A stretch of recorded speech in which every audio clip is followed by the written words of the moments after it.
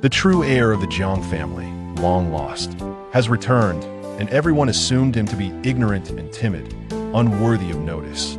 However, one day online, they discovered that the viral sensation known for his eating broadcasts and fortune-telling, boasting millions of followers, was none other than the despised Jiang Xingnian. During a live stream, someone called in seeking their girlfriend, and Jiang Xingnian glanced at the photograph, declaring, "Girlfriend?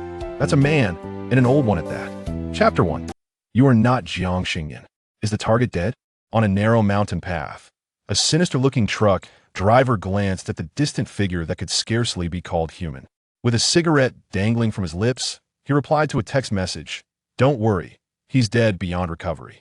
The voice on the other end offered no further elaboration, merely instructing, "Make it clean." The driver shrugged indifferently, discarding his cigarette and stepping out of the vehicle, humming a light tune as he approached the lifeless body. Making it clean? Simple enough, just eat it. This wasn't his first time committing murder. He had long accepted the brutal reality of a world governed by the strong preying upon the weak. He felt no remorse. If anyone were to blame, it was the unfortunate souls who had crossed paths with the wrong people. A swift death was their only fate. Take today's victim, for instance, a supposed true heir of the Jiang family from Haicheng, who had been switched at birth and abandoned thousands of kilometers away in Yunqing. If he had simply lived quietly in this desolate place, it might have sufficed. Yet, he was determined to return and reclaim his heritage. Now, someone deemed him an eyesore and had sent him on his way. Looking at the frail figure, the driver mused whether there would be enough meat to satisfy his hunger. Suddenly, a fierce wind howled, crimson clouds spilled across the sky, mingling with yellow sand, accompanied by ominous thunder, darkening the previously clear day. The green trees atop the cliffs transformed into grotesque apparitions, while loose stones clattered ominously towards the precipice, plunging into the unfathomable abyss. The wind was peculiar and forceful.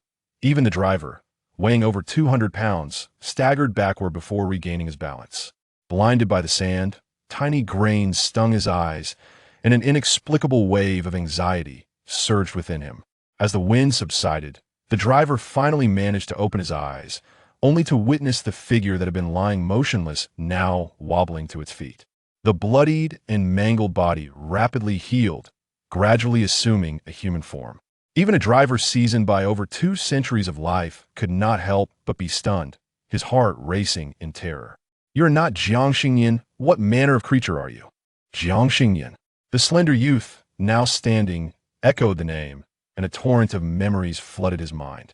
The original owner of this body was indeed named Jiang Xingnian, a casualty of the fierce conflicts among affluent families. Abandoned in this forsaken place from a young age, he had been raised by an elderly bachelor. It is often said that the poorest regions give rise to the most cunning individuals, and the old bachelor was no exception. He was a violent drunkard who claimed to be raising his son, but in reality, he subjected Jiang Xingnian to relentless abuse. He had even named him Dogsheng, and had it not been for the kindness of a registry worker who renamed him, he would still be known as Jiang Dogsheng. Living in a pigsty and eating dog food, as the old man often said, it was a miracle he was still alive. As a starving child, Jiang Xingnian often thought, yes, surviving is a blessing. But if given the choice, who would not wish to live well? From a young age, he had known he was not the old man's biological son. The old bachelor was lazy and idle, yet he was the first in the village to construct a 2-story brick house. He had an endless supply of alcohol and cigarettes, and his wealth seemed inexhaustible. Many envious villagers whispered that the old man was fortunate to have a wealthy relative in the big city who periodically sent him money. Jiang Xingnian, however, knew the truth. The old man's drunken rants revealed the reality. What does it matter if a rich family's boy is here? He's still just my dog. Gradually, Jiang Xingnian pieced together the truth. He was the wayward heir of a wealthy family, while someone was paying the old bachelor to mistreat him. One day, while a news broadcast showed the foundation-laying ceremony for the new Jiang family building in Haicheng, the inebriated old man sneered, "What a pity for you, born into the wrong life. Even a fake heir is better than you." In that moment, Jiang Xingnian finally confirmed his identity. He was indeed the true heir of the Jiang family, not the Dogsheng the old man referred to. He believed his parents must be oblivious to the fact that their real child was suffering miles away. He longed to return, to go back to Haicheng, to the Jiang family, to the warm home that was rightfully his. From that point onward, Jiang Xingnian prepared to return to Haicheng.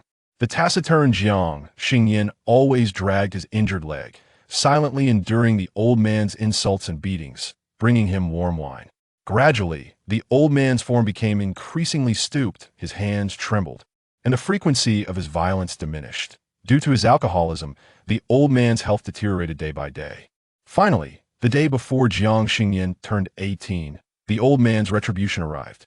His wine glass shattered, and he lay on the ground, his body contorted, clearly having suffered a stroke. Ignoring the incoherent curses from the old man on the floor, Jiang Xingnian began to pack his belongings. With the meager savings he had managed to accumulate and his newly acquired identification, he fled from the stifling household without looking back. Watching Jiang Xingnian's hurried departure, the old man trembled as he retrieved his mobile phone from a hidden pocket and dialed a number, his face twisted with malice. Jiang Xingnian, you cannot escape. Under the sweltering summer sun, along the rugged mountain path, Jiang Xingnian spent half a day avoiding crowds, finally stepping onto the only concrete road leading out of the mountains. His heart brimmed with joy at the thought of escaping his prison. Envisioning the moment he would reunite with his parents, he walked forward with determined steps toward what he believed to be a bright future. Spotting an approaching truck, he politely stepped aside, unaware that the vehicle would collide with him, shattering all his hopes for survival and leaving behind an abyss of resentment. So close, he thought, so very close. His blood flowed profusely, seeping through the cracks in the concrete road and into the earth. A dormant spirit was awakened by the blood, entering his body. Having absorbed the original owner's memories, the current Jiang Xingnian felt an indescribable sensation within him. He had slept for far too long, having long forgotten the meaning of kinship or any other emotion. He simply lifted his calm, reflective gaze to observe the driver who had drawn a knife, only to cast it aside again, watching as his body swelled and transformed into a wild boar. With tusks charging at him, his stomach growled, an overwhelming hunger emanating from the depths of his soul. I am truly starved. Chapter 2. Spicy pig trotters. At this moment, should anyone pass by, they would undoubtedly find the scene before them both absurd and bizarre. A black, long-haired pig, weighing between 700 to 800 pounds, lay sprawled across the mountain path like a colossal boulder, while the youth standing before it appeared exceptionally diminutive and frail. The black pig, growling ominously, allowed putrid saliva to drip from its mouth, its sharp tusks glistening with congealed black blood. It was uncertain about the circumstances surrounding the young man named Jiang Xingnian, yet instinctively, the beast sensed that this individual posed a significant threat. However, the disparity in their sizes momentarily quelled the primal fear that surged within the black pig. It reasoned that the boy, being so weak and pale, could be easily consumed, regardless of whether he was a reanimated corpse or something else entirely. In a swift motion, the black pig surged forward, determined to pierce Jiang Xingnian's body with its formidable tusks, intent on shattering bones and devouring him without granting a sliver of hope for survival. In less than a heartbeat, the black pig lunged at Jiang Xingnian, producing a thunderous crash as it struck the cement road, creating a deep crater and sending dust flying in all directions. Jiang Xingnian, wielding the heavy tusk he had just forcibly extracted from a pig, stood resolute. The yellow-black tusk dripped with blood, and as it fell to the ground, it emitted a foul stench. Disdainfully, Jiang Xingnian discarded the tusk and advanced towards the black pig that he had thrown aside. At this moment, the ferocity that once characterized the black pig had dissipated, replaced by sheer terror in its eyes. It clearly recalled the details from the dossier provided by its employer, which explicitly stated that Jiang Xingnian was a cripple. Yet, the individual, now approaching with measured steps, exhibited no signs of a limp. Moreover, the injury to his head, sustained from a car accident, had left a gaping wound that now seemed to heal at an astonishing rate. As he drew nearer, apart from the dried blood that hinted at his prior injury, his forehead appeared utterly unblemished. In the eyes of humanity, his visage could be deemed attractive. Yet to the black pig, His slender frame seemed as fragile as an ant. His fingers, delicate and seemingly devoid of strength, had just effortlessly hurled the massive creature and snapped its hardened tusk with ease. Such was the terrifying power he possessed. Sensing the formidable pressure emanating from Jiang Xingnian, the black pig, realizing that a wise man does not court disaster, immediately prostrated itself before him, pleading, "I, a mere beast, fail to recognize your greatness. I implore you, spare my life." Gazing down at the kneeling black pig, Jiang Xingnian felt a more profound hunger gnawing at his insides. The thought of pig trotters stewed in a broth infused with star anise and cinnamon, cooked to the point of tenderness, flooded his mind. Once removed from the pot, a dash of vinegar and red oil mixed in, garnished with a sprinkle of toasted sesame seeds. Such flavors were divine. As he contemplated this, his tongue brushed against his lips, and he let out a soft chuckle. "Spare you? Tell me, would you spare him?"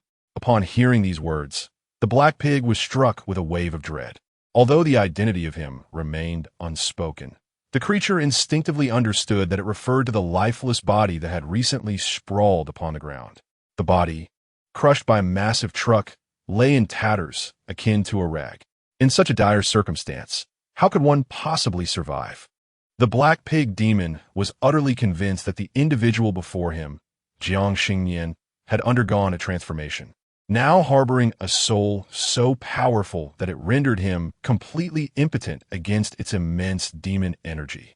To preserve its own life, it could only continue to submit and beg for mercy, casting all blame upon the client.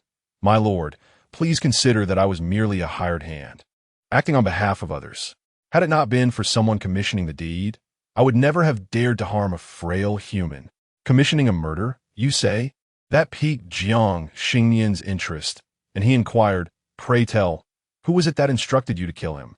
"I cannot say for certain who it is," the black pig demon replied. "It was he who sought me out, never revealing his face, only communicating through text messages.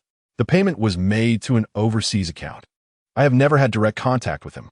At this juncture, the black pig demon dared not lie, spilling forth the knowledge it possessed as if pouring beans from a bamboo tube. "I truly do not know the identity of the buyer, though I have vaguely heard it is somehow connected to the Jiang family of Haicheng." The Jiang family of Haicheng.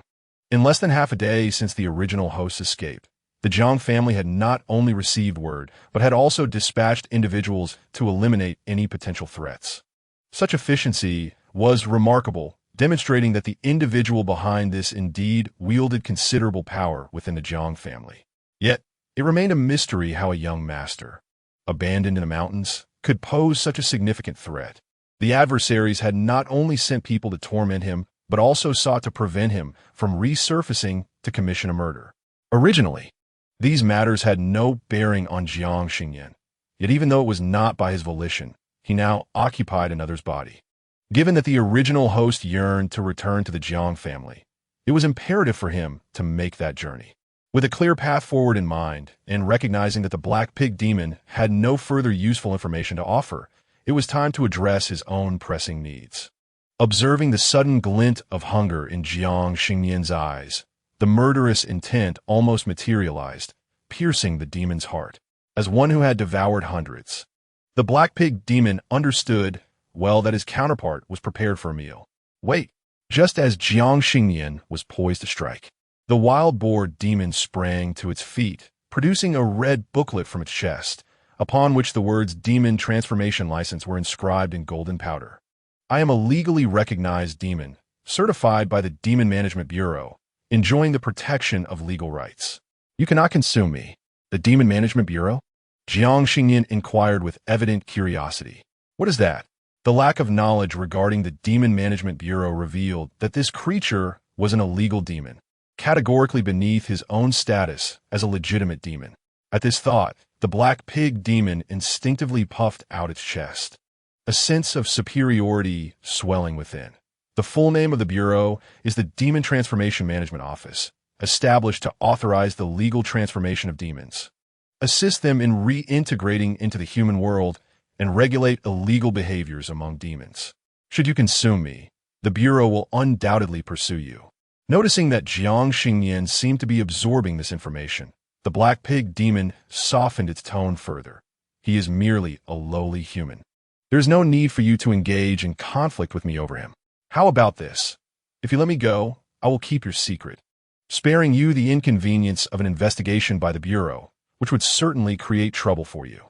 The words elicited a chuckle from Jiang Xingnian, who felt a sharp pang in his stomach and could no longer suppress his irritation. You seem quite eager, since that's the case. Why not fully commit to your role as a good pig and deliver a message for me? Of course, I can relay a message. But to whom shall I deliver it? The boy's slightly flushed, curly hair danced in the mountain breeze, revealing his bright, clear eyes. A joyful smile adorned his face. Casual as if discussing the weather, his handsome visage appearing harmless. My stomach keeps growling. Please go inside and tell it to quiet down, will you? Chapter 3. You are not a qualified mother after consuming an entire black pig demon. Jiang Xingnian finally felt some relief in his stomach. Likely due to having devoured numerous humans, the pig's flesh was quite tough and sour. The taste of raw pork could never compare to the delectable flavors of cooked meat. Yet, given the circumstances, he had to make do. Once he disposed of the remaining limbs, Jiang Xingnian's eyes fell upon the bloody demon license that had dropped to the ground. He bent down to retrieve it, opening it to reveal the breed, origin, and age of the black pig demon, all stamped with a golden seal. Flipping further, he found printed rights and responsibilities that demons enjoyed while on Earth. Besides the life protection rights stated by the black pig, it also clearly stipulated that demons must not harm humans. The license indicated that the black pig demon's profession was a butcher, suggesting that his role as a killer was a side venture. Since he violated the rule against harming humans, my actions against him could be considered a public service. How's it going? Is it all cleaned up? The black pig demon's phone buzzed again with a message, but now it was a different person replying. Jiang Xingnian glanced at the large truck not far away, strolled over to its side, and with a single hand, pushed the 12-ton empty vehicle off the cliff. He then looked down at his phone and typed out the word cleaned, before tossing the old mobile down as well. Observing his tattered clothing due to the accident, Jiang Xingnian couldn't help but frown. As a formidable demon, maintaining an outward appearance was of utmost importance. The original owner's belongings were pitifully scant. 2 sets of faded clothes, an ID card, and a newspaper bearing the address of the Jiang building constituted his entire possessions. While changing clothes, Jiang Xingnian discovered a stack of coins in the pocket of his underwear, the largest denomination being 50, the smallest merely a dime, amounting to a total of 363 yuan and 52 cents. In 18 years of purgatorial existence, the original owner had managed to save this meager sum. Even though he had not lived in the human world for quite some time, Jiang Xingnian understood that this amount was woefully inadequate. It might barely cover a hard seat ticket from Yun City to Hai City, and he would likely go without food or drink during the journey. Jiang Xingnian could tolerate many hardships, but hunger was not one he could endure. Fortunately, the kind-hearted pig demon had just filled his belly, or he would truly have been at a loss for the next 2 days. He decided to head to Hai City first and pursue his ambitions thereafter. After changing into fresh clothes and securing the money, he tidied up briefly, grasped his woven bag, and continued on his journey. As for the deep pit on the mountain road behind him and the splatters of blood along the way, Jiang Xingnian paid no heed. After all, accidents frequently occurred on treacherous mountain paths. As long as no one reported them, it was highly unlikely there would be any investigation. Fortunately, the black pig demon was engaged in unsavory work, and it was unlikely anyone would care about a solitary bachelor who had been alone for over 2 centuries. The crimson clouds in the sky dispersed, and tranquility returned to the forest as if nothing had ever transpired. The small town lacked direct trains to Haicheng, so Jiang Xingnian, relying on the memories of the original owner's itinerary, purchased a ticket and squeezed onto the bus heading to the city center. In this remote border town, transportation options were limited. The passengers, perhaps visiting relatives or conducting business, filled the bus with an array of bags piled atop the roof and beside the seats. Some even stuffed chickens, ducks, and geese into burlap sacks, placing them at their feet while chatting with their neighbors. The poultry, peering out with only their heads exposed, squawked incessantly, perhaps out of fear of the unfamiliar surroundings. However, The moment Jiang Xingnian boarded, the fowl fell eerily silent, trembling as they buried their heads, fearful of attracting attention. Aside from the driver, no one noticed this peculiar behavior. Usually, the cacophony of clucking and quacking echoed loudly, but today, it was oddly subdued. Nevertheless, the air was still thick with the pungent aroma of mixed odors, and once everyone was seated, the driver wasted no time, determined to complete the journey as swiftly as possible. What was originally a 3.5-hour trip was forcibly reduced to 2.5 hours. Just as he opened the door to usher the passengers off, he noticed a crowd gathering at the station entrance, accompanied by intermittent cries and shouts, suggesting a dispute was unfolding. Without needing to say a word, the passengers surged forward, eager as schoolchildren rushing to the cafeteria, pushing their way off the bus toward the commotion, clearly curious to witness the spectacle. Jiang Xingnian, initially disinterested, found himself unwittingly thrust into the center of the turmoil due to the fervor of those around him. Daughter-in-law, it's one thing for you to consort with a man of ill repute, but you can't take our Liu family's grandson away. You are truly threatening my life. The speaker was a woman in her 50s or 60s, her hair streaked with gray, kneeling beside a younger woman while clutching her leg, desperately gazing at the child in her arms. The infant, mere months old, wailed in fright, while the young woman's face was a mask of resistance, continually shouting, "I don't even know you." Rumors suggested this woman, enamored with wealth, had entangled herself with a man from the city and intended to flee. It seemed a plausible narrative. To abandon her family was one thing, but to snatch away the grandson, whom the elderly lady had raised single-handedly, was undeniably cruel. Yet, one could not be certain. What if she genuinely did not recognize the child, and it was merely a human trafficking scheme? The crowd buzzed with speculation. Yet no one dared to act, fearful of inciting trouble.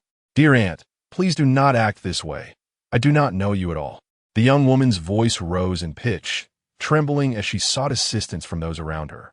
"I truly do not recognize her. I implore you to help me call the police. I am genuinely frightened." Just as doubt began to creep into the minds of the onlookers, a van pulled up, and 3 men emerged. One seized the woman's arm, another supported the elderly lady, while the third displayed his phone, opening the album for the gathered crowd. "Please do not misunderstand. This is indeed my wife and child. Our family may be poor, and if she wishes to leave me, I respect her decision. However, the child was raised by my mother, and taking him away so easily would be tantamount to endangering her life." A curious bystander leaned in to examine the man's photo album, revealing numerous pictures of the elderly woman alongside the infant, along with the child's birth certificate. Among the images was a wedding photo prominently featuring the woman and this man. "Though my family is not wealthy, my mother and I have always treated my wife with kindness." The man, appearing to be in his 30s, with a dark complexion, resembled a hard-working and honest individual. While displaying the photos, he turned to the woman, saying, "Xiaoyan, despite our financial struggles, I have never wronged you. We never complained when you demanded 288,000 for your brother, nor when you insisted on formula for the child. Even when you chose to leave shortly after giving birth, we did not hold it against you. Yet, you should never have attempted to leave with the child. You are not a fit mother." Chapter 4. Do not fear. They will not harm you. The stark contrast between the elegantly dressed young woman, the frail and helpless elderly lady, and the earnest man was palpable. Coupled with the photographs the man presented, many spectators began to believe his narrative. "Brother, it is perplexing. For 288,000, one could find a far better woman than this. Why choose a leech?" Another remarked, "Sister, you ought not to engage in such actions. You have a good husband and mother-in-law. A marriage with the original partner holds more value. Will a new partner truly care for your son?" An impartial judge cannot resolve domestic affairs without knowing the full story. Let us refrain from judgment. It is best we disperse. As the crowd's support for him grew, the man ceased further explanations and reached out to take the child. "If you wish to leave, my dear, that is your choice. However, the child is of the Liu family, and you must return him to me."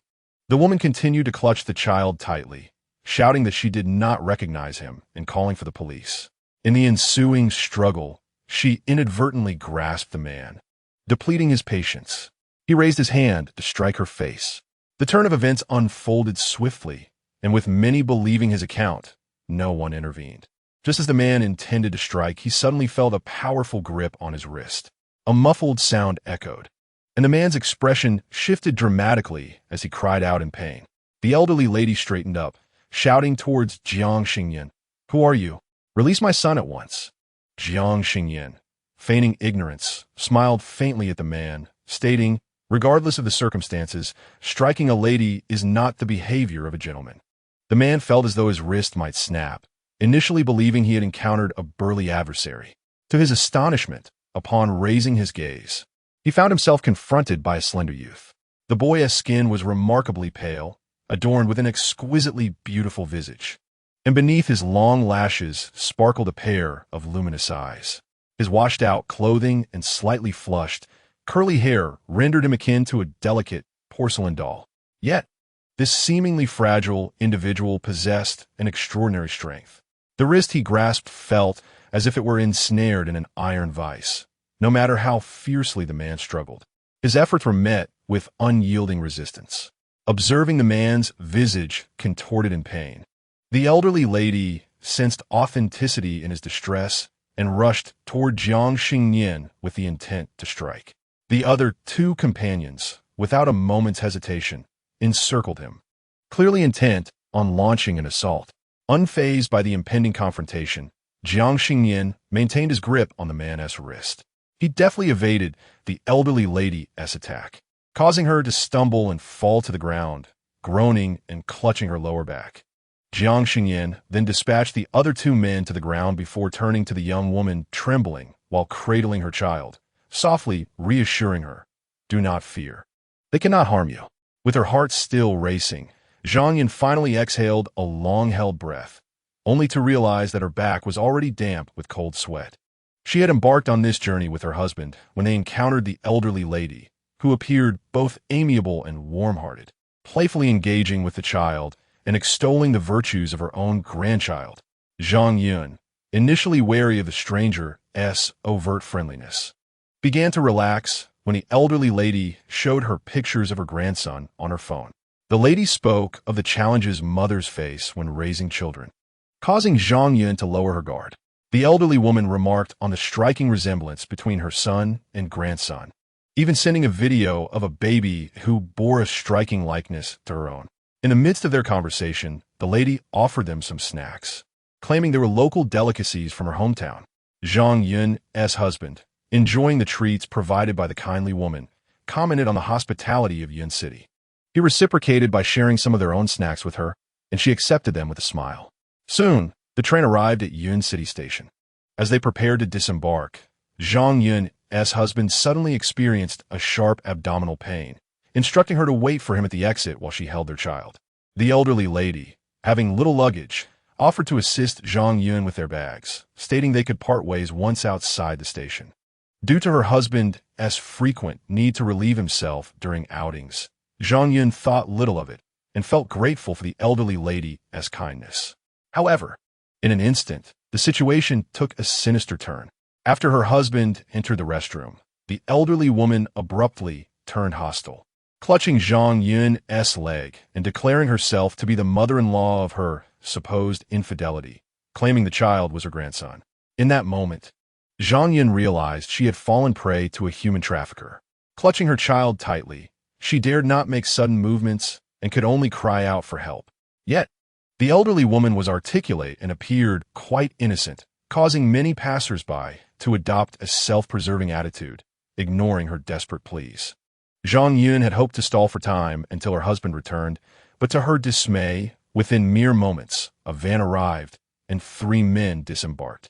In contemporary society, the swift destruction of a woman's reputation often stems from the dissemination of scandalous rumors and violent confrontations. The so-called wedding and child photographs are likely mere fabrications. However, as accusations of infidelity and exorbitant dowries emanated from the man's lips, Zhang Yun felt the palpable disapproval and disdain radiating from the surrounding crowd. Just as the man attempted to resort to violence in a bid to seize the child, a slender figure intervened, positioning himself protectively before her. Beneath the sun, this boy, more radiant than a star, not only subdued the man and his accomplices, but also turned to her with a reassuring smile, urging her not to be afraid. The depth of her gratitude in that moment was overwhelming. She felt an urge to kneel before him in thanks. Yet, not everyone was aware of Jiang Xingnian's true identity. Instead, an elderly woman who had fallen to the ground began to chastise him. "This is a matter for their family. What business is it of yours, young man? Do you not understand the importance of respecting your elders and caring for the young? You even pushed an elderly person to the ground. Indeed, it would be better to resolve matters with words rather than resorting to violence." Yet, it was clear that the man was the one who intended to strike his wife, and it was the young gentleman who intervened out of moral indignation. Jiang Xingnian remained unfazed by the judgments cast upon him. Instead, he addressed a young girl in a floral dress across from him. "Hello, how long until the police arrive?" "Soon, very soon," she replied almost instinctively, before covering her mouth in surprise. "Wait a moment, how does this handsome young man know I called the police?" As a vlog blogger who had just completed her college entrance examinations and was visiting Yun City alone, Xiao Su felt like just another spectator in this unfolding drama. Driven by the innate curiosity of her fellow countrymen, she had followed the crowd to witness the entire spectacle. Xiao Su was uncertain whether the elderly woman's account or that of the young mother held the truth. Her parents had always taught her to prioritize her safety in unfamiliar situations and to maintain a healthy skepticism toward strangers. Yet, she believed that while safeguarding herself, one should also harbor goodwill towards others. What if this were not merely a domestic dispute? What if this were indeed a helpless mother in need? After all, the truth would be revealed once the police arrived. It was simply a matter of reporting the incident. However, being young and unfamiliar with her surroundings, she chose not to publicize her act of sending a text to the police for her own protection. Thus, how could this boy, who appeared to be of her age, yet felt worlds apart, know that she had alerted the authorities? Chapter 5. The heir needs the youth. Upon hearing that the police would arrive in just 2 minutes, the man grasping Jiang Xingnian's wrist suddenly grew anxious. He exchanged a knowing glance with the elderly woman on the ground, who began to feign distress. "What sin have I committed? A family of honest, hard-working folk, toiling their entire lives, is now being bullied by strangers. Please release my son. We no longer want our grandson. Can we wait for the police to bring justice?" Some bystanders began to urge Jiang Xingnian to reconsider, as the truth of the situation remained unclear. What if the man's family was indeed the victim? Would this young man not find himself in trouble as well? The contours of your child's palace are sunken, and the philtrum is shallow and short, indicating a meager connection to progeny. At this age, you remain childless. Jiang Xingnian gazed at the man's visage and abruptly spoke, disregarding his momentary look of astonishment. "Although your appearance suggests an honest demeanor, your pronounced brow and downward slanting eyes reveal a darker nature. You have been entangled in matters of life and death, and the malevolent aura that surrounds you is unmistakable. It seems you have committed numerous transgressions. Do not speak nonsense. What era are we in, still clinging to feudal superstitions?" Despite the truth in Jiang Xingnian's words, the man was reluctant to concede, instinctively denying the claims. Observing his obstinacy, Jiang Xingnian smiled and turned his gaze to the elderly woman who had just risen from the ground. "This lady is not your mother, but rather your wife. However, due to her numerous misdeeds, she has suffered the repercussions, and though she appears to be in her 50s or 60s, she is merely in her 30s. This revelation left not only the onlookers in stunned silence, but also caused the human traffickers to freeze in shock. No one was more aware than they that this couple, known in the community as the twin evils, indeed were husband and wife. Initially, the woman feigned pregnancy to gain the trust of young girls, pleading for them to escort her home or to a secluded restroom. The man, along with his accomplices, lay in wait by the roadside, ready to incapacitate and abduct the unsuspecting girls. In recent years, the woman had inexplicably begun to age prematurely, her hair turning increasingly gray and wrinkles appearing upon her face. They had visited numerous hospitals, yet no doctor could elucidate the underlying cause. Those in their line of work were the least inclined to believe in karma. Since the woman's condition could not be diagnosed, they ceased further treatment. With the ruse of pretending to be pregnant no longer viable, they devised another scheme, selecting targets under the pretense of a family member with mental illness or by spreading slanderous rumors to abduct children. They took advantage of the bystanders' fear of complications, operating either at border areas or in remote locations. Regardless of how the girls protested or struggled, as long as they could leave within 10 minutes, they felt secure. For the past 2 years, they had relied on this method, evading capture. They had intended to complete this job and flee to Southeast Asia, never to return, but fate had other plans, and they fell into Jiang Xingnian's grasp. As the sharp wail of police sirens approached, the man understood that their fate was sealed. Yet he could not help but ask Jiang Xingnian, "Are you truly skilled in face reading, or are you merely undercover?" Jiang Xingnian shrugged, tacitly affirming the inquiry. Perhaps it was due to his longevity. As long as he focused intently on an individual, he could discern their destiny with clarity. He was not one to meddle in others' affairs. Yet a voice within seemed to implore him to assist her. Although he did not know the source of that voice, Jiang Xingnian felt an inexplicable closeness to it. Witnessing the unfolding events, the remaining accomplices, gripped by pain, struggled to rise, hoping to abandon the man and make their escape. "Do not let the traffickers flee," someone shouted, prompting the crowd to spring into action. Some robust individuals surged forward to confront the traffickers, while older men and women picked up brooms from the ground to wield against them. Xiao Su, along with several other girls, gathered around Zhang Yun, some amusing the children while others offered her solace. It was only after Jiang Xingnian stepped forward that the others were inspired to form a protective barrier, effectively subduing the traffickers. When the police arrived in full gear, they were astonished to discover that it was not the victims in need of aid, but rather the incapacitated traffickers. It was only upon the police's arrival that the group learned these 4 individuals were part of a notorious trafficking ring, long on the national wanted list for their repeated criminal activities. The police first comforted Zhang Yun before apprehending the traffickers. As for Xiao Su, who had made the call to the police, and the eager Jiang Xingnian, they were invited to the precinct to provide witness statements. As the woman trafficker passed by Jiang Xingnian, she suddenly inquired, "Is my child lost to me because of my wrongdoings?" Realizing that Jiang Xingnian likely possessed genuine capabilities, the woman refrained from asking about her own premature aging, instead recalling the brief time she had with her child, who succumbed to illness. In her moment of desperation, she wondered if her child would have thrived had she chosen a different path. "Yes," Jiang Xingnian replied coldly, showing no sympathy for the flicker of maternal love that emerged unbidden. Some transgressions, once committed, are irrevocable. Numerous women had suffered at her hands, and only the harshest legal repercussions awaited her. The subsequent events unfolded simply. Zhang Yun's husband, having consumed food laced with laxatives, suffered from relentless diarrhea. Upon learning of the peril faced by his wife and son, he was overwhelmed with regret. Yet, despite running to the restroom thrice, he still felt nauseous, ultimately being taken to the hospital alongside the traffickers. It is said that the law does not punish the masses, even when the public intervenes against traffickers.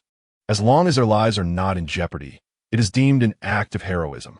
The most severely injured was the man whose wrist Jiang Xingnian had grasped. While others bore visible injuries, it was he who cried out the loudest. Initially, the police suspected he was merely putting on a show, but upon arrival at the hospital, they discovered that his right hand was bruised, and the examination revealed a comminuted fracture. Those officers who had encountered Jiang Xingnian exchanged glances, still incredulous that the slender boy possessed such strength. Ultimately, the injury was attributed to the man's pre-existing condition, with no accountability assigned to the gallant Jiang Xingnian. Upon learning that both Xiao Su and Jiang Xingnian were 18 years old, the veteran officer responsible for taking their statements felt a sense of relief. "Your generation is truly commendable, brave, resourceful, and passionate. Society needs fresh blood like yours." However, noticing one was preparing for college entrance exams while the other had only completed middle school, and observing Jiang Xingnian's well-worn clothes, the officer couldn't help but feel a twinge of regret. Academic qualifications do not encompass all. Integrity and a sense of responsibility are paramount in society. But young Jiang, you're still quite young. I see you excelled in middle school, though I'm unsure why you did not continue to high school. I can't help but feel a sense of loss on your behalf. If the opportunity arises, I hope you pursue your studies. Despite the old bachelor's persistent attempts to drag the original owner into the mire, he was compelled by the mandate of compulsory education to send the original owner to school. The child valued the hard-won opportunity for education and consistently ranked among the top in exams. The high school entrance examination yielded an impressive result, securing the top position in the county. Initially, this accomplishment could have paved the way for attending the finest high school in the area. Yet this path was irrevocably obstructed by a reclusive elder. Despite the teacher's persistent efforts to persuade him, and the young Jiang Xingnian's earnest pleas to be allowed to continue his education, the elder remained resolute in his refusal. Not only did he tear up Jiang Xingnian's acceptance letter, but he also broke the boy's leg to prevent him from sneaking out, confining him within the stifling walls of their home. In time, Jiang Xingnian abandoned all hope for academic pursuits, resigning himself to the thought of biding his time until he could escape this suffocating household.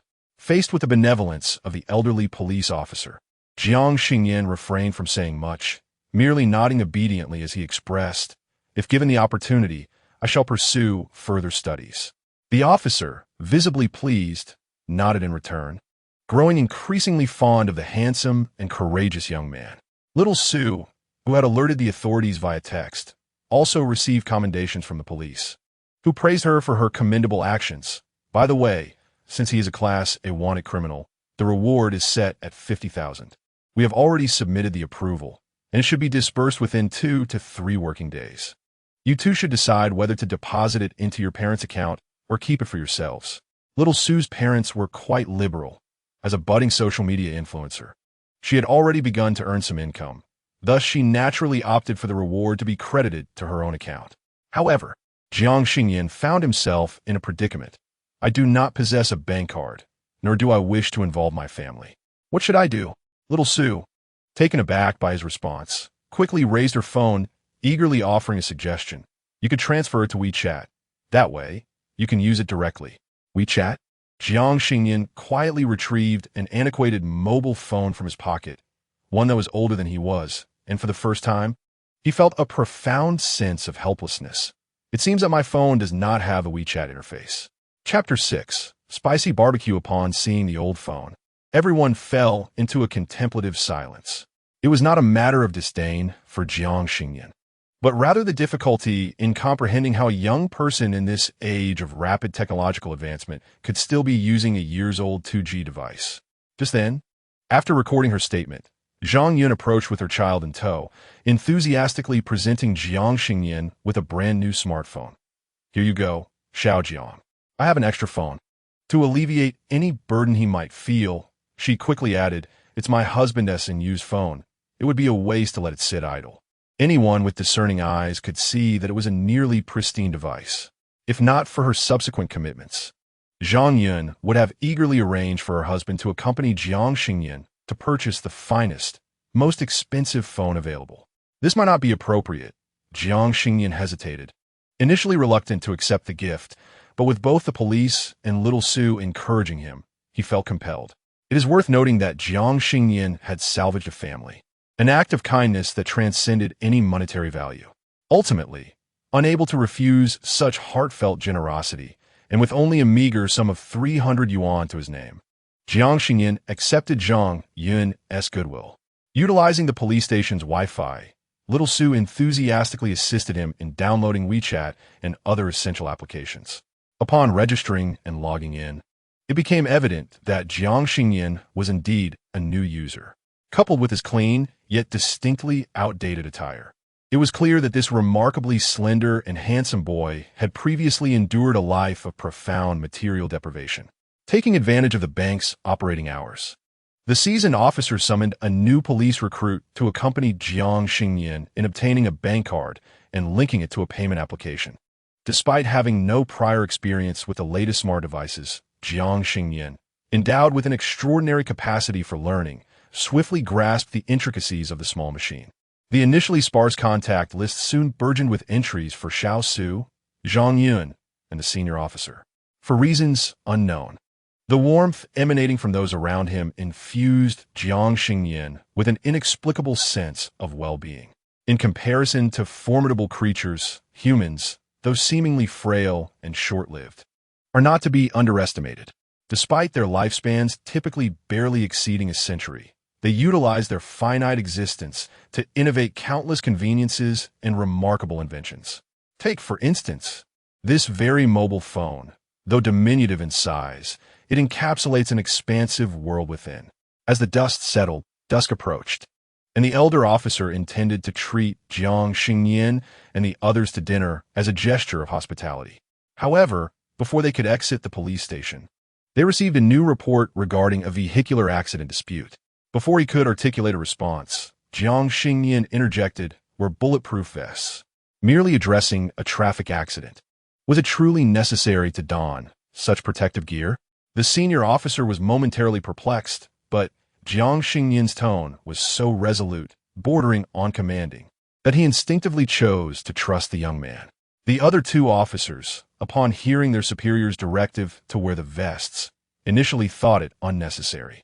Nevertheless, complying with their superior's orders, they donned the vests without further protest. Upon arriving at the scene, they discovered that the accident was minor, with only a dispute over compensation escalating into a physical altercation. As they conducted their routine inquiries, one individual involved in the accident exhibited erratic behavior, glancing around with evident panic. Instinctively, the seasoned officer sensed something amiss. Before he could utter a word, the individual brandished a weapon and opened fire. The surrounding crowd scattered in terror, yet the officers, protected by their bulletproof vests, remained unscathed. Swiftly regaining their composure, the officers subdued the assailant. Upon utilizing the facial recognition system, they identified the individual as a significant fugitive. As he surveyed the bullet holes in his vest, the senior officer felt a wave of trepidation wash over him. Had he disregarded Jiang Xingnian's warning, the consequences could have been dire. Grateful for his narrow escape, he sent a message of thanks to Jiang Xingnian, who, at that moment, was seated at a barbecue stall, patiently awaiting his dinner. Gulme, this meal is on me. Xiao Jiang, Xiao Su, you two need not stand on ceremony. Just as they exited the police station, they fortuitously encountered Zhang Yun's husband, who had just come from the hospital. Upon learning that they had no further assignments that evening, he insisted on treating them to dinner, proclaiming that they must dine together. The mere mention of dinner made Jiang Xingnian's stomach growl in anticipation. Before he knew it, he found himself being led to the nearest barbecue stall, gazing at the skewers sizzling over the charcoal, ready to be served. This location was renowned as one of Yun City's famous culinary streets, with the owner's honey-glazed barbecue topping the list of must-try dishes for food enthusiasts. The bustling crowd envelopes the air with a delightful aroma, a symphony of the smoky essence of barbecued delicacies. A lengthy charcoal grill is adorned with dozens of skewers, as two skilled grill masters stand side by side, brushing oil and expertly flipping the skewers. The marinated beef, lamb, and fatty cuts, meticulously prepared earlier, lie uniformly across the grill. As the charcoal glows and transforms, droplets of oil sizzle, producing a tantalizing sound. Observing the meat reach a perfect medium rare, the grill masters swiftly seize the pre-mixed seasonings. The union of cumin and chili powder meets the skewers, releasing an irresistible fragrance that stirs one's appetite, igniting a desire to devour them all at once. Jiang Xingnian murmurs a grateful thank you before indulging. He first picks up a red willow lamb skewer and begins to savor the feast. The unique floral notes of the red willow combined with the freshness of the lamb create an exquisitely delightful pairing. Having not tasted human food for many years, Jiang Xingnian feels an overwhelming sense of satisfaction, proclaiming the flavors to be truly delectable. The fatty cuts are grilled to a deep hue, sprinkled with chili powder. Despite their oily appearance, they're fragrant yet not greasy, boasting a robust texture. The beef skewers exude an enticing aroma, while the vegetable skewers offer a refreshing contrast. The sweet, slightly crisp grilled bread tempts him further, and before he knows it, he has consumed over 100 skewers. Zhang Yun's husband, while astonished by the boy's impressive appetite, is not begrudging. Noticing that Jiang Xingnian shows no signs of satiation, he promptly calls the vendor for another order. The only discomfort he feels is from a recent bout of diarrhea, forcing him to merely watch Jiang Xingnian feast. Initially, he wasn't hungry, but witnessing the boy's enthusiastic consumption stirred cravings within him. The youth, though dressed modestly, possesses an enchanting visage that belies any notion of poverty, evoking the impression of a fallen noble. Jiang Xingnian eats with remarkable speed, yet his demeanor remains graceful, avoiding any semblance of gluttony. Xiao Su, observing the spectacle of his rapid consumption, finds the scene aesthetically pleasing, and her own appetite significantly increases. Having been scolded at home for her meager appetite, she sits beside Jiang Xingnian and, in a short span, manages to consume several skewers herself. Should this young man embark on a career as an eating broadcaster, one wonders how many cases of anorexia he might remedy. As this thought crosses her mind, Xiao Su excitedly exclaims, "Xingnian, would you be interested in becoming an eating broadcaster?"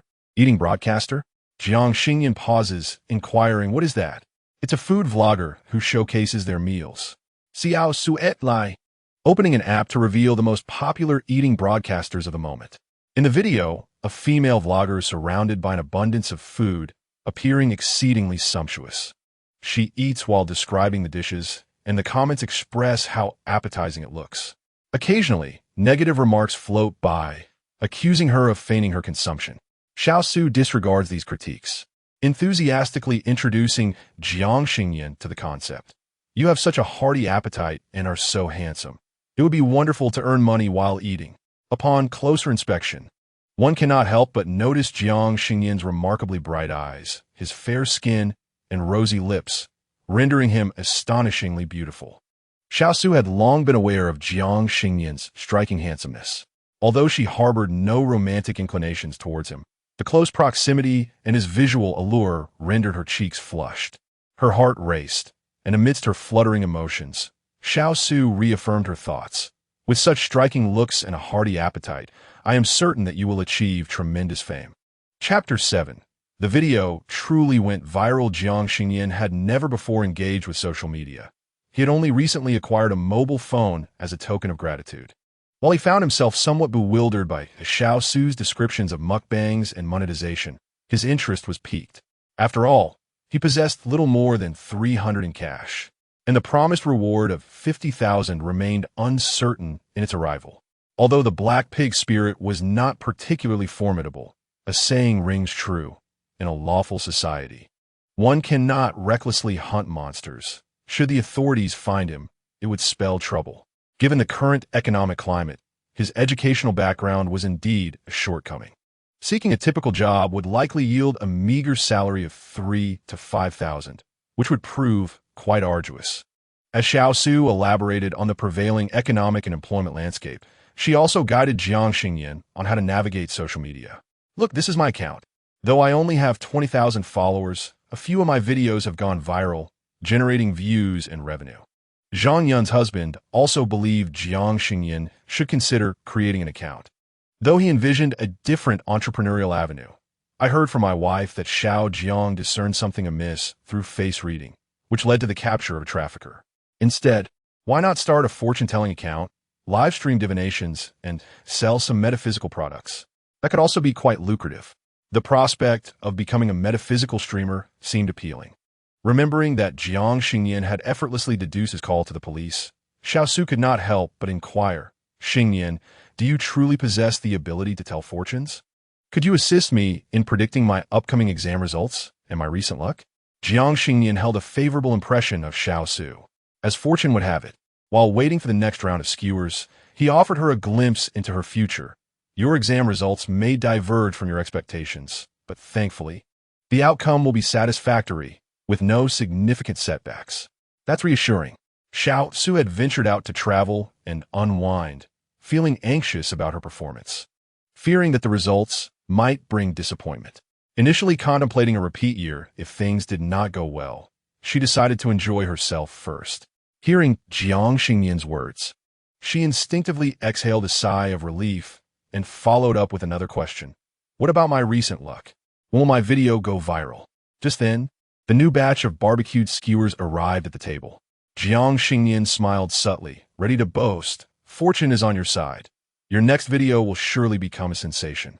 Upon hearing this, Zhang Yun's husband eagerly interjected, Xiao Jiang, could you predict whether I will have a daughter if I have another child? In his household, there were 3 brothers, all of whom had only sons, leaving the family without a single sweet little girl. During his wife's pregnancy, they had eagerly followed ultrasound guides online, initially believing they would have a girl, which filled them with excitement. Little did they expect that the 4-dimensional examination would reveal a surprise when his wife emerged. She told him that their daughter had eggs. He instinctively retorted, your daughter has eggs. When the baby was finally born, it turned out that the eggs indeed belonged to a son. It was out of a sense of unwillingness that he dared to pose this question to Jiang Xingnian. No, he had no affinity for daughters in this lifetime, and thus he need not force the matter. Zhang Yun's husband had initially asked the question casually, but the affirmative response only solidified his resolve against having a second child, despite family urging him to have another child for companionship. He had witnessed the hardships his wife endured during her pregnancy. In Yun City, where the cost of living was modest, a meal for 3 typically cost around 200 yuan. Observing that Jiang Xingnian had consumed 500 skewers yet still appeared hungry, Zhang Yun's husband felt not the pinch of expense, but rather a deep empathy for the hardships the child must have previously endured. When it came time to settle the bill, the table was already cluttered with countless wooden sticks. He raised his hand to signal the waiter, who informed him that their meal was complimentary. During the afternoon's operation to apprehend human traffickers, their boss had been present and declared that while they could not assist in other matters, treating the young hero to a meal was certainly within their means. After exchanging a few words, it became apparent that the boss's relative's child had also been abducted, lost without a trace. This once happy family had sold their home and car in a desperate search for their child, causing the young parents to age prematurely under the strain. Despite the circumstances, Zhang Yun's husband was unwilling to take advantage of the generosity. Both parties insisted on their positions, ultimately settling for a compromise by paying the cost price. As they prepared to leave, Jiang Xingnian casually remarked to the waiter that there was a canning factory 60 kilometers north of where he lived, where the child had been sold. The waiter, taken aback at first, quickly realized he was referring to the boss's relative's child and rushed to inform the boss. Even without knowing Jiang Xingnian personally, the boss chose to trust this young lad, who, despite his youth, seemed earnest. After years of searching with no results, any glimmer of hope, however uncertain, was worth pursuing. He resolved not to disturb his relatives' rest that night and set off for their home early the following morning. By 7 o'clock, they arrived at the canning factory's staff quarters. At that moment, a boy of around 14 or 15 emerged. Though he had been missing for 14 years, the resemblance to his mother was unmistakable. To avoid startling the child, they opted to follow quietly while simultaneously alerting the authorities. Subsequent investigations confirmed that this was indeed the abducted child.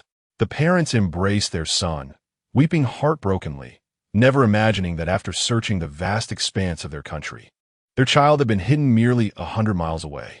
The boss could hardly believe the turn of events. This young man truly possessed extraordinary abilities. Meanwhile, Jiang Xingnian, regarded as a hero, had just purchased a train ticket through an app with the help of Xiao Su, and the two bid each other farewell. Although their acquaintance had been brief, Xiao Su felt a twinge of sadness.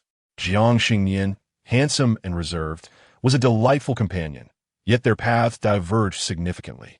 Back at the hotel, he retrieved his phone and scrolled to the video of the afternoon's confrontation with the human traffickers, which also featured Jiang Xingnian boldly stepping in. The time for updates had arrived, yet there was still no sign of the travel video. Suddenly inspired, Xiao Su decided to edit and upload the footage, detailing the entire encounter with the traffickers. She did not aspire for fame or recognition. Her sole intention was to raise awareness among the public. Firstly, it is imperative to cultivate a sense of vigilance and safeguard personal information, preventing malicious individuals from exploiting vulnerabilities. Additionally, should anyone encounter a similar perilous situation in the future, Even if she and Jiang Xingnian are not present, Xiaosu hopes that others will step forward to protect themselves, even if it is merely by discreetly alerting the authorities. For such actions could potentially save a family. After sending out the video, Xiaosu continuously monitored the data, but the clicks remained stagnant, as if frozen. Recalling Jiang Xingnian's jest about the next video going viral, she merely regarded it as a joke, knowing that popularity is often unpredictable. Half an hour later, witnessing only a handful of comments and likes, Xiaosu decided to set her phone aside and take a shower. However, just as she entered the bathroom, her phone on the table suddenly erupted with a flurry of notifications. Upon finishing her shower and retrieving her phone, she discovered that the sheer volume of messages had caused it to lag. After a struggle, she managed to access her profile, only to find that her video had indeed become a trending sensation. Chapter 8. Crisp and juicy green apples still pursuing her studies. Xiaosu's previous travel videos primarily featured guides to her own city. Historically, her most successful videos garnered only 2,000 to 3,000 likes. Yet this particular video was strikingly different. After an initial trickle of likes and comments, the video caught the attention of viewers in Yun City. Numerous locals, having heard of the incident, began to engage by liking and commenting, which subsequently propelled the video to the entire channel. Regardless of the context, human traffickers are universally reviled. Most viewers who watch the video praise Xiaosu, exclaiming, "You are incredible, sister, a true embodiment of femininity, a remarkably intelligent and brave girl. And today, I won't be riding my elderly neighbor through red lights. Instead, I commend you, wonderful and compassionate citizens." Amidst the chorus of admiration, however, there are also discordant voices. Is the script really this exaggerated now? The author can create sketches, but must they incite public panic? Where are all these traffickers coming from? And this feels scripted, more exaggerated than those short viral dramas. Honestly, shouldn't they cast actors who fit the roles? That man looks emaciated. How could he possibly overpower 3 burly men? Such sentiments were not uncommon, with many questioning Jiang Xingnian's prowess, firmly believing this to be another scripted scenario. Initially delighted by the surge in viewership, Xiaosu felt a wave of indignation upon reading the derogatory comments aimed at Jiang Xingnian. Unable to restrain herself from engaging with the critics, Xiaosu on the road. Can a young boy not possess strength? Just because you haven't encountered it doesn't mean it doesn't exist. He is indeed formidable. On the road, little Sue expressed, "It is neither painful nor outrageous. Dear brother, this is no mere jest. Do not let the allure of sensationalism mislead you." Many kind-hearted netizens came forth to support little Sue. One commented, "As a local of Yun City, I can assure you that the content of the blogger's video is indeed authentic." Another added, "Who would dare to trivialize a criminal case?" The blogger merely wished to alert everyone to be cautious in the future. A further supporter remarked, "For those questioning the blogger, please refer to the official Blue Notice released. The human trafficking ring has been apprehended." Let us applaud the brave and diligent blogger, as well as the valiant young man who displayed extraordinary courage. Given the significant public outcry in Yun City regarding this matter, and the subsequent apprehension of the traffickers, the police swiftly issued a report. This brief yet detailed announcement recounted the events and informed the public that the traffickers had been captured. It also mentioned Jiang Xingnian and the well-meaning citizens, including little Sue, but refrained from disclosing their personal information for privacy reasons. With the release of this report, the authenticity of little Sue's video was undeniably affirmed. The earlier negative comments vanished, replaced by a harmonious atmosphere filled with praise. Jiang Xingnian, who single-handedly subdued 3 traffickers, naturally garnered increasing attention. One admirer remarked, though the blogger blurred the young man's face, "I can sense he must be quite handsome. He appears slender, yet his proportions are striking." Another chimed in, "I was present at the scene, and I can attest that the young man was indeed very handsome. Here is a photo from the event. Though my skills are limited, the subject is undeniably charming." With the official notice released and the safety of the hero seemingly assured, sporadic sightings of Jiang Xingnian's photographs began to surface. Although the images captured his youthful features somewhat indistinctly, his facial contours remained discernible. Despite his slender frame, his demeanor was commendable.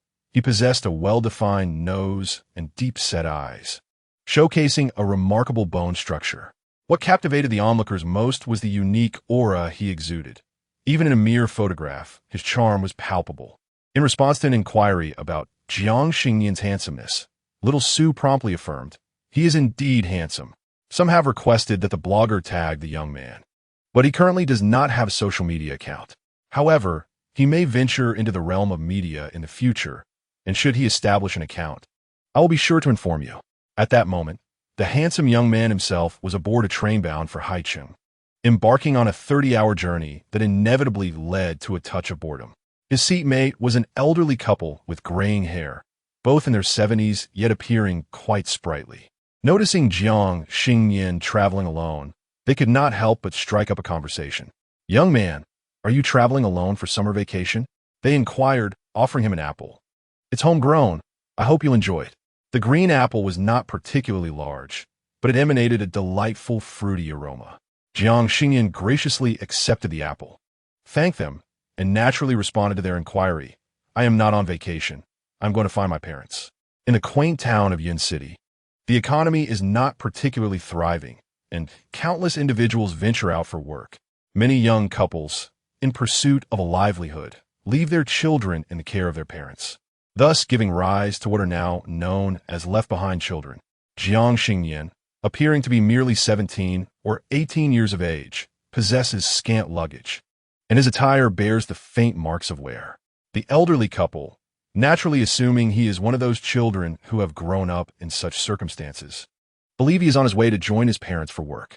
Their own children toil in the bustling cities, and this journey is to visit them. Although the children have sent money for sleeper tickets, the elderly couple, considering the arduous nature of their children's earnings, opts for the most economical hard seats on the train. Fortunately, the distance is not insurmountable. In 6 hours, as dawn breaks, they will reach their destination. Perhaps sensing Jiang Xingnian's youth and slight frame, the elderly couple feels a twinge of compassion, frequently offering him morsels of food. Most of it consists of their homemade delicacies, all of which are quite delectable. The sweet and chewy sweet potato chips, the crisp and refreshing apples, and the cucumbers freshly picked from the field all offer a taste distinctly different from those sold in markets. After sharing a modest meal and engaging in light conversation, the elderly couple, worn by age, soon drifted into slumber, nestled against one another, observing their gentle faces and holding a juicy green apple in his hand. Jiang Xingnian's spirits lifted unexpectedly. The 6 hours passed swiftly, and the elderly couple soon arrived at their destination. Just as they were about to retrieve their numerous bags, Jiang Xingnian swiftly intervened. "Allow me. You cannot manage these, dear lady," he insisted, before the elderly woman could finish her sentence. With a swift motion, he lifted the hefty burlap sacks with apparent ease. The weight was indeed considerable, and even the two elders found it cumbersome. Yet, Jiang Xingnian handled it as if it were featherlight, leading them to wonder if the bags were empty. Without allowing them time for further contemplation, he assisted them in disembarking with their belongings. As he turned to return his seat on the train, he noticed a fresh batch of passengers had boarded. To his surprise, a young man now occupied his seat, conversing animatedly with a newcomer. "Do you want your fortune told? My predictions are remarkably accurate," he proclaimed. Just as the girl across from him was about to respond, her gaze fell upon Jiang Xingnian, and she leaped to her feet in excitement, exclaiming, "Ah, it's you. Isn't it?" Chapter 9. A New Era of Fortune-Telling Instruments. What do you mean it's me? Upon reboarding the train, Jiang Xingnian noticed the young woman's astonished expression. She seemed to confirm her recognition of him, pointing emphatically. Jiang Xingnian, taken aback by her assertion, quickly sifted through his memories but could not recall her. Just as he was about to inquire, the man who had taken his seat turned to look as well. His surprise mirrored that of the girl's, and he raised an eyebrow, asking, "Is this your friend?" The girl, shaking her head vigorously, replied, "Not at all. I just met him online." As she spoke, she pulled out her phone, locating a video she had recently liked, and pointed to a somewhat blurry image in the comment section. "Is this you, young man?" she queried. Thus, it seemed that almost upon their first encounter, the girl had already identified Jiang Xingnian as the hero she had admired. dressed in identical attire, sporting the same deep crimson hair. Their appearances and physiques strikingly matched. The sole distinction lay in the fact that the face of the individual in the photo appeared somewhat blurred, while the person standing before her seemed to have undergone a high-definition beauty enhancement, exuding an unparalleled charm. Jiang Xingnian nodded in recognition upon glancing at the account name. It was evident this was the self-media platform mentioned by Xiao Su. Just a good deed, nothing to conceal, hence Jiang Xingnian graciously acknowledged it with a nod. Are you a hero? The man occupying his seat leaned in to catch a glimpse of the video content and seemingly without intention remarked, "Your strength is quite impressive." Jiang Xingnian offered a smile, but remained silent, merely gesturing towards the seat beneath him, stating, "That seat belongs to me." It was only then that the man appeared to notice the seat number, hastily rising to offer his apologies. "My apologies, I didn't notice earlier. It seems we are fated, as my seat is right next to yours." Jiang Xingnian, upon hearing this, chose not to comment further, quietly resuming his own seat. In June, the days are longer than the nights. Despite it being merely 6 in the morning, daylight flooded through the windows. "You are incredibly brave. You appear quite young, don't you?" The girl across from him had calmed considerably, though her tone still carried an unmistakable excitement. The person she had just seen on her phone now sat before her. How could she not feel exhilarated? Jiang Xingnian was not particularly adept at engaging in trivial conversations, so he deftly shifted the topic. "I overheard you discussing fortune-telling. Is that correct?"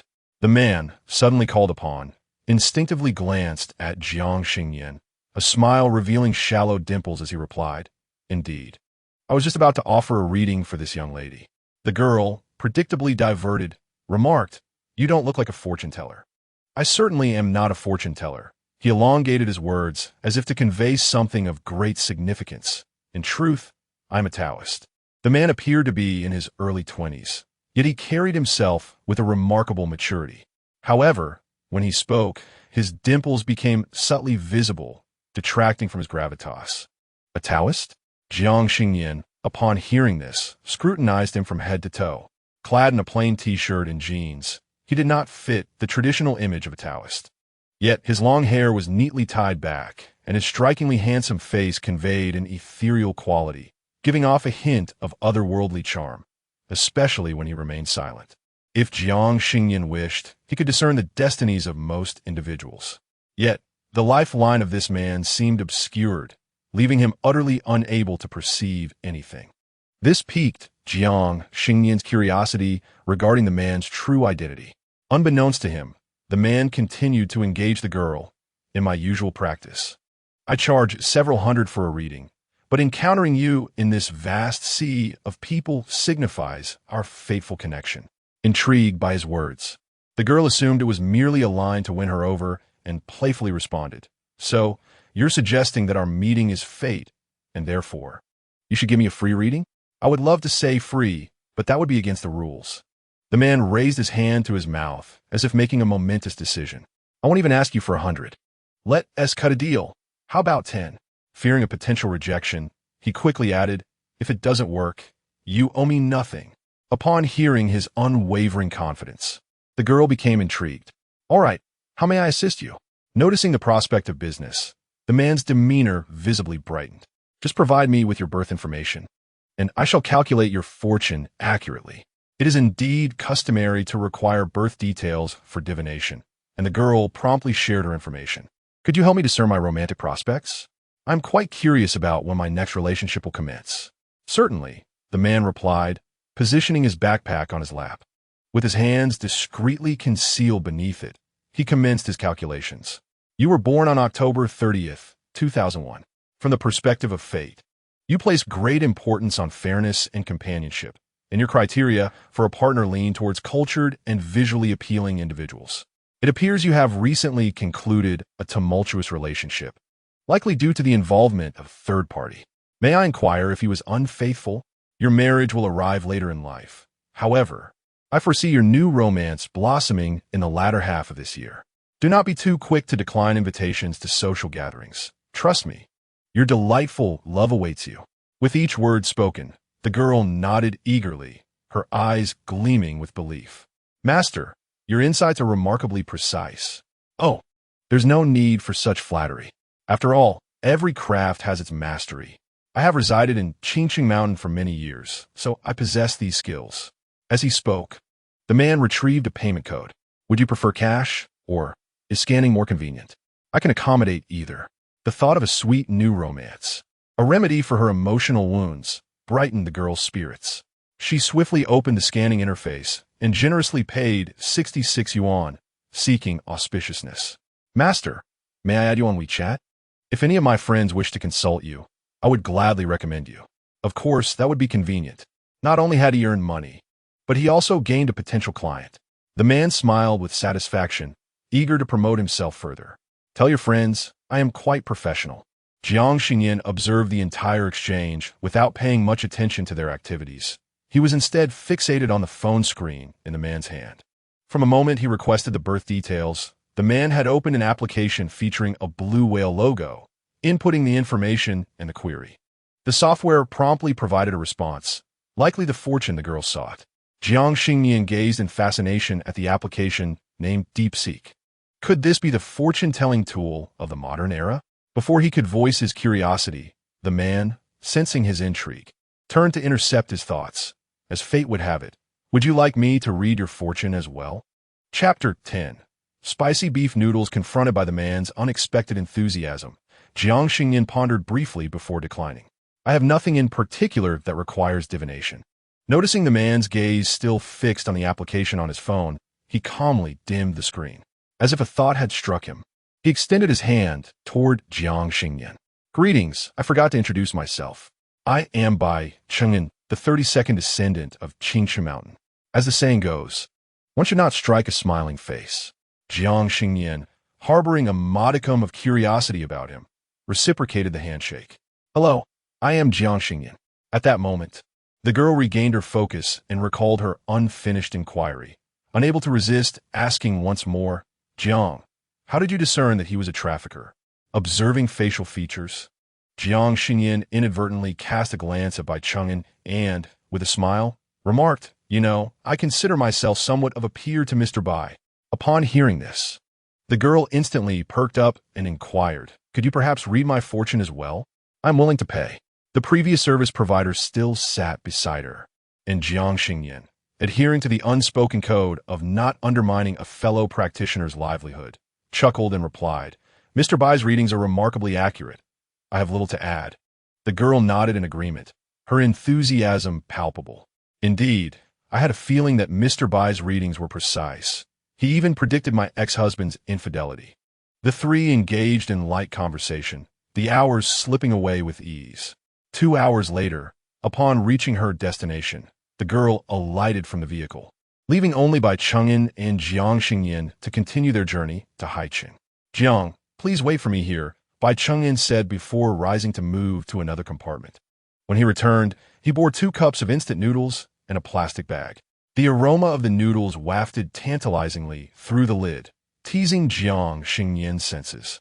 His stomach began to protest, yearning for sustenance, ample sustenance. Here, this is for you, Bai Cheng'an offered 1 cup of noodles, then settled down with his own. I've added sausage and egg for you, don't be shy. It's on me. As he encouraged Jiang Xingnian to enjoy the meal, he rummaged through the plastic bag, revealing snacks, sunflower seeds, chicken feet, and spicy peanuts, the latter looking particularly appetizing. The prices on the train are quite steep. I only managed to buy these few items, and that 66 yuan vanished in a flash, Bai Cheng'an remarked, tearing open a packet of chicken feet to hand to Jiang Xingnian. Jiang Xingnian had little resistance when it came to food, and soon the two were sharing the noodles, alternating between slurping the noodles and sipping the broth. The noodles, infused with a spicy flavor, were delightfully chewy, while the broth, speckled with dehydrated green vegetables and scant morsels of what appeared to be beef, emerged as an irreplaceable culinary delight for a long journey. The specially prepared marinated eggs and the unique instant noodles contributed to the allure of the spicy beef flavor. As they savored the chicken feet, both felt a profound sense of satisfaction, unconsciously expressing their contentment. It was at this moment that Jiang Xingnian began to feel a sense of closeness to Bai Cheng'an. shedding the earlier veneer of polite distance for a more genuine tone of inquiry. Thank you, Brother Bai, for this treat. This is the best instant noodles I've ever had. By the way, I was curious about something. What is DeepSeek? I noticed you were using it to read fortunes for that girl. Bai Chang'an thought to himself that indeed, the young ones would be aware of DeepSeek. Assuming Jiang Xingnian questioned his abilities, he patiently explained, I truly possess the skill of fortune-telling. But consider, with technological advancements, we are ultimately serving humanity. My fortune-telling is complemented by its summaries. Utilizing technology wisely is not deception, is merely adapting to the times. Bai Chang'an rambled on, emphasizing that he could divine fortunes while comfortably embracing modern conveniences. Jiang Xingnian, upon reflection, realized that the app known as Little Whale was not an oracle tool, but rather a device for cheating. The statements made earlier by Bai Chang'an were somewhat ambiguous. Many of his phrases could seemingly apply to different individuals. Jiang Xingnian, lacking the inclination to critique Bai Chang'an's cyber divination, inquired, I heard you mention that you're heading to Haicheng. Are you going there for work? Bai Chang'an glanced around furtively and then whispered, to be frank, I came across a post on a metaphysics website where someone placed an order for ghost-catching services, offering a substantial reward. Hence, I decided to make the trip. Metaphysics website? Where can one find it? Jiang Xingnian asked, intrigued, realizing that online orders were indeed possible.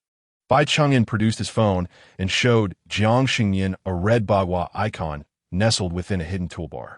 This is the Metaphysics website, which features a marketplace and forum sections. Certified practitioners can sell or purchase blessings and talismans here. According to Bai Chang'an, the site serves as a platform for all licensed metaphysical workers and ordinary individuals with connections to exchange ideas and collaborate. Those with certifications can utilize the marketplace for transactions, while the general public can only access the forum. Any supernatural incidents encountered in daily life can be posted on the site, allowing enthusiastic netizens to respond. For matters that cannot be resolved, one can place a paid order, determining the amount themselves, with willing metaphysical practitioners able to accept these requests. As for who ultimately receives the compensation, that is a matter of individual merit. Recently, Bai Chang'an, facing a financial crunch, fortuitously stumbled upon a lucrative order worth millions, prompting him to eagerly purchase a ticket to Haicheng. Jiang Xingnian observed his polished attire, despite not recognizing the brand. It was evident that his clothing was tailored and of high quality, certainly not cheap. His phone and smartwatch were also the latest models from a renowned brand, suggesting that his ensemble was quite costly. The notion of such a person embarking on a 30-hour train journey to Haicheng with him seemed rather illogical. Sensing Jiang Xingnian's confusion, Bai Chang'an sighed. Xingnian, are you wondering why I, appearing not to be impoverished, would not opt for a plane or high-speed train to save time? Jiang Xingnian nodded honestly. Yes, it does seem peculiar. Bai Chang'an pouted and shook his head. My fate is rather unique. I cannot save a single penny. If I possess money and do not spend it immediately, misfortune befalls me. As he spoke, he gestured toward his phone and accessories, lamenting, I have no choice. I must spend any money I have quickly. However, there are advantages to this situation. I buy whatever I desire without hesitation, allowing me to live in the moment and enjoy life. Fate, one might ponder. Jiang Xingnian scrutinized him once more, still unable to discern the nature of his fortune. At that moment, Bai Chang'an suddenly asked, Enough about me. I haven't inquired about you. Are you heading to Haicheng for school or work? Jiang Xingnian pondered for a moment, carefully organizing his thoughts before replying, to reconnect with my roots, helping the original owner reclaim their ancestry. How could that not be considered a form of reconnection? Chapter 11. Contact me anytime. Jiang Xingnian was also curious to know whether he truly possessed any abilities, so he feigned ignorance and asked, What is it, Brother Bai? Have you foreseen something? It was peculiar. Bai Chang'an muttered to himself while calculating, Why is it that after 18, there seems to be nothing? Noticing Jiang Xingnian's inquisitive gaze, Bai Chang'an finally focused and explained, It appears that I have discerned your original fate to be one of wealth and nobility. Yet it was later altered, leading to an unfavorable existence for you in the first 18 years. Jiang Xingnian now believed him to be a genuine Taoist. After all, The details he recounted were indeed reflective of Jiang Xingnian's own 18 years of life. Brother Bai was indeed impressive. His calculations were remarkably accurate. Jiang Xingnian readily acknowledged Bai Cheng'in's findings, then, feigning further curiosity, inquired, "What did you mean by saying you couldn't see anything?" "That would pertain to your fate after the age of 18, Bai Cheng'in replied. He recalibrated his calculations, yet still yielded no results, scratching his head in embarrassment. "I intended to assist you in foreseeing the path to finding your kin, but perhaps my skills are lacking, or you may have some unforeseen opportunities ahead. For the time being, I cannot discern anything." Jiang Xingnian nodded, choosing not to press further. However, Bai Cheng'in, brimming with curiosity, could no longer contain his fervent inquisitiveness. "Xingnian, we are friends now, aren't we? Just consider the serendipity of us sharing the same train to Haicheng. In this unfamiliar place, don't you think we ought to look out for one another?" Seeing that Bai Cheng'in had spoken extensively without addressing the main point, Jiang Xingnian interrupted, "Brother Bai, feel free to speak directly. Of course, I consider you a friend." After all, Bai Cheng'in had treated him to a bowl of noodles, making him one of the few friends Jiang Xingnian had. Now that the matter had been broached, Bai Cheng'in ceased his circumlocution and asked directly, "Could you share where you intend to seek your kin? I am genuinely intrigued by your story." "Of course, there is nothing to withhold," Jiang Xingnian replied readily, recounting the trials and tribulations of his first 18 years, including the hardships he endured as a child, the suffering he experienced, and how he discovered the identity of his biological parents, as well as his escape from the village. He deliberately omitted the incident with the black pig demon, reasoning that if no one witnessed it, it could be disregarded. Bai Cheng'in understood that Jiang Xingnian must have had a difficult childhood, yet he was taken aback by the extent of his suffering. Anger welled up within him. His fingers clenched into a fist as he demanded Jiang Xingnian's birth details of the old bachelor. "Brother Bai, what do you intend to do?" "Xingnian, do not concern yourself with that. I merely wish to teach that old fellow a lesson. Rest assured, I shall not go too far." "You could actually be a bit more excessive," Jiang Xingnian thought to himself, but refrained from voicing it. Without hesitation, he divulged the birth details of the old bachelor. Bai Cheng'in formed a hand seal and began to chant softly, almost inaudibly. Yet, Jiang Xingnian, with his keen ears, discerned that it was indeed a Taoist incantation, not entirely inappropriate for addressing the wicked.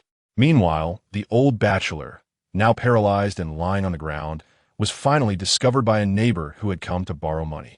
Startled, the neighbor confirmed that he was still alive but dared not touch him, simply calling the village chief to handle the situation. The village chief summoned an ambulance and sought assistance from others to carry the old bachelor to the village entrance to await the paramedics. As someone scanned the surroundings without spotting Jiang Xingnian, they couldn't help but exclaim, "How peculiar! Where could that rascal be? That little scoundrel must have already encountered the king of hell by now." The old bachelor, his mouth drooling and his speech slurred, was unable to articulate coherent words. Yet his mind was consumed with malevolent thoughts. He had alerted the others as soon as the little scoundrel had departed yesterday, and he was certain those individuals would not allow him to leave the mountains alive. Unfortunately, right after making that call, his phone had died, leaving him to languish on the ground all day. Thankfully, it was not winter. Otherwise, the consequences would have been dire. As he fumed over Jiang Xingnian's escape and lamented his own plight, the individuals carrying the stretcher suddenly faltered, one collapsing backward and landing squarely on the old bachelor's face. Given his already precarious health, the impact rendered him unconscious, his breathing shallow. The village chief was startled, scolding the careless individual while instructing others to take over, adamant that he could not allow the old bachelor to perish before his eyes. A 30-hour journey was truly beyond the endurance of an ordinary person. Though the train swayed past numerous beautiful landscapes, the odors of the crowded, enclosed space were indeed unbearable. Despite practicing the fundamentals daily, Bai Cheng'in still complained about the pain in his tailbone when he stood up. He vowed that the next time he traveled, he would save up to purchase a business-class ticket, determined to indulge in luxury, even if it meant splurging on instant noodles. Jiang Xingnian was tempted to ask why. With his newfound wealth, he still desired instant noodles. However, upon meeting Bai Cheng'in's resolute gaze, he refrained from speaking. After all, even instant noodles could be a luxury. As they disembarked from the train, Xingnian eagerly exchanged contact information with Jiang Xingnian, saying, "Brother Xingnian, remember, if you encounter any difficulties in Haicheng, do reach out to me. I will certainly assist if I can. Of course, I hope your family reunion goes smoothly. If you find wealth, do not forget me." Jiang Xingnian nodded, promising, "Certainly. If I succeed in my reunion and acquire wealth, you shall be the first I treat to a meal. By Go, we will feast in style. Your words bring me contentment, brother. Now, I must attend to my matters. Until next time, Xingnian," Cheng'an replied, patting Jiang Xingnian on the shoulder before wheeling his suitcase towards the subway. Surrounded by hurried travelers, Jiang Xingnian tightened his grip on his backpack and followed the crowd toward the exit. Although Haicheng lay in the north, its temperatures were significantly higher than the spring-like climate of Yinqing. Arriving at the bus stop, Jiang Xingnian boarded the K1 bus as per the navigation on his phone. Perhaps due to the sweltering heat, there were surprisingly few passengers aboard. He casually chose a seat towards the back, mindful of the announcements for the upcoming stops, determined not to miss his destination. As the bus slowly pulled away, the roads and architecture of Haicheng flashed before Jiang Xingnian's eyes. The city's transportation systems sprawled in all directions, and towering skyscrapers rose majestically, exuding a sense of prosperity and awe. Even after all these years, Jiang Xingnian could not help but marvel at humanity's infrastructural achievements. He truly adores Haicheng, captivated by its architecture and prosperity. Just as a tempest of emotions surged within him, a bright yellow figure suddenly flashed before his eyes, soon followed by a blue silhouette. It was then that Jiang Xingnian discovered these were the delivery personnel of the human realm. Although he could not fathom why a kangaroo spirit and a blue whale would choose to be couriers. Perhaps this was what the black pig spirit referred to as the re-employment initiative for monsters in the human world. Lost in thought, the bus announcement broke the silence. Approaching the next stop, Jiang Mansion. Passengers intending to disembark are advised to prepare in advance, gather their belongings, and line up to exit. Chapter 12. I am the true young master of the Jiang family in the economic special zone of Haicheng. The pace of development is unparalleled across the nation. The top 10 on the rich list are all residents of Haicheng, suggesting that if a brick were to fall, it would likely knock out 3 affluent individuals. Although the Jiang family does not rank among the top 10, they are certainly considered new money in Haicheng. 18 years ago, they were merely a family business, yet today, they have blossomed into a publicly listed company. Discussions surrounding affluent families are ever present, with one particularly popular rumor claiming that young Master Jiang is the reincarnation of a lucky star. After Jiang's wife gave birth to him 18 years ago, the Jiang enterprise skyrocketed forward as if propelled by a rocket. The most widely circulated tale suggests that young Master Jiang's auspicious fate is the cornerstone of the Jiang family's current success. This information was gleaned by Jiang Xingnian through a search on his mobile device, and at that moment, the Jiang mansion loomed before him, standing 32 stories tall. It is said to have been designed by a renowned feng shui master, making it a landmark in the area.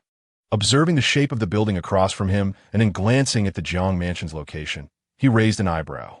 The edifice was indeed impressive, but one could not be certain of the true mastery of the designer. From a distance, the security guard spotted a young man lingering at the entrance early in the morning.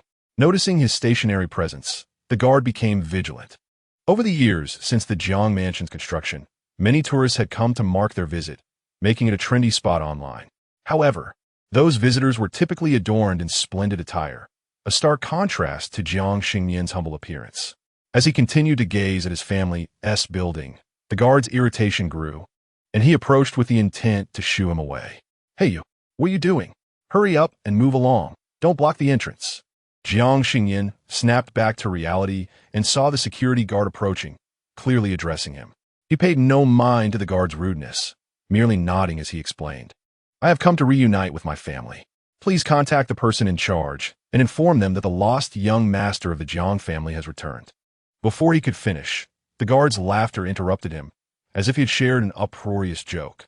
Rather than dismiss Jiang Xingnian outright, he called over a colleague. "This gentleman claims to be our young master. Do you recognize him?" Another guard chuckled, sizing up Jiang Xingnian. Though he possessed striking features, his attire was indeed quite shabby, wholly incongruous with the opulence of the Jiang mansion. Behind the security guard looms the towering Jiang Corporation building, and within its shadow stands Jiang Xingnian. Positioned centrally, the guard initially separates them, creating an illusion of two distinct worlds. I remarked that young people ought to have some sense of moderation in their dreams. This is hardly a place for someone like him. The security guard, growing impatient, instructed him to leave promptly, asserting that our young master is a nationally renowned philanthropist who was granted admission to Tsinghua University before even graduating high school. How can an ordinary person like him possibly compare? Another guard, having had his fill of laughter, chimed in. Indeed, young Master Jiang bears a striking resemblance to the chairman. It is evident to anyone that they are true father and son. You, on the other hand, should visit the 9th hospital if you're unwell and seek a more respectable job delivering takeout or running errands. Even a uniform would be more dignified than what you are wearing. If the real Jiang Xingnian had been subjected to such ridicule from the guards, he might have felt self-conscious or disheartened. However, for the present Jiang Xingnian, the scorn of the weak was as inconsequential as an ant stretching its limbs. He paid it no mind whatsoever. He desired to enter the Jiang Corporation building, and no one could impede him. Yet at that moment, he suddenly lost the urge to do so. He believed that soon enough, the Jiang family would send someone to fetch him. As for the two guards, Jiang Xingnian cast a fleeting glance at their faces, as if to kindly advise them. If I were you, I would take the day off and return home. Otherwise, you might encounter a calamity. Without waiting for their reaction, he turned and departed. It had been 7 hours since his last meal, and filling his stomach took precedence. The guards, initially mocking him, grew irritated as he remained unfazed and even had the audacity to curse them.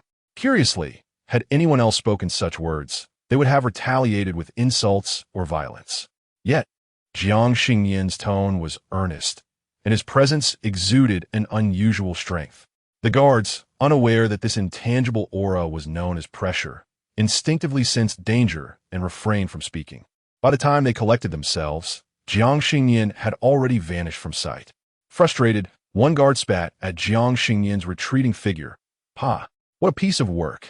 At that moment, a young lad who had just disembarked from a Maybach overheard the remark and inquired with curiosity. "Xiao Li, who are you talking to?" The guard, addressed as Xiao Li, turned around and, upon seeing his young master, immediately suppressed his earlier demeanor, adopting a more respectful countenance. "I wasn't referring to you, young Master Jiang. I was talking about a lunatic who just claimed to be a lost true heir, demanding to see the president." "A lunatic?" The young master referred to as Jiang Xiao is none other than Jiang Yuan, the current heir of the Jiang family. Though not as handsome as Jiang Xingnian, he possesses a certain charm. Raised in a life of affluence, he exudes an air of cultured elegance, embodying the image of a refined young gentleman. Observing Jiang Yuan's expensive attire, the guard couldn't help but scoff at Jiang Xingnian's apparent poverty. That lunatic came up, insisting he was the true heir, shouting to see the president. "Who doesn't he know that you are the legitimate heir of the Jiang family? What else could he be but a lunatic?" The guard continued to ramble on about Jiang Xingnian's destitution and absurdity, oblivious to the fleeting moment of stiffness on Jiang Yuan's otherwise warm face, which quickly returned to normal. Intrigued by the unfolding drama, he pondered where that individual might be now. Noticing the young master's interest in that individual, the security guard instinctively turned a glance in the direction from which Jiang Xingnian had departed. However, that space was empty, and the figure had long since vanished. How peculiar. They were just there a moment ago. Observing this, Jiang Yuan ceased to ponder further and simply instructed his personal assistant to present a business card, should he return. Before Jiang Yuan could finish, the security guard hastily pledged his loyalty. "Rest assured, young master, should he return, I will promptly escort him away and ensure he does not sully your presence." Jiang Yuan shook his head lightly, responding softly, "Next time he appears, contact assistant Sun to inform me, understood?" Although he was perplexed as to why the young master would take an interest in a destitute lunatic, the security guard was nonetheless elated to obtain the assistant's contact information. He did not dwell on it, merely nodding in agreement with his companion. Understood, young Jiang. We assure you we will fulfill this task. A gentle smile adorned Jiang Yuan's face as he was about to enter the company, when suddenly, he seemed to recall something and instructed his assistant. Assistant son, let us increase the performance bonus for Xiao Li and the others by 50% this month. Thank you. Thank you, young Jiang. Thank you. The two security guards nodded eagerly, their joy evident on their faces. The young master is truly generous. Indeed, what misfortunes! This is a stroke of good fortune. Just as their faces were lit up with delight, thoughts of Jiang Xingnian turned into disdain. Humph, merely a lunatic. At that moment, a fierce gust of wind swept through, forcing the two men to squint against the sudden onslaught. Above them, an advertising board swayed precariously, and a screw dislodged, falling directly toward the security guard's head. What is this? The guard bent down to pick up the screw, instinctively looking up at the sky. At that instant, the advertising board broke free from its restraints, plummeting toward the ground directly above where the two guards stood. Chapter 13. 10 bowls of Yangshan noodles in Haicheng. Where every inch of land is precious, the rental prices of surrounding shops are exorbitant, and the cost of food is outrageously steep. Jiang Xingnian had exhausted the 300 yuan he had saved for tickets, but fortunately, his video featuring Xiao Su had gone viral and generated some income. As of this morning, the Xiao Su video account had amassed 5,000 yuan, of which 3,000 were sent to Jiang Xingnian as a share. Thank you for your generous sponsorship, Xiao Su. Once I settle down in Haicheng, I shall repay you. Jiang Xingnian, currently devoid of cash, expressed his gratitude and accepted the transfer. Xiao Su promptly replied, "This is rightfully yours. The video's success has garnered me numerous followers, and I may secure advertising opportunities in the future, all thanks to you." After sending that message, Xiao Su recalled Jiang Xingnian's talents and quickly followed up, "By the way, you should seriously consider my suggestion. While I still have some momentum, you should open an account and post your work. I can help promote it." An eating show combined with fortune-telling could be quite feasible. As Jiang Xingnian pondered this, he found himself standing at the mouth of an alley. The enticing aroma of noodles wafted from the long passageway, drawing him in as he trailed the scent into a noodle shop. The establishment was modest in size, with only 5 or 6 tables, yet it exuded a clean and cozy ambience. Menus adorned the walls and tables. A bowl of Yangshan noodles was priced at 10 yuan, while both the sauce noodles and beef noodles were 15. The fatty intestine noodles were slightly more expensive at 20, yet surprisingly, the prices were not exorbitant. "Boss, please serve me 2 bowls of Yangshan noodles," said Jiang Xingnian, who had found a place to sit, intending to satiate his hunger before seeking accommodation. The proprietress, peering from the kitchen, appeared to be in her 30s, her visage radiating warmth and kindness. Noticing Jiang Xingnian's petite frame, she kindly remarked, "If it's just you, 1 bowl will suffice. Our noodles come with free refills." Jiang Xingnian felt a hint of embarrassment. "But I have quite an appetite." The proprietress waved her hand cheerfully. "How much can you eat? I can certainly treat you to this modest portion." Seeing her unwavering confidence, Jiang Xingnian acquiesced and ordered a single bowl. The proprietress set about boiling water, slicing cilantro and green onions, and tearing seaweed while adding minced garlic to a large bowl.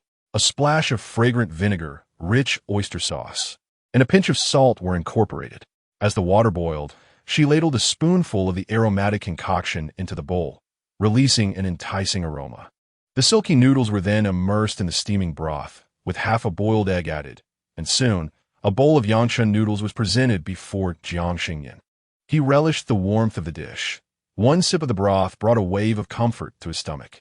The sizable bowl allowed him to indulge wholeheartedly, and soon, the noodles and broth vanished, yet his hunger lingered. Handing the empty bowl back, he said to the proprietress, "Sister, your noodles are exquisite. I couldn't resist finishing the broth. I shall order another bowl." The term sister brought an immediate smile to her face. "Oh, dear brother, your finishing the broth is a testament to my cooking. No worries. I'll prepare another for you, as much as you desire." With that, she retreated to the kitchen and swiftly returned with another bowl of Yangshan noodles. Jiang Xingnian expressed his gratitude and continued to savor the meal. Soon, 2 individuals entered the shop, seemingly local office workers. They ordered their noodles and began a gossip, fortuitously discussing the Jiang building. Did you hear? An advertising board from the Jiang building fell on someone. Really? Who was it? Was it serious? I heard it struck 2 security guards, leaving a pool of blood on the ground. Someone filmed it and shared it with the company, but they were immediately ordered to retract it. The current situation is unclear. No wonder I saw police and an ambulance there earlier. I was thinking of going to see the commotion, but they had already cordoned off the area, so there was nothing to observe. Jiang Xingnian, overhearing, remained unperturbed, appearing utterly indifferent. Meanwhile, the proprietress's voice echoed from the kitchen, clearly eager for the gossip. The Jiang building you mentioned, is it the same Jiang that went public a few years back? Yes, during the listing, they even invited several celebrities, and it was quite a spectacle.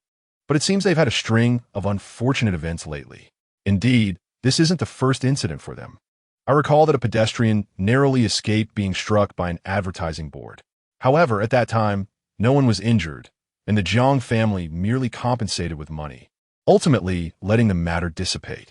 The proprietress brought out a bowl of noodles and placed it before the two, unable to resist joining their discussion. If you're referring to the Jiang building that I am familiar with, I have heard a few things, but please do not speak of it outside. Her tone was elevated, her brows raised, and the rhythm of her speech piqued curiosity about what would follow. The 2 employees, intrigued, urged her to continue. Yet the proprietress hesitated, her gaze drifting toward Jiang Xingnian, as if waiting for him to inquire further. Understanding her intent, Jiang Xingnian asked, "Sister, I too wish to know what else transpired." Satisfied that he had caught on, the proprietress lowered her voice. Feigning mystery, "You know, my noodle shop has been here for many years. During the construction of the building, many workers came here to eat. I heard from them that 7 people died during the building's erection, one of whom fell into the foundation while pouring concrete, and his body was never found." Almost immediately after her words, a sudden gust of wind swept through the noodle shop, sending a chill down the spine. It was truly terrifying.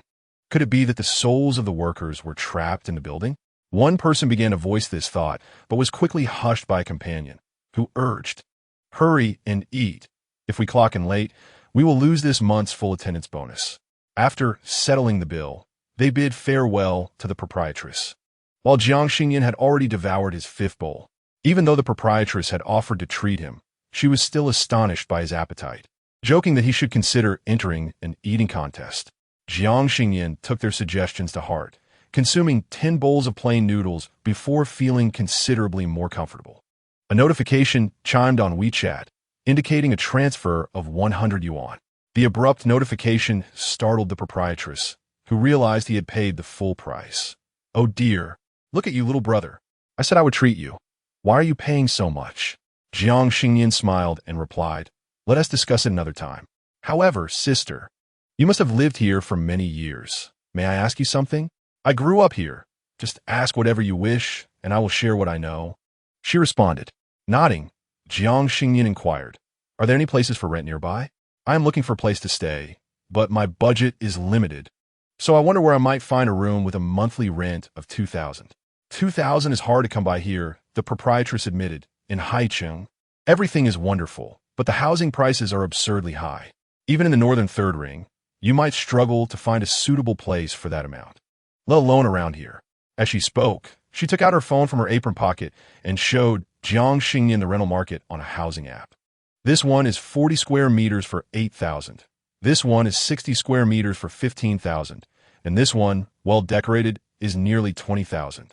After perusing the listings, he found that most started at 7 or 8,000, with the lowest requiring quarterly payments. With the meager funds he currently possessed, he feared he could scarcely afford a hotel for more than a few days. Just as the proprietress suggested, he considered looking in the suburbs. Jiang Xingnian's keen eyes caught sight of a listing priced at 1,000. A residence comprising 3 bedrooms, 2 living rooms, and 2 bathrooms, adorned with luxurious decor. Boasts an expansive area of 150 square meters, promising a comfortable living experience.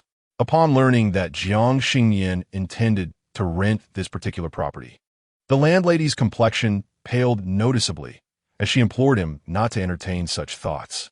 This house had remained unoccupied for 5 years, prompting one to wonder why it had not attracted tenants. Was there something amiss? The landlady nodded gravely, revealing that this was indeed a notorious haunted house, advising him earnestly against considering it for habitation. Chapter 14. The Haunted House Hidden in the Bustling City. A haunted house? Jiang Xingnian's curiosity was piqued, and he gestured for the landlady to elaborate. Recognizing his genuine interest, she recounted the tale of this dwelling.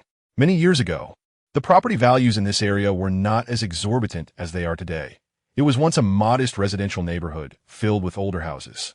However, with the swift development of the city, numerous corporations began investing in new constructions. The former residential area was slated for demolition and residents were relocated, giving rise to many newly affluent individuals. Not only did they possess considerable wealth, but the locations of their newly assigned homes were also quite desirable. As the economy of the area surged, properties that once cost $5,000 or $6,000 per square meter skyrocketed to prices of $50,000 or $60,000. The sole exception was the house the landlady referred to as haunted, situated in Building 12, Apartment 2602 of the Happiness Community. The owner, a native of Haicheng, had inherited $20 million along with 6 properties, making him a figure of envy overnight. However, sudden wealth often transforms individuals, and he was no exception. Previously employed in a state-owned enterprise through familial connections, he had led a disciplined life, untouched by vice. While his colleagues were all in modest circumstances, his windfall elevated him to the status of a nouveau riche. This shift in fortune bred envy among friends, leading to acquaintances introducing him to nightlife and eventually to gambling tables. As the adage goes, 9 out of 10 gamblers lose, and despite the appearance of vast wealth, he quickly squandered millions of the tables. His wife, disillusioned, contemplated leaving with their daughter, consumed by suspicion. He believed it was his wife's family and friends who were instigating her discontent. After receiving incessant calls from debt collectors, he succumbed to his madness, and, armed with a knife, he first murdered his close friend. He then summoned his wife's family under the pretense of discussing divorce over dinner, only to have them unwittingly walk into a trap. On that fateful rainy night, he brutally murdered his wife and her entire family, subsequently taking his own life to evade legal repercussions. Neighbors, alerted by the cries, called the police, who arrived to a scene of unimaginable horror. Though he had not witnessed the events firsthand, any longtime resident in the vicinity was well aware of this tragedy. The landlady, recounting the story, felt a chill run down her spine as if someone were watching her. Jiang Xingnian, however, was unfazed by the tale. Instead, he found himself intrigued by the future of the house. He was burdened with substantial debts, and following the recent incident, none of his relatives dared to inherit the property, leading to its eventual auction. Contemplating certain taboos within human society, Jiang Xingnian couldn't help but wonder, would anyone dare to purchase it? The landlady sighed, remarking that if the price were exorbitant, naturally no one would buy it, yet the affordability was compelling. The property, once valued at over $1 million, eventually sold for a mere $280,000. Indeed, it was a bargain. However, had the landlord ever intended to reside there? Furthermore, why was it vacant with no tenants? The landlady's expression shifted, as if recalling something dreadful, and she recounted somberly. 5 individuals had perished there, and the subsequent owner had no intention of living in it. They merely sought to rent it out. Within less than 6 months of the incident, an unsuspecting young couple from out of town, seeking work in Haicheng, rented the place. The landlady had seen the couple, who appeared affectionate and amiable, always smiling and cordial with everyone. Little did she know, the seemingly benign husband would one stormy night wield a knife against his wife. When apprehended, he insisted he was oblivious to the circumstances, claiming it was unintentional. Given the same location and a similarly heinous act, people inevitably drew parallels to the prior case in Unit 2602. The new owner of the property became anxious, hiring professionals to thoroughly cleanse the place and occasionally consulting renowned metaphysical practitioners for rituals. Despite these efforts, neighbors reported eerie occurrences at night. The house was subsequently rented only to single men, yet without exception, They succumbed to lethargy and nightmares, vacating shortly thereafter. When questioned, they claimed discomfort, feeling as though someone was always watching them from behind. The most terrifying aspect was that they all dreamt of a man brandishing a cleaver, interrogating them about whether they were their wives' lovers, creating an atmosphere of sheer horror. Observing Jiang Xingnian's rapt attention, the landlady couldn't resist reiterating her warning. If it comes to that, I'll provide you with an address. That inn is quite affordable. Just don't be foolish enough to save a few coins by renting a haunted house, dear brother. Jiang Xingnian nodded, neither affirming nor denying his intentions. After collecting his backpack and exiting the noodle shop, he promptly downloaded a rental application and discovered the property with an exceptionally low rent. He sent the link to the agent. "Hello, may I inquire if this property is still available?" After a prolonged silence, the agent finally responded. "Hello, the property is still on the market, but are you sure you wish to rent this one? We have many other high-quality listings. Would you consider exploring other options? Oh, are there other entire units available for 1,000 yuan? If it's convenient for you to view the property now, I can head over immediately." Following the navigation prompts for a little over 10 minutes, Jiang Xingnian arrived at the entrance of the happiness community. A man dressed in a white short-sleeved shirt was already waiting there, continuously wiping the sweat from his forehead. Upon noticing Jiang Xingnian's worn luggage and faded clothing, he almost instantly recognized him as the prospective tenant interested in the haunted house. "Here," he waved at Jiang Xingnian, beckoning him over. And after sizing him up for a while, he inquired, "You appear quite young. Have you reached adulthood?" Jiang Xingnian nodded, replying, "I am already 18. The agent then asked, "Are you planning to work in Haicheng and live on your own?" Jiang Xingnian nodded again, affirming yes. Observing the young man venturing alone to Haicheng, the agent, Wang Tao, couldn't help but reminisce about his own solitary arrival in the city over a decade ago, driven by the ambition to earn more and achieve success. Reflecting on his past, Wang Tao kindly advised, "Brother, if you're short on funds, I can help you find a shared rental with 3 or 4 others, keeping the price around 1,000. What do you think?" Aware of the agent's good intentions, Jiang Xingnian politely insisted, "Thank you, but I still wish to rent this apartment." "Oh, you." Seeing his resolve, the agent refrained from further persuasion, patting the back seat of his scooter, urging him to climb aboard. "I'll take you over to have a look. If you still wish to rent it after viewing, I shall not dissuade you." Chapter 15. This apartment is mine. As midday approached, the sun hung high in the sky, and the heat rising from the ground mingled with the sweat of humanity, making the outdoors feel akin to stepping into an air fryer. Wang Tao rode his scooter, weaving through the buildings, clearly aware that the happy community was a vast resettlement area. Sweat dampened his back, yet he did not forget to caution Jiang Xingnian. "Since you just arrived in Haicheng, you may not know that this apartment is a haunted house. I see you're a good kid, and I don't want you to suffer, so I must warn you. Many people have died inside." Sitting behind Wang Tao with his legs curled, Jiang Xingnian politely declined, saying, "Brother, I am aware that a murder occurred there, but I am inherently strong and unafraid of such things." "Well," Wang Tao, hearing his determination, could not help but mutter, "The men before you, bigger and stronger, did not say the same, claiming the resentment of the poor is heavier than that of malevolent spirits.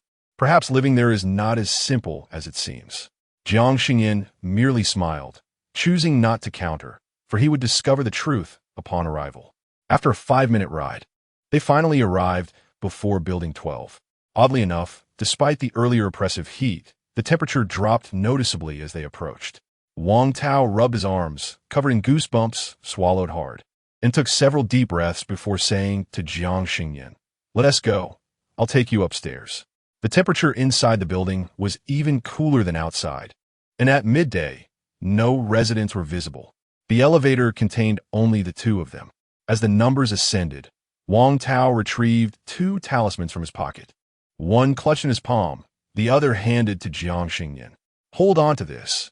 If you feel unwell at any point, let me know immediately, and we'll leave this place, understood?"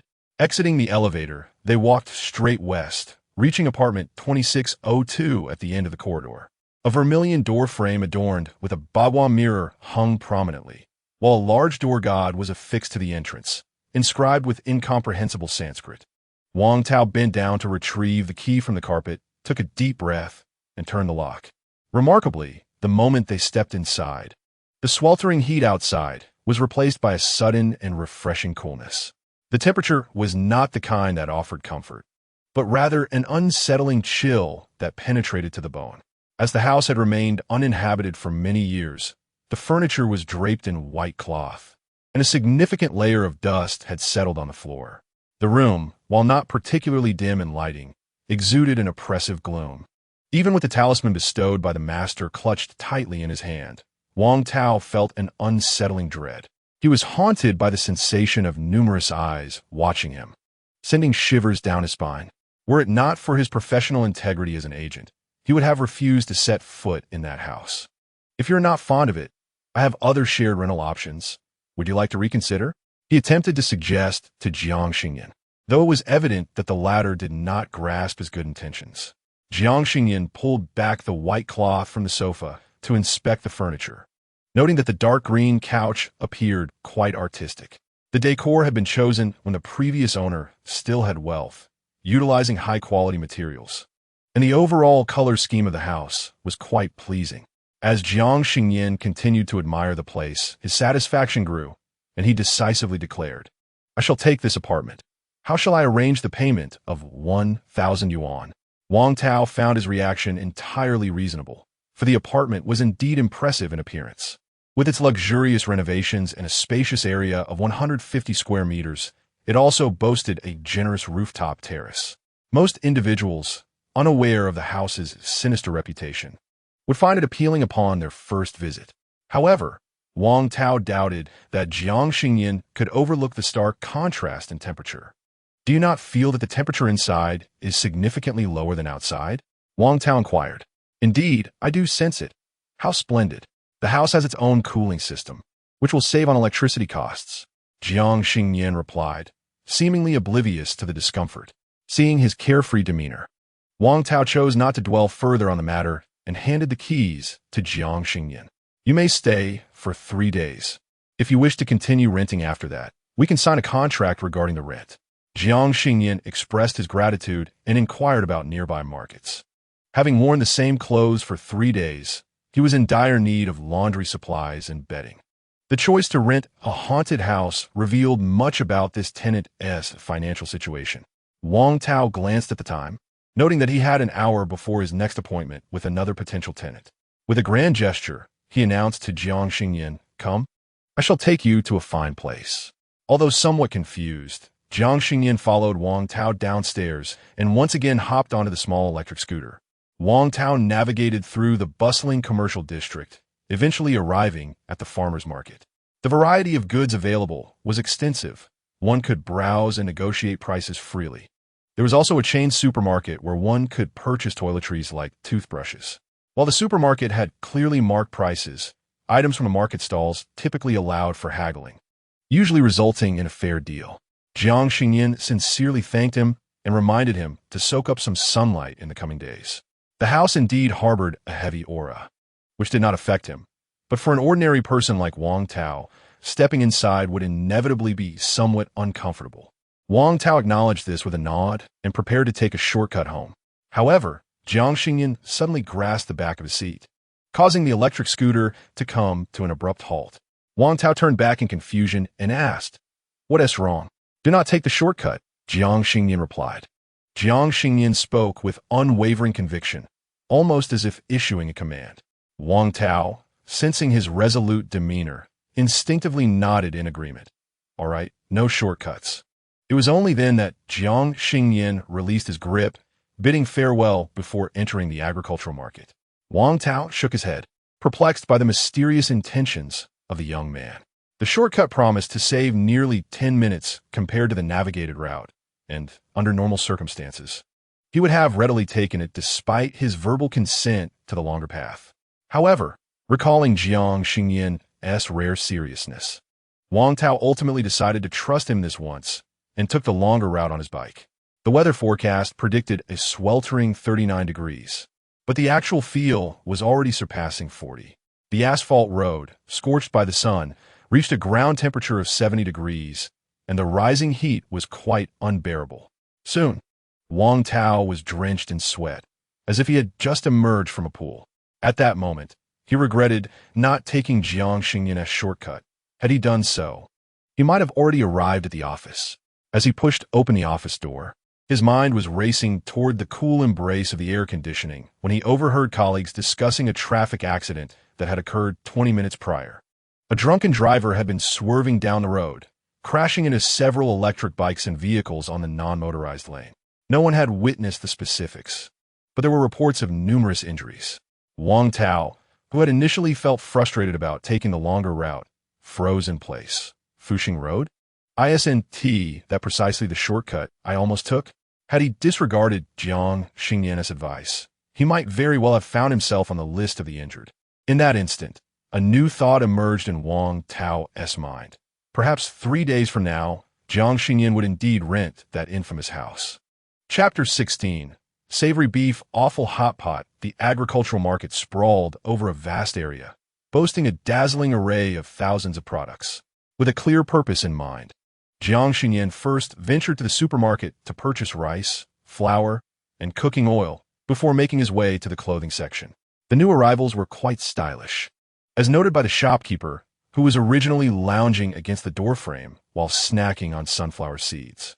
Upon spotting Jiang Xingnian, she greeted him with enthusiasm. "Look here, these are the freshly arrived garments, all branded, but at bargain prices. With your good looks, just imagine how many young ladies you could captivate in my sister's clothes." Warmly drawn into the store by her exuberance, Jiang Xingnian followed her lead and noticed a mannequin adorned in a MIW ensemble, complemented by a yes bag and a pair of shoes emblazoned with the word fashion. Despite lacking a strong brand awareness, Jiang Xingnian found the lettered apparel unappealing. He meandered through the store, selecting a few garments devoid of large logos, yet crafted from comfortable fabric, and inquired about the prices. "I thought you youngsters favored big brands," the shopkeeper remarked, all the while cheerfully tallying the cost for Jiang Xingnian. "But I must say, your taste is commendable, although these pieces are not from well-known labels. Their quality is top-notch." As she tapped away on her calculator, she sincerely stated, 580. "Since it's your first visit, I'll offer you a special deal of 560. Do come back once you try them on." Jiang Xingnian recalled Wang Tao's words and promptly offered, "How about 280, sister?" The proprietress immediately shook her head, her little curls bobbing vigorously. "Do you think this is a market? I can't even procure goods at 280. How about 500? I'm not one to deceive you." Jiang Xingnian calculated the cash in his hand. Though he had some left, he felt that 500 was still rather steep. Thus, he waved his hand, contemplating visiting the next shop. Just as he stepped outside, the proprietress called after him, "Come back, take it." Exasperated, she remarked, "I've never met a brother who haggles like you.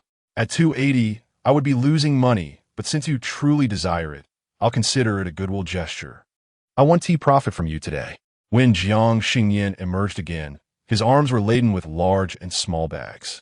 The items appeared quite heavy, yet he, possessing considerable strength, carried them effortlessly and turned towards the food section. Freshly steamed, fluffy white buns beckoned him, and he felt compelled to purchase 10. The aroma of freshly braised duck wafted through the air, prompting him to buy a portion as well. Honeyed little breads were priced at 15 per pound, and with a promotional offer of half a pound free upon purchasing a pound, he decided to take 5 pounds. Thus, he meandered through the market, indulging in both delectable foods and purchases. Just as he was about to head home, he heard someone calling out, "Fresh beef, awful, discounted. Don't miss out." Upon inspection, he found the beef awful indeed fresh, so he bought 3 pounds, eagerly anticipating preparing a meal at home. He had arrived with Wang Tao, but the return journey would require a bit of walking, so Jiang Xingnian opted to book a rideshare instead. As a new user, he utilized a coupon, costing him only 3 yuan, and he marveled at the convenience of modern apps.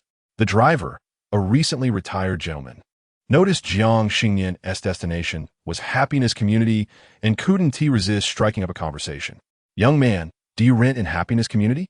"Yes," replied Jiang Xingnian. "Rent there must be around 10,000 yuan, right? If it weren't for an incident at one of the houses, I suspect the rent would be even higher." After a moment of contemplation, Jiang Xingnian responded, "I actually rent the very house that had the incident, It's quite affordable at only 1,000. At that moment, the traffic light turned yellow, and the driver pressed the brakes, his voice rising in surprise. "Oh, you rented that haunted house?" Jiang Xingnian maintained his composure. "Yes. Are you aware that someone died there?" "I am," he replied. The driver paused, contemplating whether to voice his concerns, but ultimately decided against it. Some truths are better left unspoken. If one is aware it's a haunted house and still chooses to rent it, further discussion would be futile. Some burdens are understood only through personal experience. Just then, the light turned green and the driver accelerated, speeding towards Happiness Community. Jiang Xingnian was unconcerned with others' opinions. His thoughts were solely on returning home to enjoy a relaxing shower and a hearty meal. Upon entering his abode, he first tidied up the bedroom and then fetched a towel to shower. The moment he stepped into the bathroom, the lights in the room suddenly dimmed. The previously dusty floor was now marked with a series of footprints, traversing from the living room through the kitchen and into the bedroom, eventually halting at the bathroom door. As water and gas flowed, Wang Tao activated the system before he departed. After days of rebirth, Jiang Xingnian relished his first warm bath, feeling as though every pore of his being was awakened by the soothing warmth. It was then that he took a moment to scrutinize his new form, pale and slender, a clear result of prolonged malnutrition. Scars marred his skin, though the formidable power of his soul had mended many of them during the fusion. His face, however, was quite striking, adorned with expressive eyes, a prominent nose, and full lips, embodying a beauty that aligned with human aesthetics, perhaps as a means of self-preservation. The original owner had allowed his hair to grow long, veiling his eyes and partially obscuring his face, rendering it less conspicuous. Using the flowing water as a guide, Jiang Xingnian combed his hair back, revealing his exquisitely crafted visage. Standing at 178 centimeters, yet weighing just over 110 pounds, he appeared alarmingly frail. Disliking the appearance of excessive weakness, he resolved to nourish himself and gain strength. Upon finishing his bath and wrapping himself in a towel, he turned the doorknob to exit, only to be met with an unexpected gust of cold wind.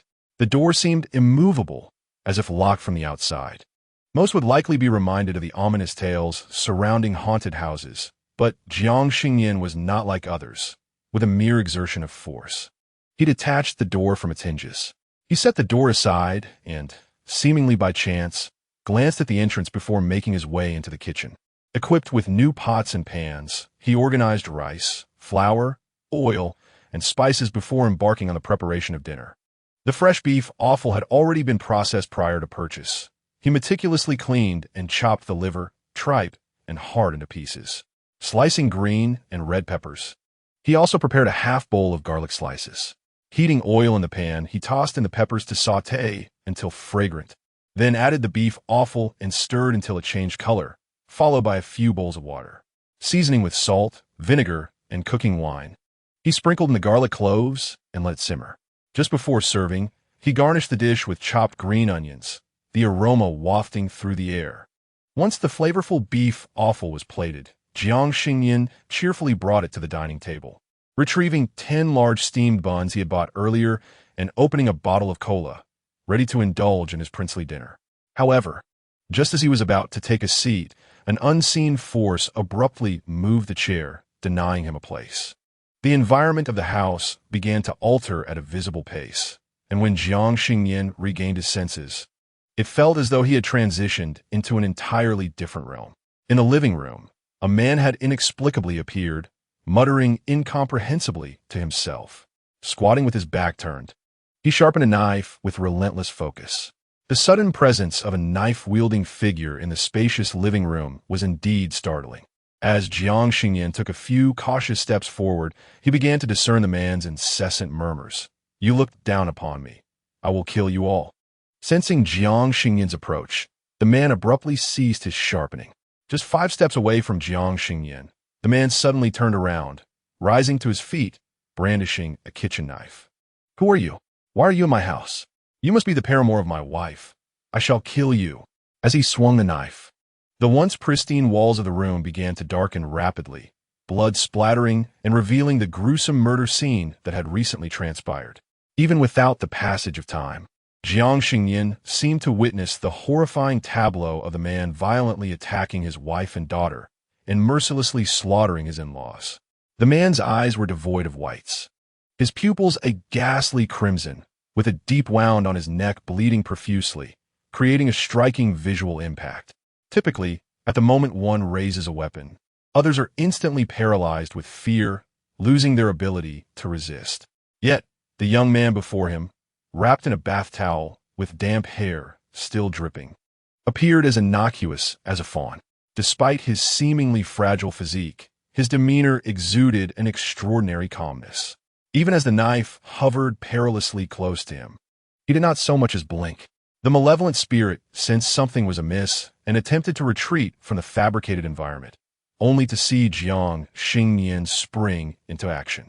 Before he could react, a powerful force gripped his neck, searing his very soul with pain that made him wish to vanish. Unfortunately for him, his opponent offered no opportunity for reprieve. In an instant, the scene reverted to normal, and he found himself yanked back into reality by the vice-like grip around his throat. Having killed 5 people before taking his own life, Jiang Xingnian had transformed into a vengeful spirit, forever trapped within this house. A barrier set by a powerful individual prevented him from escaping outside, yet he could easily lure those within the house into his illusion. Within this dreamscape, he could revisit the scene of the crime, brutally killing them time and again. When they became disoriented and vulnerable, he could inflict real harm. Unfortunately, the residents were all cowards. Even the slightest hint of danger sent them fleeing in terror. After years of being unable to harm anyone, Jiang Xingnian had grown maddeningly lonely. With the arrival of new tenants, he could hardly wait for them to sleep before dragging them into his illusion. Little did he know that frequenting dark paths would lead one to encounter ghosts, and that being a ghost for too long could result in crossing paths with formidable sorcerers. Just as Jiang Xingnian felt suffocated by despair, contemplating whether spirits could die, his captor finally loosened his grip.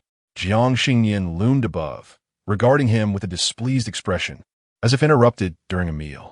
"You are the murderer?" Jiang Xingnian knelt, trembling, feeling that this young man, though unarmed, appeared far more dangerous than himself. A mere vengeful spirit. He dared not speak further, merely nodding in trepidation. Jiang Xingnian disdainfully glanced at the still bleeding wound on his neck, darkly remarking, "You'd best not discuss me further, or I shall twist your head off and send you to death once more." In an instant, Jiang Xingnian suppressed the horrific visage he wore in death, transforming into a somewhat normal-looking human, albeit with a pale complexion. Fortunately, their time in the illusion had been brief, and the hot pot remained warm. Jiang Xingnian washed his hands and sat down, preparing to dine. Noticing Jiang Xingnian still standing there, he commanded, "I am about to eat. Do not dawdle. Clean the living room and the second bedroom thoroughly, and ensure the floors are spotless." For the first time in his many years as a vengeful spirit, Jiang Xingnian encountered someone like Jiang Xingnian, who completely defied all conventions. He was tempted to inquire how Jiang Xingnian would deal with him, but feared interrupting his meal and incurring a beating. After a brief moment of contemplation, he resigned himself to fate, picked up a broom, unveiled the furniture shrouded in white cloth, and cleaned the entire room. Fortunately, there was only Jiang Xingnian in the house. Otherwise, the sight of flying rags and a mop levitating in midair would have surely terrified anyone else. While Jiang Xingnian busied himself with cleaning, Jiang Xingnian savored his meal, relishing the beef tripe paired with steamed buns. As a seasoned gourmand, his culinary skills shone through, transforming even the simplest ingredients into a delectable feast. 3 pounds of beef offal accompanied by 5 buns quickly vanished, leaving Jiang Xingnian regretting not purchasing more. He then began to display his marinated delicacies. The duck products, steeped in a secret old marinade, burst with flavor upon entering his mouth, spicy, fragrant, and tantalizing. The duck neck was delightfully spicy, the duck tongue tender, and the duck intestines pleasantly chewy, their piquancy perfectly complementing the softness of the buns, creating an exquisite taste. However, duck products were not inexpensive, so Jiang Xingnian had refrained from buying too much, feeling unsatisfied. He resolved to process the duck himself next time, as it would be both economical and delicious. As Jiang Xingnian enjoyed his meal, Zhang Shuqing, engrossed in cleaning, found himself drawn to Jiang Xingnian's feast, his gaze fixed longingly on the duck and buns, as if silently pleading for a taste. Without looking up, Jiang Xingnian asked, "What is it? Do you wish to eat?" Zhang Shuqing nodded. "Is that permissible?" "It is not." With nothing better to do, Jiang Xingnian engaged him in casual conversation. "Have you not eaten in a long time?" Zhang Shuqing seemed to drift into memories before shaking his head. "I haven't eaten since the day I died." "Why resort to murder?" Jiang Xingnian's mention of this topic seemed to ignite Zhang Shuqing's fury once more. "Had it not been for that wretched woman wanting a divorce, I would never have killed. I lost everything, and she still contemplated leaving me. She must have been unfaithful."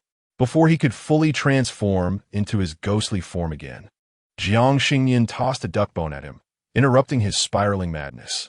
Zhang Shuqing finally calmed down, a hint of regret in his voice. "She was always good to me. I do not understand why she was so determined to divorce. I have nothing left. I cannot fathom my wife marrying someone else with my child. Her friend is no good. I saw her belittling me to nothing," he continued. "Her parents are no better. They claimed they would treat me like their own son. Yet whenever issues arose, they urged her to divorce. I do not always lose. I believe I shall turn my fortunes around. I am merely experiencing a streak of bad luck." After finishing his dinner, Jiang Xingnian finally looked Zhang Shuqing in the eye. "Your wife did not cheat on you. And when you killed her, she was pregnant with your child. She even intended to raise the child herself after the divorce." "What child?" "Mine? But if that were the case, why did she not tell me? Why insist on divorce?" Jiang Xingnian scoffed. "What purpose would that serve? You have utterly deteriorated. Not only have you lost all your money, but you are also unable to retain your home. In your profound inadequacy and self-doubt, you have even taken the life of an innocent individual. You are indeed a quintessential malevolent spirit." At this juncture, Jiang Xingnian chuckled, as if a thought had crossed his mind. Yet he mused that such a soul possesses a certain crispness when devoured. Zhang Shuqing, somewhat flustered by his words, hastily defended himself. "I was not always wicked. I simply fell into the wrong company and strayed from the right path. Aside from the initial few I killed, I have not taken another life. I merely sought to intimidate them." Upon hearing this, Jiang Xingnian suddenly recalled what the noodle shop owner had said about the young couple who had moved in later. The husband had also committed spousal murder. Zhang Shuqing, realizing the implication, quickly waved his hand. "No, that was not me at all. He was inherently abusive, merely masquerading as a decent man before others." "I see." Jiang Xingnian nodded, not delving into the veracity of the case. He simply stood up and, in the face of Zhang Shuqing's incredulous gaze, seized him, kneaded and compressed him, then chewed a few bites before swallowing. Truly, a demon who has taken so many lives has a distinct crunch. Satisfied, Jiang Xingnian surveyed the surroundings. The pristine home uplifted his spirits further. He placed his phone on a newly purchased stand, registered an account, and after authentication, embarked on his inaugural live stream. Chapter 18. Master, my girlfriend is missing. Following the prompts from the Douyu app, Jiang Xingnian created his live streaming account. When it came time to choose a name, he paused momentarily, contemplating before typing "Xingnian loves to eat" and, emulating others, added a subtitle in parentheses, "Fortune Teller version." Once he completed the necessary information, he commenced the live stream, with only his chin visible on screen. Now and then, a few viewers entered and exited. As several middle-aged men's avatars appeared in the upper right corner, the number of online viewers rose to 18. Were it not for bots, the atmosphere would not be so monotonous. Jiang Xingnian, seated before the camera, felt a certain discomfort. Conversing face-to-face is indeed quite different from addressing a screen devoid of interaction. Just as he contemplated ending the stream out of sheer boredom, the comment section suddenly lit up with a barrage of messages. "Old man loves beautiful women. What type of streamer are you?"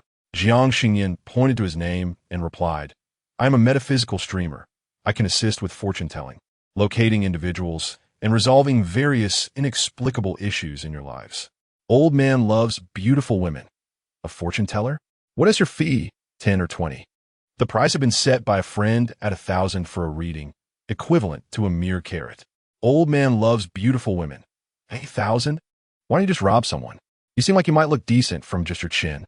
Listen to me. If you want to make money, consider group streaming or dressing more revealingly to dance. I assure you, a throng of ladies will want to shower you with gifts.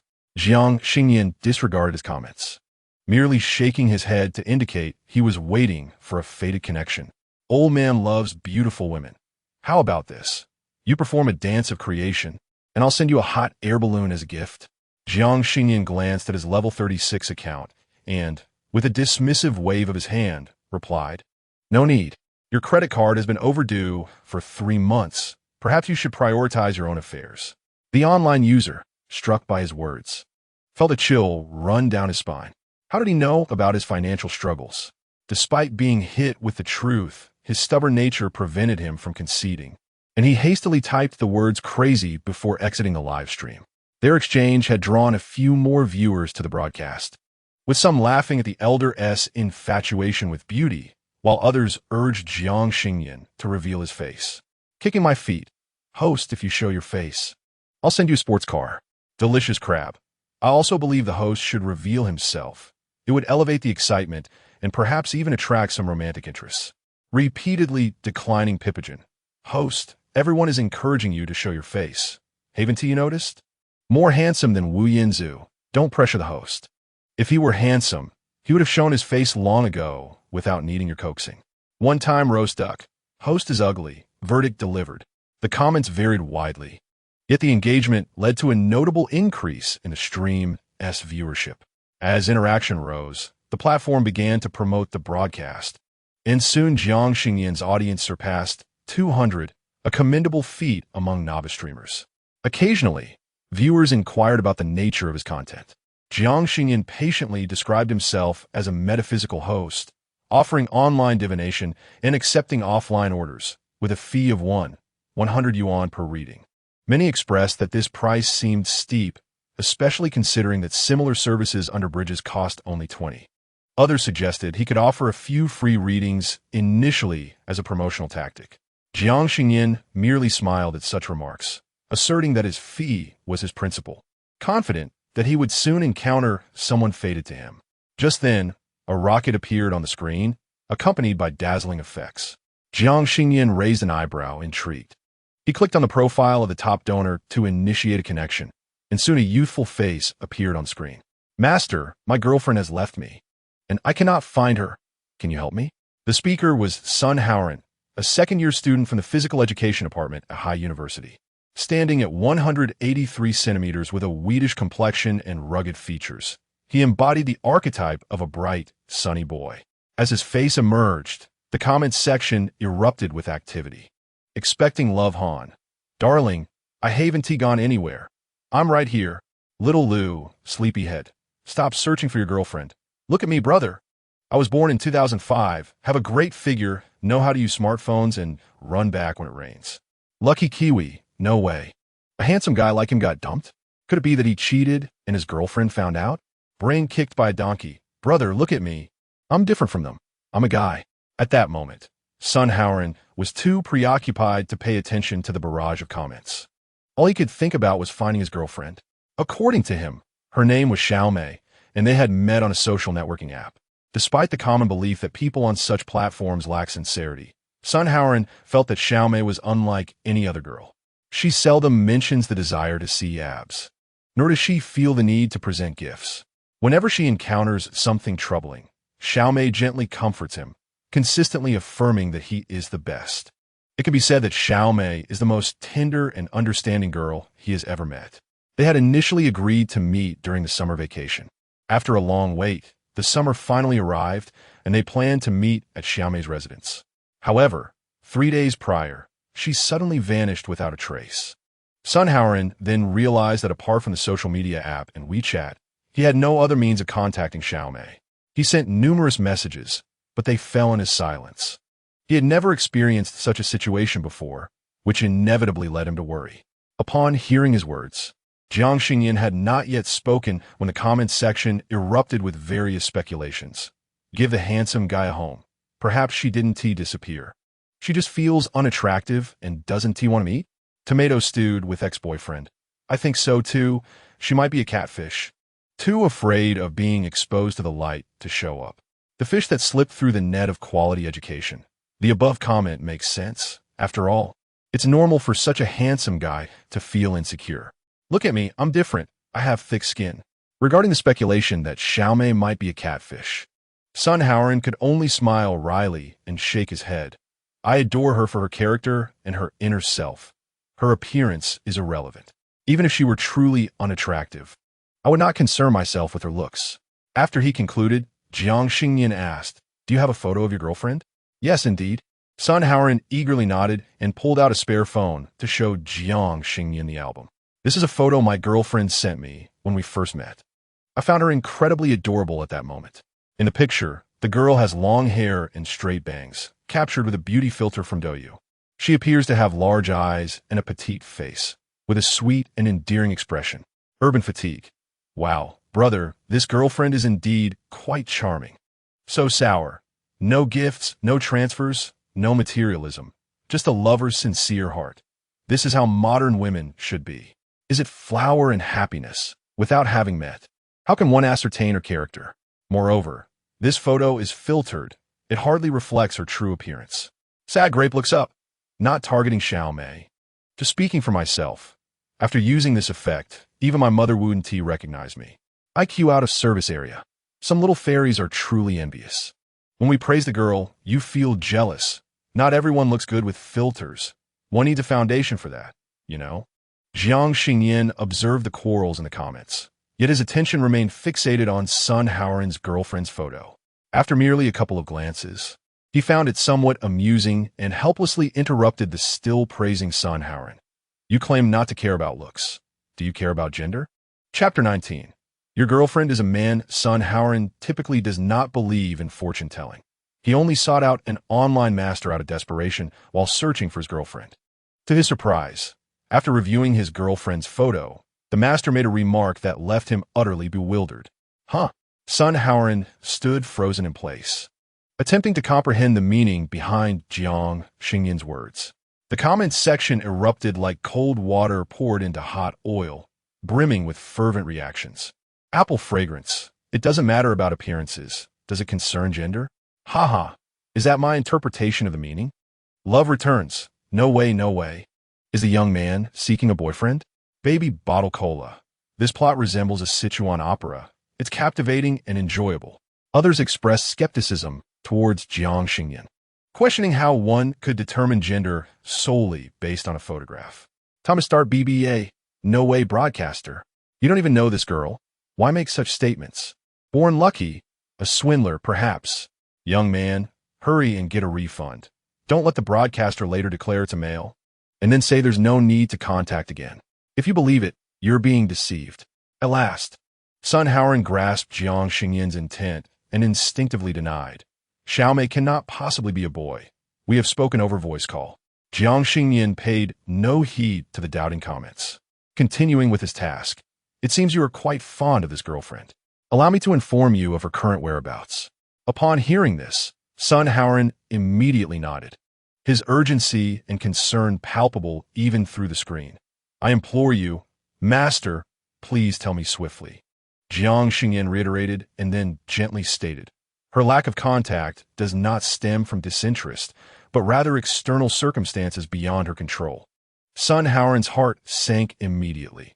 Is it that her parents have discovered our relationship and are preventing her from reaching out? Xiaomei had previously confided in him about her modest background, her parents' poor health, and a younger brother attending school.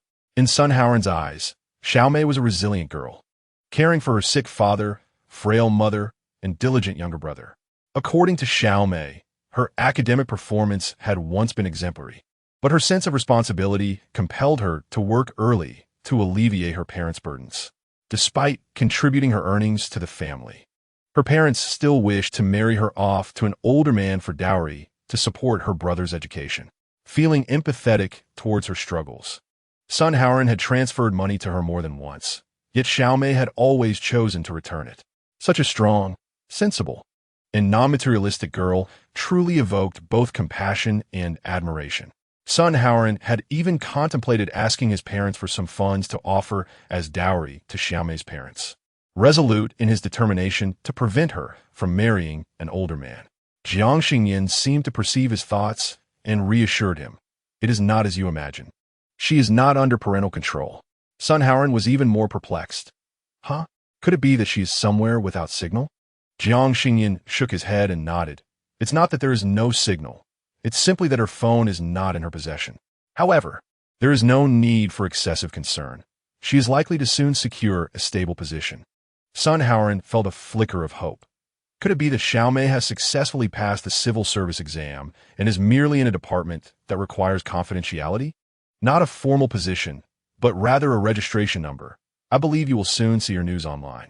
As Jiang Xingnian had yet to finish his words, the comment section was already abuzz. Happy little French fries. To be honest, I wanted to mention this earlier, but hesitated. The young man's girlfriend truly resembles an older gentleman from our neighborhood who was recently apprehended. Others were taken aback by this comment.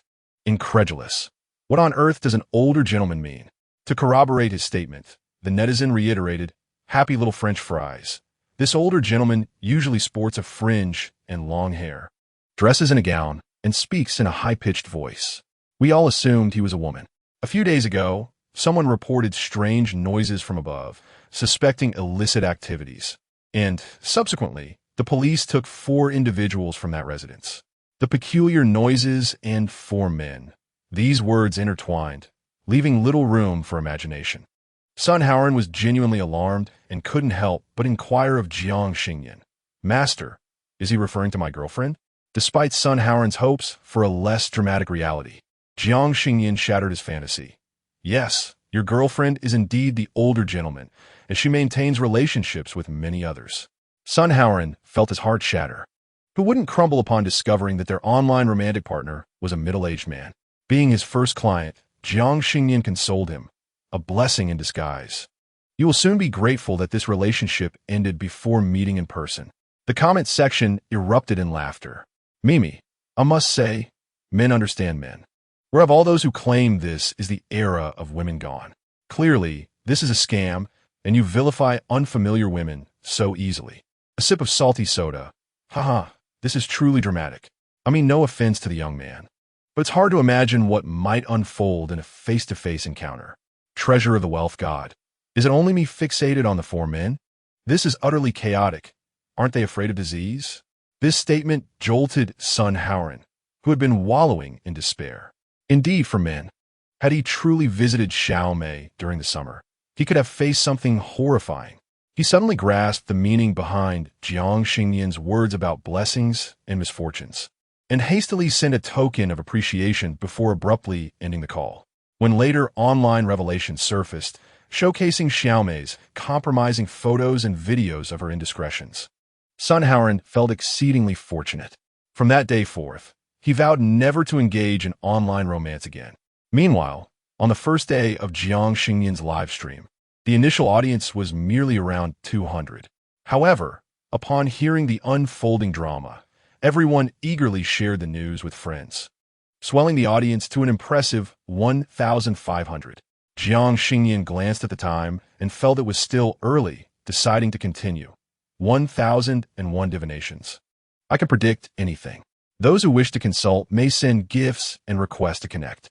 Following the earlier call, the live stream was promoted to the local homepage, and the comment section thrived with activity. I love eating crabs. If this isn't scripted, I genuinely believe the host possesses some real talent. I long to calculate but lack the funds. Thus, I shall continue to watch the live stream. The Lone Ranger. I dare not calculate, for I fear my girlfriend might suddenly transform into a rough and tumble figure. Father, I miss you. Dear host, please hold on.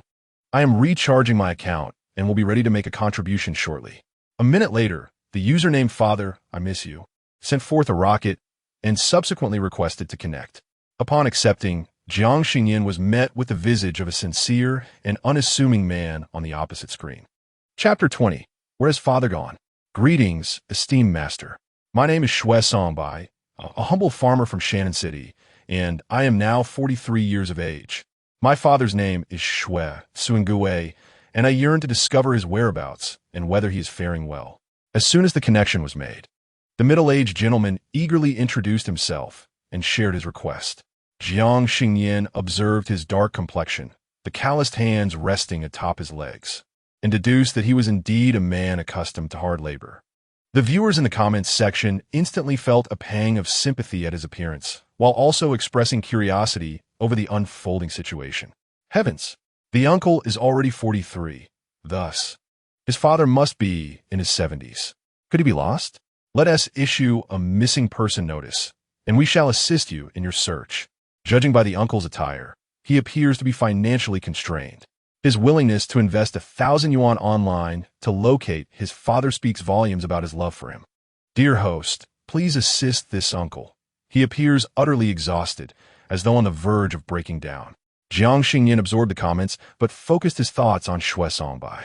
Noticing the hollows beneath his eyes, the disarray of his brows, and the deep furrows upon his forehead, she began to form an impression. Observing the low bridge of his nose and the sharp widow's peak of his hairline, she inferred a tenuous bond with his parents. After briefly reviewing his life story, she could not suppress a frown. At that moment, Xue Songbai produced a photograph of his father, beseeching the viewers for assistance. This is my father, Xue Tsungui. At the age of 45, we have not been in contact for 20 years. Should anyone have seen him, please reach out to me, or inform him that I sincerely miss him. Jiang Xingnian refrained from addressing Xue Songbai's plea directly and instead inquired, Your mother recently passed away, did she not? Upon mentioning his mother, a shadow of sorrow crossed Xue Songbai's face, and he sighed. Yes, my mother passed away last month. It is precisely because of her passing that I wish to locate my father, as he is the closest person I have in this world.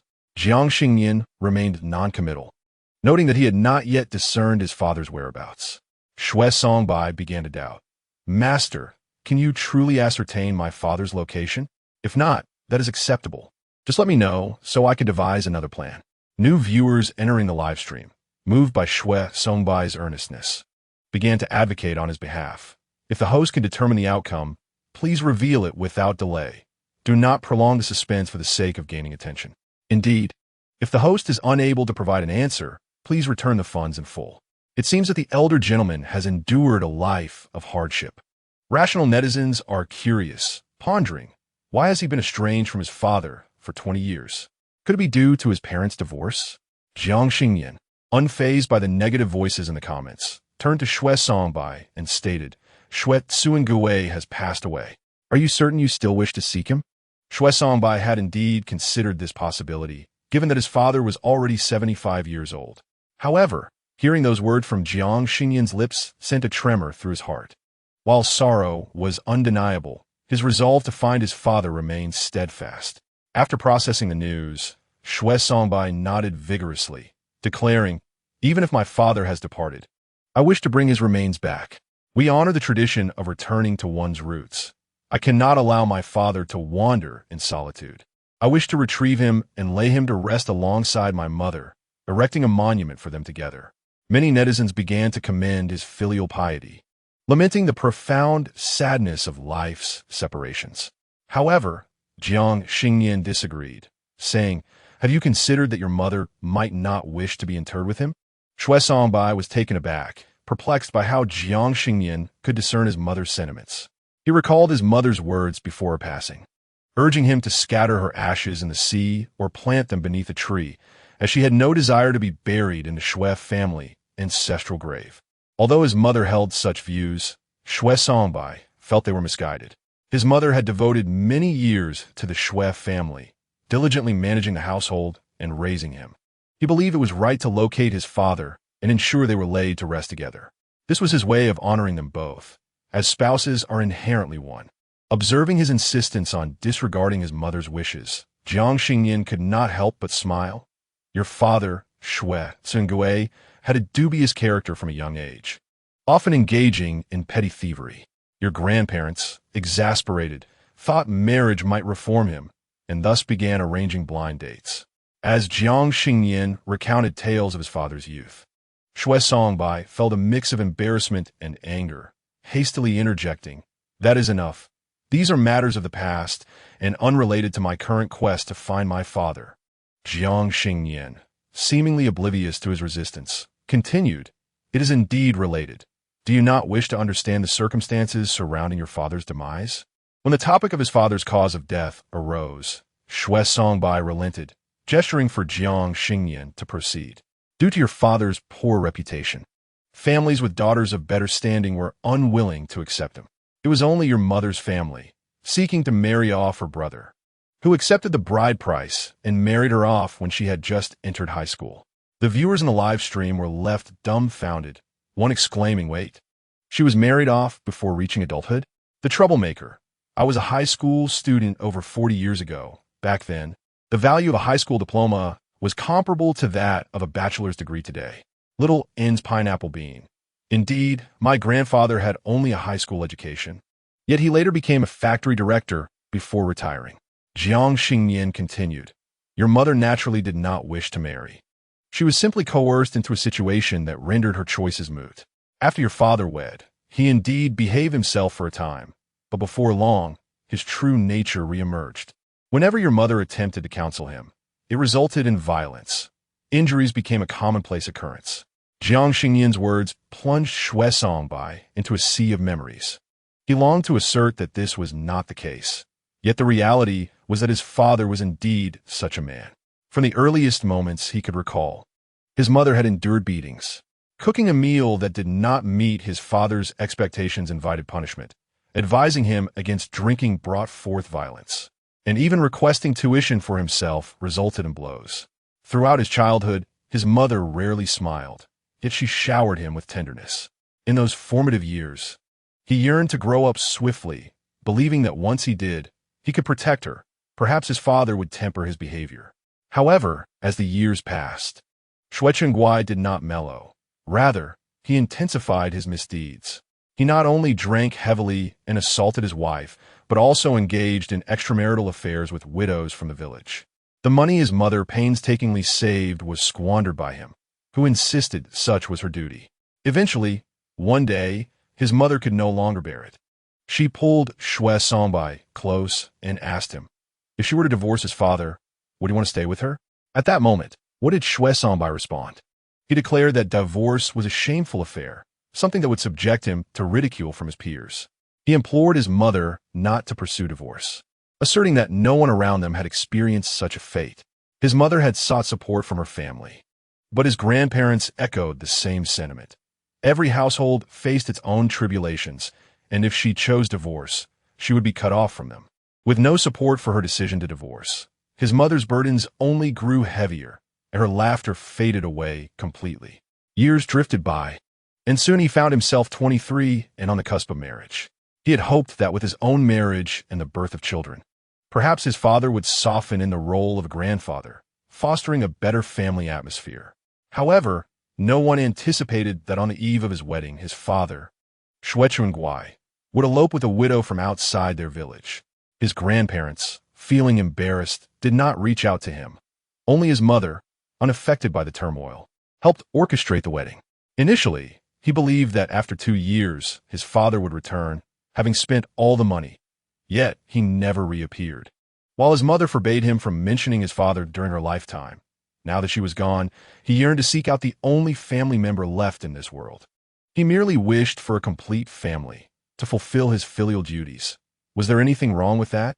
As his thoughts churned, Xue Songbai pulled himself from his reverie and asked Jiang Xingnian, "Is my father recently deceased?" Jiang Xingnian shook his head. "No, he passed away 20 years ago."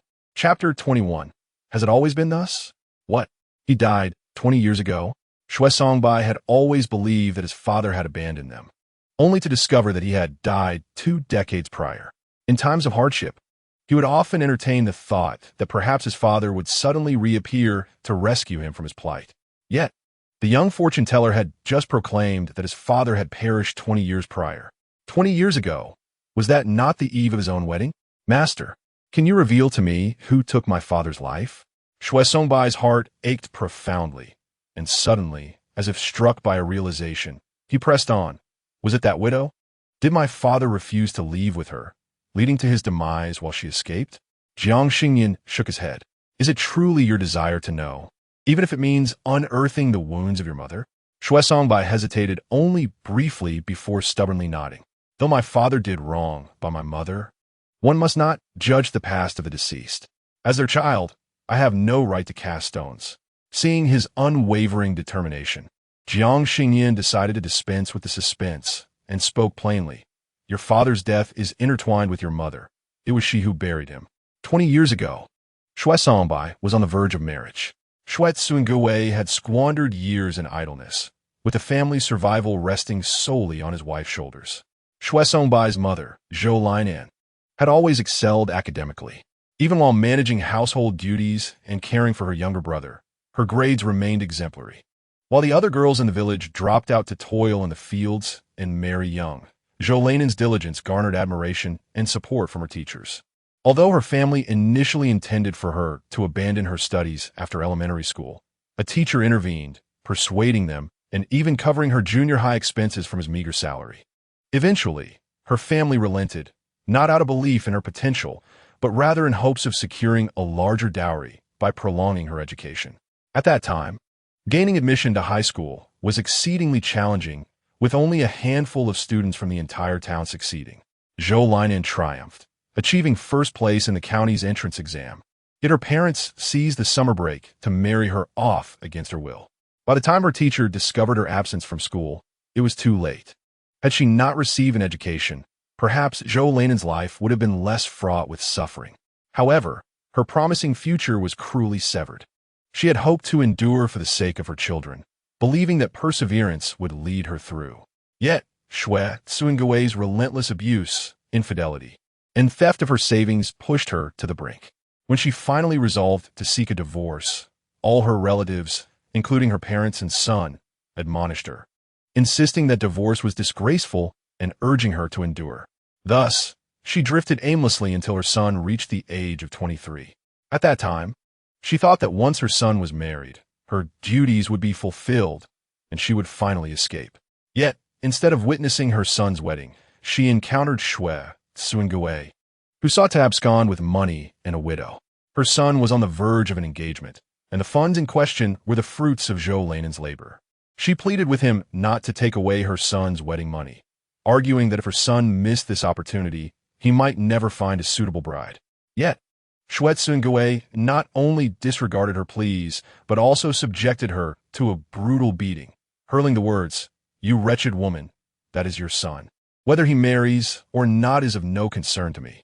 The man, oblivious to the figure of Zhou Lainan sprawled on the ground like a discarded rag, turned his back to her and began counting money, muttering about his plans to rendezvous with his mistress in the county town and return to her hometown. Zhou Lainan gazed at the man she had loathed for over 20 years, her mind consumed with thoughts of how he had ruined her life, vowing that she could not allow him to destroy her son's wedding as well.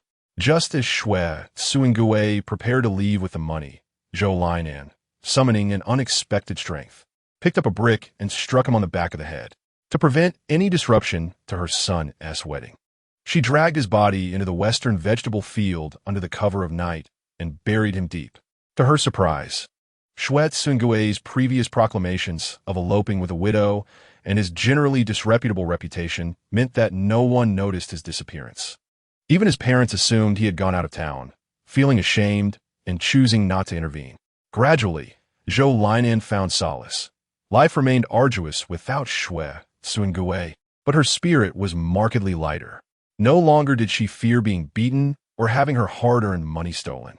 Believing she had a responsibility to provide for his parents in his absence, 20 years passed. Zhou Lainan saw off her in-laws and helped her son raise his child. It was only this year that she succumbed to illness, departing from the world with a single wish for freedom, longing to escape the shackles of the Xue family grave and live for herself after a life of confinement. As Jiang Xingnian recounted Zhou Lainan's life and the circumstances of Xue Tsungui's demise, the mood in the live stream grew somber. Comments flooded in, expressing sorrow for Zhou Lainan's plight and outrage towards the abusive man. One commenter lamented, "This old man truly ruined Aunt Zhou's entire life." Another added, "Can we not wish death upon domestic abusers? They are the most despicable." A third reflected on the tragedy of her life, suggesting that it could have been avoided had her parents not forced her to drop out. Had her son supported her divorce? Or had someone offered her a helping hand? If only there had been an if. The comments predominantly criticized Xue Xingnian, and despite the knowledge of Zhou Linan's actions, it was difficult to cast blame on the unfortunate woman. Xue Songbai, observing the sentiments that suggested the tragedy could have been averted through divorce, murmured, "But divorce is shameful. Everyone has lived through this." Jiang Xingnian chuckled, raising her voice. "Who funded your education? Who earned the money for your wedding? When you were injured on the construction site and ended up in ICU, who borrowed money to ensure you received treatment and never abandoned you?" Xue Songbai felt tears welling in his eyes.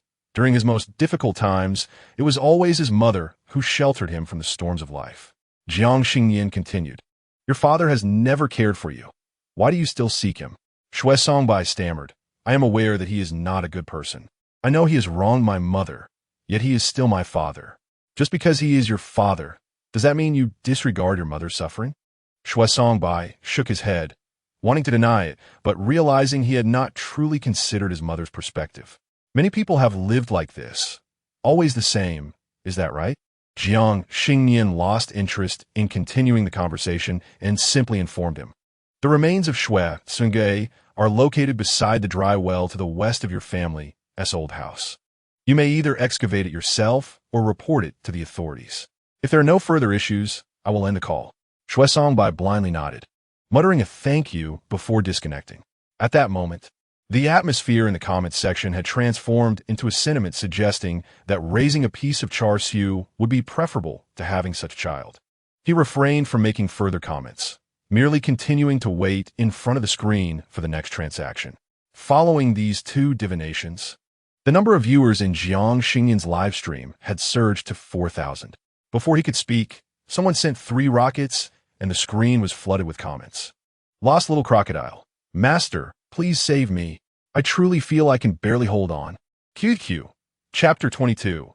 Fishing for Air Forces, but achieving wealth. The user with the ID Lost Little Crocodile appeared to be around 25 or 26 years old, with somewhat dark skin and a large frame, suggesting he should be a vibrant and energetic individual. However, his eyes were sunken, and he bore heavy dark circles. Before uttering a word, he yawned 3 times, clearly exhausted. He sent 3,000 coins and took to the microphone, hastily declaring, "Master, please take a look. Have I attracted something unclean?" Observing his appearance, Jiang Xingnian noted his prominent ears, high nose bridge, and broad forehead, which suggested good fortune. Typically, at his age, one would be full of vitality and not easily entangled by malevolent forces. However, upon examining his aura, Jiang Xingnian discerned that he had indeed been affected by some karmic residue. "You enjoy fishing?" Upon hearing Jiang Xingnian's question, Yu Yang's initial reaction was one of amazement. This could be perceived. Perhaps his hunger was too evident, as new viewers in the live stream began to comment. "Lost little monkey. Crocodile. Your profile is filled with fishing videos. It's obvious you love fishing. Plain and simple. Haha. This is akin to saying I could deduce your father is male. Your mother is female, and your grandfather is also male. Isn't that easy?" The comments suggest the host's predictions are accurate. Surely they aren't all hired actors. You have 3 years of fishing experience, yet you remain empty-handed, correct? When Jiang Xingnian posed his question, Yang felt both impressed and slightly embarrassed. Just then, someone in the comments countered, "Lost little monkey. Ha! I've only watched for 2 minutes and already witnessed the host's blunders. In their works, they catch fish almost every other day, all right?" Without waiting for Jiang Xingnian to respond, Yu Yang, blushing, confessed the truth. The master is actually correct. For 3 years, I have indeed been fishing in vain. As for the fish I posted, those were actually purchased from the market for video purposes," eliciting laughter in the comments section. "First, let us appreciate the vegetables. 3 years of empty-handed fishing. Ha! Isn't that another form of mastery? Rich King, my goodness. 3 years without a catch. It's practically time to bid farewell to the fishing world. It's commendable that little crocodile can persist. Bunny baby, haha. I can't blame little crocodile. If I hadn't caught anything in 3 years, I would surely feel embarrassed and buy fish to showcase on social media." Yu Yang is truly passionate about fishing. Even after 3 years without a catch, he has never contemplated giving up. However, a recent event has kept him from fishing for several days.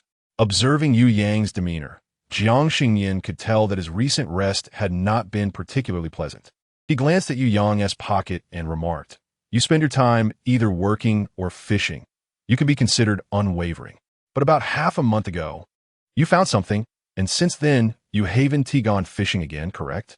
Yu Yang was taken aback, astonished that Jiang Xingnian could deduce such a detail. "Master, you are truly remarkable." Half a month prior, Yu Yang had discovered a fishing paradise through a short video. It was a reservoir located in the suburbs of Haicheng, nestled deep within the mountains and forests, typically devoid of visitors. He had stumbled upon a video showcasing a multitude of large fish, including silver carp, pike, and blackfish, which seemed particularly easy to catch. Without hesitation, he messaged the fellow angler, who generously shared the location with him. It was already 10 in the evening, but in his eagerness to end his streak of failures, Yu Yang drove there without a moment's pause. The nighttime forest was a stark contrast to the daylight ambience. Shrouded in darkness, filled only with the calls of unknown birds and the whisper of the wind, creating an eerie atmosphere. Yet, such fear holds no sway over a devoted angler. Undeterred, Yu Yang encouraged himself and pressed onward toward his destination. Once he found a suitable fishing spot and settled in, he enthusiastically cast his line, embarking on his fishing expedition for the night. Even as mosquitoes relentlessly feasted on him, Yu Yang persevered for 3 hours. Yet the still water remained undisturbed. Despite witnessing fish leaping from the surface, he still caught nothing. By 3 in the morning, feeling utterly drained, he began to pack up his gear, ready to return home. However, as he lowered his gaze, he noticed a green object on the grass, glimmering softly in the moonlight. A spark of excitement surged within him as he reached down to pick up the jade piece. Its clarity and translucence indicated it was of considerable value. Just as he contemplated whether to keep it or turn it in, a flash of gold caught his eye nearby. Bending down, he casually scooped up a piece of gold. He wandered along the riverbank, ultimately collecting 3 additional gold pieces and 672 yuan. The monetary value was inconsequential. The jade and gold were the true treasures. Yu Yang spread the items he had gathered onto the table and said to Jiang Xingnian, "Master, this is everything I found that night. I visited the shop and confirmed the authenticity of the items.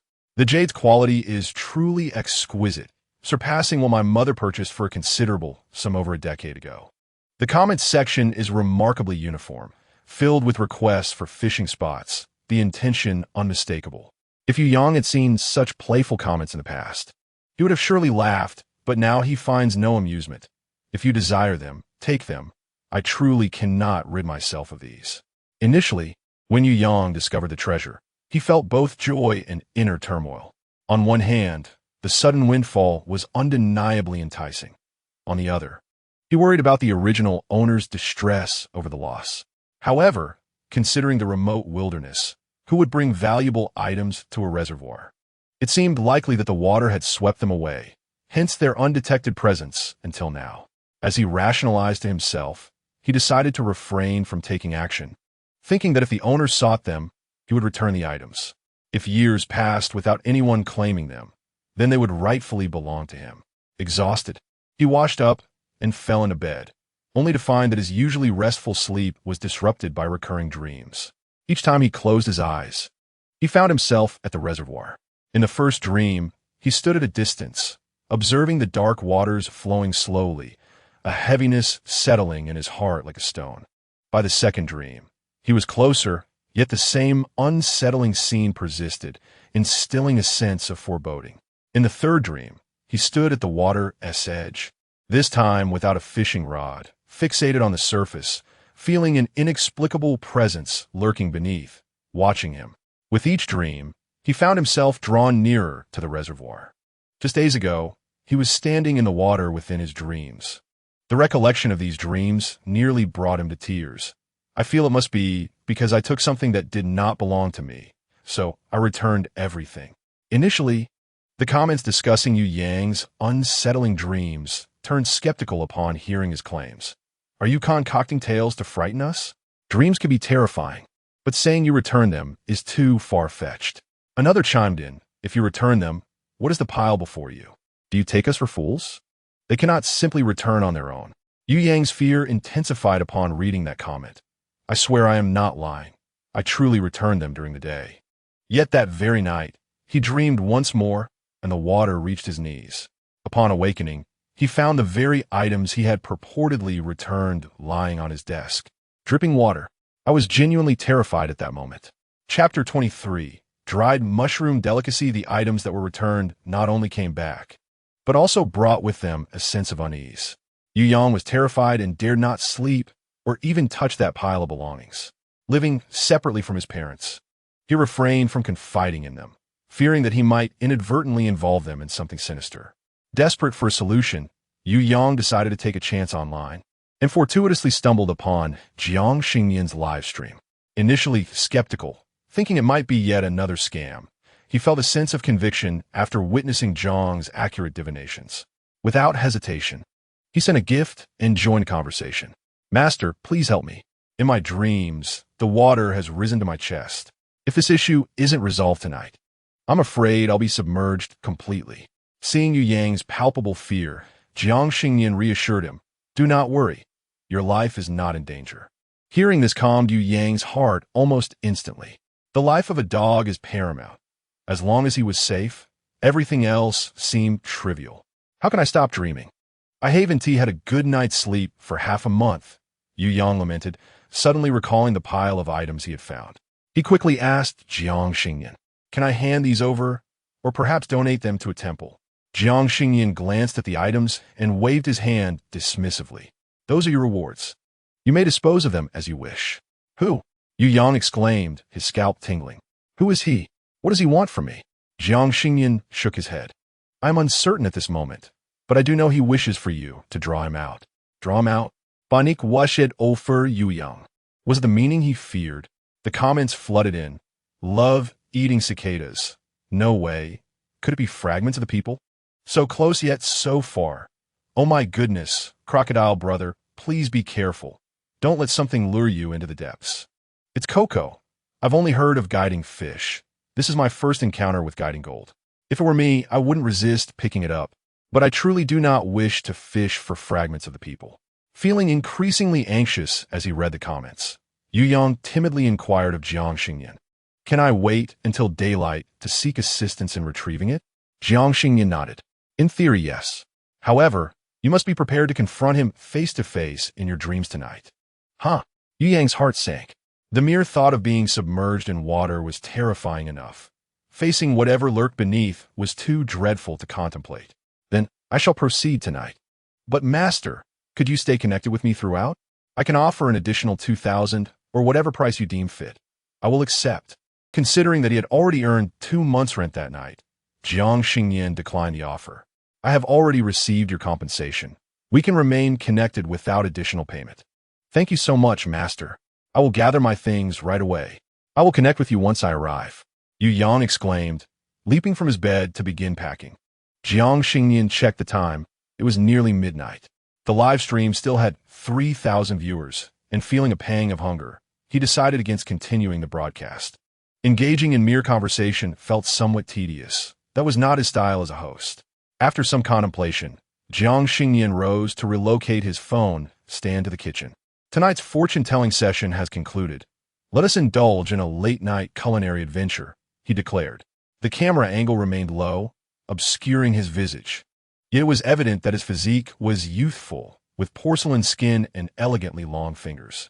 The fortune-telling host seamlessly transformed into a culinary enthusiast. And the viewers in the live stream initially found amusement, but upon witnessing his genuine intent to prepare food with the appearance of fresh king oyster mushrooms, their laughter subsided. With an ample supply of ingredients at his disposal, Jiang Xingnian quickly spotted the plump mushrooms. For his inaugural cooking livestream, he opted for simplicity and decided to prepare dry-fried king oyster mushrooms. He secured the stand to ensure that the camera could clearly capture his culinary process, and thus commenced his gastronomic tutorial. First, he meticulously washed the mushrooms and sliced them into elongated strips. A few dried chili peppers were also cleaned and cut into segments, set aside for later use. Heating oil in a pan, the mushrooms were introduced, sizzling with a delightful crackle.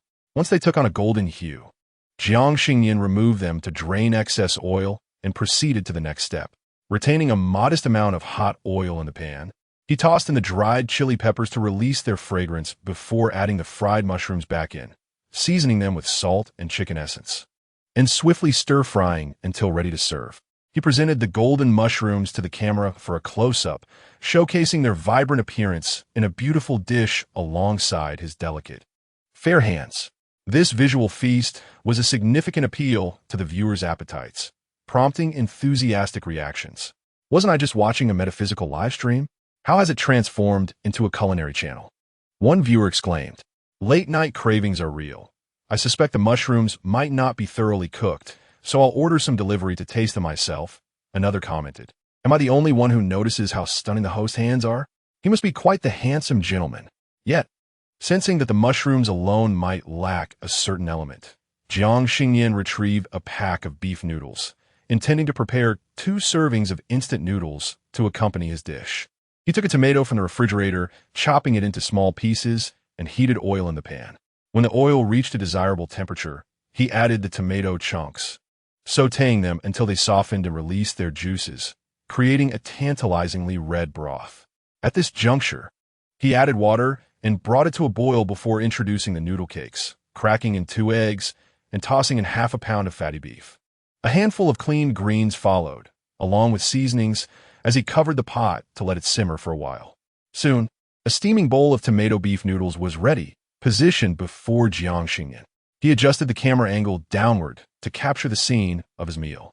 Meanwhile, the viewers, who had tuned in to witness the charming antics of the host, found themselves unexpectedly hungry. Who understands? Watching the host cook is indeed a feast for the eyes. My stomach is grumbling at this late hour, and I have no choice but to prepare a bucket of noodles, one viewer lamented. I too am tempted. I've been watching a live stream, and regrettably, there's no instant noodles at home, so I tossed the leftover fried chicken into the air fryer instead. I'm on a diet. Yet somehow, a plate of pig trotter rice has appeared before me. Feeling an overwhelming sense of guilt, I resolved to indulge in another can of ice-cold cola. Jiang Xingnian was ready, leisurely slurping up his noodles. The rich tomato broth enveloped the noodles, complemented by the tender, fresh beef, creating a delightful balance of sourness and freshness. The warm broth, slightly cooled, slid down comfortably into my stomach, providing immense satisfaction. Although his full face remained hidden, the prominent jawline hinted at his undeniable handsomeness. He consumed his meal in silence, focused intently on his noodles and soup, exuding an aura that inexplicably whetted the appetite of those watching. Even merely observing him eat made it evident that dining could be one of life's simplest and most profound pleasures. Viewers prepared for a late-night snack felt their appetites awaken, while those who had no intention of eating found the wait excruciating. How had I not realized how easily I could become envious? Just watching him devour his meal stirred a protest in my stomach. As they grappled with whether to endure their hunger or order takeout, the clumsy little alligator re-entered the live stream, requesting a connection. Chapter 24. Truly hooking the people. The reservoir, shrouded in darkness, was surrounded by dense foliage, with the calls of unknown birds and the hum of insects weaving together, accentuating the desolation of the surroundings. Yu Yang was genuinely frightened, yet to avoid reliving the sensation of drowning in his dreams, he steeled himself and brought his fishing gear. Upon reaching his previous fishing spot, he prepared everything and promptly requested to connect with Jiang Xingnian. As the video call connected, Yu Yang's comically distressed face filled the screen. "Master, should I start fishing now?" Jiang Xingnian nodded. "Begin." Yu Yang obediently cast his line, inwardly hoping that Jiang Xingnian was mistaken, yet instinctively wielded the sturdy fishing rod. The viewers in the live stream, peering through their screens at the dark, tranquil water, felt as if they were there, even breaking out in a cold sweat on a summer night. Carb-loving pig, I truly admire you anglers. You dare to venture into such terrifying places. Call me Pai Pai. Murderer. Hee hee. I've discovered a perfect spot for disposing of bodies. Nobody ever goes there. Anglers, hee, I found a secluded fishing spot. Nobody ever goes there. Going to the bank for gold bars. Why am I watching a live stream at midnight? I'm both terrified and curious.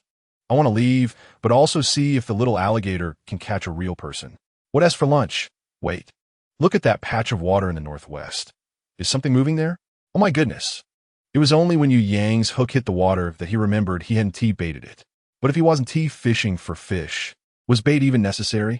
Before he could ponder this, the rod in his hand was suddenly yanked. In the past, such a sensation would have thrilled him, making him eager to announce to the world that he was no longer a novice. However, now, as the rod jerked, he was so startled that he nearly dropped it. Feeling as if it were a hot potato, he wished to throw far away. Pull him up, Jiang Xingnian's voice shattered his hesitation. Perhaps sensing the presence of someone alongside him, even through a screen, provided Yang with a significant boost of courage. He exerted force on the fishing line, initially anticipating a struggle. But to his surprise, he swiftly drew the object from the depths of the water. The night was dense, with the moonlight casting a bright glow upon the surface, illuminating it starkly and stirring a sense of unease within those who beheld it. Not only Yang, but the entire live stream audience was captivated by the sight of the colossal creature gradually emerging from the water. It drifted towards Yang, its form ambiguous, neither distinctly human nor entirely alien, primarily due to its immense size resembling an unknown aquatic monster. Little crocodile, you must flee. Could this be a water monster? I'm truly terrified. Do not add cilantro. This appears to be human, albeit a giant submerged for too long. But I must admit, it is indeed eerie at night. I find myself both frightened and compelled to continue watching. Grandpa loves beautiful women. 666. The script is exceedingly realistic. Even if it's just some shabby stream, it has gained traction. Bingo! Those above are all talk. What script dares to write this way? Just wait and see. As Yang gazed at the object drifting ever closer, he visibly grew more anxious. No one could see it as clearly as he could. The figure floating on the surface was undeniably a corpse.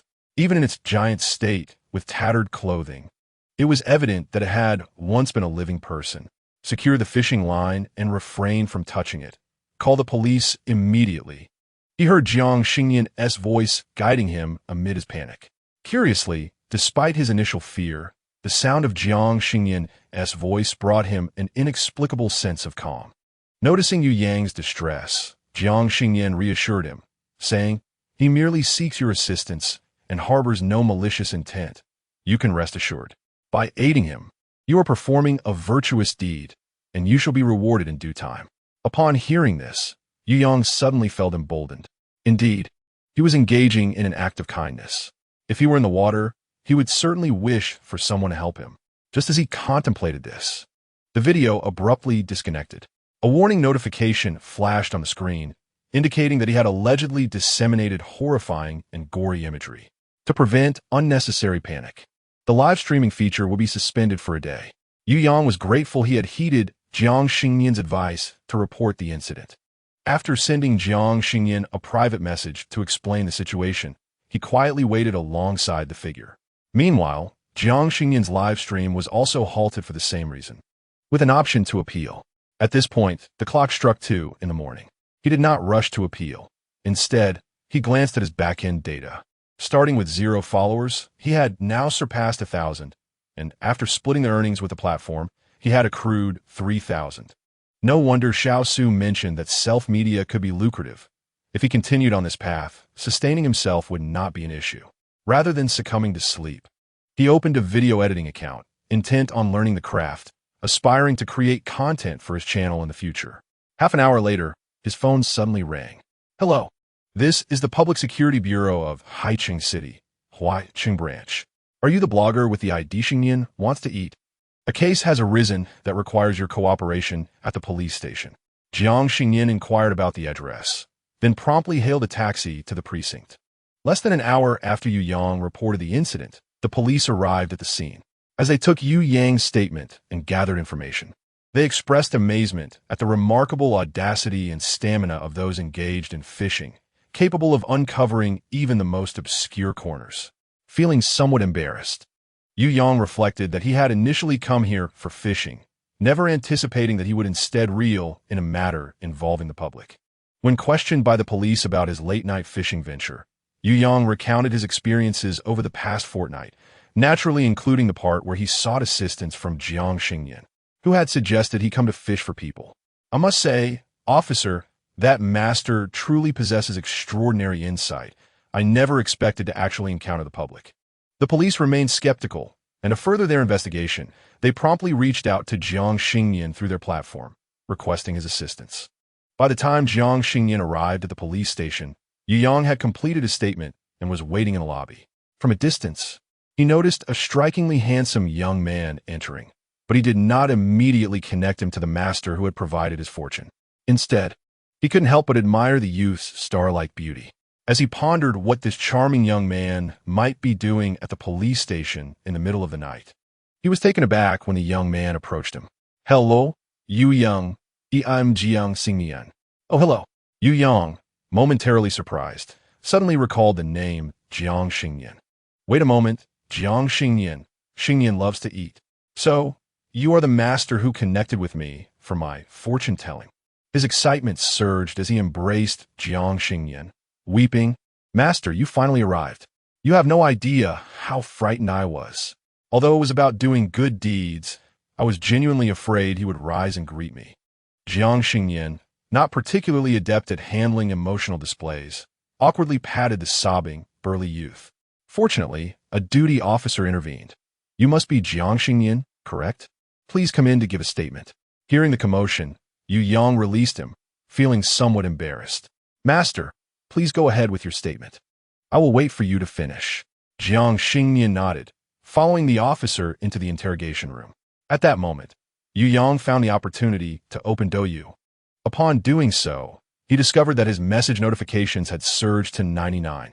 Numerous viewers from his live stream had inquired if he was safe and if everything was all right. Most of the audience were kind-hearted individuals, though a few continued to disparage Jiang Xingnian. "Annie loves beautiful women. I told you it was a script. If it can't be continued, just end the stream. Honestly, a man too afraid to show his face can only fool you foolish fans, haha." Chapter 25. It turns out he is Jiang Xingnian. Yu Yang's admiration for Jiang Xingnian had reached new heights, and while he could tolerate criticism directed at himself, disparaging his idol was utterly unacceptable. Emerging from the police station, he recorded a video of himself, revealing his face. And in response to the commenter, known as Annie Loves Beautiful Women, he stated, "I am currently at the police station, having just completed my statement. If you don't believe me, you can come over. Also, I have met the master in person. He is as handsome as a star." The video created by Yu Yang indicated the location, showing individuals at the Huai City branch. In this era, there are many night owls, and soon, netizens in the livestream room spotted this new footage. One user commented, "The blogger is truly impressive. I believe this is not scripted. Some people are just born contrarians, thinking they're the only ones awake while the rest are intoxicated, when in fact, they are merely foolish contrarians." Another user remarked, "As long as the blogger is safe, the livestream clearly reflects the truth. However, I can't help but wonder, how handsome must one be to look like a star? Could the blogger sneak a photo?" Yet another user quipped, "Does the old man love watching beautiful women?" Still calling out, "Did you not see my brother, Crocodile, tagging you? Otherwise, just give me your address, and I'll come pick you up, so you won't always feel the need to be a contrarian online." After Yu Yang's video was released, the user known as the old man who loves beautiful women promptly deleted his original comment and set his account to private, attempting to feign ignorance. Jiang Xingnian remained oblivious to all this, simply waiting for the police to question him and take his statement. Given the serious nature of the case, even Jiang Xingnian, who had directed Yu Yang to take action in the middle of the night, found himself under suspicion. Before his arrival, the police had already conducted an investigation and discovered that he was the courageous youth who had recently intervened to apprehend a human trafficker. Consequently, everyone's attitude towards Jiang Xingnian was quite amicable, although the necessary procedures still had to be followed. Jiang Xingnian, 18 years old, from Yin City, correct? Two police officers sat before him. The elder, Zhao Jiajia, appeared to be in his 30s, while his apprentice, Qian Rang, was 22 and had recently graduated and been assigned to Huai City. Jiang Xingnian nodded in affirmation. Zhao Jiazhe then inquired, "Do you know the deceased?" Jiang Xingnian shook his head, responding honestly, "I learned of his presence in the reservoir through Yu Yang's video, which scientifically can be explained as a form of quantum mechanics, though I may not be able to elaborate on it succinctly."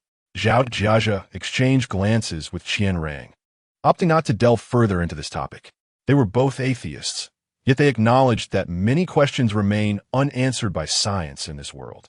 The forensic examination had preliminarily determined that the time of death was approximately 7 days prior. At that time, Jiang Xingnian was still in Yin City and could not have been involved in the crime. After clarifying the general circumstances, Zhao Jiazhe informed Jiang Xingnian that he could leave. "I've heard about your brave actions against a trafficker in Yin City. You truly are courageous. It's a small act, and I believe that anyone else in such a situation would not stand idly by." Zhao Jiazhe nodded, his gaze towards Jiang Xingnian filled with increased admiration. "Do you plan to reside in Haicheng permanently?" Jiang Xingnian replied affirmatively. "Yes, that is the current plan." Zhao Jiazhe then opened a WeChat QR code, inviting Jiang Xingnian to add him as a friend. "I am responsible for public safety in the Huai City area. Should you encounter any issues in the future, feel free to contact me." Jiang Xingnian accepted his goodwill and scanned the code to add him. Seeing this, Qian Rang also chimed in. "May I add you as a friend too?" Zhao Jiazhe cast a light glance in his direction, but said nothing further. Of course, Jiang Xingnian was quite amiable. After adding a friend, he prepared to head home. Just as he stepped outside, Yu Yang, who had been waiting for quite some time, approached him. "Master Jiang, I cannot express how grateful I am for your help this time. May I treat you to a meal?" Before Jiang Xingnian could respond, his phone rang, the caller ID displaying by Chang'an. Jiang Xingnian gestured for Yu Yang to hold on for a moment, took a few steps aside, and answered the call. "Brother Bai, is there something urgent at this hour?" On the other end, Bai Chang'an seemed to have just realized it was not yet 5 o'clock, and, feeling somewhat embarrassed, replied, "I apologize, Xingnian. I'm accustomed to early mornings at the temple. I hope I didn't disturb your slumber." "Not at all. I haven't slept yet," Jiang Xingnian replied. "Youth has its advantages. Staying up late feels effortless." Bai Chang'an initially offered a perfunctory remark before getting to the crux of the matter. "Do you remember I mentioned securing a 1 million yuan contract from the metaphysics website?" Jiang Xingnian certainly recalled, having contemplated how he might inquire about obtaining a Master S certificate. Bai Chang'an continued, "I'll send you the address. Let us tackle this contract together. Once it's completed, I'll split the earnings with you, 50,000 each. What do you say?" Without hesitation, Jiang Xingnian agreed. "Send the address, and I'll head over immediately." The monetary reward was secondary to his curiosity about the nature of the contracts on the metaphysics website. After hanging up, he noticed Yu Yang still waiting and politely declined his invitation to dinner, reminding him to return home and rest. "Master Jiang, I hope I won't have any more dreams," Yu Yang said, a hint of fear lingering in his heart despite understanding the cause and effect. "Your karmic ties have been resolved. You need not fear further dreams," Jiang Xingnian reassured him. Noticing Yu Yang's lingering anxiety, he produced a peach pit from his pocket and handed it to him. "Just place this under your pillow." Yu Yang gingerly accepted the peach pit, feeling both excited and touched. "Is this a talisman for warding off evil, Master? I will treasure it. Thank you so much." Jiang Xingnian waved his hand dismissively, indicating that there was no need for payment. In truth, it was merely the peach pit left over from his meal, lacking any genuine exorcising properties. But it could serve as a psychological comfort. After parting ways with Yu Yang, Jiang Xingnian glanced at the location Bai Chang'an had sent, High Fa Villa District, which appeared to be an affluent area. Without further thought, he opened a ride-hailing app to book an economical ride. Upon arriving at High Fa Villa District, he found Bai Chang'an already waiting at the entrance. Dressed in a robe and sporting a ponytail, he exuded an aura reminiscent of a celestial being. As soon as Bai Chang'an spotted Jiang Xingnian, he approached, guiding him through the entrance of the villa complex. The entire area was expansive, with rumors suggesting the gate alone had cost 80 million yuan. Inside, the buildings were resplendent, featuring European architectural styles, with sculptures and greenery crafted by designers. Clearly a gathering place for the wealthy. The ability to construct such expansive European-style forest villas in High City, a place where every inch of land is precious, speaks volumes of the developer's prowess. Those fortunate enough to reside in this villa district undoubtedly hail from affluent backgrounds. By Chang'an guided Jiang Xingnian through the corridor towards the inner villa area, elaborating on the current assignment.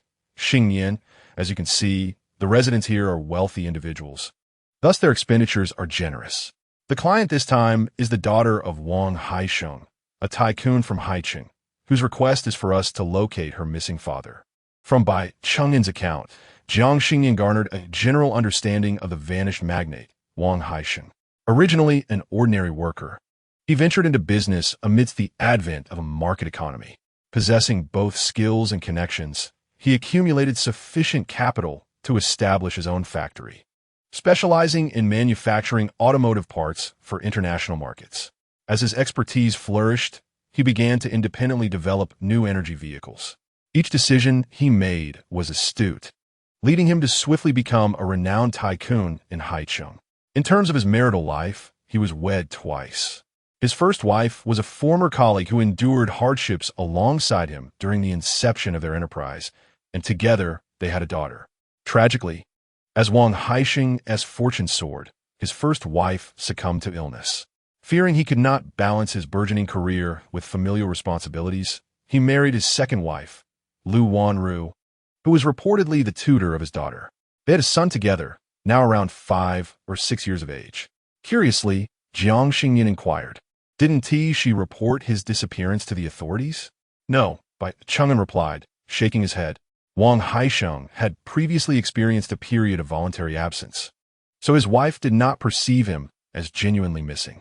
Jiang Xingnian further asked, "How long has he been missing?" "Approximately 7 to 8 days. He has been out of contact since last week." As they conversed, they arrived at the Wang residence, where the door was opened not by a maid, but by Wang Haisheng's daughter, Wang Yu. At that moment, 2 individuals stood in the main hall. One, a middle-aged Taoist priest, and the other, a man who claimed to be a spirit medium. With Bai Cheng'an and Jiang Xingnian, they formed a trio of distinct factions. Wang Yu glanced at the assembled group, visibly fatigued, and stated, "My father sent me his last message 8 days ago," after which he disappeared. He is an outdoor sports enthusiast and has previously gone missing during such excursions. All I wish to know is his whereabouts and whether he is safe. This is simple. The middle-aged Taoist priest responded first, requesting Wang Haisheng's birth date and time, instructing his apprentice outside to prepare an altar for divination. "Just give me 10 minutes, and I shall ascertain your father's location."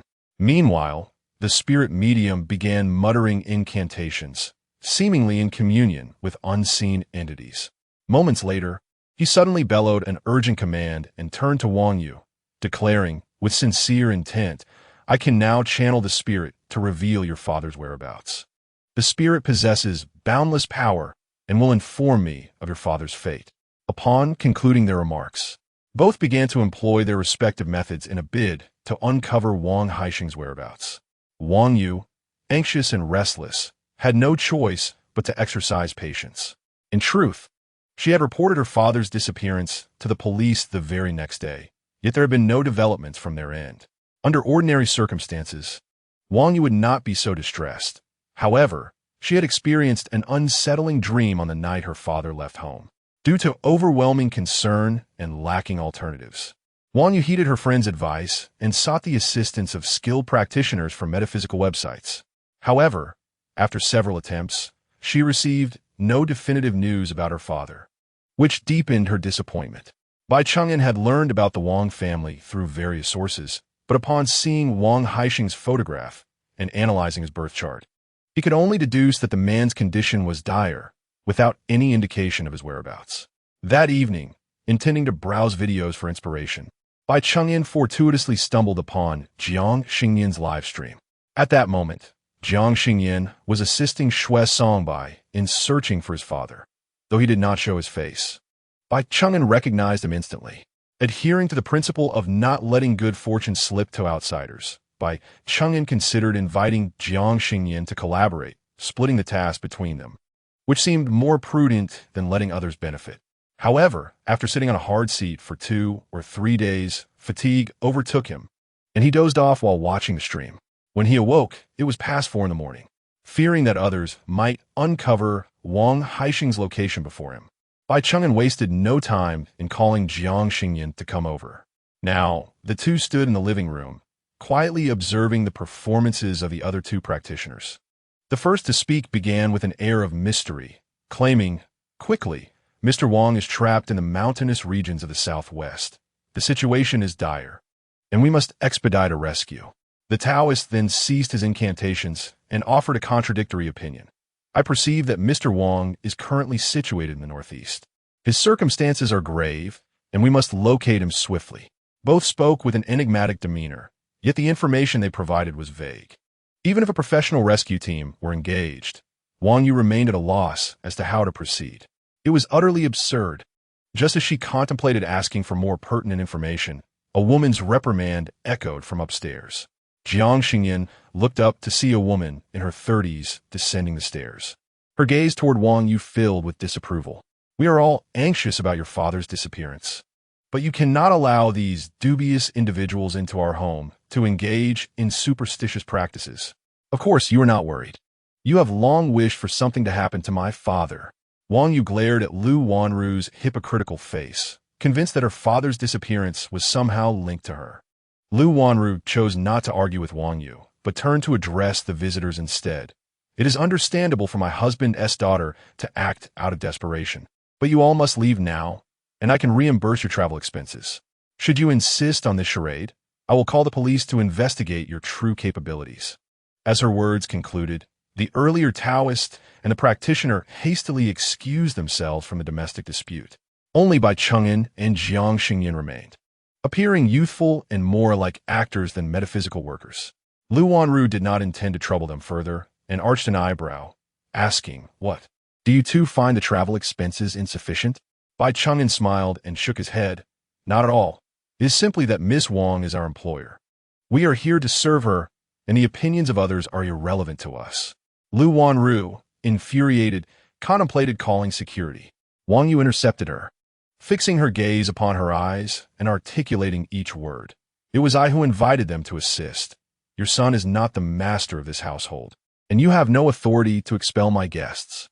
"Very well." Lu Wanru responded with a bitter smile, retreating to the living room sofa, gesturing for them to continue, eager to witness their true capabilities. Wang Yu felt a surge of anger towards this woman, always believing she had unwittingly invited a wolf into her home. At that time, her mother had just passed away, and Lu Wanru, freshly graduated from university, had taken on the role of her tutor. Dressed modestly, she had appeared as a caring elder sister, offering guidance and companionship. In her teenage years, Wang Yu had genuinely regarded her as a sister, touched by the existence of such a gentle soul. However, it was not long before Lu Wanru became entwined with her intoxicated father, eventually assuming the role of her stepmother. She always treated her father with tenderness in public, yet behind closed doors, she engaged in various forms of exclusion. During Wang Yu's rebellious adolescence, she harbored resentment towards her father for betraying her mother, while simultaneously feeling sorrow over her father's naivety in trusting Lu Wanru's deceitful machinations. Consequently, the bond between Wang Yu and her father grew increasingly tenuous. As Lu Wanru bore a son, Wang Yu felt even more like an outsider in what seemed to be a happy family of 3. However, as time passed, her relationship with her father began to thaw. Wang Yu had once hoped for her father's presence at her coming-of-age ceremony, yet just 2 days before her birthday, he messaged her about an outdoor rock climbing event. After that, he vanished without a trace. In despair, Wang Yu contacted search and rescue teams, scouring the nearby mountains, yet to no avail. The memory of a troubling dream she had haunted her, causing her heart to ache. As tears welled up in her eyes, a delicate hand extended a tissue towards her. Wang Yu looked up, meeting the gaze of Jiang Xingnian, whose beautiful eyes reflected sympathy. Sighing, Jiang Xingnian said, "I can inform you of your father's whereabouts, but you must prepare yourself mentally first." Chapter 27. Coincidence unravels from the very first glance at Wang Yu. Jiang Xingnian felt an inexplicable sense of familiarity. After discerning her father's fate, he could not help but marvel at the twists of fate that life orchestrates. "Prepare yourself mentally," Wang Yu whispered to herself, as an overwhelming sense of dread enveloped her heart. Although Bai Chengyan had mentioned last night that her father was not in good condition, he had been unable to ascertain the specifics of her father's situation. Throughout history, a lack of news has often been the best news, and Wang Yu had comforted herself with this notion. Yet, now this young man asserted with conviction that he knew her father's whereabouts and insisted she brace herself. Her heart tightened, but she endeavored to steady her emotions, nodding at Jiang Xingnian. "Please speak plainly. I can handle it." Jiang Xingnian seemingly glanced at Lu Wanru, who appeared composed, but whose hand trembled slightly as she lifted her teacup. Returning his gaze to Wang Yu, Jiang Xingnian said, "Someone discovered a male corpse at the abandoned reservoir in Huaiqing early this morning." Upon hearing this, Wang Yu instinctively recoiled a few steps, her heart already anticipating the answer. Yet she clung to hope and asked, "Was that body my father?" Jiang Xingnian nodded. "Indeed, my condolences."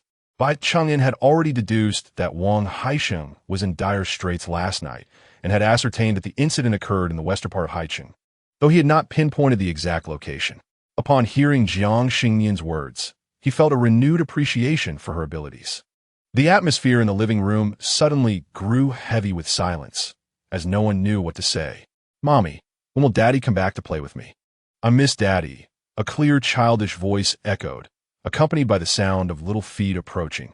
Soon, a 5.5-year-old boy rushed down from upstairs like a cannonball, leaping into Lu Wanru's embrace. Bai Chengyan noticed Jiang Xingnian observing the boy and leaned closer, whispering, "This is Wang Haisheng's youngest son, named Wang Lele." The little boy was chubby and adorable, resembling his mother more than his father, making him and his older sister Wang Yu appear distinctly different. Wang Lele, with a pout, expressed his desire to find his father, only to then notice two unfamiliar faces in the living room. Seeing Wang Yu's red eyes, he assumed that Jiang Xingnian and Bai Chengyan were bullying his sister. He rushed to her side, arms outstretched, glaring at the two like a vigilant little eagle. "Who are you? Why are you in my home?"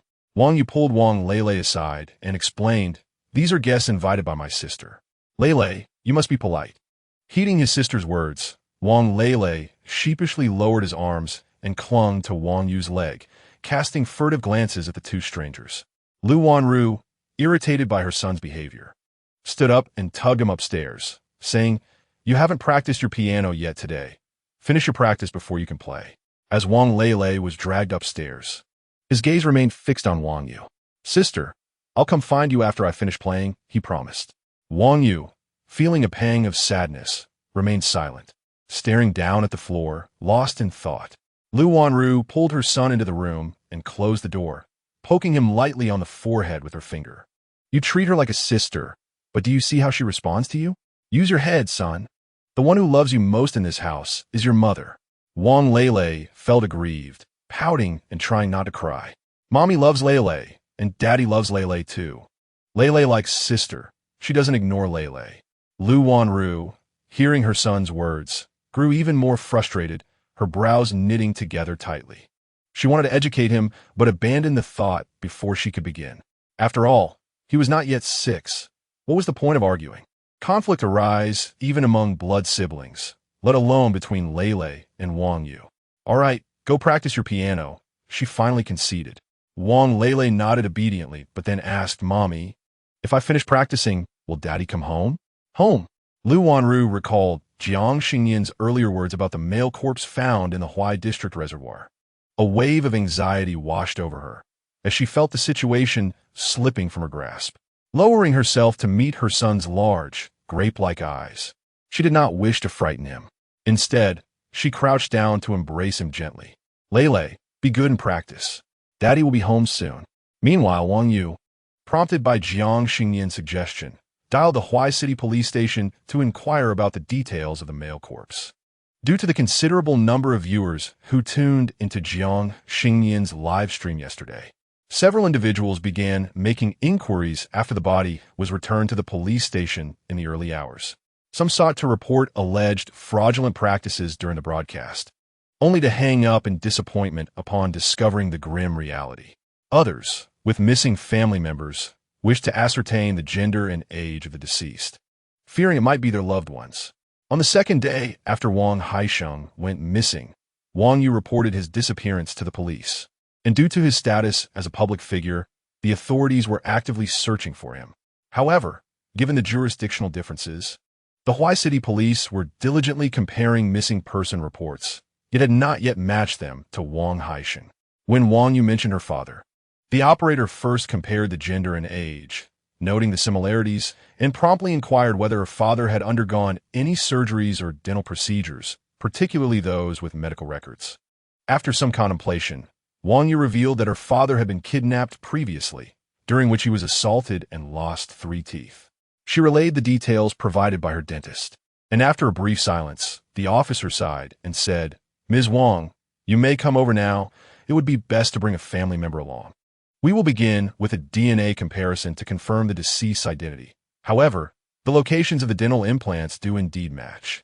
Accompanied by Jiang Xingnian and by Cheng'an, Wang Yu left her home in a daze and made her way to the police station. Zhao Jiazi was taken aback to see Jiang Xingnian again that morning, just after having seen him off at dawn. Glancing at the 2 individuals beside him, Zhao Jiazi couldn't help but express his curiosity. "Xiao Jiang, why are you back?" "Good morning, Officer Zhao." Jiang Xingnian greeted him before gesturing towards Wang Yu, explaining, "This is Wang Yu. Her father, Wang Haisheng, has been missing for 8 days." Zhao Jiazi instantly grasped the gravity of the situation, and his gaze towards Wang Yu softened with a hint of sympathy. "Please come with me." The clothing of the corpse was tattered, yet could still be faintly recognized as the same attire Wang Haisheng wore prior to his disappearance. Having been submerged in water for 5 days, the body emitted a stench unbearable to most. The sight of the remains was truly harrowing. Wang Yu had encountered it online before and had anticipated feeling fear upon seeing her father's body. However, the overwhelming tide of sorrow that engulfed her was profound. She could not help but reminisce about her childhood, recalling how her father had once hoisted her onto his shoulders. She also remembered him pointing to an unfinished site and declaring it would one day be her inheritance. As her memories unfolded, they entwined with images of her father remarrying and their subsequent interactions. The youthful, spirited, and yet sometimes reticent figure of her father flickered through her mind, causing tears to stream uncontrollably down Wang Yu's cheeks as her heart ached immensely. Though Jiang Xingnian had lived a long life, he might not fully comprehend the intricacies of human emotions, yet he understood the sorrow that accompanies the loss of familial bonds. He gently patted Wang Yu's shoulder in silent consolation. After weeping for a considerable time, Wang Yu mustered the strength to stifle her sobs and inquired of Zhao Jiazi. "Officer Zhao, what was the cause of my father's death?" Zhao Jiazi sighed. "Following the coroner's examination, the preliminary suspicion is accidental drowning." "That cannot be." Wang Yu's eyes were a vivid crimson as she vigorously shook her head in denial, asserting that her father could never have ventured to the water's edge alone, let alone into the water. Chapter 28. He is my father's assistant.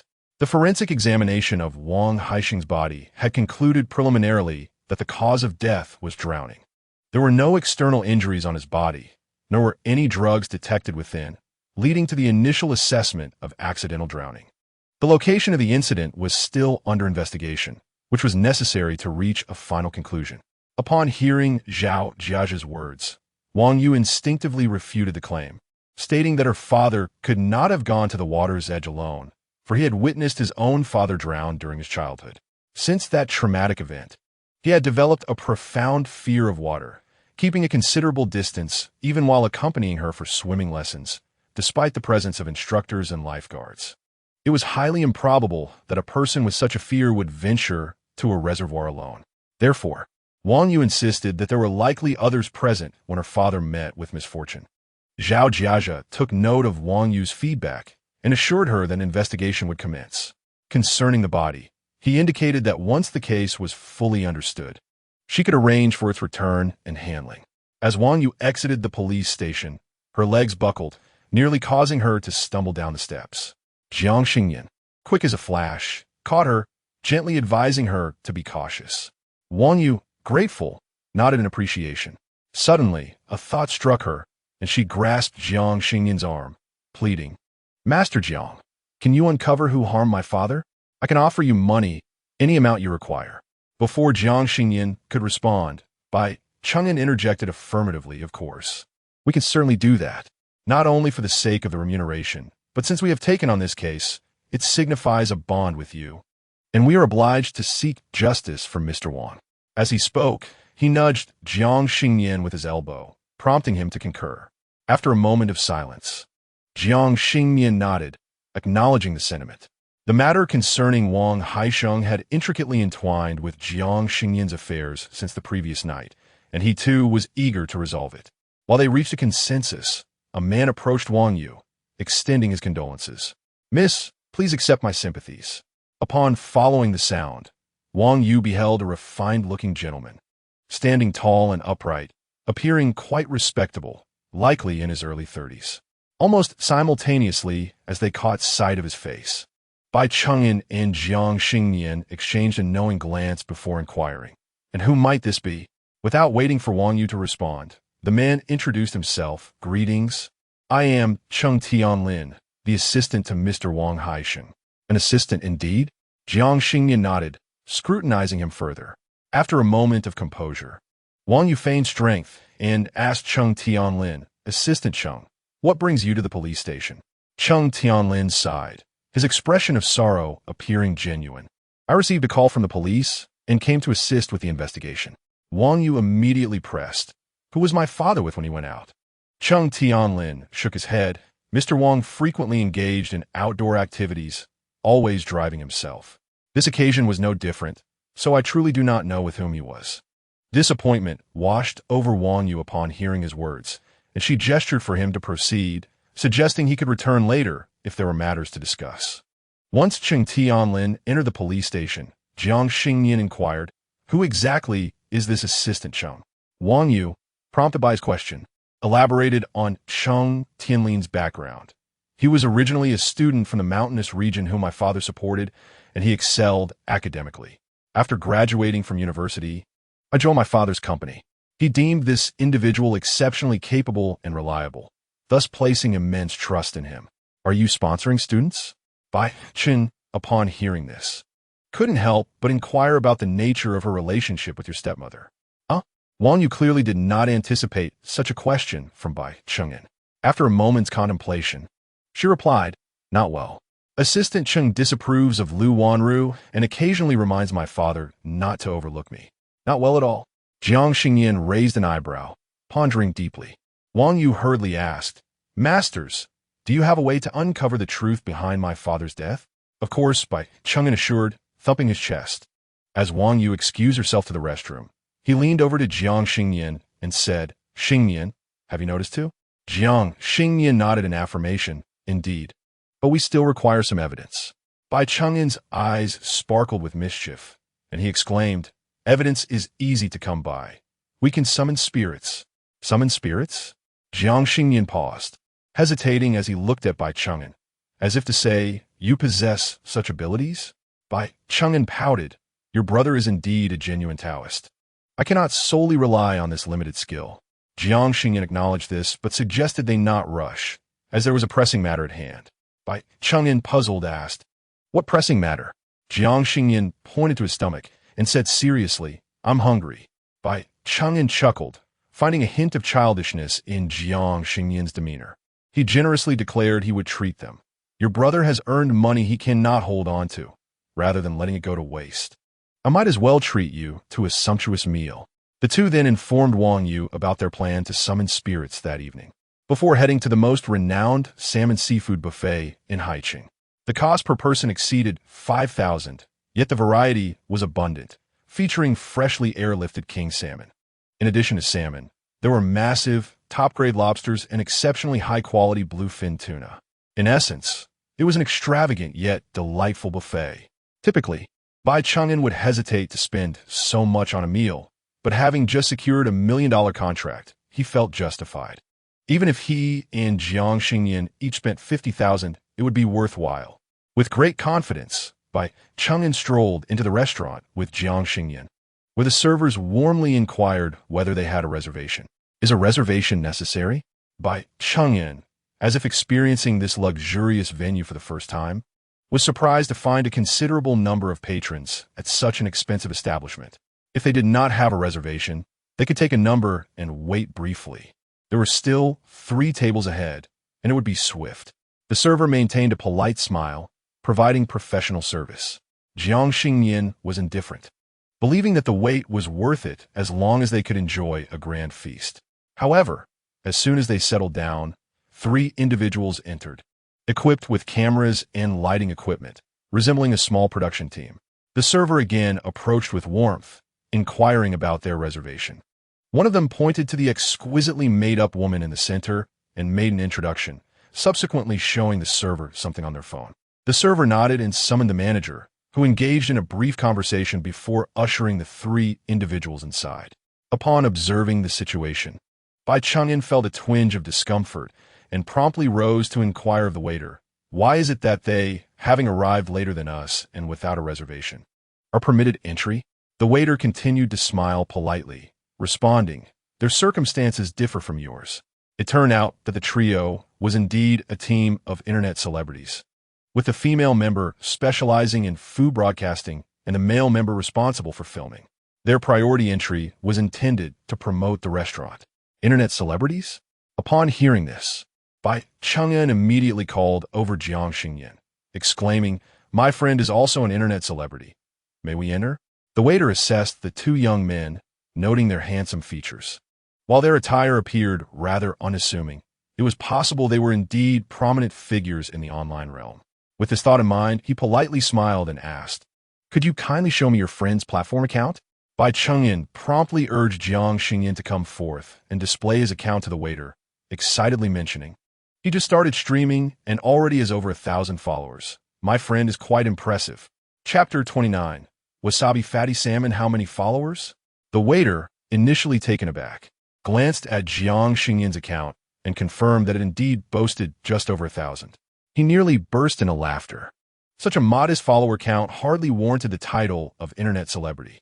Given their striking looks, he had expected them to have at least several 100,000 followers. However, with merely 1,000, it was truly laughable. Suppressing the urge to scoff, the waiter patiently explained, "Sir, a follower count of over 1,000 may not meet our collaboration criteria. Take the lady I mentioned earlier. She has 5 million followers across all platforms, with 3 million solely on Douyu. Moreover, she merely sought a bit of convenience while covering her own bill." Bai Chang'an was left speechless, feeling as though they were being treated as if they sought handouts. Jiang Xingnian tugged at his arm, signaling for him to return to his seat. "It's all right, Bai Ge. Just wait a moment." Although Bai Chang'an sensed a disparity in treatment, he recognized that the rules were established by others, and feeling uncomfortable would only burden himself. Thankfully, he had not eaten since the previous night, and he resolved to indulge in the meal ahead. Jiang Xingnian's eyes brightened at this thought. He could certainly eat. Though 3 tables may seem a short duration, the waiter soon returned with a smile, inviting them inside. The seating arrangement was fortuitously adjacent to the previously mentioned internet celebrities. At that moment, neither Jiang Xingnian nor Bai Chang'an paid heed to the presence of internet personalities. Their focus was solely on the feast before them. Fresh king salmon, with its rich fat lines, looked delectable. Grab it. Premium deep-sea lobster, with its vibrant red shell and substantial form. Take it. Newly sliced bluefin tuna. Without hesitation, take it. In no time, their table was overflowing with an abundance of food. As Bai Chang'an prepared to dig in, he casually remarked, "Xingnian, weren't you planning to start a food broadcasting account?" "All right," Jiang Xingnian replied, diligently retrieving his phone and the stand from his bag. He sought out a suitable position and began his live stream. Fortunately, he had only been banned for a few hours. Otherwise, appealing the decision would have been quite troublesome. No sooner had he begun the stream than dozens of viewers flooded into the chat room. "Running snail? Wow. Streamer, you finally went live. I thought something happened to you." "Not really. It's good to have you back. Sob, sob, sob. What bicycle do you want? What happened with that fishing story? Is it the people, or merely fragments of the populace, or perhaps an overreaction?" Oh, dear host, could you kindly respond? If I am not mistaken, is this the renowned restaurant Wang Hai, where the average expenditure is 5,000? My goodness, host, you are indulging in exquisite meals without us. Jiang Xingnian did not mention the restaurant's name, instead showcasing a plate brimming with salmon. He then proceeded to prepare a dipping sauce using wasabi, a hint of lemon, and a special seafood soy sauce. This was a technique he had encountered during a previous car ride, and he was pleasantly surprised at how quickly he could put it into practice. Without unnecessary chatter, he began his culinary journey with deliberate slowness. The rich, succulent salmon, dipped in a wasabi soy sauce, became even more delectable. The thick layer of premium fat rendered it indulgent, yet not overwhelming. This was Jiang Xingnian's first experience of enjoying sashimi to such an extent, as he devoured plate after plate without a hint of stopping. When the grilled tomahawk steak was served, sizzling and oozing with juices, viewers suddenly felt an insatiable hunger. "Oh, my host, that steak looks divine. Please, let me have a taste. Your meal looks so appetizing, host." I wasn't even hungry, but I couldn't resist ordering takeout. "Is there any salmon left? Please save some soy sauce for my rice." Wait a moment. Is that person behind you, Moo, who loves to eat? I adore watching her videos while dining. It really seems to be Moo. I love her too. She may be petite, but her appetite is enormous. What a perfect dining companion. Hold on. Is Moo genuinely eating, or is it staged? Huh, I told you she was faking it. I was berated by her die-hard fans before. Now, it seems I have been vindicated. Engrossed in his culinary broadcast, Jiang Xingnian was oblivious to the barrage of comments, unaware that many viewers had entered merely to debunk the so-called influencer staged eating. Meanwhile, Moo was behind him, reciting lines for her video, occasionally redoing takes if she was dissatisfied. Dear viewers, I am utterly enamored with salmon. Previously, I would buy several pounds at home, yet it was never enough. Today, I can finally experience salmon freedom. Moo exclaimed, taking a large bite of salmon, her face radiating joy as if she had just tasted her favorite dish. However, once the recording paused, she discreetly spat the food aside, resuming her act of continuous eating once the camera was rolling again. After completing a plate, she had inevitably wasted some food. The manager approached, attempting to persuade them not to waste food, to which they replied that they had not discarded much and were, after all, providing free publicity for the restaurant. The implication was clear. They prefer to be left undisturbed in their work. The manager's expression shifted, and recognizing their substantial follower count, he chose not to press further. Xingnian also took note of the situation, observing the so-called influencer waste food for fame, and could not help but remark, carelessly wasting food for notoriety will undoubtedly lead to repercussions. Meanwhile, in the live stream, some viewers had already started recording the video, intending to expose the facade. On one hand, Jiang Xingnian's meals are truly delectable. On the other, Moo has garnered a considerable reputation as an online food broadcaster. This has led to a steady increase in the number of viewers in Jiang Xingnian's livestream, peaking at 8,000. Gifts are continuously being sent, with some viewers urging Jiang Xingnian to transform into a food debunking host, ideally directing the camera towards Moo's face. Meanwhile, Moo's team had concluded their recording and shot a disdainful glance at Jiang Xingnian as they passed by.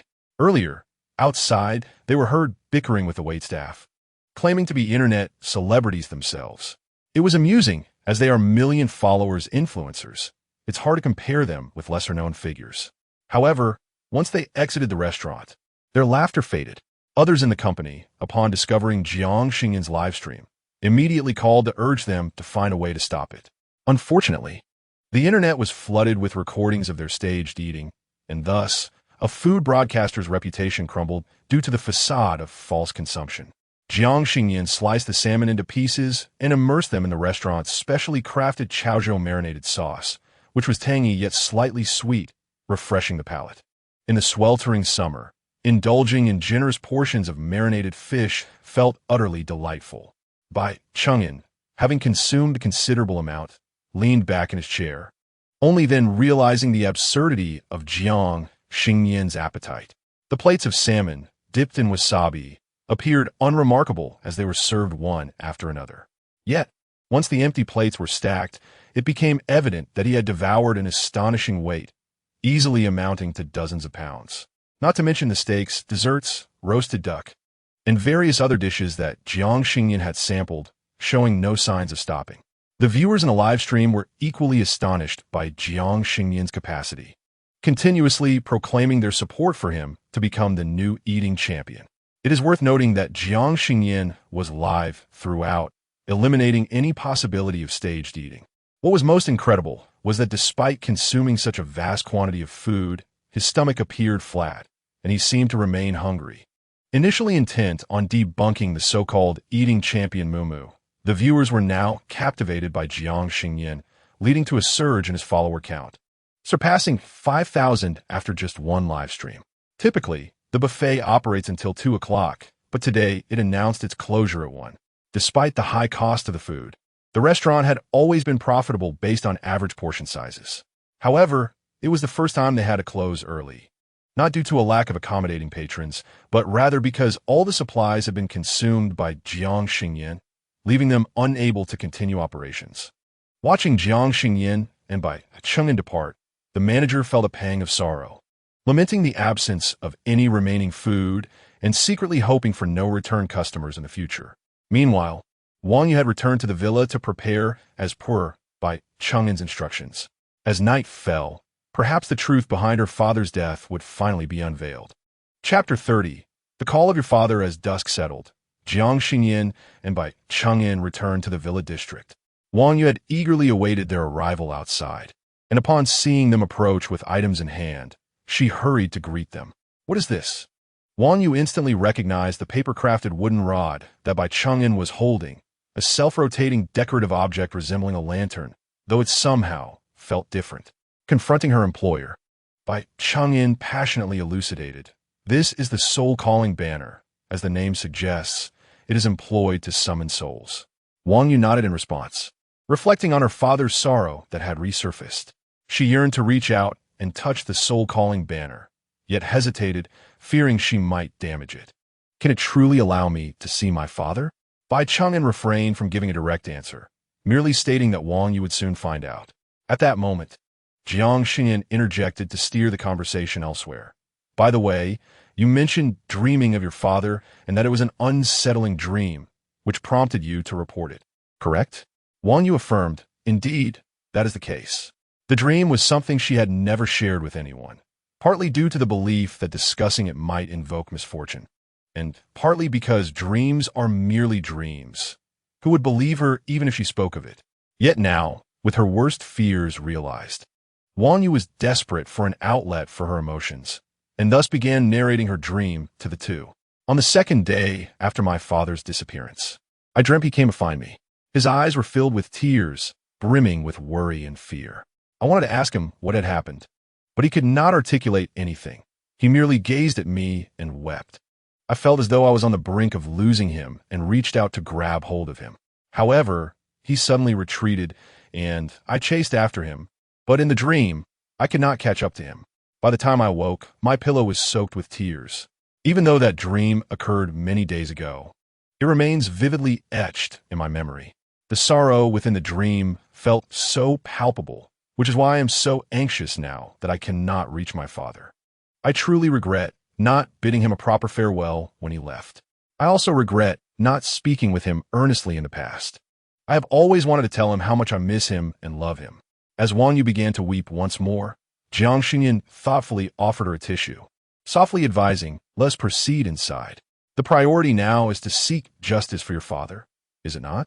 Upon hearing this, Wang Yu instantly regained her composure, nodding resolutely as she led them toward the villa. Just before entering, Jiang Xingnian inadvertently glanced up at the sky, which appeared heavy and damp, as if foreboding an impending storm. Earlier that morning, Lu Wanru had donned a delicate pink dress, but now she had changed into a stark white attire. Upon witnessing Wang Yu ushering people inside, she could not help but scold. "Why have you brought these two calamities here again? Ever since they arrived? Your father has faced troubles. How can you still associate with them? Do you have no conscience?"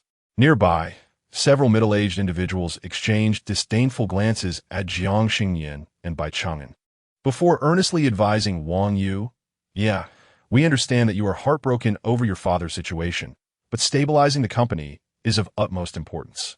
You know that Haixing Group is your father's lifelong endeavor. You wouldn't want the company to falter after his passing, would you?"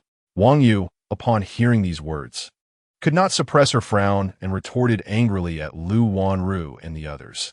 "It was you who summoned them, wasn't it? The investigation into my father's affairs is not yet concluded, and you are already clamoring for control of the company. Lu Wanru, do you truly have no sense of morality?" "Huh, morality?" Lu Wanru stifled the urge to roll her eyes and endeavored to suppress her inclination to retort, advising Wang Yu, "Haisheng is my husband, the father of my son. No one wishes for his health and safety more than I do. Yet, the events have transpired." As she spoke, tears streamed down her face, her expression revealing profound sorrow. "All I desire is for your father to embark on his journey with peace, to safeguard the company he left behind, to raise your younger brother, and to see you wed. Thus, when I reunite with Haisheng after a century, I can at least feel I have honored him." It was evident that Lu Wanru's tears were reminiscent of rain-soaked pear blossoms, evoking sympathy. The company's elders, witnessing her distress, could not help but offer comfort, feeling that such a young widow with a small child was indeed pitiable. However, amidst this sorrowful atmosphere, an unexpected voice shattered the somber mood. "You need not wait a century. I can have you meet your husband right now," Bai Chang'in declared, twirling his spirit-calling banner. Despite the tightly shut doors and windows, a chilling breeze inexplicably swept through the room. Lu Wanru was momentarily stunned, forgetting her tears entirely. Such nonsense! Someone immediately reprimanded Bai Chang'in. It was Li Chongqing, the vice-chairman of the company. "Where did you find this charlatan? Hurry and expel him." Wang Yu instinctively sought to defend them, but Jiang Xingnian interjected first. "This friend of mine is a direct descendant of Qingqing Mountain. Besides fortune-telling and spirit summoning, he possesses a smattering of curse techniques." He cast a deliberate glance at Li Chongqing, fearing he might not comprehend, and added, cursing in layman's terms. "Would you like to learn more, uncle?" When Bai Chang'in stood silently, he exuded an ethereal aura, coupled with a self-rotating, spirit-calling banner in his hand. Li Chongqing instinctively swallowed hard. Although he maintained a facade of superiority, his demeanor softened considerably. "Since you claim you can summon the chairman's spirit, then by all means, give a try." He spoke as if no one desired to see the chairman again. Bai Chang'in wished to give Jiang Xingnian a thumbs up, but remained unfazed by Li Chongqing's attitude, merely inquiring, "Are we still waiting for others? Shall we commence now?" Lu Wanru was genuinely vexed by the two young men. Despite their good looks, their actions were quite irksome. Impatiently, she remarked, "Lele is still young, and I doubt Haisheng will want to frighten him. So go ahead." Jiang Xingnian shook his head, surveying the surroundings. "Where is Assistant Cheng? This is a family matter, unrelated to him." Lu Wanru abruptly raised her voice, seemingly harboring disdain for Assistant Cheng, and added, "If you're going to start, do it quickly, or I shall call security." Jiang Xingnian exchanged a glance with Bai Chang'in, signaling him to proceed. Bai Chang'in then stepped forward, holding the spirit-calling banner, and circled 3 times in the living room, reciting incantations. "Heaven and earth, yin and yang, all living beings, I heed the teachings of my ancestors, beseeching the spirit of Wang Haisheng to return. With this talisman as proof, and this banner as a guide, I summon the spirit here, manifest swiftly, urgently as commanded." As he chanted, he retrieved a yellow talisman from his bosom, and upon completing the incantation, the talisman spontaneously ignited, turning to ash. At that moment, a thunderous clap reverberated through the villa, as if the heavens themselves had awakened. A sudden gust of wind swept through the room, gentle yet palpable, brushing against the cheeks of every individual present. Strangely, the once bright light of the living room dimmed slightly, as if responding to an unseen force. In the midst of these peculiar occurrences, Bai Chang'in stood motionless, his back turned to the crowd, exuding an unsettling aura. Wang Yu, filled with concern for him, inquired anxiously of Jiang Xingnian, "What is happening to Taoist Bai? Is he in trouble?" Jiang Xingnian, however, remained unfazed, responding in a calm tone, "It's nothing serious, merely that your father has taken control of by Taoist despoti. Everyone, including Wang Yu, was momentarily taken aback, slowly realizing that it was Wang Haisheng who had possessed by Taoist. At that moment, Bai Chengyan stood with his back to them, rendering his expression unreadable and the identity of the person standing there a mystery. Wang Yu took a few cautious steps forward, tentatively asking, "Dad, is that you?" Upon hearing her voice, Bai Chengyan suddenly reacted. Curiously, before the soul summoning, he had appeared light and agile, embodying the vitality of youth.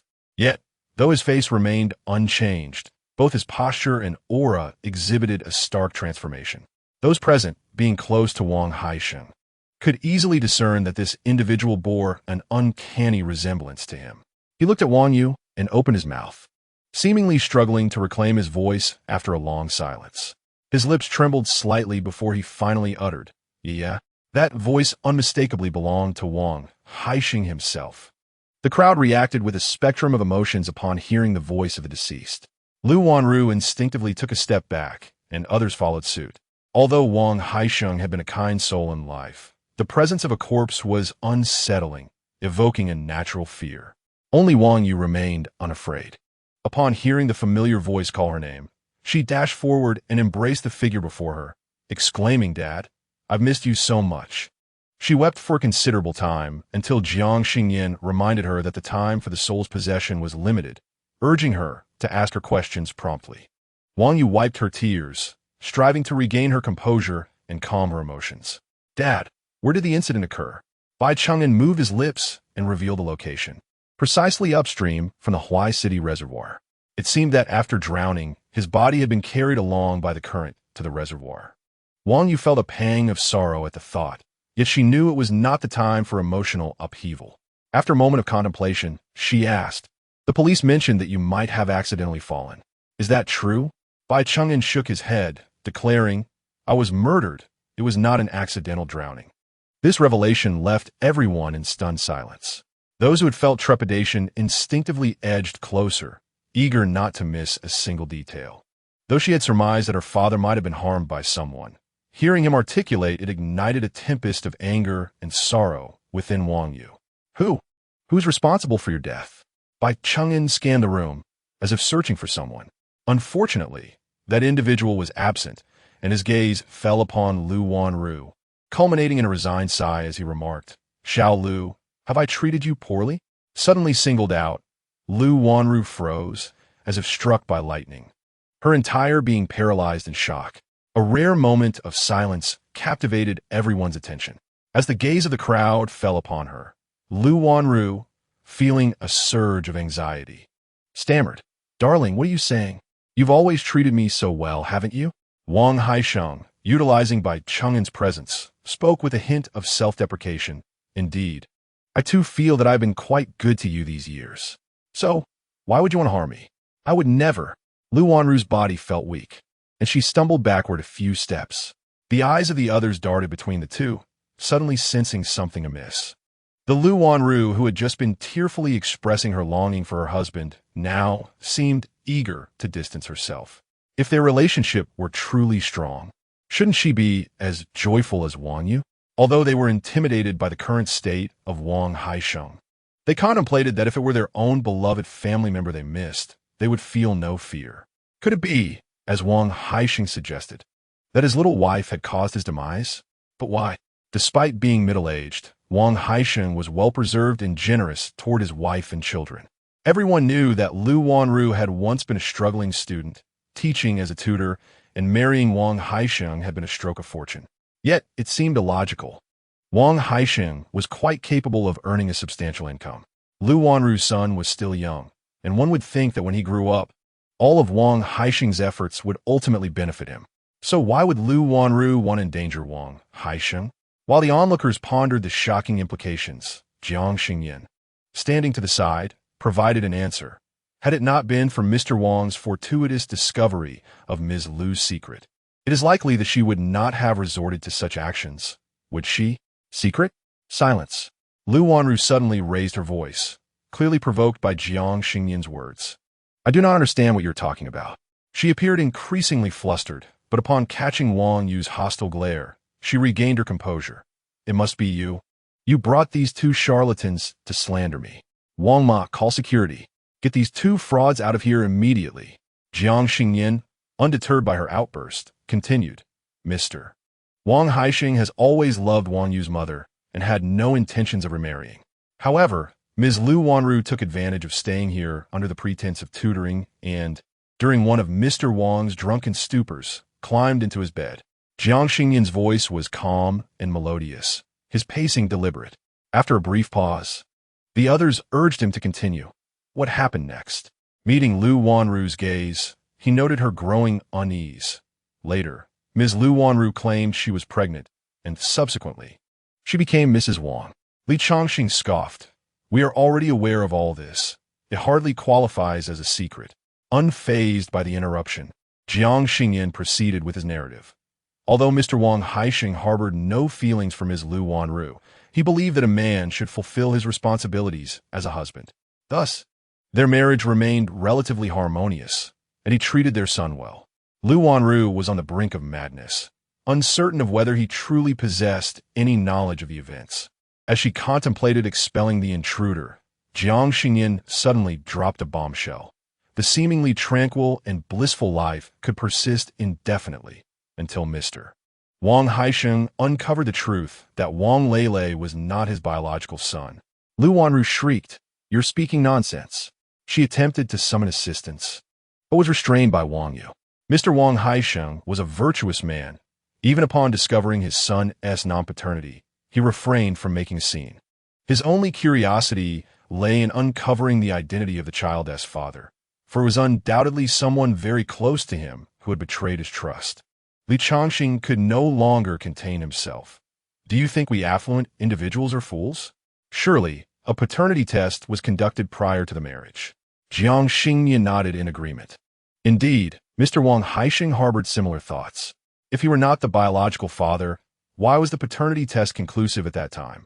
Wang Yu felt as though a haze enveloped her mind. The answer was glaringly apparent, yet she could not grasp it. At that moment, Mr. Wang Haixing spoke again. I have always regarded Cheng Tianlin as half a child of mine. My decision to support his education stemmed from recognizing his tenacity, reminiscent of my younger self. When he sought an internship at my company, I willingly agreed, believing I had treated him fairly with generous compensation and benefits.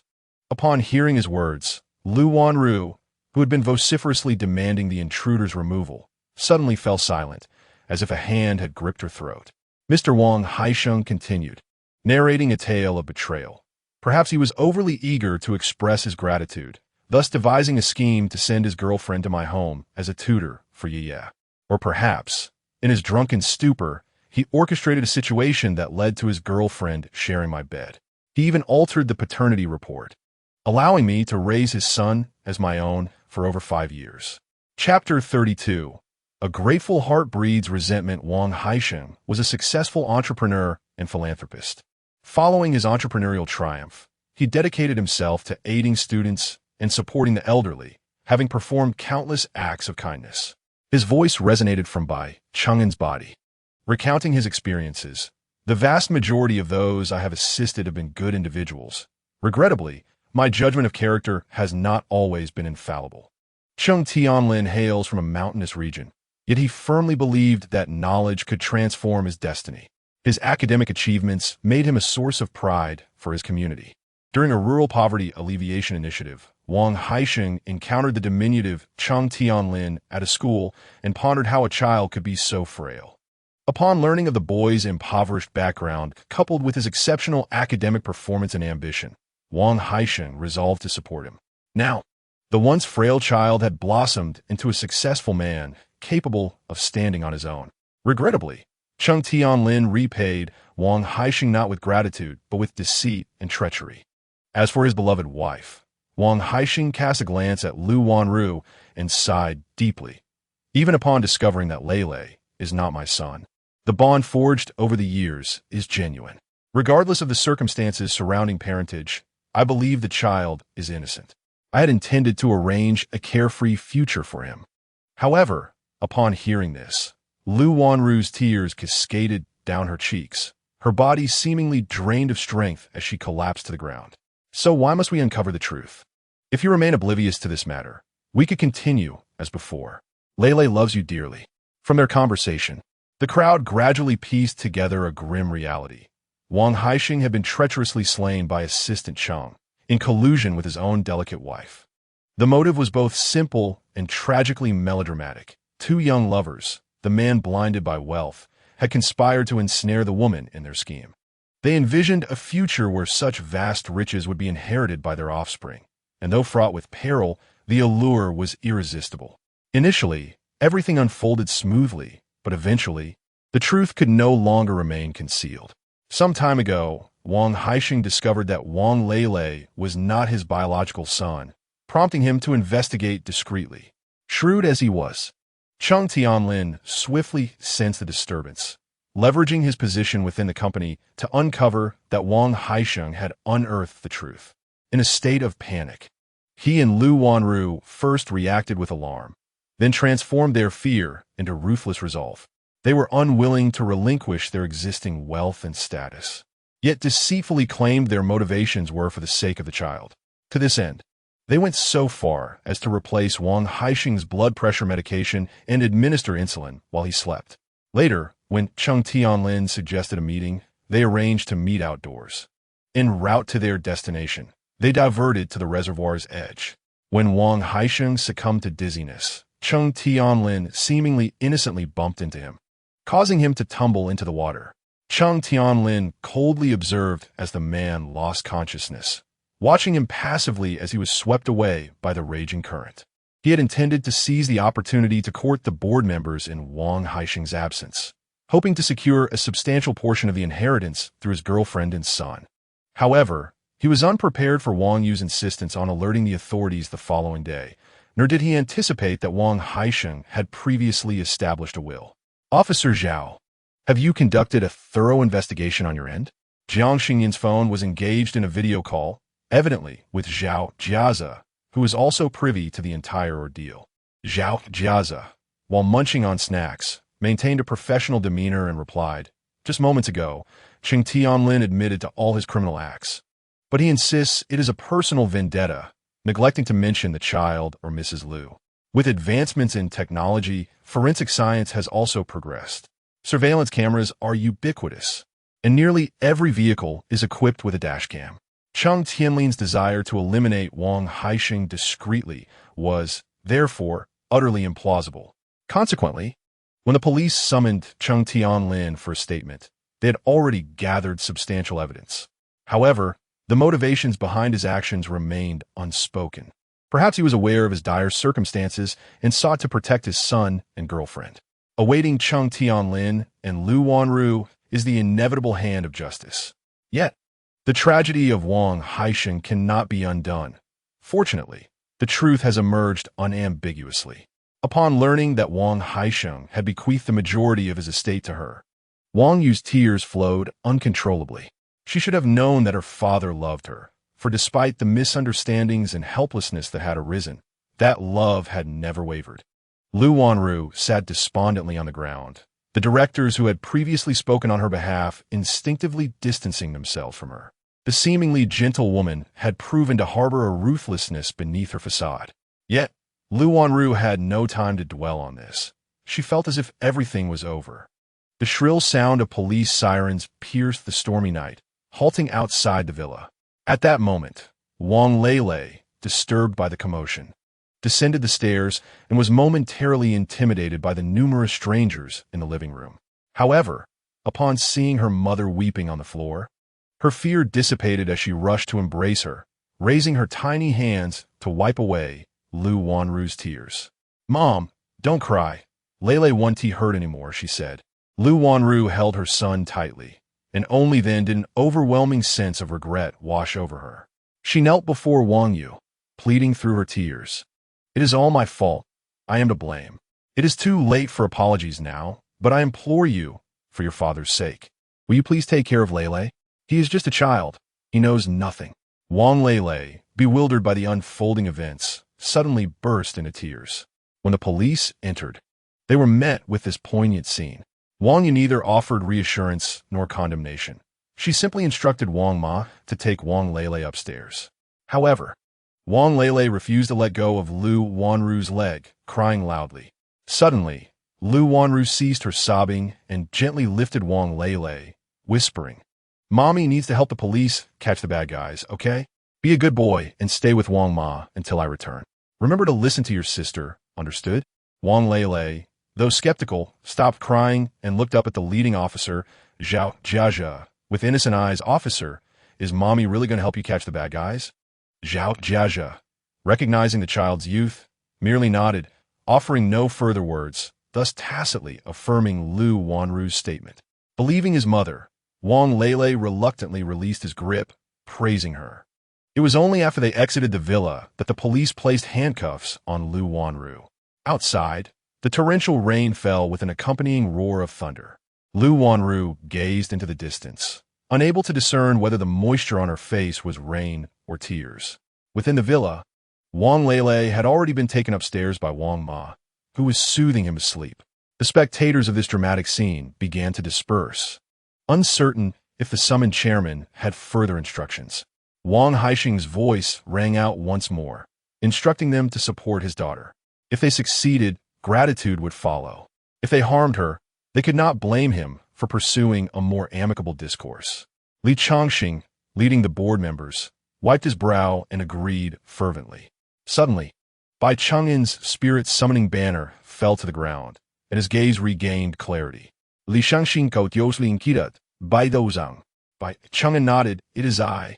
Only then did the group release a collective sigh of relief, feeling as if the light in the room had brightened instantaneously. Those who had previously dismissed Jiang Xingnian and Bai Chang'an now eagerly approached, vying for contact information. Li Changxing, once the most dismissive, became the most proactive. Bai Chang'an, ever the gracious host, happily exchanged WeChat details, cheerfully stating to reach out if needed. Jiang Xingnian then approached Wang Yu, inquiring about the plans for Wang Lele. Reflecting on that child who affectionately calls her sister, Wang Yu sighed deeply. It was highly probable that he would be given a sum of money and sent to a new place. His parents, driven by greed, had caused the demise of their own father, making it evidently impossible for them to coexist without reservations. However, he was still a child after all. Perhaps it was best for everyone to find their own peace. Jiang Xingnian nodded in silence, choosing not to elaborate further. When he emerged with Bai Chang'an, the torrential rain that had poured earlier had ceased. Contemplating Wang Haixing, Bai Chang'an couldn't help but express his sentiments. What do you think Xing Tianlin was thinking? With such a promising future, he still chooses to harm his benefactor. It's nothing more than the age-old tale of ingratitude. At that moment, both of their phones chimed simultaneously with a notification. "Your account has received 3 million yuan. Bai Chang'an exclaimed in surprise and, disregarding his musings on human nature, grabbed Jiang Xingnian, exclaiming, "Come on, brother will take you shopping." Chapter 33.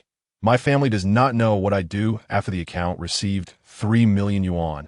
Before Jiang Xingnian could formulate a financial plan, Bai Chang'an whisked him away, insisting on treating him. Jiang Xingnian initially intended to decline the peculiar destination. Yet he found himself at a lavish spa. Gazing at the grand structure, reminiscent of a palace, Jiang Xingnian was struck by the extravagance of bathing in the human world. Upon entering, staff members greeted them and escorted them to the changing room. The spa's garments were crafted from fine silk, providing a luxurious comfort, albeit at a steep price. However, Bai Chang'an was unconcerned, as his card balance was plentiful. Jiang Xingnian had little interest in soaking in the baths and opted to head to the restaurant instead. True to its reputation as a luxury spa, the establishment not only offered an endless supply of complimentary fruits, but also a variety of extravagant dishes, including Boston lobster and prime cuts of Wagyu beef. Jiang Xingnian piled his plate high, including several large pieces of durian, having indulged too much at lunch. Bai Chang'an found himself unable to eat after only a few bites. Observing Jiang Xingnian devouring his meal, he couldn't help but exclaim, "Xingnian, your appetite is truly insatiable." Without lifting his gaze, Jiang Xingnian retorted, "Indeed, I am a glutton." Bai Chang'an, thinking he jested, dismissed the comment. "Impossible, gluttons are quite unappealing." Jiang Xingnian raised an eyebrow. "Have you ever seen a glutton?" Bai Chang'an shook his head. No, but I imagine the essence of such creatures must be quite unattractive. Jiang Xingnian chose not to respond further, focusing instead on the enormous durian in his hands. The golden flesh of the durian collided in his mouth, its sweet, creamy texture and fragrant aroma providing sheer satisfaction. Jiang Xingnian truly adored durian, especially this freshly opened variety with its exquisite taste. Observing him nearly depleting the supply of durians, Bai Chang'an, concerned about potential indigestion, intervened. Stop eating the durian. Brother will take you to a remedy for that. A remedy? Jiang Xingnian blinked, confused about what he meant. I don't want the 588 or the 998. I want your finest and most expensive technician. Let us go with the 2,888 package. Bai Chang'an glanced at the project list and generously ordered a set meal. The server, beaming, eagerly made a recommendation. Sir, you truly have an eye for quality. We have just received a pair of twin sisters who are exceptionally skilled. Everyone who has booked with them has praised their services. And we have a plethora of returning customers. Bai Chang'an, sensing the server's excessive enthusiasm, tightened his grip on his collar. What I desire is a standard massage. Amused, the server continued to explain, Sir, I assure you, we provide legitimate massages. I merely wanted to emphasize that those twins possess remarkable skills. The repeated emphasis on their skills felt increasingly peculiar. Jiang Xingnian interjected, We'll go with them. Let's proceed. Certainly. The server led the way into a lavish couple's room. Gentlemen, please make yourselves comfortable. Our technicians will arrive shortly. The service at a high-end spa was indeed exceptional. No sooner had they settled than other attendants arrived with tea, beverages, and fruit. Bai Chang'an reclined against the plush massage bed, reflecting on the carefree life that wealth afforded. With money, one could indulge in a plethora of culinary delights. And Jiang Xingnian concurred with his sentiment regarding the merits of affluence. As they engaged in casual conversation, two melodious voices echoed from outside the door. Hello, sir. Hello, sir. I am number 66. I am number 88. It is a pleasure to serve you. Upon glancing up, they were greeted by two stunning young women who entered, each carrying a pink toolbox. It was only upon their arrival that Bai Chang'an realized the server had indeed understated their beauty. The girls had large, expressive eyes, cherry-like lips, and their petite faces were adorned with striking features. Their figures were curvaceous, and their fitted uniforms accentuated their lovely silhouettes. Instantly, Bai Chang'an felt a flush of warmth rise to his cheeks, sensing that these girls were unlike any he had encountered before, even possessing a certain charm. Jiang Xingnian, meanwhile, subtly twitched his nose, sensing something in the air, yet refrained from voicing any thoughts in front of Bai Chang'an. Despite having brushed his teeth, a faint scent of durian lingered in the atmosphere. The two girls instinctively wrinkled their noses at the odor, but maintained professional smiles as they began their work. Bai Chang'an could not help but exclaim, This feels incredibly pleasant, truly divine. While he had experienced foot massages before, this time felt entirely different. The girls' hands were exceptionally soft, their touch both gentle and firm, making him feel a delightful mix of drowsiness and ticklish sensations, as though a playful kitten were nuzzling his back. Gradually, Bai Chang'an drifted into a peaceful slumber. Jiang Xingnian, too, had his eyes closed, appearing to sleep soundly. Observing this, number 66 and number 88 relaxed, unable to resist a complaint. When I first walked in, I thought someone had eaten something foul. My instinct was to bury it. The other nodded in agreement. Goodness, truly. Even if I were to live as a human for 100 years, I could never tolerate durian or snail noodles. Being human is exhausting. Every day, we must work hard. Count your blessings. At least we possess the charm to steal a little leisure. I have a friend who is a kangaroo spirit, darting about delivering takeout on an electric scooter, often colliding with vehicles and potentially facing complaints and fines.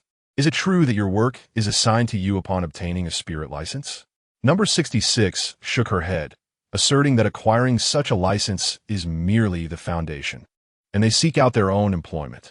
Before she could finish her thought, number 66 suddenly became agitated, questioning who was speaking.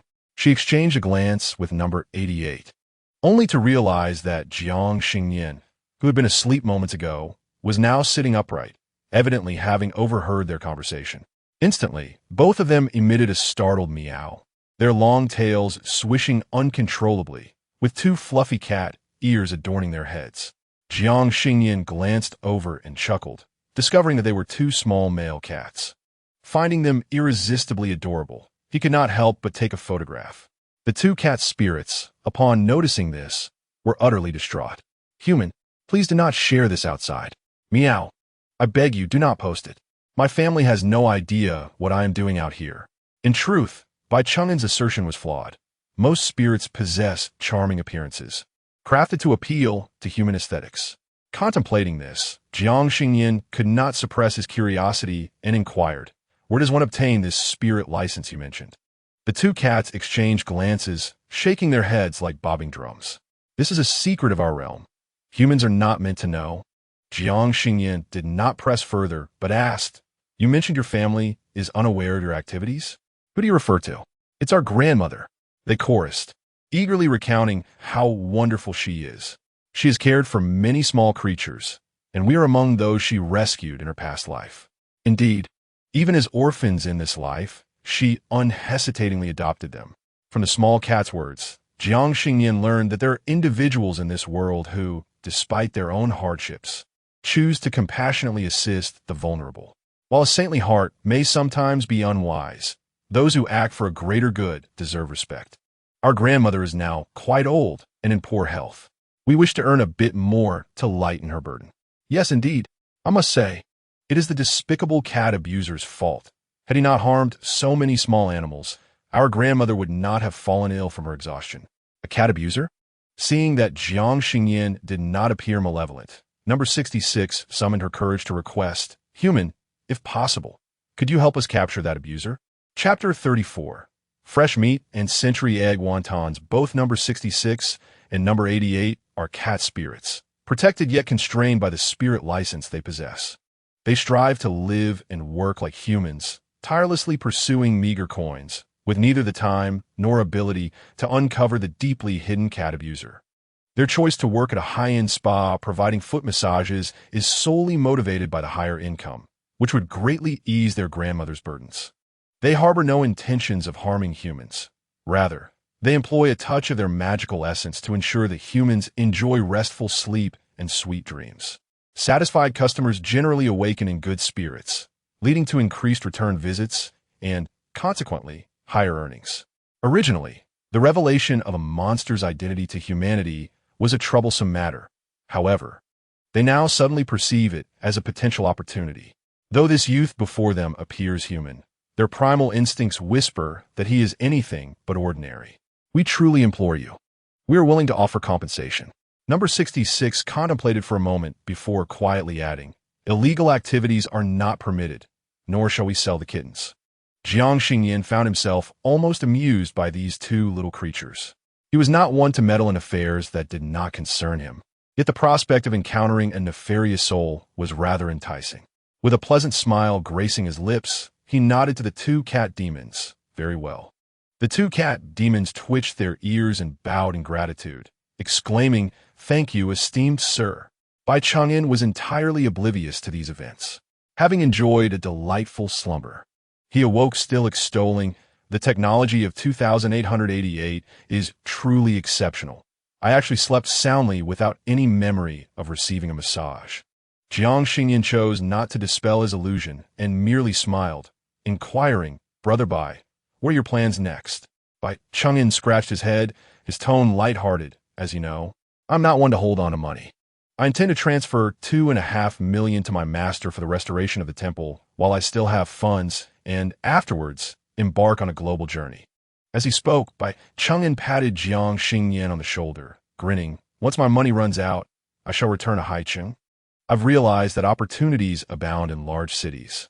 Xingnian, wait for me. If a suitable job arises, I shall seek you out once more."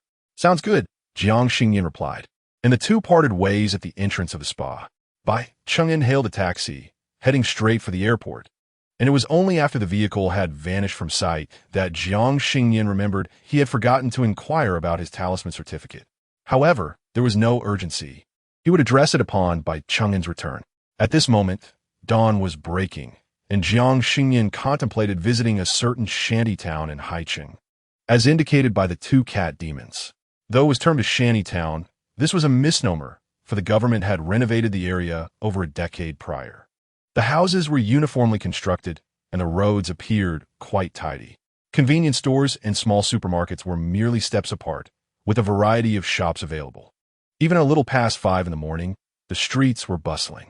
Commuters hurried along, while local residents wheeled carts to the morning market, creating a lively atmosphere filled with the aroma of everyday life. Although located on the outskirts of the city, the rent here was considerably lower than in the urban center, making it a favored residence for many young migrant workers and elderly individuals with modest incomes. Jiang Xingnian settled at a wonton stall nearby, where the proprietor warmly approached him. "Young man, what would you like to eat?" Glancing at the menu, Jiang Xingnian pointed to the 10 yuan bowl of century egg and pork wontons, saying, "I'll have this, but make it 5 servings. The owner, noticing his slender frame and unfamiliar face, assumed it was his first visit and kindly warned, 5 servings might be too much. "Our portions are quite generous." Jiang Xingnian merely smiled, assuring him he could manage. The owner's wife, overhearing, promptly acknowledged his order in the kitchen and began preparing 5 servings of wontons. Wontons are primarily handmade, with fresh minced meat blended with century eggs and shaped meticulously. The diligent auntie sits at the entrance, swiftly crafting wontons. It seems that practice has indeed honed her skill, as she deftly holds a wrapper in one hand while placing the filling with the other, swiftly pinching them into exquisite golden fish-shaped wontons. Meanwhile, beside her, a fragrant broth simmers in a large bowl, already infused with dried shrimp, seaweed, oyster sauce, soy sauce, and sesame. After inquiring if Jiang Xingnian would like scallions and cilantro, she sprinkles a handful into the mix, then ladles a scoop of steaming broth to awaken the flavors, finishing with a drizzle of sesame oil. Once the wontons are cooked, they are served directly into the soup bowl, releasing an enticing aroma. "Here you go, dear student, your extra-large bowl of wontons. Enjoy." The owner presents the wontons to Jiang Xingnian before attending to other patrons. The large bowl of wontons emits steam, the fragrant scent tantalizing the taste buds, compelling one to grasp the chopsticks, gently blowing away the heat before indulging. Jiang Xingnian adds a dash of vinegar and chili, blowing on the wontons before savoring the first bite. The fresh meat filling intermingled with the unique flavor of century eggs is simply divine. Starting the day with a steaming bowl of wontons truly uplifts the spirit. Jiang Xingnian quickly devours the enormous serving and orders 5 portions each of corn, egg yolk, and shrimp-filled wontons, all equally delightful. Initially, the owner worried about waste, but it turns out Jiang Xingnian possesses an impressive appetite. Just as he busily enjoys his meal, a plump orange cat appears at his feet. With its fluffy tail held high, it first rubs against Jiang Xingnian's legs, and seeing he offers no resistance, it boldly settles atop his foot.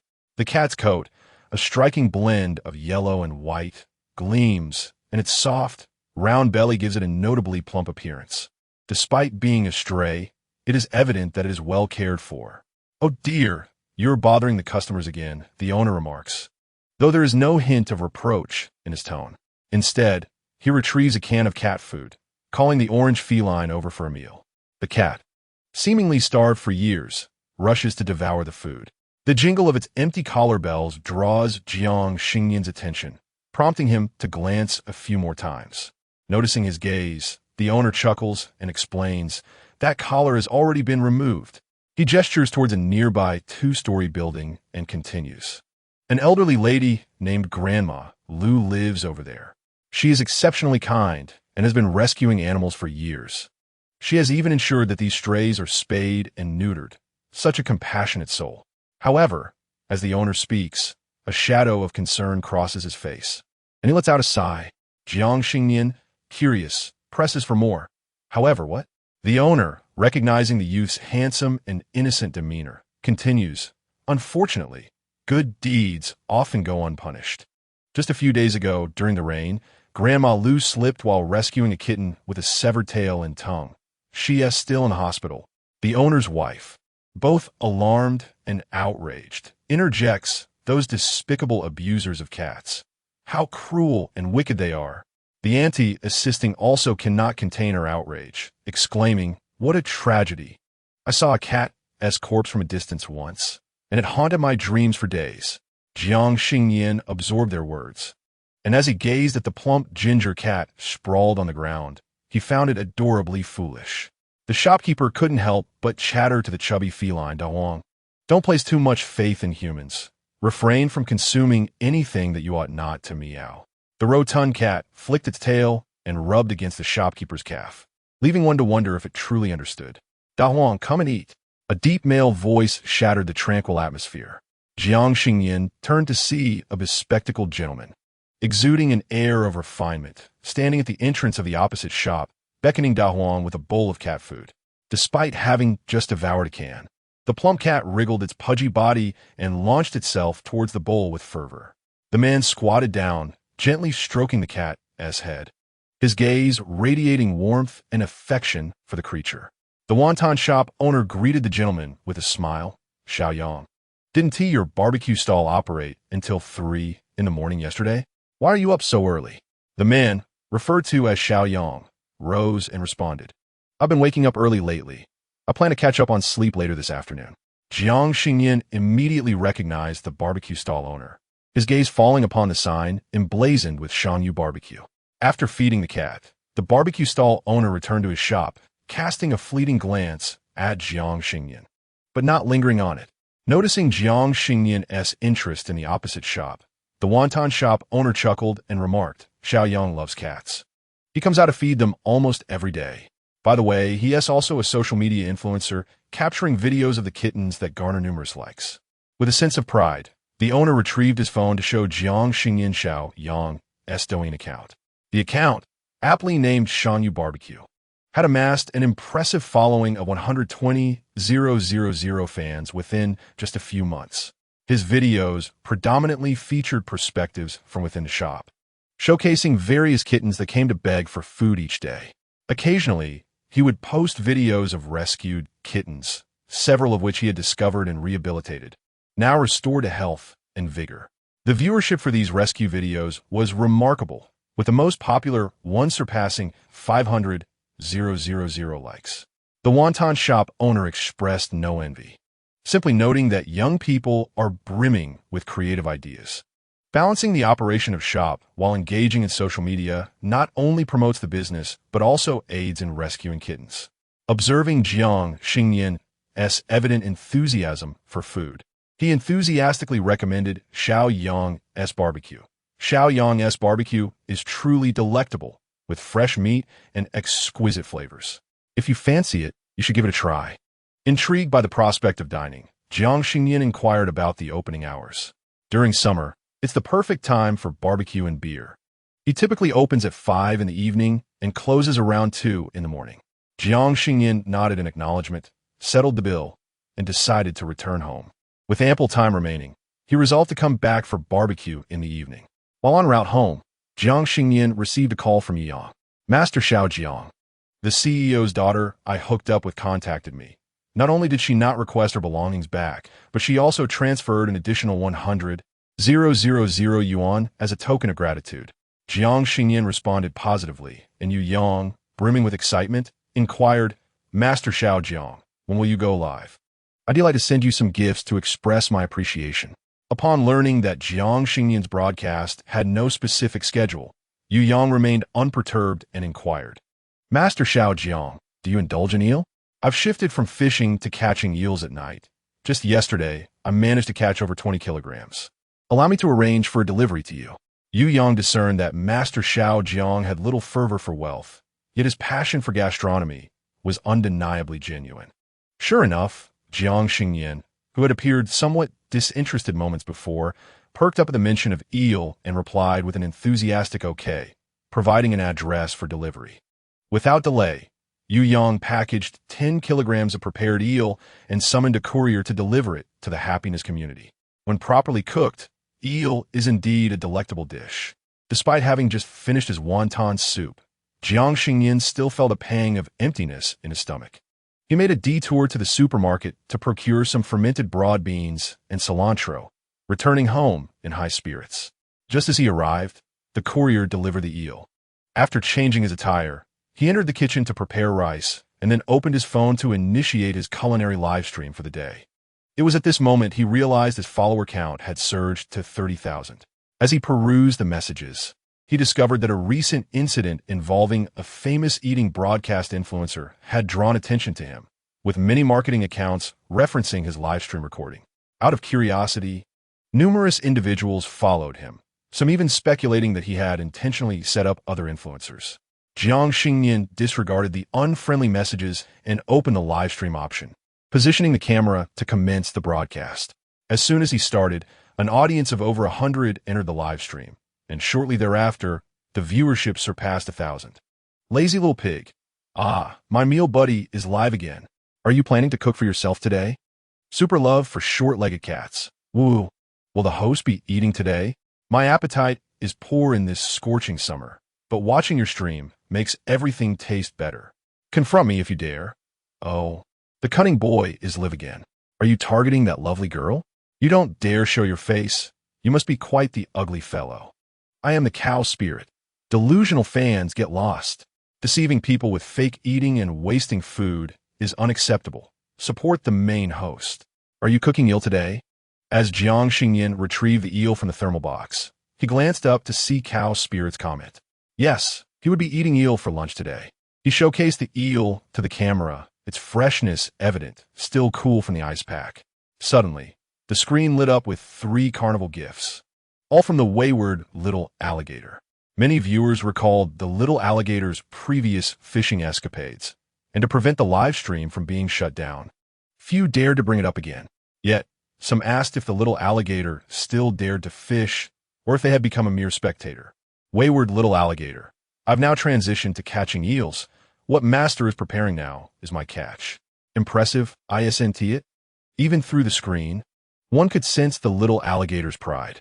However, most viewers in the live stream were quite amicable, acknowledging that eel is indeed a fish. Jiang Xingnian's focus remained entirely on preparing the eel, as he meticulously cleaned and cut it into sections, setting the cilantro aside for later use. The oil in the frying pan heated until it shimmered, and the laba beans were tossed in to release their fragrant aroma.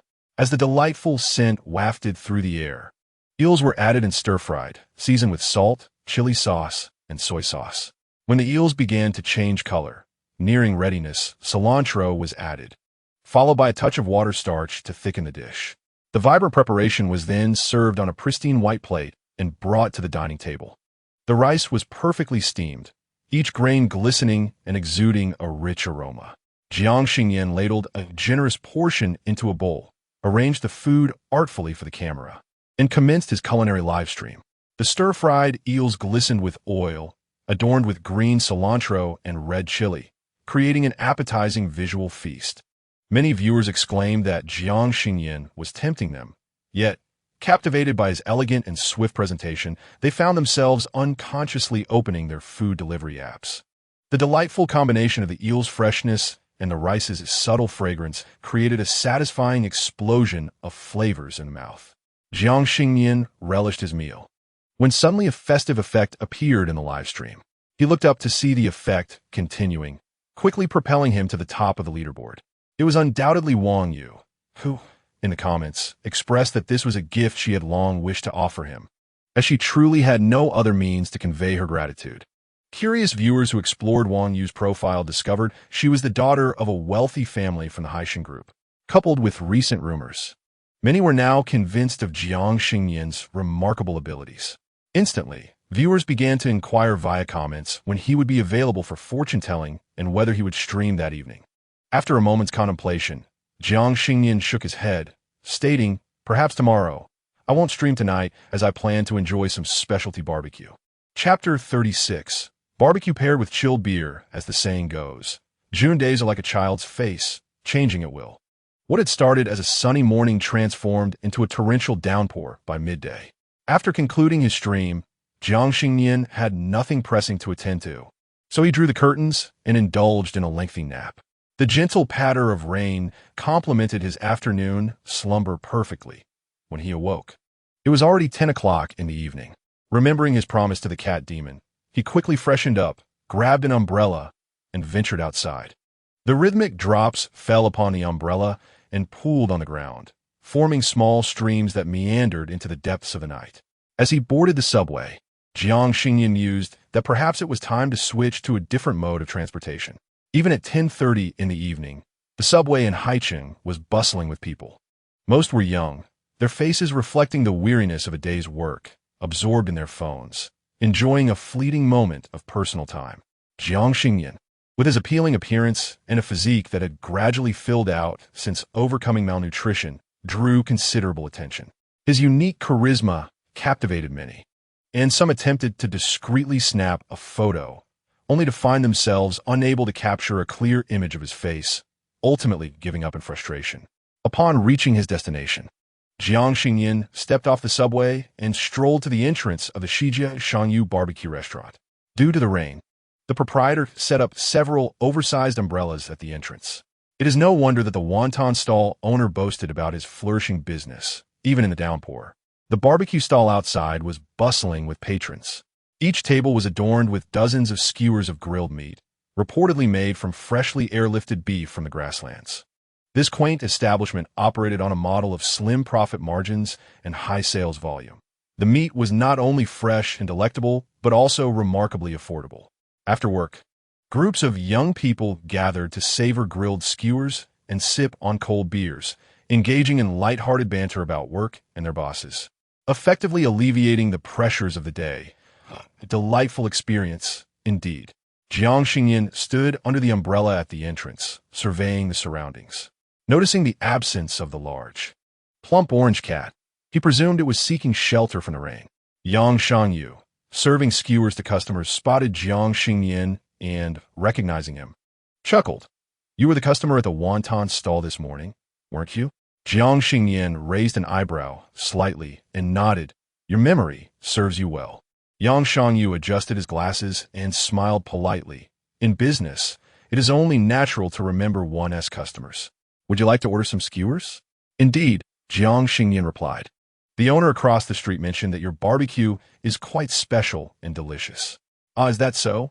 The proprietor sighed with relief and gestured towards an empty seat for Jiang Xingnian to sit. The wonton vendor was indeed a good person, having introduced him to numerous customers. The table was equipped with a menu and a pen. "Please take a look and write down what you wish to order," he instructed before returning to grill the skewers. Clearly busy with a thriving business, Jiang Xingnian folded the umbrella and took a seat inside. Glancing at the menu, he noted that pork belly skewers were priced at 2 yuan each, while the specialty beef and lamb skewers were 3 yuan each. As a person who relished meat, he eagerly penned down his order: 50 skewers of pork belly, 50 skewers of beef and lamb, and 30 skewers each of grilled bread and bean curd rolls with cilantro and enoki mushrooms. When the proprietor emerged to collect Jiang Xingnian's order, he read it aloud in astonishment. "Can you really finish all of this by yourself?" Jiang Xingnian nodded affirmatively. "I can manage," with the customer's assurance. The owner saw no reason to refuse and sent Jiang Xingnian a pitcher of cold beer before returning to the grill. The fresh, frothy beer bubbled enticingly, and when poured, it produced minimal foam. It was refreshingly cold, with a subtly bitter yet slightly sweet flavor that Jiang Xingnian thoroughly enjoyed. "The owner is truly handsome," remarked 2 young women nearby, who were munching on skewers while casting glances at the busy figure. Indeed, with his golden-rimmed glasses, he resembles a refined rogue. Yet in reality, he is shy and fond of small animals. Such a delightful contrast. When focusing solely on appearance, Yang Shangyu could indeed be deemed quite attractive. While his features were not exceptionally striking, his fair and smooth complexion lent him an air of elegance. His eyes, though not large, sparkled when he smiled, embodying a classic Korean aesthetic. Coupled with his sunny and warm disposition, he had garnered quite a few admirers. Jiang Xingnian was undoubtedly handsome as well, yet he appeared quite youthful, and under the watchful eyes of the girls who regarded him as a younger brother, they naturally refrained from discussing him. "I remember there used to be many kittens around here. Why is it that not a single one could be seen now?" Another girl dismissed it lightly, suggesting that perhaps they had sought shelter from the rain. They were kittens, but not foolish. The two continued to jest and chat about other topics. And Jiang Xingnian no longer paid close attention. He had ordered an abundance of dishes, and the owner brought them out in several batches. Take your time eating. If it cools down, just let me know, and I'll reheat it for you. Jiang Xingnian smiled and replied affirmatively, picking up the pork belly to savor. The barbecue seasoning was delightful, yet felt distinctly different from other places, likely the owner's unique blend. The pork belly was fresh and appetizing, though it seemed similar to ordinary pork belly. Jiang Xingnian ate slowly yet efficiently. Within a short time, he had consumed 50 skewers of pork belly.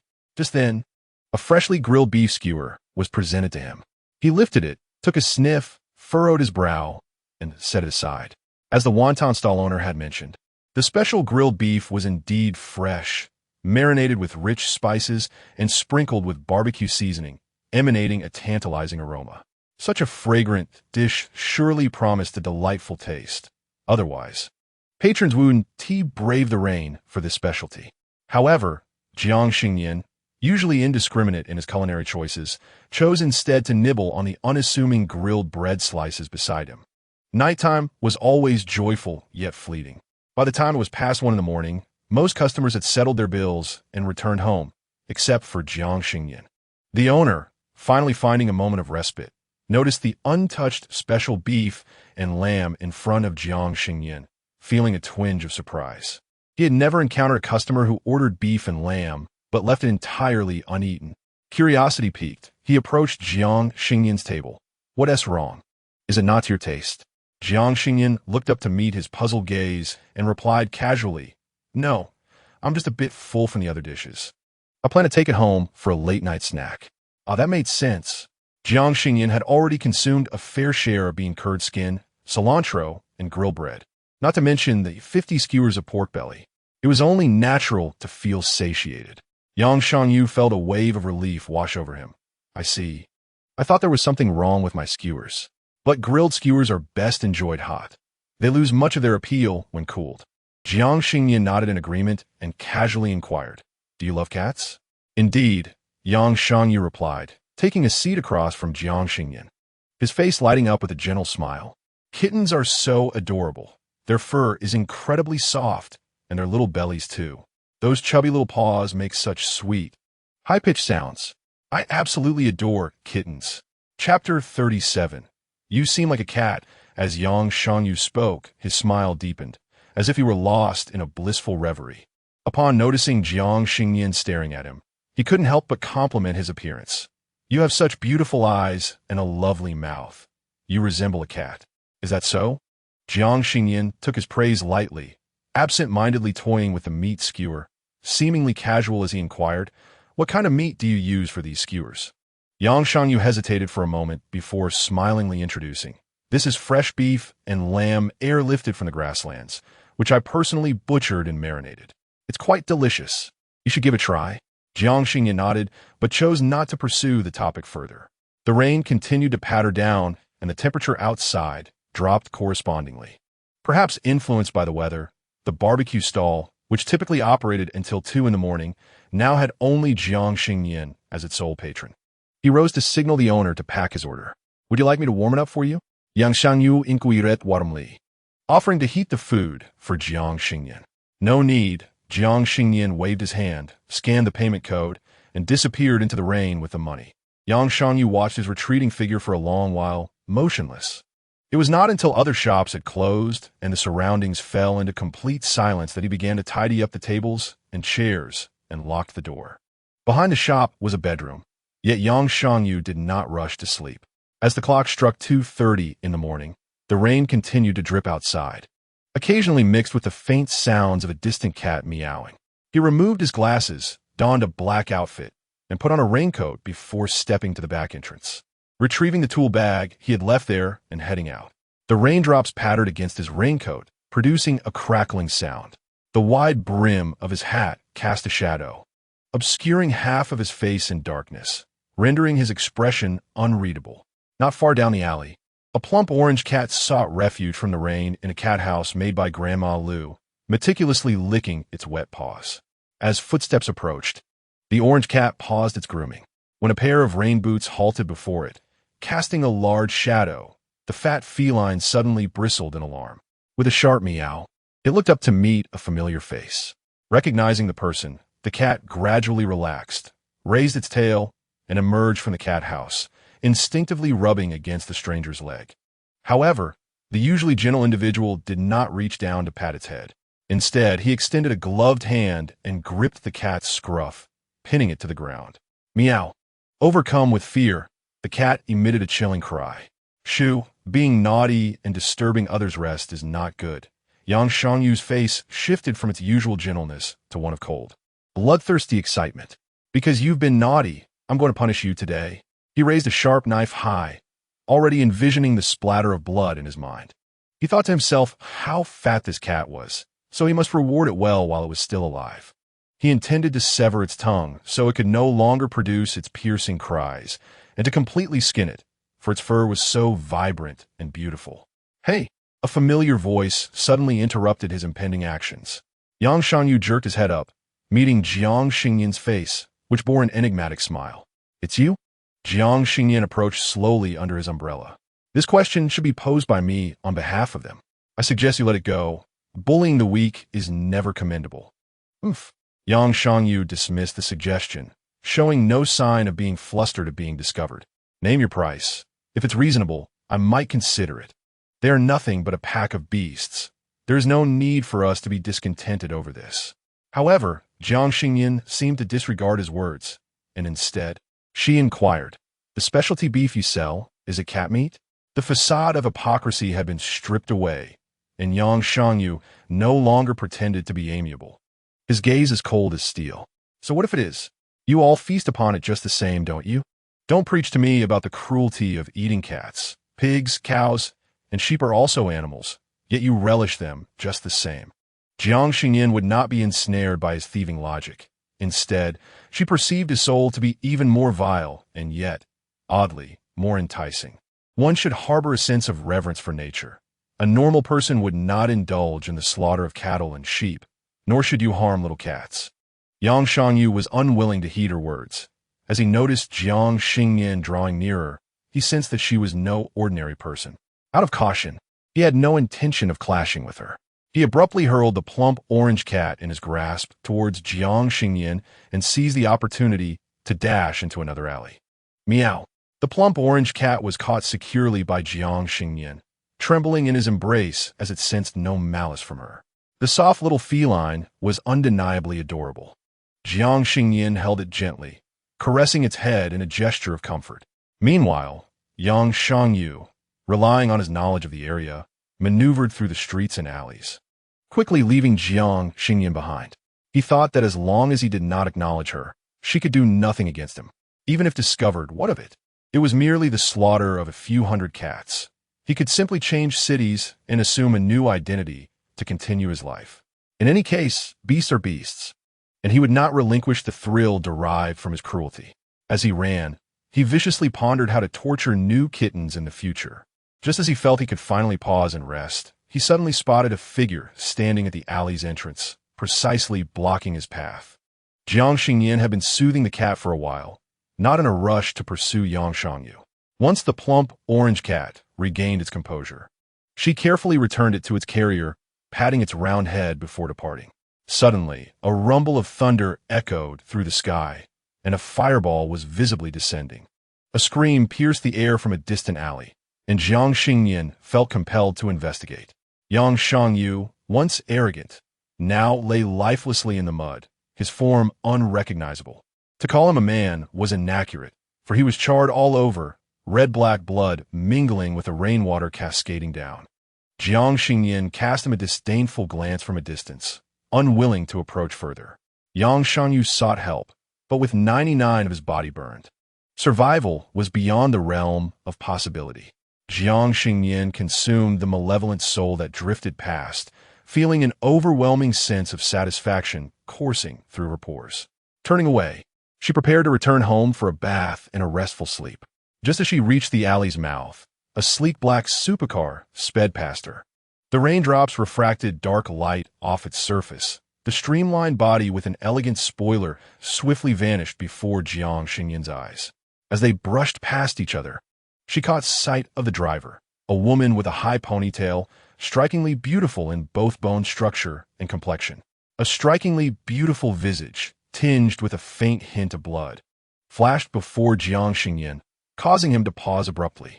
Instinctively, he turned to glance at the disfigured form of Yang Shangyu behind him. Perhaps it was merely a coincidence. He mused as he opened the ride-hailing app, contemplating the idea of purchasing a vehicle for his own convenience. The following morning, the lifeless body of Yang Shangyu was discovered by local merchants, who promptly alerted the authorities. How tragic, they lamented, recalling the once handsome young man. Now a victim of lightning, his skin completely charred. Indeed, the heavens have no eyes, another remarked. I often saw him feeding cats, such a kind-hearted lad, yet he met such a grim fate. The surrounding residents exchanged sorrowful words, mourning Yang Shangyu's untimely demise. Initially, the police shared in the sentiment of loss for the deceased youth, but their empathy dissipated rapidly when they followed protocol to unlock his shop and access his phone. Within the modest confines of his bedroom lay a disturbing array of feline skins, and his phone contained an array of videos showcasing cat abuse, alongside a group dedicated to selling these heinous recordings. The supposed savior of cats turned out to be a twisted individual perpetrating their torture, a shocking revelation that left onlookers astounded. Keen-eyed spectators recalled the addictive specialty beef served at his establishment and speculated, could it be cat meat? The realization that they might have consumed feline flesh induced a wave of nausea among the crowd. He was the one torturing cats, someone exclaimed. No wonder the feline population here has dwindled. I once saw a corpse he discarded. How cruel. Another voiced, it's truly poetic justice that lightning struck him and not others. That wretched pervert. A few children quietly confided in their parents that the barbecue shop owner had once remarked on their resemblance to kittens, inviting them to play in his establishment. The parents felt a chill of dread, grateful that he had met an early end, knowing he was a cat abuser. Some, belatedly grasping the reality, murmured, his death mirrors that of the cats he slaughtered. Indeed, he departed this world bearing no semblance of integrity, akin to the innocent felines he condemned. Chapter 38. Golden Corn Elbow. Jiang Xingnian returned home in the early hours, had breakfast, and slept until the afternoon. With a full stomach and money in his pocket, life felt rather pleasant. Upon retrieving his phone, he noticed a message from the agent, Wang Tao, not inquiring about lease renewal, but rather checking on his well-being. Understanding the concern behind the message, Jiang Xingnian lightly tapped the keyboard. I'm doing all right, brother. I just saw your message as I had a late night yesterday. By the way, do you need me to come by to sign a contract? Although he sensed he might continue renting the property, hearing that he was well eased Wang Tao's mind. No need to make a special trip in this sweltering heat. We can finalize the contract online. After responding, Wang Tao sent Jiang Xingnian a contract via the rental platform. Please review the terms, and if all is satisfactory, sign on your phone screen as instructed. Jiang Xingnian quickly scanned the contract, noting a monthly rent of 1,000 yuan, with a one-year lease requiring a deposit. After signing, he transferred 15,000 yuan to Wang Tao, who promptly deducted the required amount. A message soon followed. 13,000 is sufficient, brother. Why did you transfer 15,000? Jiang Xingnian succinctly replied, it's a token of appreciation. This particular property was notorious as a haunted house, and Wang Tao was reluctant to visit. However, at that time, Jiang Xingnian, constrained by financial limitations, was determined to acquire this residence. Wang Tao patiently accompanied him, even advising him on where to find the best bargains. Although he understood Jiang Xingnian's predicament as a newcomer, he felt it appropriate to accept a small fee now that Jiang Xingnian had some financial stability. Wang Tao transferred back 2,000, remarking that it was tough for young people to make ends meet. Jiang Xingnian, not wishing to haggle over a trivial sum, contemplated and replied, brother, barring any unforeseen circumstances, I plan to buy a house next year. If you don't accept my payment, I would feel embarrassed seeking your assistance. He added, when the time comes, please help me select a good property and negotiate for some discounts. Just a few days after arriving in Haicheng, Jiang Xingnian had transitioned from being financially strained to contemplating homeownership. Were it anyone else, Wang Tao might have dismissed such claims as mere boasting. Yet, Jiang Xingnian exuded reliability, and Wang Tao inexplicably sensed that he might indeed pursue a purchase. At this point in his life, Wang Tao understood well that everyone's fortunes differ. Some toil their entire lives merely to scrape by, while others may rise from destitution to prosperity overnight. Instead of declining further, Wang Tao adopted a professional demeanor, inquiring, "What type of house are you looking for, brother?" Initially, Jiang Xingnian had merely been speaking casually, but Wang Tao's question prompted him to reflect seriously. He envisioned a spacious house with ample natural light. Ideally, it should have a yard where I can cultivate flowers and vegetables. As for schools, I don't plan to have children, so that requirement is unnecessary. Location-wise, I have no strict preferences, but it must be close to a market for convenient grocery shopping. Also, it would be splendid to have delightful eateries or vibrant food streets nearby. If you come across such properties, please do not hesitate to contact me. Wang Tao diligently took note of his specifications. Properties with 2 or 3 stories were generally costly, barring those with certain issues.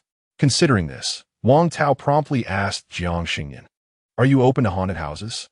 I don't mean to sell you a cursed property, but these often come at a significantly lower market price." Jiang Xingnian, fully comprehending his intent, graciously replied, "As long as the house is good, I have no qualms about it being haunted. If fortune favors me, I might even encounter some particularly malevolent spirits. How intriguing." After securing a rental and concluding the call, Jiang Xingnian casually opened Douyu to check his follower count. To his surprise, upon opening the app, he stumbled upon a video from his city celebrating a peculiar event. The location seemed familiar, with the sign of Shangyu Barbecue prominently featured in the footage. The caption from the content creator was quite amusing, stating that divine justice had struck down a cat abuser. This seemingly refined individual would often feed cats in front of us, claiming to adore them. Who could have imagined that behind this facade lay a demon, not only abusing cats, but filming videos to sell them? Even the beef he sold was disguised cat meat. Ugh, such a person was still posting rescue videos online. Thankfully, divine retribution arrived yesterday in the form of a lightning strike. Otherwise, who knows how many more cats or even people would have suffered. The unmistakable sign in the video, coupled with Yang Shangyu's modest online fame, made the incident all the more striking. Aside from the bewildered netizens who stumbled upon the video, most swiftly uncovered the identity behind the account, Shangyu Barbecue. "Cheer up, Mimi.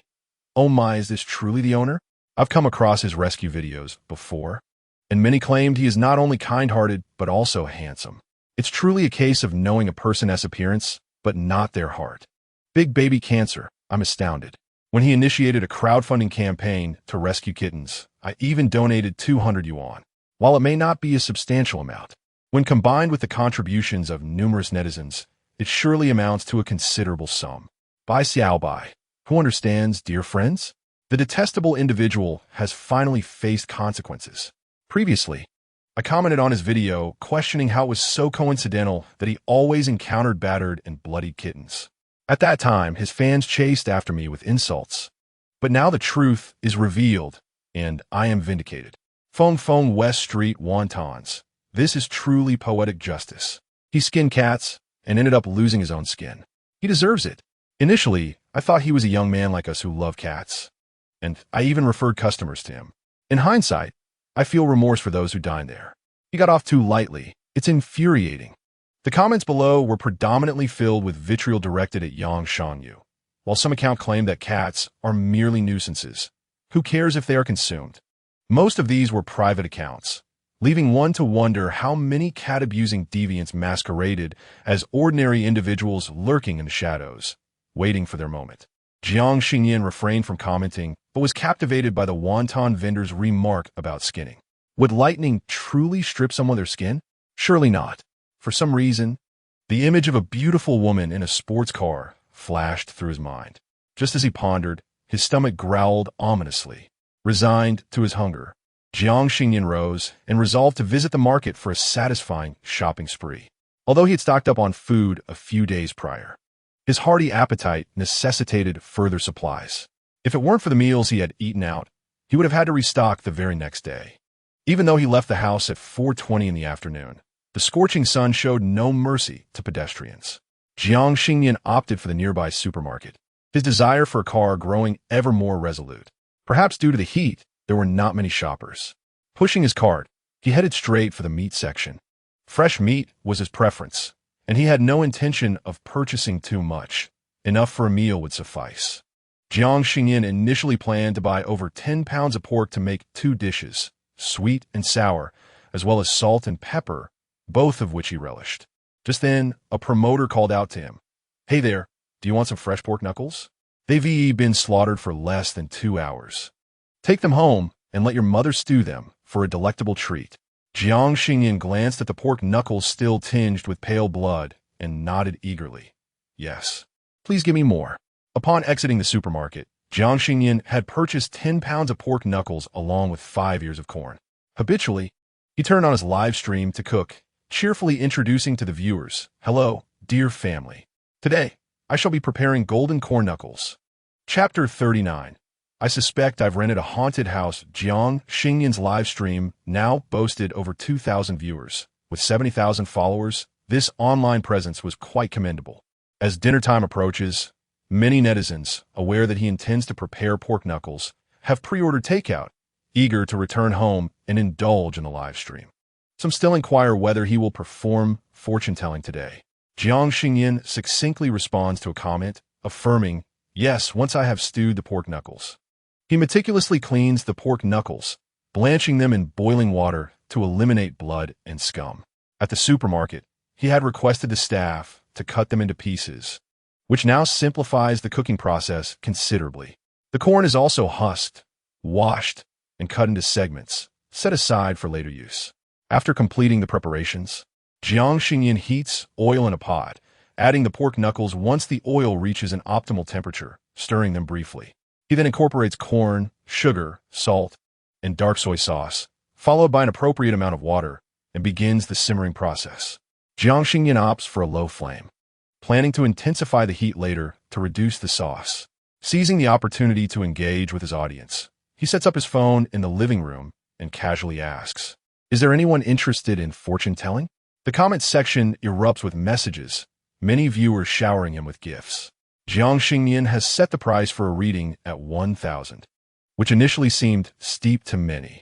However, as his accuracy has become well known, a significant number are now willing to pay the fee, causing the question of whom to read for to arise.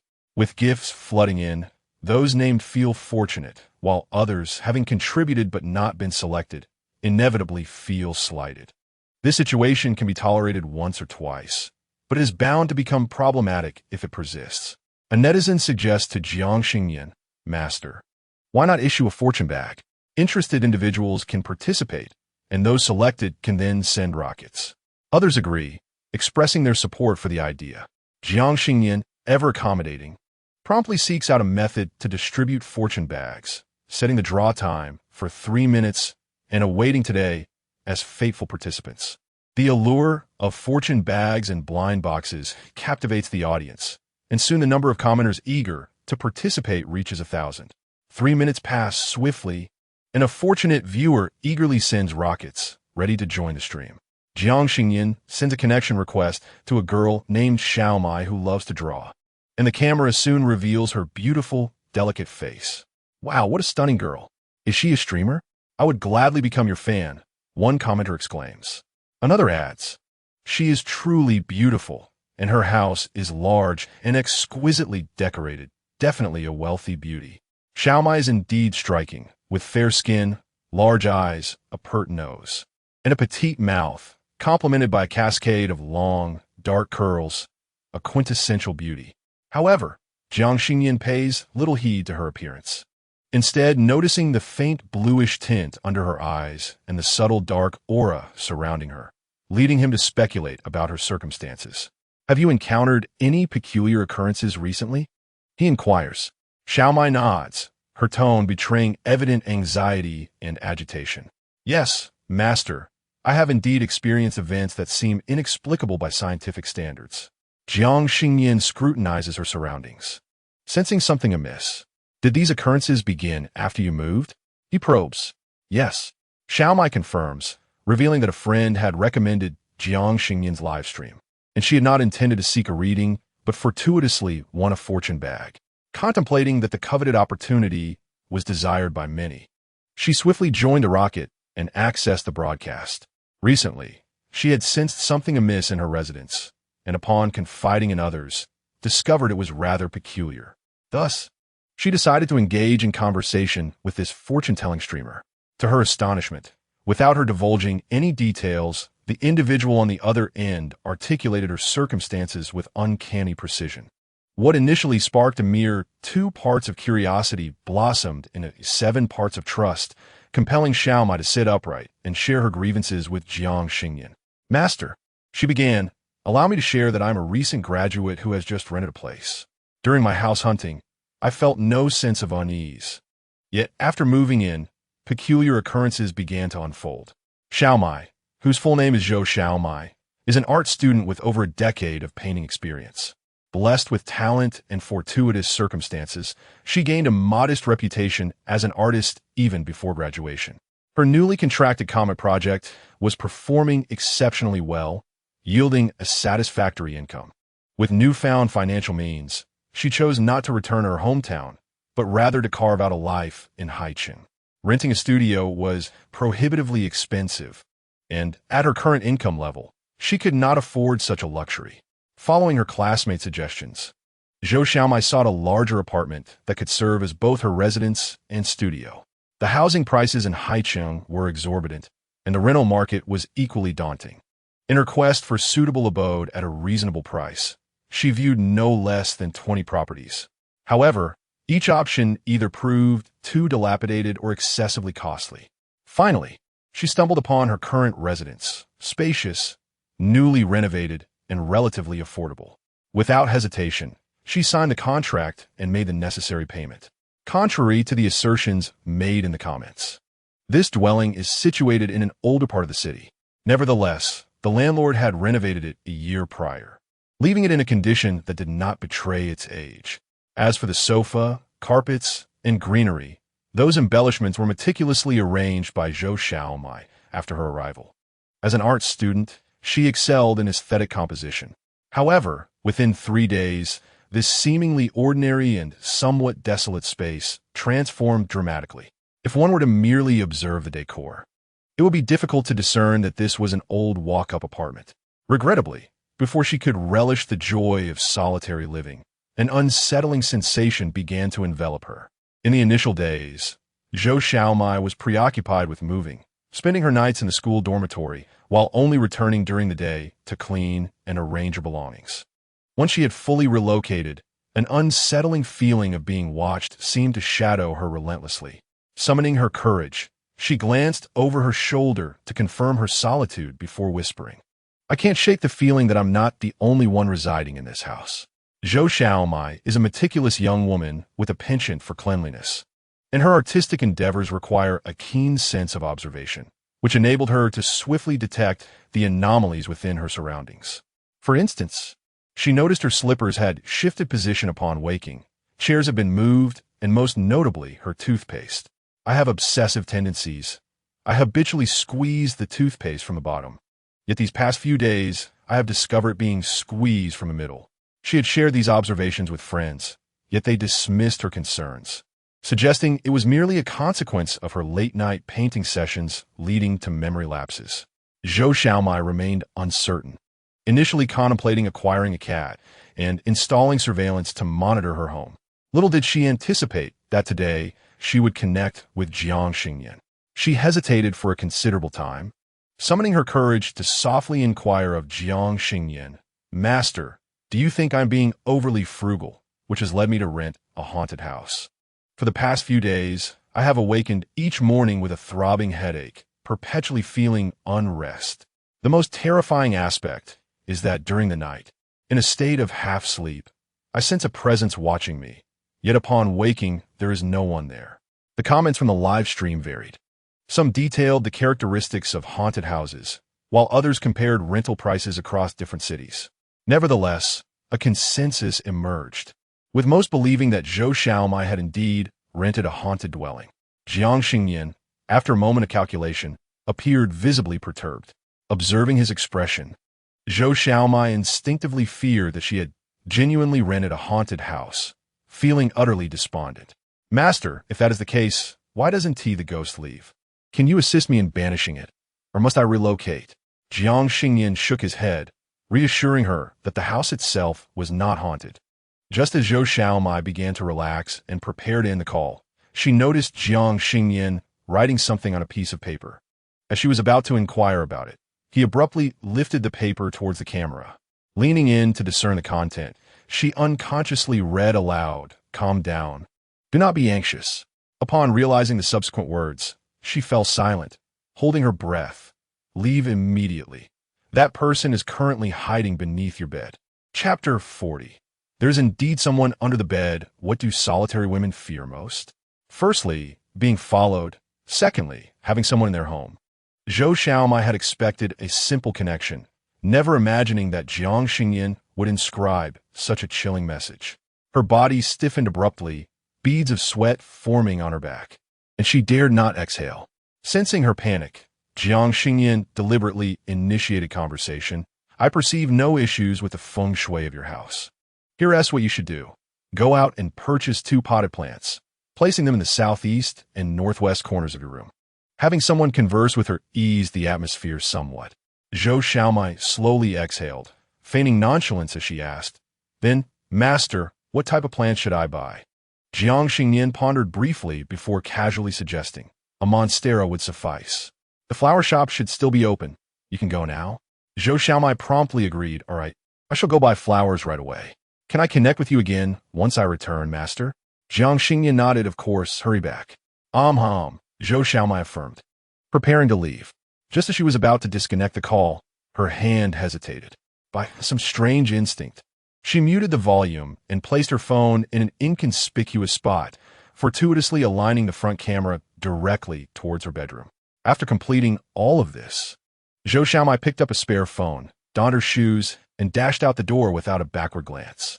The other viewers in the live stream were rendered speechless by the interaction between the two, their gazes inadvertently falling upon the bed in Zhou Xiaomai's bedroom. "Banana, are you not taking this seriously? Wasn't it promised that the haunted house was no more, now transformed into a social justice channel? A pot of murky wine? What a joyful reunion. Does anyone understand?" When the haunted house was mentioned, I felt a thrilling curiosity. Although slightly terrifying, I was not afraid. However, when the host mentioned the possibility of someone hiding beneath the bed, I was truly frightened. Where did this child come from? If someone were hiding under the girl's bed, wouldn't she know? I feel that although I sleep deeply, I would certainly notice if someone were in my home.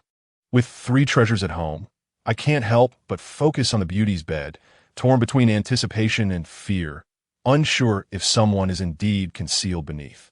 A minute passed, then 2, then 3. Time slipped away, yet Zhou Xiaomai's room remained eerily quiet. Nothing occurred. As for the bed that everyone was fixated on, it was shrouded in darkness, obscuring any visibility. Many began to question whether Jiang Xingnian had misjudged this time, feeling that the space beneath the bed did not appear to harbor anyone. In response to the skepticism in the comments, Jiang Xingnian offered no further explanation. Glancing at the time, he noted that the braised pork he had prepared was nearly done, rushing to the kitchen to turn up the heat and bring it to completion. The golden corn paired with the tenderly braised pork looked soft, sticky, yet not greasy. Even through the screen, one could almost taste the sweetness of the corn and the rich flavor of the pork. The viewers who had been fixated on the bed suddenly lost their composure, suspecting that Jiang Xingnian was indulging in late-night temptation. No ice and Coca-Cola, the main dish dazzles in my mouth. Twinkling Liang Jingjing, when I was at home, I adored my mother's braised pork, who understands the homesickness of a child far away. Could you offer me a bite to comfort me, dear host? Now, Yuan, while you all focus on food, am I the only one envious of the hostess figure? Eating without gaining weight is indeed a talent. Unmoving sheep. Wait a minute, dear host, didn't you boil 5 ears of corn? Can someone explain why there's a large bowl of rice in front of you? Although I know rice pairs well with pork, that's an astonishing amount of food. Jiang Xingnian paid little heed to the comments. It would be impolite not to eat now that the meal was served. He skillfully placed a piece of pork onto a bowl of rice, allowing the rich sauce to cascade over and seep into the grains. He pierced the tender pork with his chopsticks, taking a mouthful of rice followed by a hearty bite of pork, the flavor simply exquisite. With something in his stomach, Jiang Xingnian felt a wave of happiness wash over him. Though only his mouth was visible, one could easily imagine his satisfaction at that moment. The audience in the live stream clamored about their hunger, with some foresight viewers pulling out their own prepared dinners or takeout to enjoy alongside the show. Those unprepared could only swallow hard, contemplating whether they too should order a serving of Longjiang pig trotter's rice. As the comment section of the live stream buzzed harmoniously with expressions of craving, an unexpected commotion erupted from the adjacent room of Zhou Xiaomai. Initially, there were faint rustling sounds, suggestive of some entity stirring within, creating a sense of unease. When the audience's attention returned to the screen, an astonishing sight unfolded. A hand suddenly emerged from beneath Zhou Xiaomai's bed. Its owner, evidently attempting to crawl out, soon revealed his entire frame. He appeared somewhat hunched, likely in his 50s or 60s, bizarrely clad in Zhou Xiaomai's nightgown. The image of a middle-aged man ambulating around the room in a young woman's attire was both comical and unsettling. After extricating himself from beneath the bed, he first stretched his stiff limbs before heading to the bathroom. Shortly thereafter, the sound of water flowing for brushing teeth resonated from within.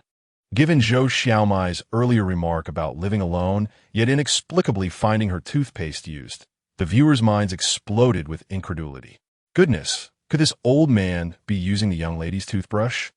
The comment section erupted in a flurry of reactions, with many expressing their disgust.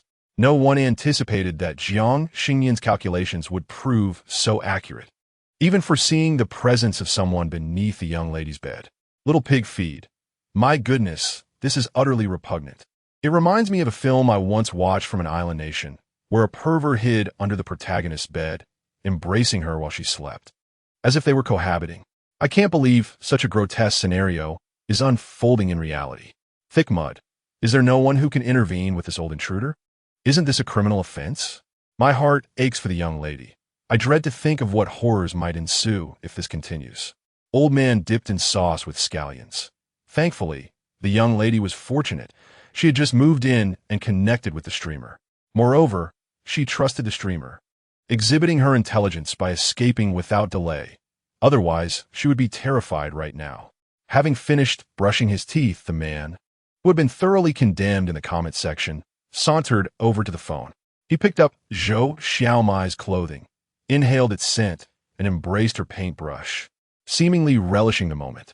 As his gaze swept across the table, it briefly met the eyes of the live stream audience through the screen. Sensing something amiss, he quickly lifted Zhou Xiaomai's phone to his face, now revealing Jiang Xingnian in the live stream.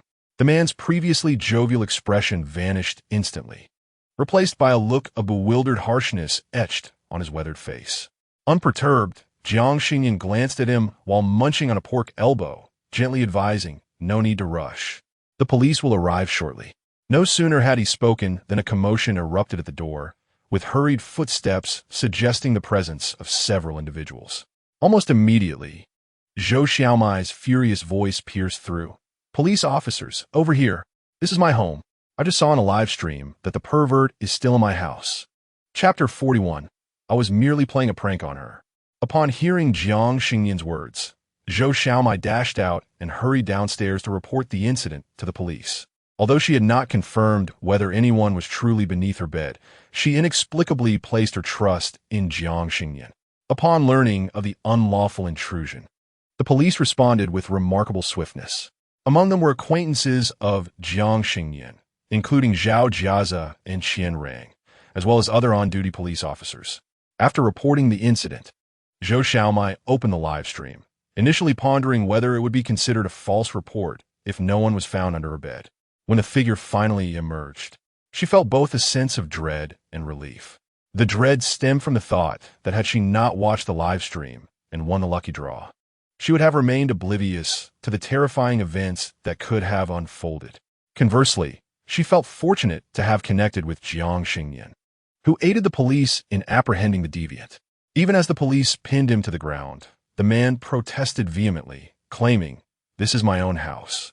How could I be trespassing?" Observing the officer's unwavering stance, he feigned nonchalance, cheerfully asserting that he merely intended to play a joke on the girl. "Look, she hasn't suffered any loss, has she? Miss, why not tell the police it was all a misunderstanding? I'll refund you a year's rent. How's that sound?" Zhou Xiaomai rolled her eyes, her beautiful visage betraying her disdain. "You were supposed to refund me rent anyway. You're old enough to know better. Any further discussions should be held with the police." The 32-year-old Zhao Jiaza felt a twinge of emotion, though he did not loosen his grip on the landlord. The landlord, wincing in pain, continued to insist that he was merely checking on his own property, claiming it was all a misunderstanding and not trespassing. "Be quiet." Zhao Jiaza sensed that the landlord harbored ill intentions. However, if the man insisted he had done nothing wrong, it could complicate matters. He realized that, according to public security regulations, the maximum penalty would be a detention of 10 to 15 days. But what would follow? Even if Zhou Xiaomai had not sustained any substantial harm, what if other women rented from this perverse landlord in the future? Would they be as fortunate as she had been? Zhou Xiaomai clearly shared this anxiety, feeling profoundly frustrated. The mere thought that the landlord might have been hiding under her bed these past few days, waiting for her to fall asleep to wear her clothes or use her toothbrush, made her feel nauseous. The police's suggestion of a mere detention of a few days only heightened her sense of helplessness. Who would hide under a tenant's bed without any ill intent? Who could predict what he might have done had he not been discovered today? As tears threatened to spill from her eyes in her anguish, Jiang Xingnian's voice suddenly resonated from the screen. "Officer Zhao, you might want to check beneath the bed. There are other tools as well as his phone, which contains encrypted albums." Recognizing Jiang Xingnian's voice, Zhao Jiaza exchanged a knowing glance with Qian Rang, signaling him to investigate under the bed. In his 20s and agile, Qian Rang quickly crawled under the bed and soon emerged with a collection of items: ropes, duct tape, a fruit knife, and a small bottle of unidentified sedative. Zhao Jiaza promptly unlocked the landlord's phone using facial recognition and scoured the hidden albums, discovering hundreds of videos of the landlord secretly recording tenants. Even more alarming were the videos of him drugging and assaulting a previous tenant. Though it was unclear why that girl hadn't reported him, the evidence was more than sufficient to ensure the landlord's incarceration, as he found himself cornered with no escape. The landlord ceased his evasions and candidly confessed to his criminal deeds. He specifically rented his property to single young women, surreptitiously purchasing a drug online to add to their water dispensers. Retaining a spare key, he would stealthily enter their homes whenever the girls stepped out. When they returned, groggy from the drugged water, he would emerge from beneath their beds, fantasizing about being in a romantic relationship with them, donning their clothes and using their toiletries. He would sometimes lie beside them, embracing them as they drifted into slumber. Even at this juncture, the landlord failed to perceive his actions as wrong, convinced that the glamorous young women he housed were surely not of reputable character. "I possess the property while they do not. I merely wish to offer them a home. What is my fault?" Zhao Jiaja pushed him slightly, his tone serious and disdainful. "The law will certainly inform you of your guilt. For now, you must accompany us to the police station." As a victim and participant, Zhou Xiaomai was also required to provide her statement. She could no longer bear to reside in that house, and what remained was to see how the situation would unfold. She picked up her phone and sent a rocket to Jiang Xingnian, sincerely expressing her gratitude before terminating the call. Jiang Xingnian slowly finished the golden corn elbow he had prepared, glancing at the clock, which read 8 o'clock in the evening. He tidied the dishes into the kitchen and sliced a plate of fruit to present. "Is there anything else you wish to calculate?" The netizens, previously engrossed in discussing the landlord's abhorrent behavior, suddenly snapped back to reality, typing "Draw me too" in the comment section. Jiang Xingnian chuckled at this, opened the settings, and sent out another lucky bag, the time limit still set at 3 minutes. Soon, a user named Sui Sui and Huan won the lucky bag and sent a rocket to join the microphone. The woman on camera appeared unremarkable, seemingly in her 30s. Her eyes were slightly puffy, clearly having cried for some time. Though her clothes were clean, they were wrinkled, and her hair, though of fine quality, was unkempt, suggesting a once comfortable life that had recently encountered distressing troubles. "Hello," Jiang Xingnian initiated, greeting her gently. "Are you troubled by family matters?" Zhou Ximei nodded, on the verge of tears but quickly regaining her composure, her face pleading, "Master, I implore you to save my husband." The mention of her husband caused Zhou Xiaomei's eyes to redden instantly, and her nose tingled as tears threatened to spill.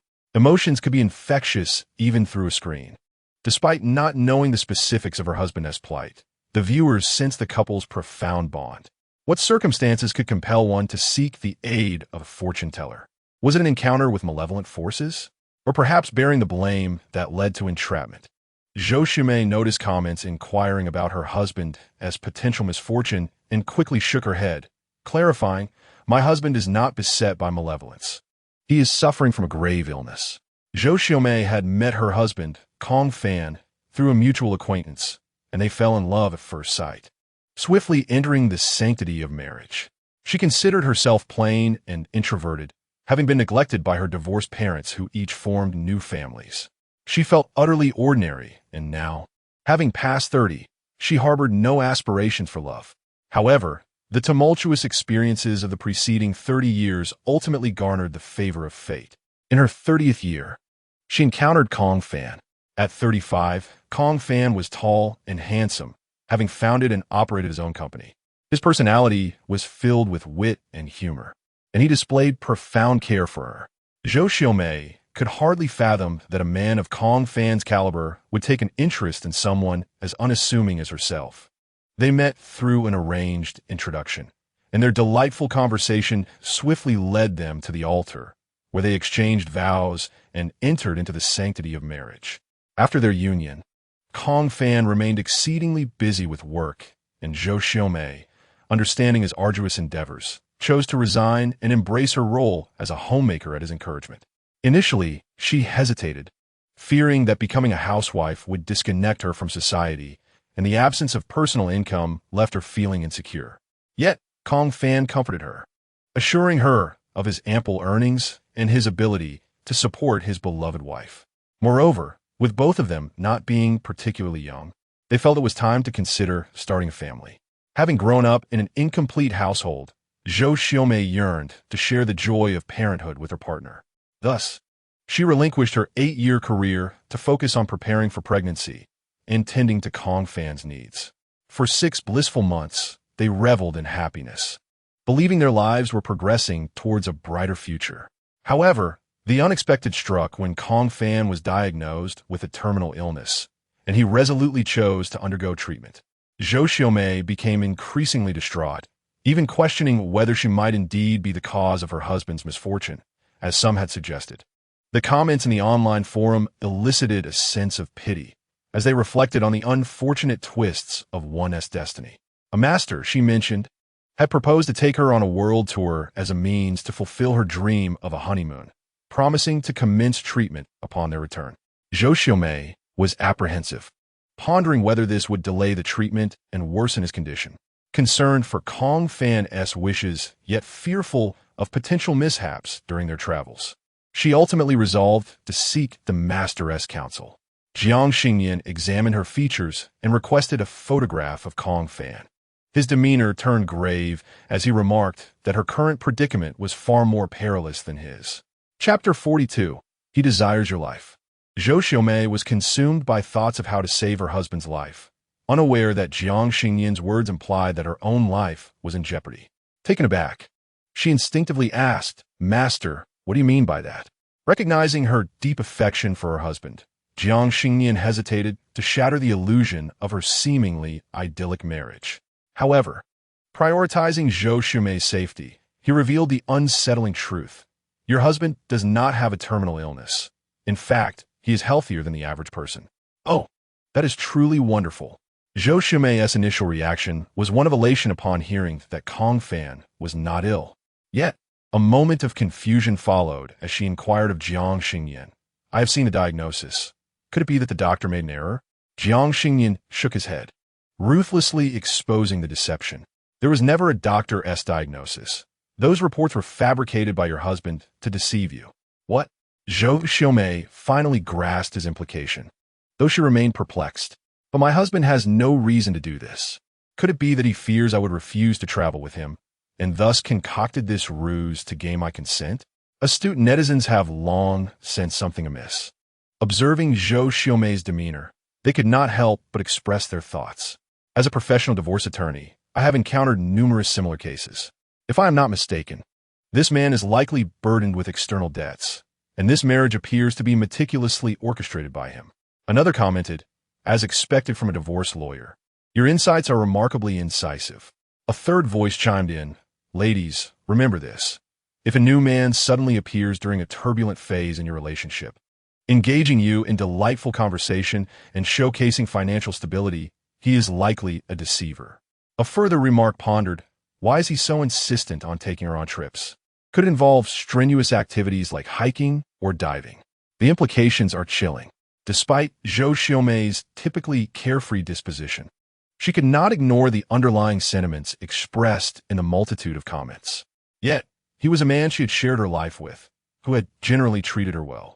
It was difficult for her to reconcile the notion of Kong Fan being as heartless as suggested by the online commenters. "Master, does my husband truly wish to harm me?" The mere act of voicing this query drained Zhou Xiaomei of much of her vitality. Jiang Xingnian felt sympathy for her, yet compassion could not alter the harsh reality. Even their marriage had been meticulously crafted by her husband, contrary to Zhou Xiaomei's fairy tale perception of love at first sight. Their union was entirely a product of Kong Fan's design. Years prior, Kong Fan had ventured to Haicheng to establish a business and, fortuitously, capitalized on a burgeoning market, amassing considerable wealth. However, acquiring riches is often easier than preserving them. Suddenly affluent, Kong Fan's spending became extravagant, and he lavished generosity upon his acquaintances. This hedonistic lifestyle led him down a path of moral decay, ultimately succumbing to gambling. The adage 9 out of 10 gamblers lose holds true for anyone, including Kong Fan, who lost not only his initial fortune, but also accrued significant debts. Desperate, Kong Fan resorted to borrowing from one source to pay another. One day, he conceived what he believed to be a brilliant plan. If he married someone and that person unexpectedly passed away, while he had purchased a substantial insurance policy on their life, he would stand to gain. Kong Fan, a man of decisive action, soon began to enact his scheme. He meticulously sought a suitable target, someone of average appearance, lacking self-confidence, with a limited social circle and distant familial ties. After sharing a bed for over 6 months, how could Zhou Xiaomei fail to notice any discrepancies? At times, she felt that Kong Fan's affection was somewhat superficial, while he appeared to cherish her. The moments they truly spent together were few and far between. If he truly loved her, how could he consistently work late? Zhou Xiaomei largely accepted Jiang Xingnian's assertions, feeling despondent as she sighed.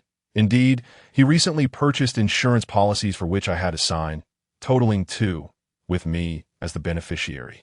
At that time, Kong Fan claimed it was for his own security, unaware that the true intent was to target her life. Once the rose-tinted lens of love shattered, Zhou Xiaomei felt a surge of indignation. "Master, he has yet to act on his intentions. Even if I were to report him to the authorities, it would not significantly impact him. However, if I were to proceed with the divorce, would there be other girls deceived and harmed by him?" The viewers in the live stream echoed this concern. "Brother, don't look back. I'm your sister-in-law. I swear, my sister didn't go this time. Nor is there any evidence to prove this man intends to harm for financial gain. Remaining married places one in constant peril, while divorcing leaves another girl vulnerable to a scoundrel.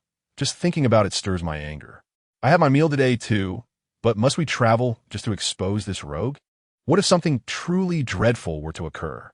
Is there a way for this man to face the consequences he deserves? If he managed to do so, I shall shower you with 100 hearts."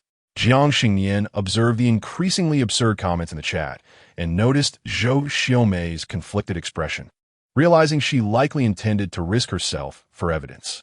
While her spirit was commendable, her actions were ill-advised. Fortunately, Jiang Xingnian did not disappoint and pointed Zhou Xiaomei toward the clear path. "In truth, you are not his first wife, but his third." "What?" Zhou Xiaomei was taken aback, evidently unaware of Kong Fan's previous marital history. Conversely, the viewers quickly regained their composure, shocked yet discovering a terrifying truth. If Zhou Xiaomei was Kong Fan's third wife, what had become of the first and second? Zhou Xiaomei swallowed hard and hesitated before asking. His two ex-wives. They haven't all passed away, have they? Jiang Xingnian nodded, confirming that indeed, they had both perished, and their deaths were intricately linked to him. As Zhou Xiaomei felt a mix of fear and regret, her remaining affection for Kong Fan dissipated. Master, if I report this to the police now, will they reconsider my experience and reopen the previous case? Yes, Jiang Xingnian assured her, prompting Zhou Xiaomei to immediately contact the authorities. Initially believing the police investigation would take a considerable amount of time, she was astonished when, in less than half an hour, they informed her that Kong Fan had encountered an incident. Lacking definitive evidence, they merely summoned him for questioning. However, Kong Fan, feeling guilty, attempted to flee while driving to the police station, only to collide head-on with a passing truck. The truck sustained no damage, yet Kong Fan perished on the spot.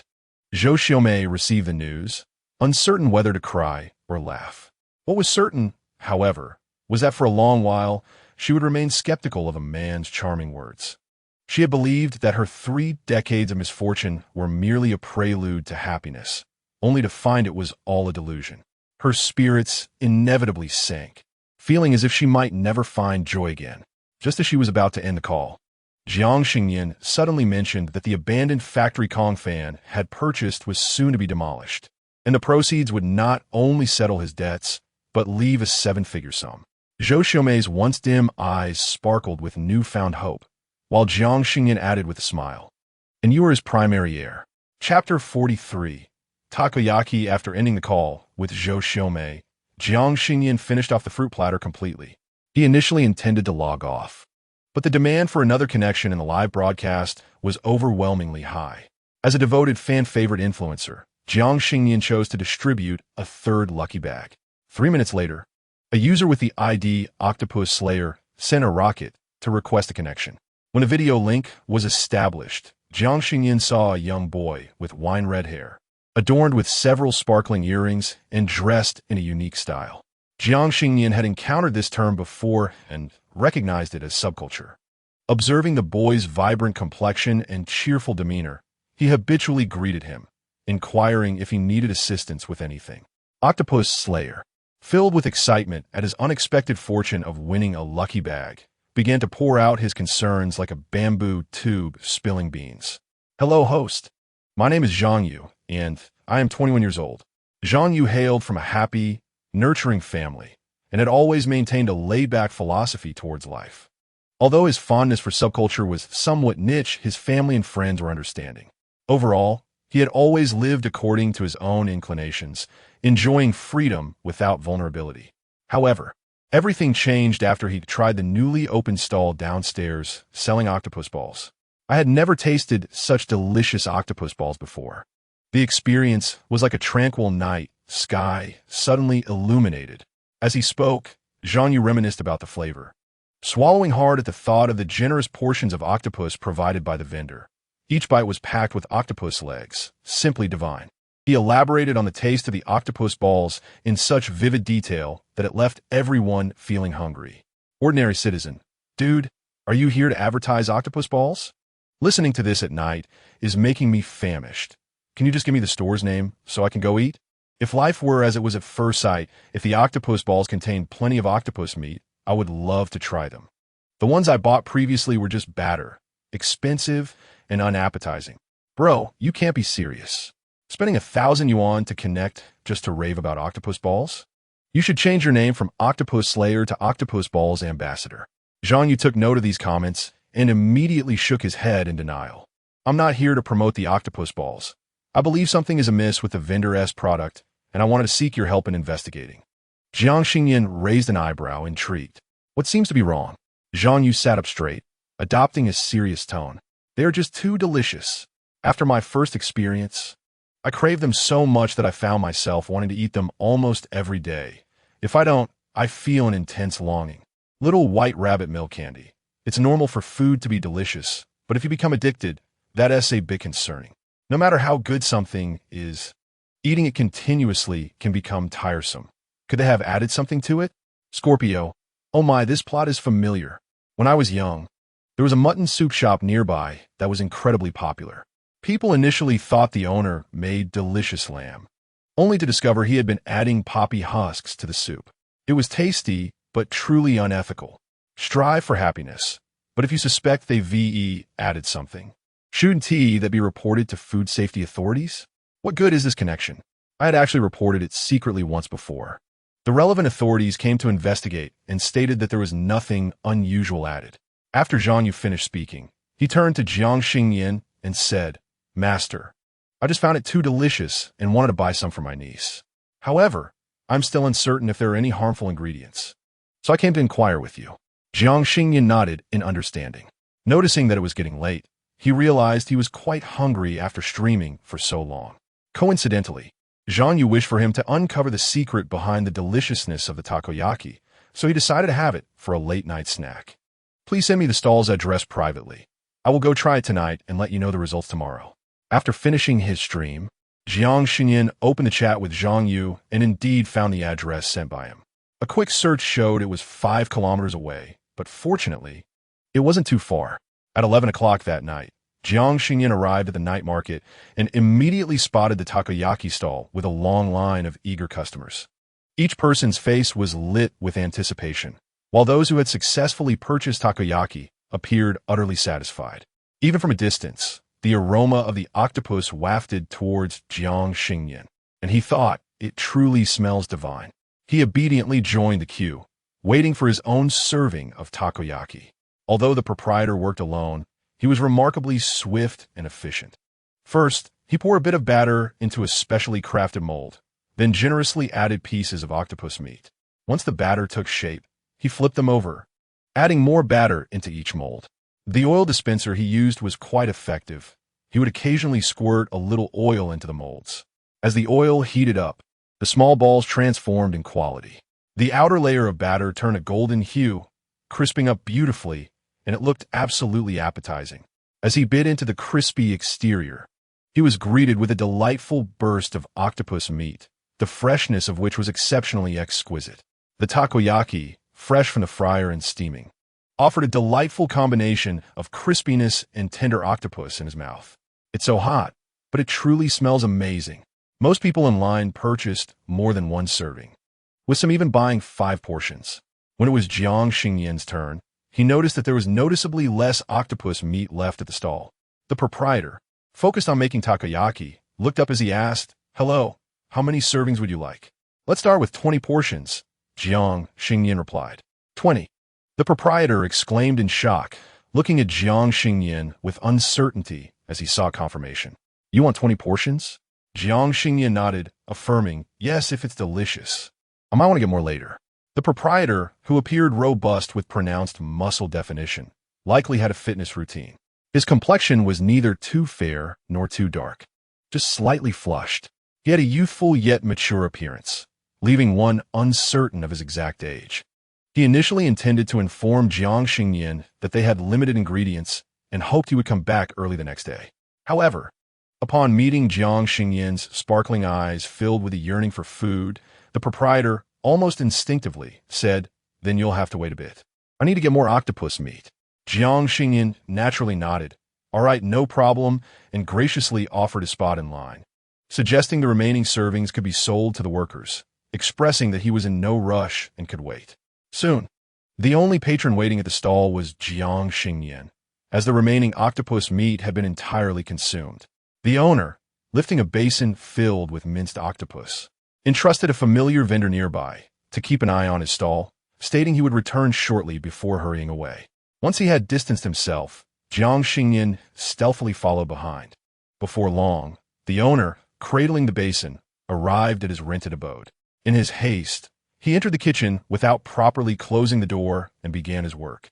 Jiang Xingnian lingered at the entrance, refraining from entering, merely nudging the door gently, allowing him a glimpse into the kitchen's activities. To his astonishment, the owner, who had appeared human, transformed into an octopus with 8 legs upon entering the kitchen. The enormous octopus limbs swiftly filled the space, writhing and stretching, looking both thick and fresh. The owner grabbed a knife and selected the nearest limb to sever. The sizable octopus leg fell into the sink. As he deftly washed the leg, the severed limb began to regrow. Jiang Xingnian's brow furrowed slightly. Realizing why Zhang Yu had remarked on the freshness, could the hand-cut octopus legs be anything but fresh? The owner hummed a tune while chopping the octopus legs. Just as he intended to return to his stall with the basin, he turned to find himself locking eyes with Jiang Xingnian at the door. With a crash, the basin fell from his hands, his face etched with fear and despair. He thought to himself, this was the end. The delectable takoyaki secret had been uncovered. Chapter 44. Honest and legal business. The takoyaki vendor never imagined that during a brief moment of leg slicing at home, disaster would strike. Though he had possessed his spirit license for some time, he could hardly fathom what would happen if his monstrous identity were to be discovered by a human. While he contemplated the prospect of incapacitating the youth before him and fleeing, he was troubled by the question of what would follow. He had only recently begun to establish himself in Haicheng, and apart from the cost of the octopus legs, the stall rent was an expense he could not afford to abandon. Furthermore, his business had begun to flourish with a growing number of returning customers, making it all the more difficult for him to relinquish his newfound success. As he wrestled internally with potential strategies, the young man at the door broke the silence, asking, "Does it hurt?" "Huh?" The octopus spirit paused, momentarily taken aback before realizing Jiang Xingnian was inquiring if the leg severance was painful. Surprisingly, he found the boy rather amiable. "Not at all. It doesn't hurt, and it can regenerate. Even if all 8 of my legs were severed, they would heal within the same day." A hint of pride colored his voice, for in this day and age, starting a business was no small feat, and finding ways to economize was a skill in itself. Having gleaned the information he sought, Jiang Xingnian nodded gently. He refrained from questioning the owner's identity or expressing astonishment, maintaining a calm demeanor as he stated, "Boss, I would like 50 portions if possible." The octopus spirit stood momentarily stunned, before eventually nodding in agreement. He picked up the fallen octopus leg, washed it clean, and prepared it for marination before heading back to the stall. The two moved in silence, the octopus spirit feeling conflicted, uncertain of what Jiang Xingnian truly intended. Just as he pondered how to broach the subject, Jiang Xingnian abruptly remarked, "I was commissioned to investigate the secret behind your delicious takoyaki, and I do not wish to put you in a difficult position." The octopus spirit, bewildered, inquired, "Who sent you to investigate my recipe? Surely it cannot be a competitor?" Jiang Xingnian shook his head, refraining from exposing Zhang Yu, and merely ambiguously remarked that the individual was a customer rather than a peer. Expressing a simple fondness for the octopus balls from this establishment, and out of concern that they might contain dubious substances, he decided to investigate. Upon hearing that someone suspected him of employing nefarious methods in his culinary endeavors, the proprietor's already flushed complexion deepened. "What dubious substances?" "Everything I use is legitimate and crafted by my own hands from fresh, unprocessed octopus legs." Jiang Xingnian nodded in affirmation, declaring, "Indeed, I have witnessed it. You are truly a conscientious and honorable proprietor." Suddenly, the octopus spirit, flattered by the compliment, felt a rush of bashfulness and replied, "Ah, food safety is a shared responsibility between humans and spirits alike." "Indeed," Jiang Xingnian reassured him, "you need not worry. I shall keep your secret." Were anyone else to voice such a sentiment, the octopus spirit would undoubtedly remain skeptical. Yet, for reasons unknown, he found Jiang Xingnian to be trustworthy from their very first encounter. Feeling a sense of job security, the octopus spirit joyfully offered to present him with several complimentary servings of octopus balls. Jiang Xingnian accepted graciously and set up his live stream in front of the vendor stall. Perhaps owing to the youthful demographic of his followers, the livestream quickly attracted 2,000 viewers, even at the stroke of midnight. Many online users inquired about what delectable dish Jiang Xingnian intended to sample, with some keen-eyed viewers immediately spotting the octopus ball sign behind him. With the context of the evening's collaboration, it became evident that this stall was likely the one suspected by the so-called octopus killer of containing questionable additives. Coincidentally, Zhang Yu, a fellow night owl, stumbled upon Jiang Xingnian's live stream while scrolling through his phone, feeling both exhilarated and anxious. He promptly typed in the comment section, "Master, have you tried these octopus balls? Is there truly something amiss?" Upon seeing this comment, Jiang Xingnian pivoted the camera towards the sizzling octopus balls, assuring viewers that no dubious substances had been added. The delightful taste stemmed solely from the proprietor's dedication, as the ingredients were comprised of freshly cut octopus legs, undeniably superior to frozen alternatives. In truth, the proprietor relied more on the quality of his ingredients than simply care, but such candidness was unsuitable for the livestream. Before long, Jiang Xingnian received 3 servings of octopus balls. He positioned his phone, took a bite of the warm delicacy, and showcased the octopus legs encased in golden batter, revealing a generous portion of fresh octopus meat. "No wonder it was so delicious. I really shouldn't be watching this while on a diet," lamented one viewer. "Is this the establishment producing these octopus balls? If any family members know, please DM me the address. I must indulge as an octopus killer tomorrow." Another chimed in, "Am I the only one who thinks the host must be a handsome fellow? Although he hasn't shown his face, that elegant jawline and lovely lips are quite appealing." Yet another remarked, "Old man loves beauty," one observer noted, "and while I concede he possesses some skill, let us not forget that those who thrive in the internet sphere have long revealed their faces. What use is a pretty mouth if one cannot see the entire visage?" "Weekend must have. Old man loves beauty," another retorted. "Why are you always fixating on the host with your negativity? What we admire is the host's abilities and character, which bear no relation to their appearance." The elder enjoys watching beautiful women. It's astounding how fervently some fans support someone they deem unattractive. I never claimed he lacked talent. Yet it is quite evident that those who are conventionally good-looking do not shy away from the spotlight. The comment section quickly erupted, with fans asserting their appreciation for Jiang Xingnian's character and prowess, dismissing any connection to physical appearance. Those who disapproved of Jiang Xingnian adamantly insisted he was indeed an unattractive man.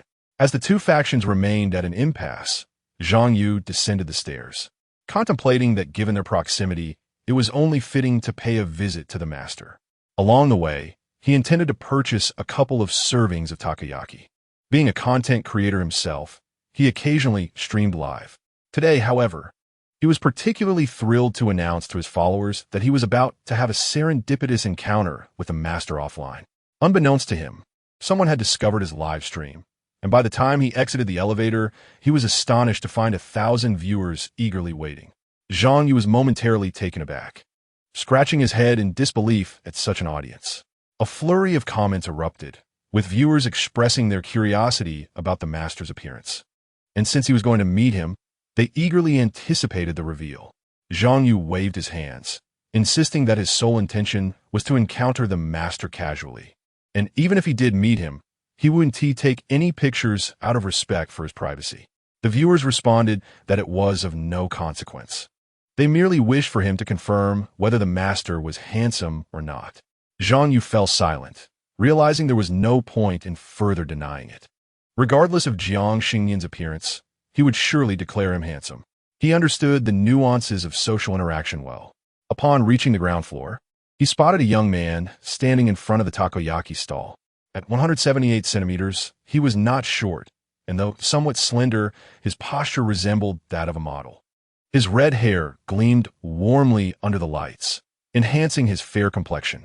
Rather than resembling a fortune teller, he bore a closer resemblance to an idol. The viewers who had been waiting eagerly in the live stream noted Zhang Yu's astonishment, fueling their curiosity about Jiang Xingnian's looks. "Is that sea salt ice cream? Why do you look so shocked? Is the master truly that unfortunate in appearance? The elder loves beautiful women. I knew it. That host must be unattractive. Anyone good-looking would not shy away from showing their face." Zhang Yu was taken aback to find that his moment of distraction was interpreted as a judgment on Jiang Xingnian's looks. He hurried to clarify, No. It's not that he is unattractive. He is simply too handsome, my goodness." Despite Zhang Yu's earnest insistence that his moment of distraction stemmed from Jiang Xingnian's stunning appearance, some viewers remained unconvinced. They stubbornly clung to their biases, believing Zhang Yu's praise for Jiang Xingnian's looks was merely a matter of social decorum. Some commenters even urged him not to feel awkward. They understood. Understood what exactly?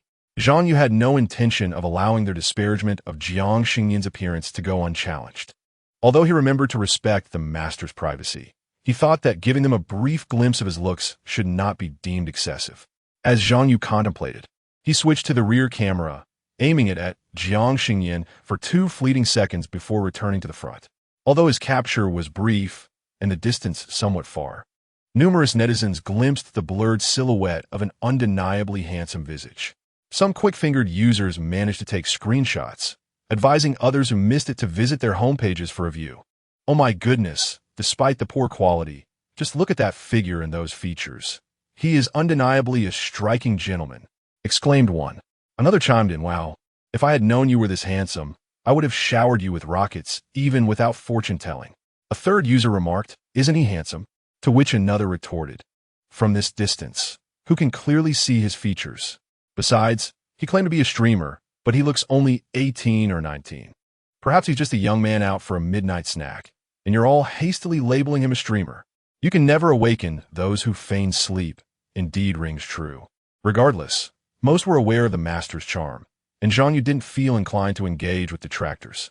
With the person he wished to meet right before him, he decisively ended the live stream, tidied his hair, and approached Jiang Xingnian, tentatively greeting, hello, master. I am Zhang Yu. Jiang Xingnian, occupied with showcasing his takoyaki, looked up and politely replied, hello, I am Jiang Xingnian.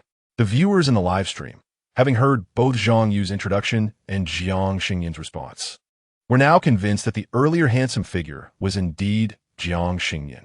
One user promptly sent rockets, flooding the screen with inquiries about why Jiang Xingnian did not reveal his face. Was it related to fortune-telling? Jiang Xingnian, ever patient with paying customers, pondered briefly before responding. During my first live stream, I couldn't adjust the angle properly. Later, a friend advised that to attract more viewers, I should use a vertical cover. I personally do not enjoy recording videos for traffic, so what I share is mostly highlights from my live streams. Since I didn't show my full face the first time, I became too lazy to adjust it afterward. Dear streamer, if you have such a face that alone is enough to gain fame, who cares about verticality? Commented one. Another noted, though I know the streamer is quite young, he appears even younger, perhaps just barely 18. Doesn't he attend school? Jiang Xingnian addressed this comment, explaining, a few years ago, my economic circumstances were poor, and I didn't have the opportunity to pursue education. In the future, I plan to self-study when I have the time. Some expressed sympathy, while others viewed it as mere justification, for Jiang Xingnian truly resembled a young aristocrat, making it difficult for many to associate him with a humble background. Noticing that Jiang Xingnian was genuinely unconcerned about revealing his face, Zhang Yu felt a sense of relief. Although he had intended to defend Jiang Xingnian against detractors, he realized that if the young man truly wished to remain incognito, it would be a case of well-meaning interference. The octopus vendor nearby, overhearing their conversation, quickly understood that this esteemed customer was inquiring about Jiang Xingnian for personal reasons. However, he felt no anger. Rather, he perceived it as a testament to the deliciousness of his takoyaki. Jiang Xingnian indulged in a live broadcast, savoring 50 servings while engaging in delightful conversation. Zhang Yu, observing from the side, expressed astonishment. He had previously been taken aback by Jiang Xingnian's remarkable appetite, even secretly wondering if he consumed only one meal a day. However, standing beside Jiang Xingnian, one could palpably sense his profound love for food, a desire etched deep within his very being. Indeed, he was a newly minted internet glutton, his eating habits evoking not feelings of revulsion, but rather a yearning for more delectable delights. Initially intending to purchase merely 2 servings of octopus, he found himself unwittingly consuming 5, entirely caught up in Jiang Xingnian's rhythm.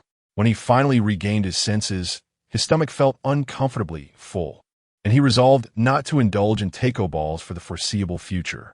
After all, even the most exquisite delicacies can become tiresome when overindulged by an ordinary person. Yet, Jiang Xingnian was no ordinary individual.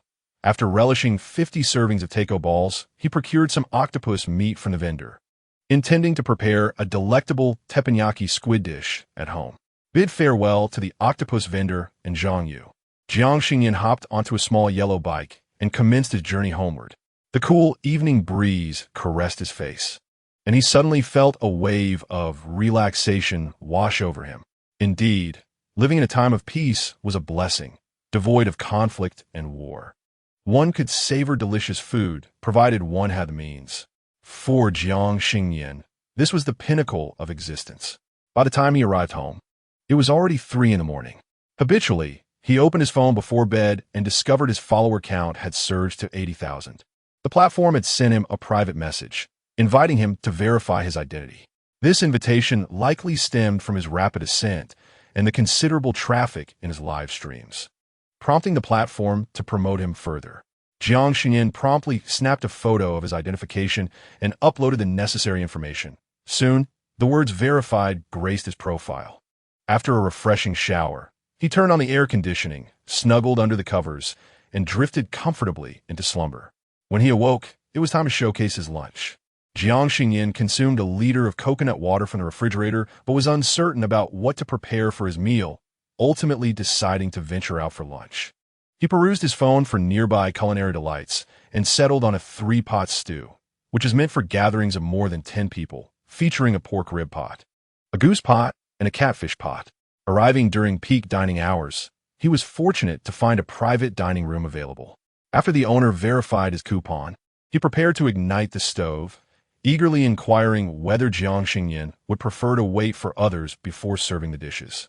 "Now, it's perfectly fine. There are no others." "Just me," Jiang Xingnian replied. The owner, taken aback by this revelation, thought it quite astonishing that one person would order 3 pots, even with ample funds.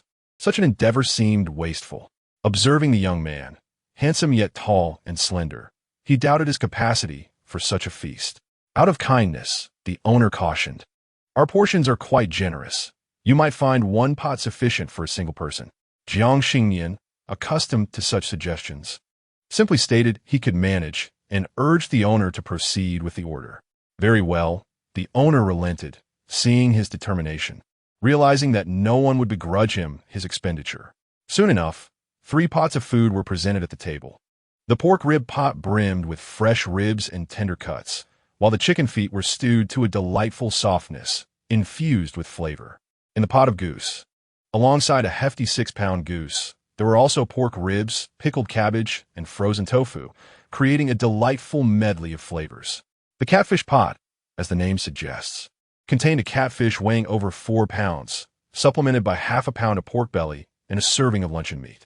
Each pot was accompanied by an array of vegetables such as cabbage, potatoes, and enoki mushrooms, each offering a distinct and delectable experience. Jiang Xingnian, as customary, activated the live stream, but this time he revealed his full face at the request of his fans. Upon entering the stream, viewers were greeted by a strikingly handsome visage, prompting reactions of shock and disbelief. "Jojo eats elbow, no way. Although I knew the host was handsome yesterday, the image was quite blurry then, and I thought it was just the ambience enhancing the appeal. But seeing him up close, he's even more handsome. Oh my." Another commented, "My mom asked why I was shouting husband at my phone, and I told her I encountered my favorite beauty vlogger." A third chimed in, "Artist of the week. Is your mom extremely beautiful? Generally speaking, sons resemble their mothers, so I bet your mom is a stunning beauty." Initially engrossed in his meal of pork ribs, Jiang Xingnian paused upon glancing at a comment. The thought of the original owner, with a heart full of longing for home, involuntarily drew a sigh from him. In truth, since his birth, he had never laid eyes on her. Chapter 46. Little Xingnian, seeking mother from Jiang Xingnian's previous fragments of speech. One could surmise that he had grown up in a poverty-stricken mountainous area. Upon hearing that he had never met his mother, many netizens instinctively wondered if she had been abducted. If she had indeed been taken, it would be entirely understandable for her to avoid seeing her child, even to the point where they might find it difficult to face him. Conversely, if she was not abducted, how could any mother go 18 years without seeing her child? As their thoughts began to diverge, Jiang Xingnian hastily clarified, "It was I who was taken, not her. I came to Haiqing to search for my family." He acknowledged that it was a lengthy story, but for now, they should focus on their meal. Jiang Xingnian had no intention of eliciting sympathy. Perhaps the original owner would have sought help online to contact the Jiang family. However, Jiang Xingnian's perspective was straightforward. He believed that one day they would come looking for him, and there was no need for him to rush to integrate into a family that did not belong to him. Before the viewers could fully indulge in their sympathy, they found Jiang Xingnian contentedly enjoying his meal. The table was laden with 10 dishes across 3 large pots, making Jiang Xingnian appear even slimmer. Yet, this slender youth was savoring each bite with earnest dedication. Initially, everyone thought he had ordered far too much, but as time passed, the food in the pots visibly diminished. Many viewers began to inquire about the restaurant's name, contemplating a visit for the pork rib or catfish pot. Just as Jiang Xingnian was about to share, someone suggested he first negotiate a discount or a complimentary meal with the owner before deciding on promoting the establishment. Retired contrarian. Landlord Xingnian, your live stream has more viewers than many popular influencers. Revealing the restaurant's name would undoubtedly bring significant traffic. Advertising should typically come at a cost, so this would be mutually beneficial for you and the business, constituting an additional source of income. This, one might say, is what it means to explore a restaurant. Jiang Xingnian mentioned that he had previously come across short videos, yet he currently had no such intentions. He merely wished to share with his fans a delightful eatery he discovered, without the necessity of consulting the owner. He casually mentioned the name of the restaurant and continued to indulge in his personal culinary experience. As he finished his meal and prepared to depart, the proprietor suddenly called out to him, inquiring whether his DouYuID was Xingnian fan. Jiang Xingnian nodded, affirming, "Yes, is there something you need?" Although he had only over 80,000 followers, his live stream audience consistently numbered in the thousands, occasionally even reaching over 10,000. Such a viewer count is indeed commendable. As a local streamer, many staff members at the establishment had encountered him online, with some having already become devoted fans. Upon noticing Jiang Xingnian dining and streaming, the staff promptly informed the owner. Even though the owner had not previously seen Jiang Xingnian, the vibrancy of his live stream clearly indicated that he was no ordinary individual. The owner, recognizing the scale of his business, felt confident in his judgment of character. Despite Jiang Xingnian's modest following, the owner had an instinct that he would soon emerge as a prominent internet celebrity. Having already redeemed his group purchase voucher, requesting a refund would be inappropriate. The owner, wishing to foster goodwill, called out to Jiang Xingnian just as he was about to leave. "You see, as you are our 1,000th customer, we would like to offer you 3 complimentary pots."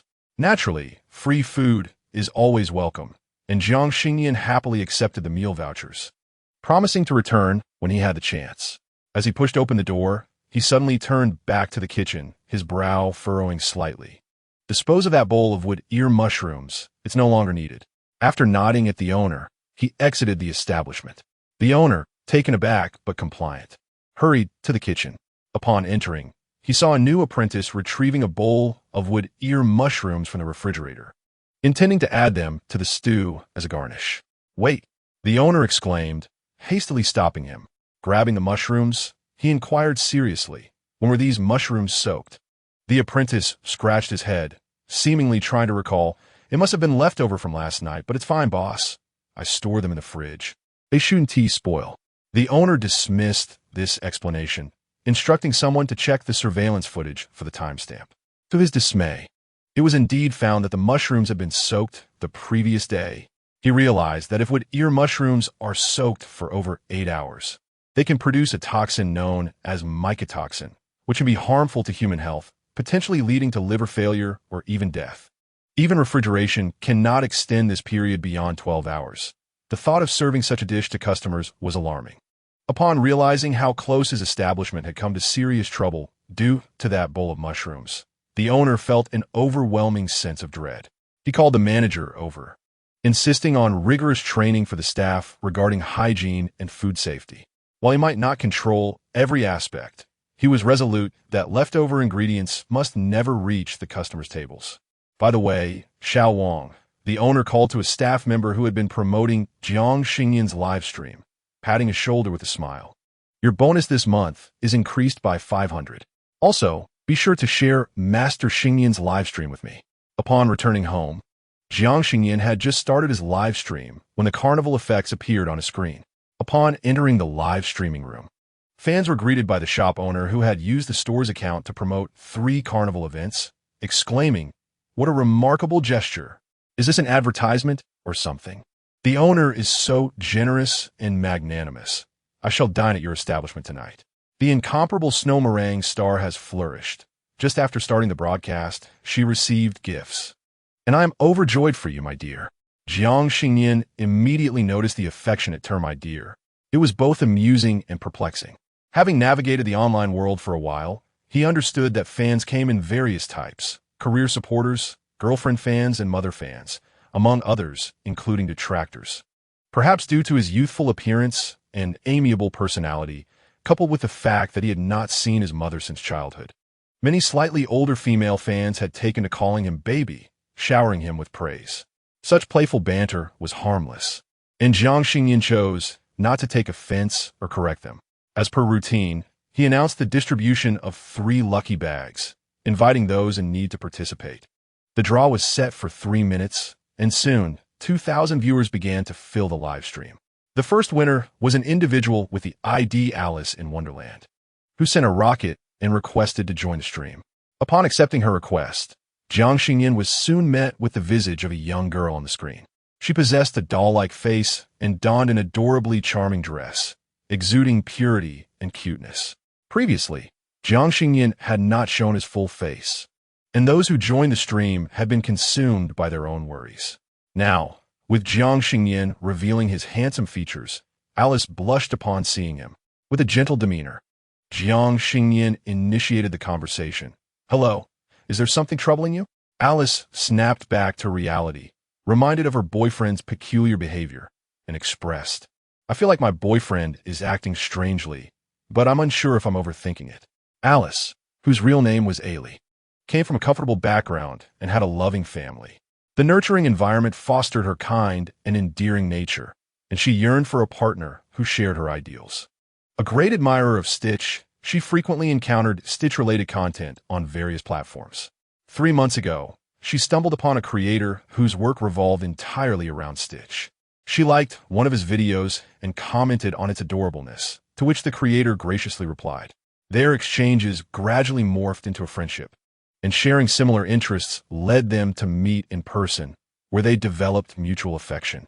It was hard to imagine that a successful 28-year-old man, standing at 183 meters, would have such a fondness for Stitch. "My boyfriend is absolutely enamored with Stitch. He even brings it along on our travels to take photos. He often declares that Stitch is his son, imbued with the ability to feel his love. He cares for Stitch as one would for a child, even turning on the television to play cartoons while getting ready for work." As Ailey recounted these tales, a gentle smile graced her face, reflecting her belief that her boyfriend, with his childlike spirit, was truly endearing. It is evident that she genuinely cherishes her boyfriend.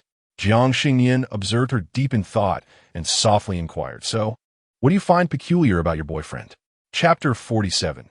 The enthusiast of Stitch, Ellie truly adores her boyfriend, perceiving him as exceptionally admirable in every aspect.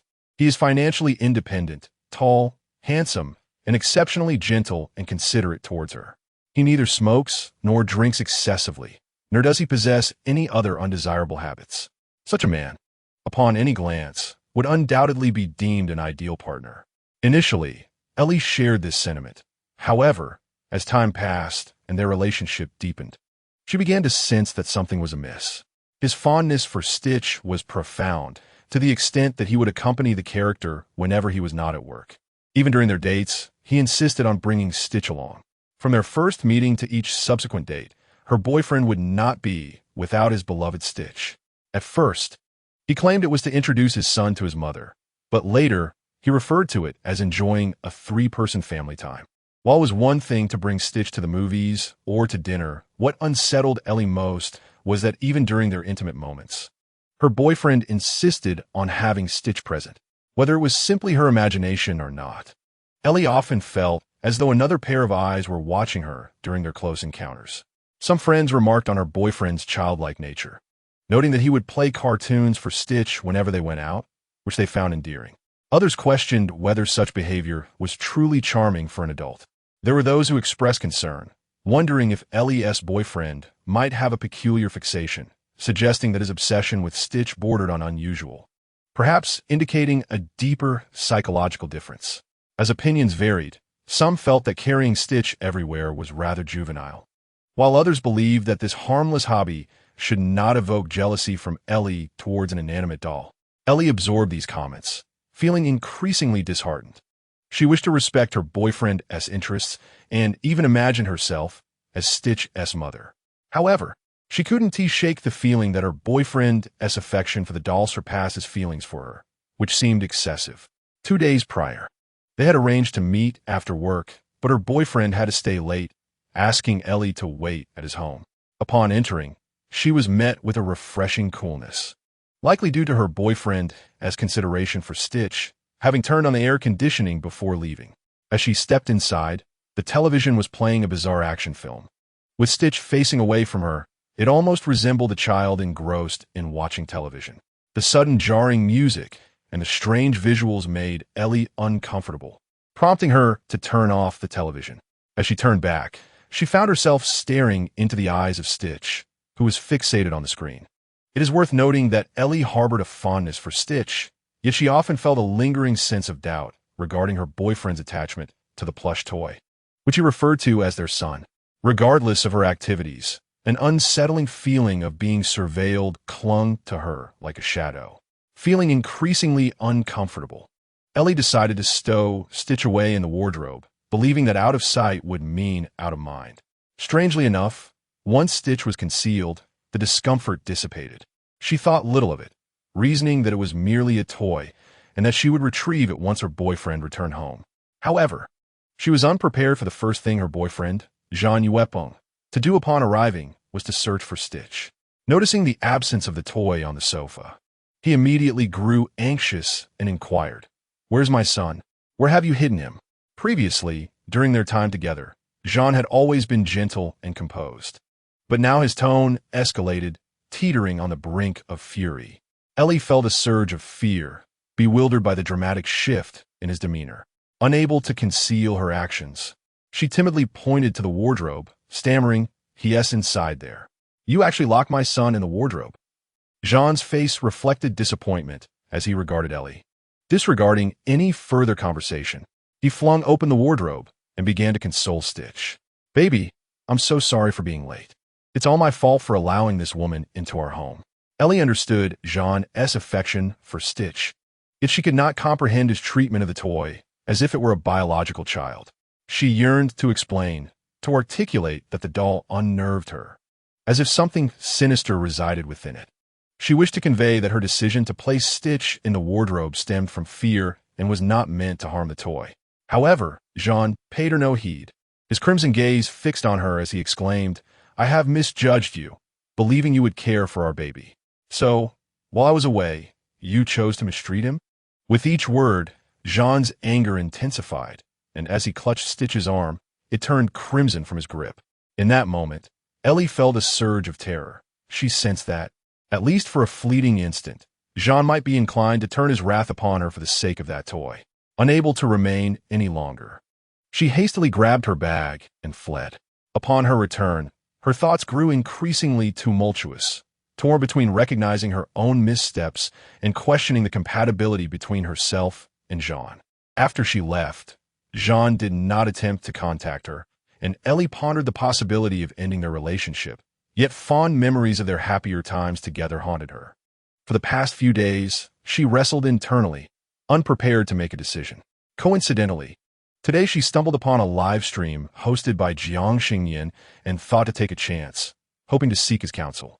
Perhaps fate deemed her struggles worthy of relief, for she found herself in possession of a fortunate draw. Her gaze betrayed a hint of sadness, her once adorable doll-like face now tinged with sorrow. "Master Xingnian, do you think I acted excessively, or did my boyfriend overreact?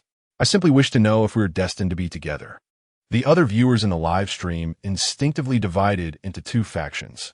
One group felt Ellie had overstepped, arguing that it was absurd to be jealous of a toy. The other faction believed Jean had the greater issue, prioritizing a plush doll over a living being. They opined that if that were the case, He might as well pursue a relationship solely with the toy. Jiang Xingnian observed the escalating debate on both sides and skillfully diverted everyone's attention by asking, "Do you have a photo of your boyfriend?" AI nodded and retrieved several pictures from her phone to show Jiang Xingnian. In the images, the couple donned various outfits at different locations, the only constant being that Zhang Yueping always held onto that Stitch plush toy. Truly, as AI had stated, her boyfriend had a profound affection for Stitch, carrying it wherever he went. Jiang Xingnian glanced at his appearance and then at the toy, a realization dawning upon her. "I suggest you break up with him, for that Stitch is indeed his son. More importantly, his son currently harbors a strong dislike for you." Chapter 48. Knowing people and their heart. Stitch is the child of her boyfriend? AI Li was left even more bewildered. How could a toy be the offspring of a human? And how could it possess emotions, even loathing her? Observing her confusion, Jiang Xingnian directly clarified. "Perhaps you have heard of raising a spirit? Huh? You mean something akin to the Tai Kumin Thong?"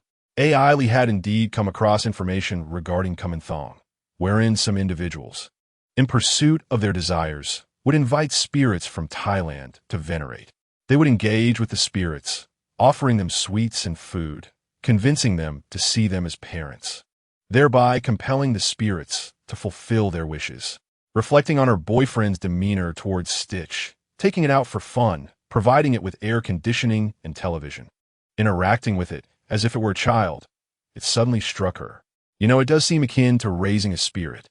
Jiang Xingnian, though not well-versed in Kumin Thong, assumed the essence was somewhat similar. The soul of a spirit resides within that toy. You mentioned your boyfriend is young yet accomplished. This must be connected.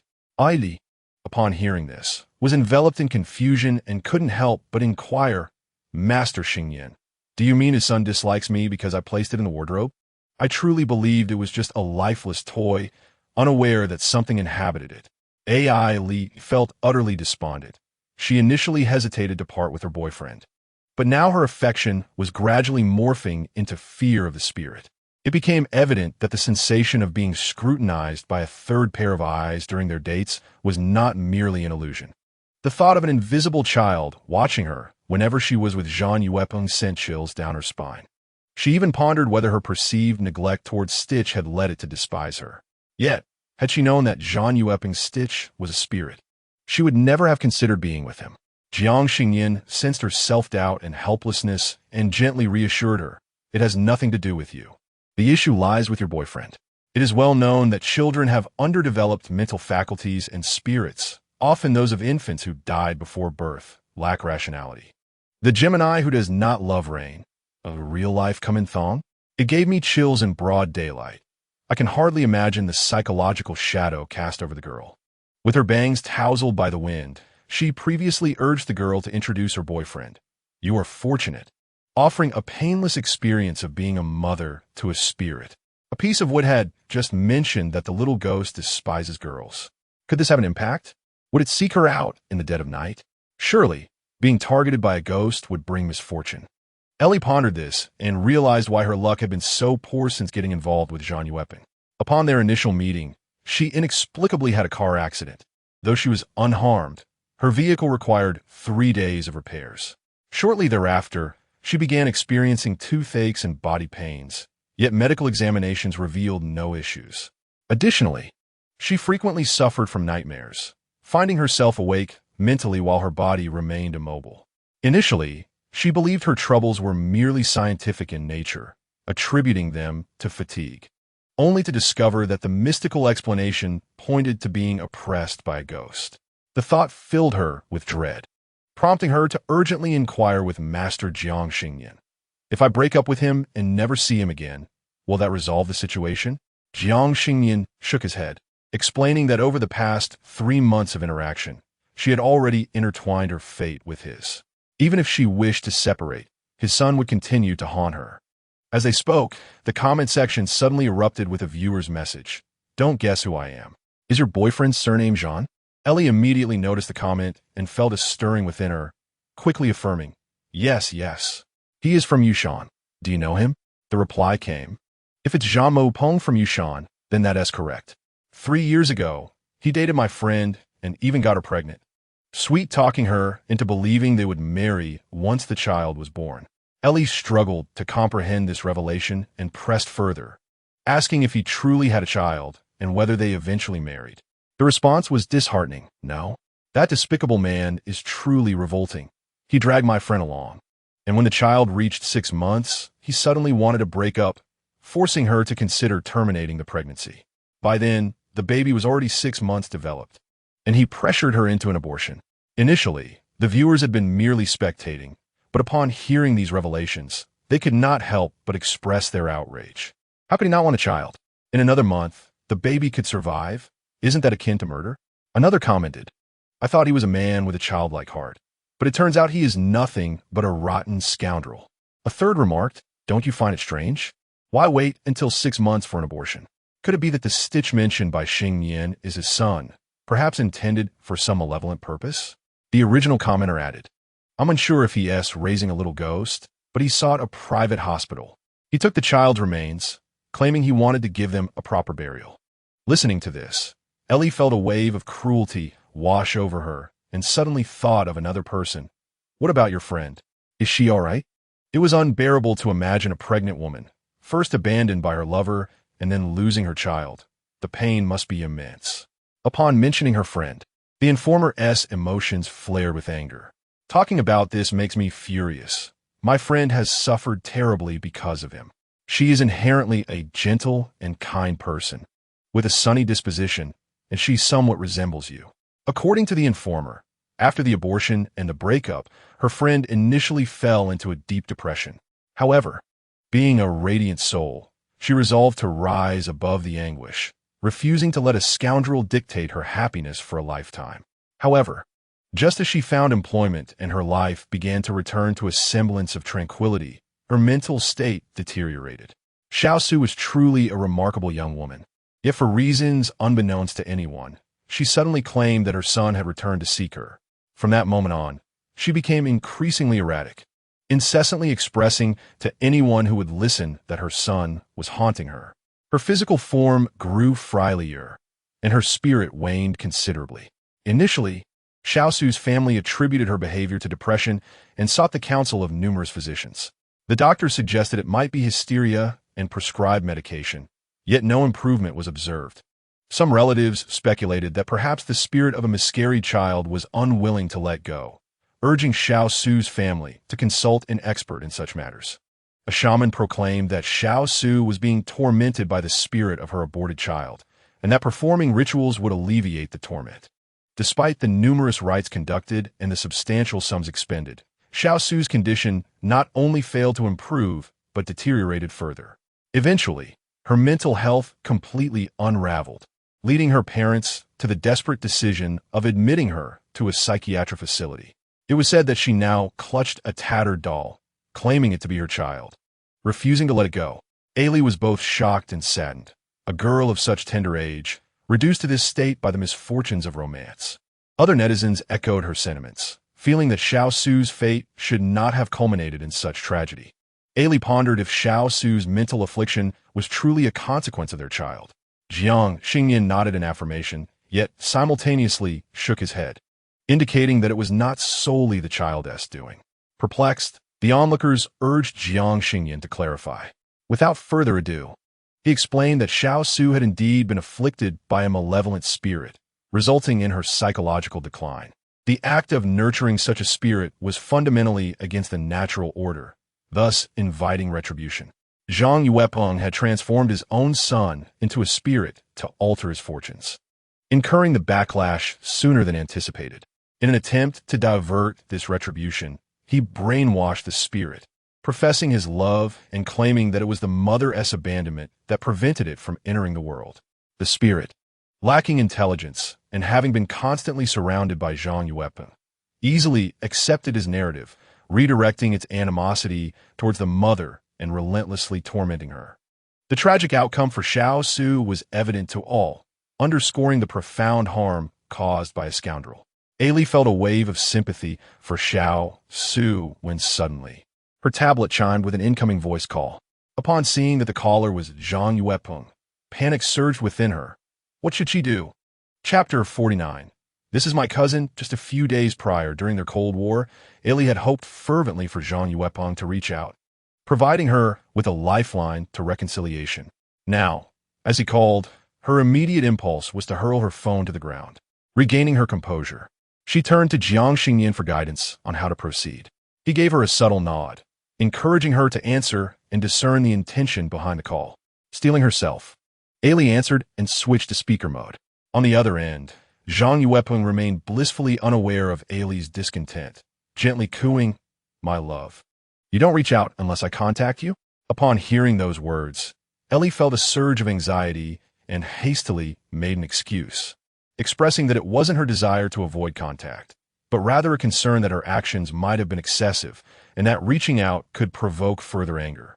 Jiang Xingnian appeared to have anticipated this reasoning, as he perceived Ellie's affection for him, coupled with a hint of naivety. "I did have my reservations initially. As you know, I genuinely regard Stitch as my son." Seizing the opportunity, Jiang Xingnian began to persuade Ellie.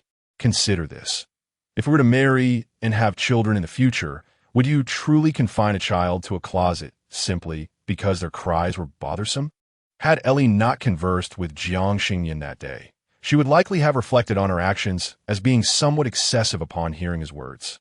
However, now that she recognized the animosity embodied within that Stitch, her discomfort and fear were undeniably authentic, leading Ellie to refrain from any internal conflict.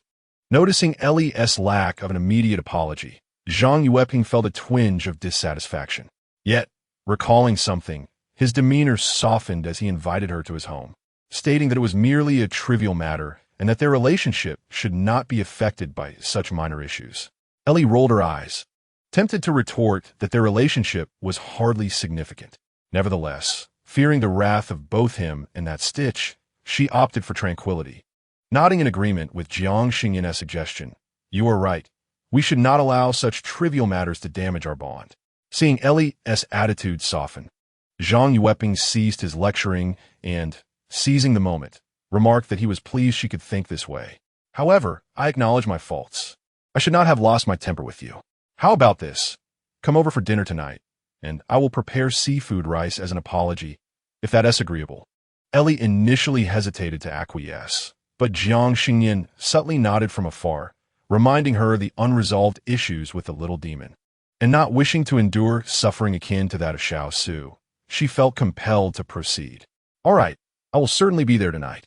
As soon as the call ended, the indifference on Ellie's face vanished instantly, replaced by a pitiful expression of desperation. "Master, save my life.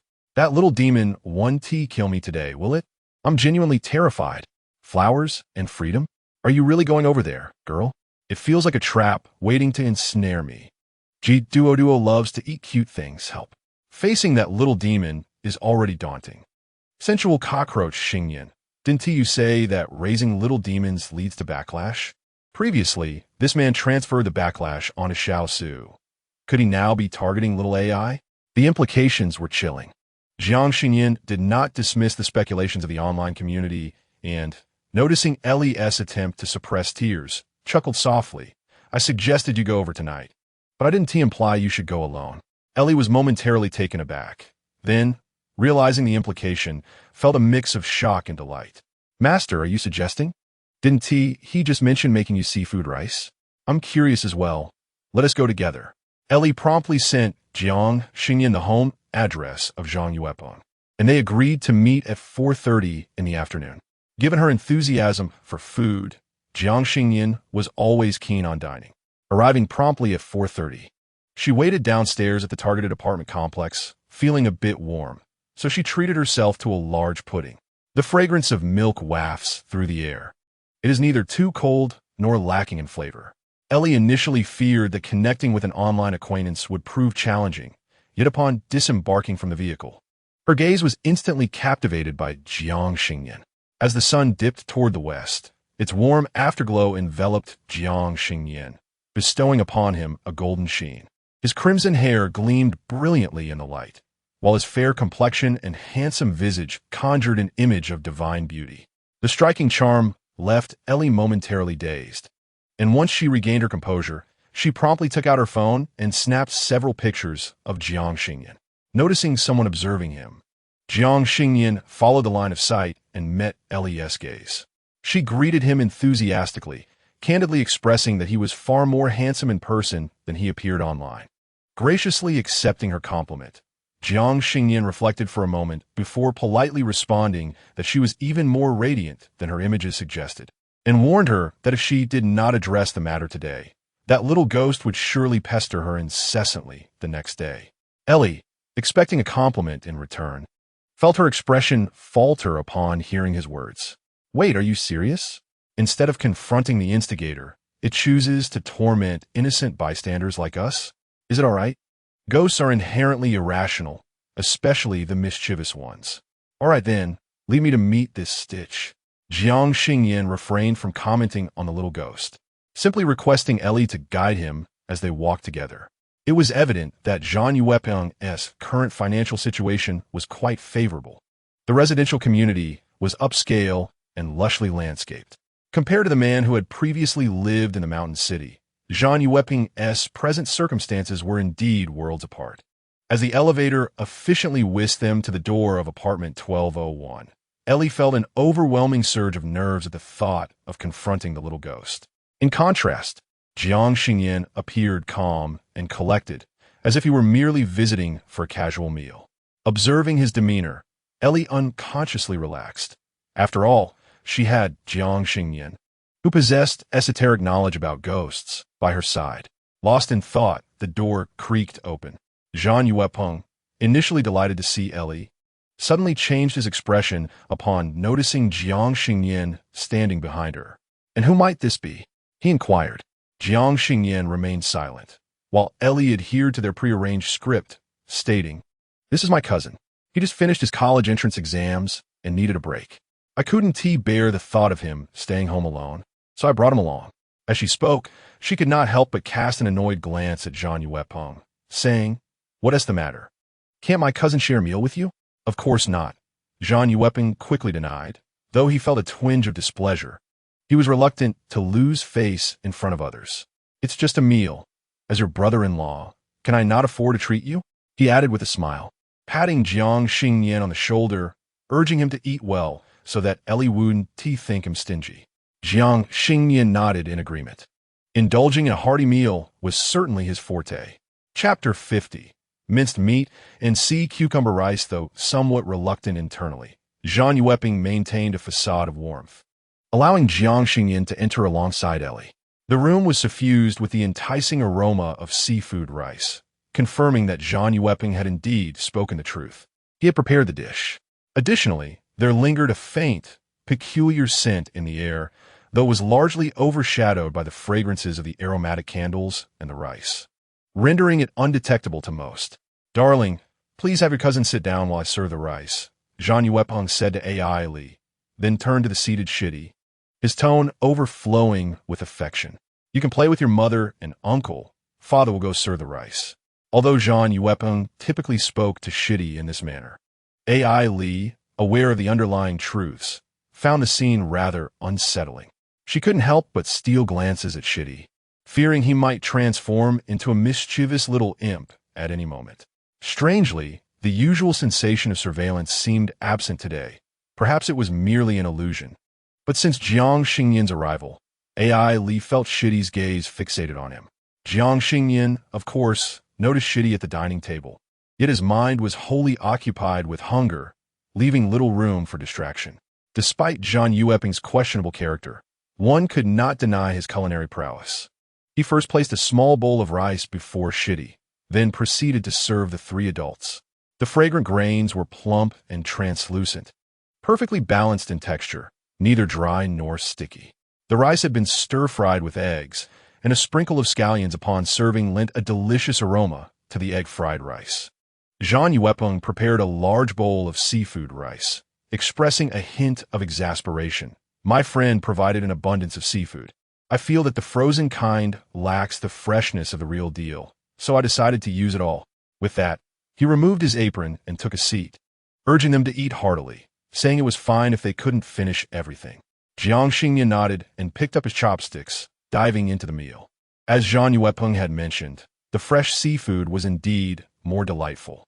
The minced meat was sautéed to perfection before the seafood and a hint of chives were added, allowing the flavors to meld before water was introduced to create a rich broth. As the saying goes, one heat counters 3 delicacies, and the savory sauce soaked into the egg fried rice, harmonizing beautifully with the unique texture and flavor of the seafood, so delectable that one could not cease to indulge. This is truly exquisite, Jiang Xingnian thought as he savored the seafood rice, feeling a profound sense of satisfaction. Before long, the bottom of his bowl was in sight. Observing his lingering desire for more, Zhang Yueping politely suggested, "Have some more. There's plenty of rice and seafood." Jiang Xingnian, delighted, readily accepted, of course, brother-in-law. Ai Li nearly lost her composure at his mention of brother-in-law, realizing that the master indeed possessed a flair for performance. Both Ai Li and Zhang Yueping harbored their own concerns, resulting in a modest consumption of the meal. During their dining, Zhang Yueping even remarked, "Had I known, I wouldn't have made so much." Yet before he could finish, within 5 minutes, an enormous bowl of seafood rice had vanished into Jiang Xingnian's stomach. Zhang Yueping's expression froze in astonishment, and after a moment, he remarked to Ai Li, "Your cousin has quite the appetite." Ai Li couldn't suppress an eye roll, forcing a smile as she replied, "Of course, my cousin is exceptional in every way." Zhang Yueping sensed something peculiar about Ai Li that day, but upon recalling the reason for her visit, he chose not to dwell on it. "Darling, I shall wash the dishes. Would you mind entertaining our son for a while?" The tone of Zhang Yueping was gentle, yet there lay a hidden malice in his gaze. Ai Li's initial instinct was to refuse, but unexpectedly, Jiang Xingnian interjected, "I'll play with him, brother-in-law. You can go wash the dishes." This boy, not only handsome, seemed to possess a sweet tongue as well, though admittedly, his appetite was rather considerable. With the boy taking the initiative, Zhang Yueping thought little of it. It was not unusual for a young child to enjoy toys. "Then, please play with your nephew. I shall return shortly," Zhang Yueping stated before heading into the kitchen. Ai Li watched his retreating figure, suddenly feeling a wave of sadness. He could cook, manage household chores, and spoke with such tenderness. He truly seemed an admirable man. Had he not concealed his true self so adeptly, she would not have found herself so entranced. It was only today that Ai Li comprehended the essence of knowing a person's face, but not their heart. As she pondered this melancholic thought, she turned to see Jiang Xingnian's actions, nearly gasping in shock. At that moment, Jiang Xingnian was gripping Stitch's ear with one hand, leaning in to inspect its belly. What struck Ai Li as particularly eerie was that Stitch's eyes had inexplicably moved. Despite being merely a toy, its dark eyes slowly turned towards Jiang Xingnian. The sharp teeth revealed themselves, appearing even more menacing, as if they were poised to pounce and bite him. Instinctively, Ai Li felt the urge to scream, yet she was rendered silent by what transpired next. Stitch suddenly came to life, its limbs moving with an alarming agility. Its sharp claws scratched wildly as it opened its mouth wide, aiming to bite Jiang Xingnian. Anyone witnessing such a scene would be paralyzed with fear. The animated Stitch emanated a chilling malevolence, causing the temperature in the room to drop several degrees. Even in silence, Ai Li could sense an overwhelming aura of hatred and pressure. As Stitch's jagged teeth approached Jiang Xingnian's arm, he sprang into action. He swiftly delivered 2 slaps to Stitch, rendering the previously frenzied toy momentarily stunned, its expression clearing in an instant. Once it regained its senses, it felt the pain and began to wail, a piercing sound reverberating throughout the room, as if it sought to penetrate the very eardrums of those present. "What are you doing?" Zhang Yueping, covering his ears, rushed out from the kitchen, his mouth agape in inquiry. Upon seeing Jiang Xingnian gripping Stitch's neck without relinquishing his hold, he erupted in anger. "Have you lost your mind? Let go of my son." The cacophony from Stitch continued unabated, and Jiang Xingnian, feeling exasperated, raised his hand once more to strike it. However, the moment Stitch sensed another impending blow, it immediately shut its mouth, its large eyes blinking with an almost childlike innocence. Meanwhile, Zhang Yueping, witnessing Jiang Xingnian's refusal to release his hold, charged over, intent on reclaiming Stitch. Jiang Xingnian did not turn around but deftly evaded Zhang Yueping's attempt to pull him away. Before Zhang Yueping could utter another word, Jiang Xingnian grasped Stitch's belly with both hands and tore the toy's body apart. Within the plush stuffing lay a small, curled-up corpse, evidently of a very young child. The tiny body had undergone special preservation, having been dried and coated in wax. The diminutive specter, upon its emergence, still bore a faint breath of life, yet was seized by its biological father to serve as an instrument for fortune and luck. Jiang Xingnian cradled the tiny corpse delicately in his hands, exerting no force. From the dawn of its memories, the little ghost had resided within the body of Stitch. Its father often proclaimed that only his love mattered, demanding the fulfillment of various adult aspirations. The little ghost adored its father and longed for a home. Thus, it dutifully endeavored to grant each wish articulated by him. However, deprived of a normal childhood, its soul remained eternally ensnared within a doll's body, and the ghost's resentment grew relentlessly. At this juncture, its father revealed that it was the mother who had abandoned it.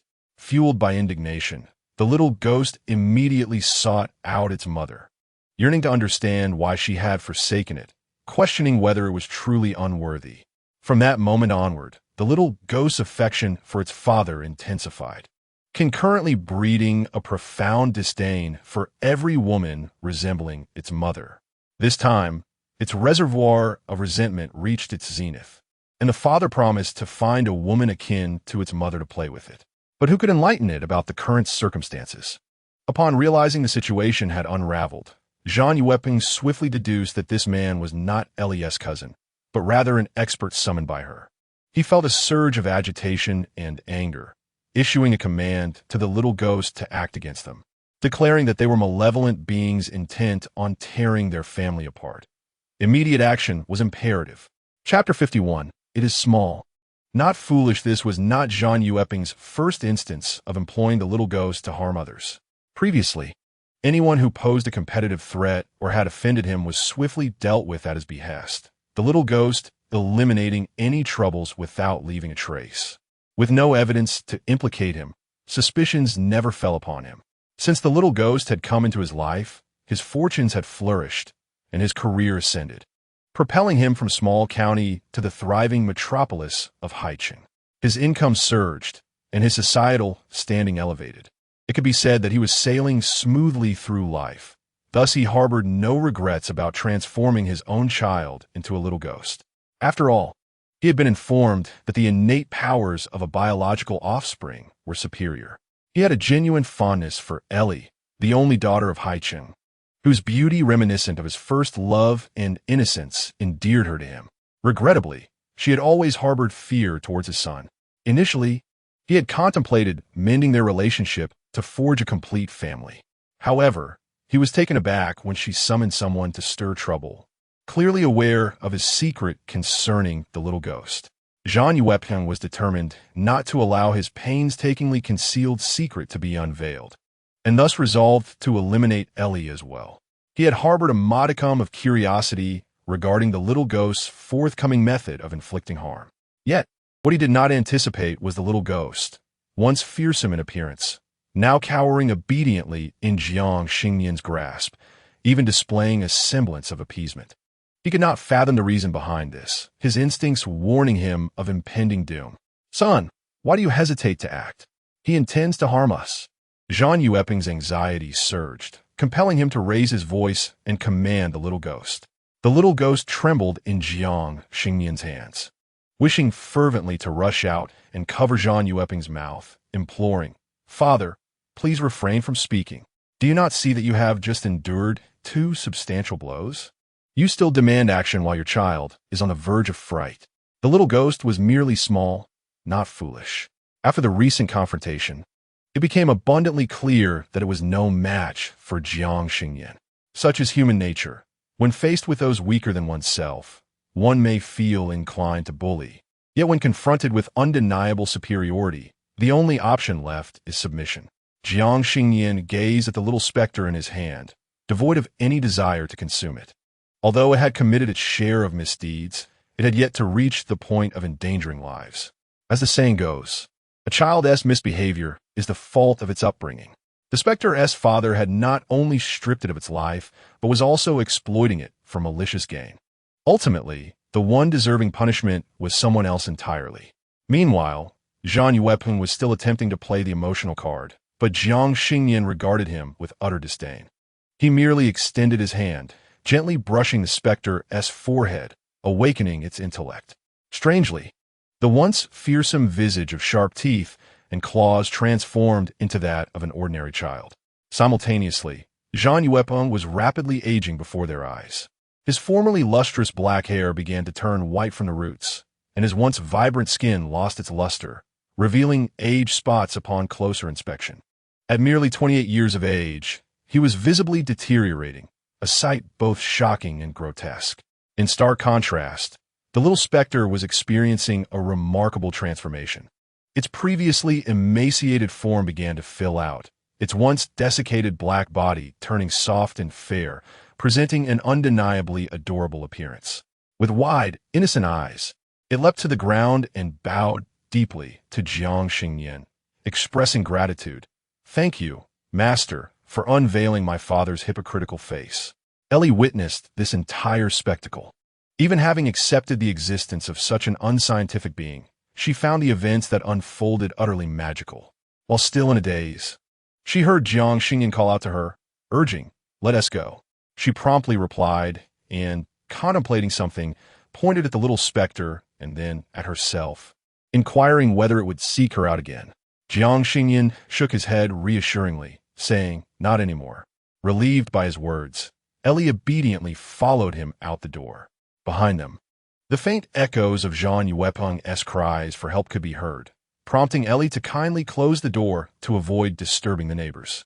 Inside the room, Zhang Yuepeng watched in horror as the little specter crawled toward him, using both hands and feet to inch closer. The specter revealed its pearly white teeth, tilting its head in confusion, asking, "Father, are you afraid of me?" "No, of course not. Don't listen to outsiders' provocations. Your father loves you dearly." Zhang Yuepeng dared not offend the specter, fabricating lies in a desperate attempt to shift the blame onto Jiang Xingnian. "Is that so?" The specter longed to inquire. "If you love me, why are you so cruel, not wishing to be born nor allowing it peace?" He had molded it into such a terrifying form for his own gain. "Father, you are truly selfish. Since you love me, let us remain together forever."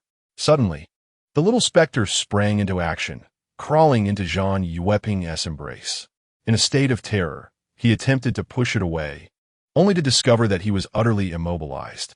Overwhelmed by sheer terror, he found himself rendered voiceless, his eyes wide open as he watched the little specter gradually invade his body. Indeed, as he had promised, they would never part again. Upon exiting the residential community, Jiang Xingnian bid farewell to Ellie, advising her to bask in the sun more often. As for the bewildering scene they had just witnessed, it would be best not to mention it casually. Ellie nodded in understanding, assuring him that even without his counsel, she would refrain from discussing it with anyone. The tale was simply too extraordinary. She feared that if shared, others might doubt her sanity. The summer evening breeze was significantly cooler than during the day, and the sky was adorned with a soft pink twilight.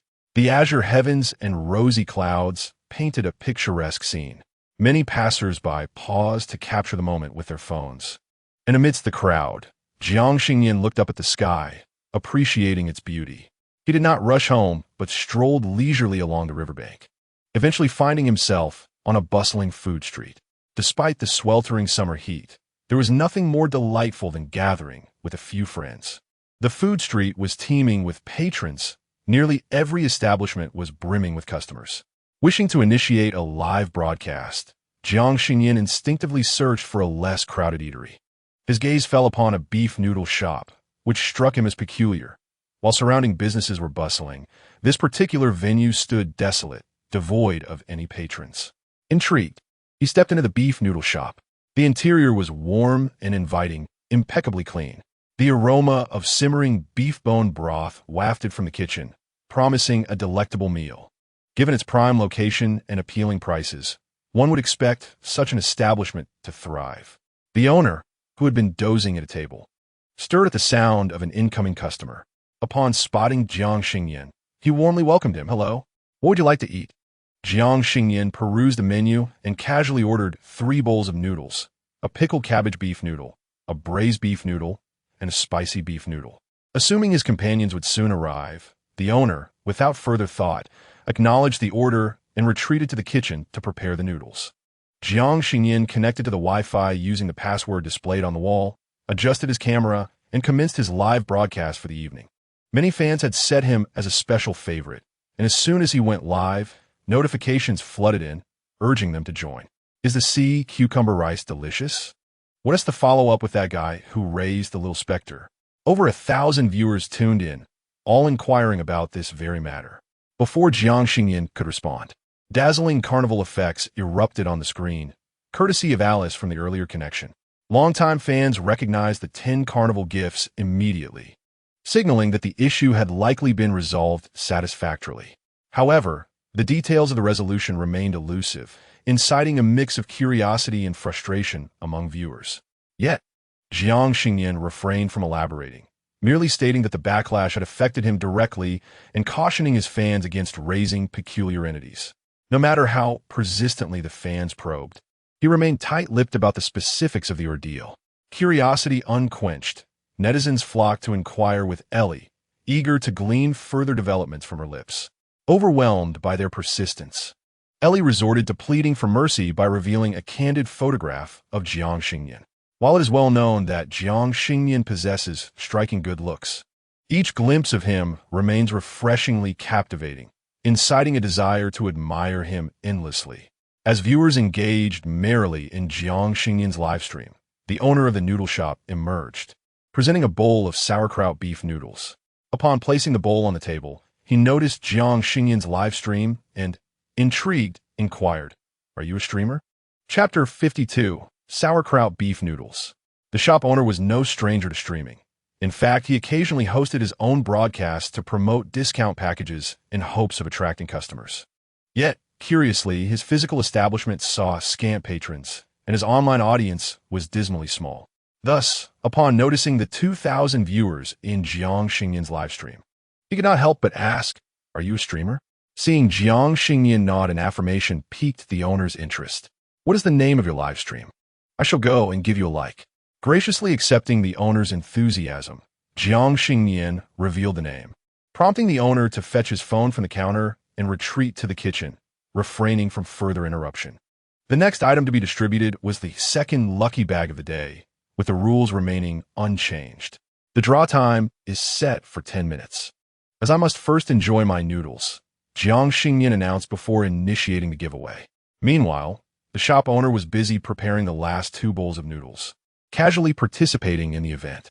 At that moment, Jiang Xingnian's focus was entirely on the bowl of beef noodles before him, a generous serving adorned with several pieces of braised beef.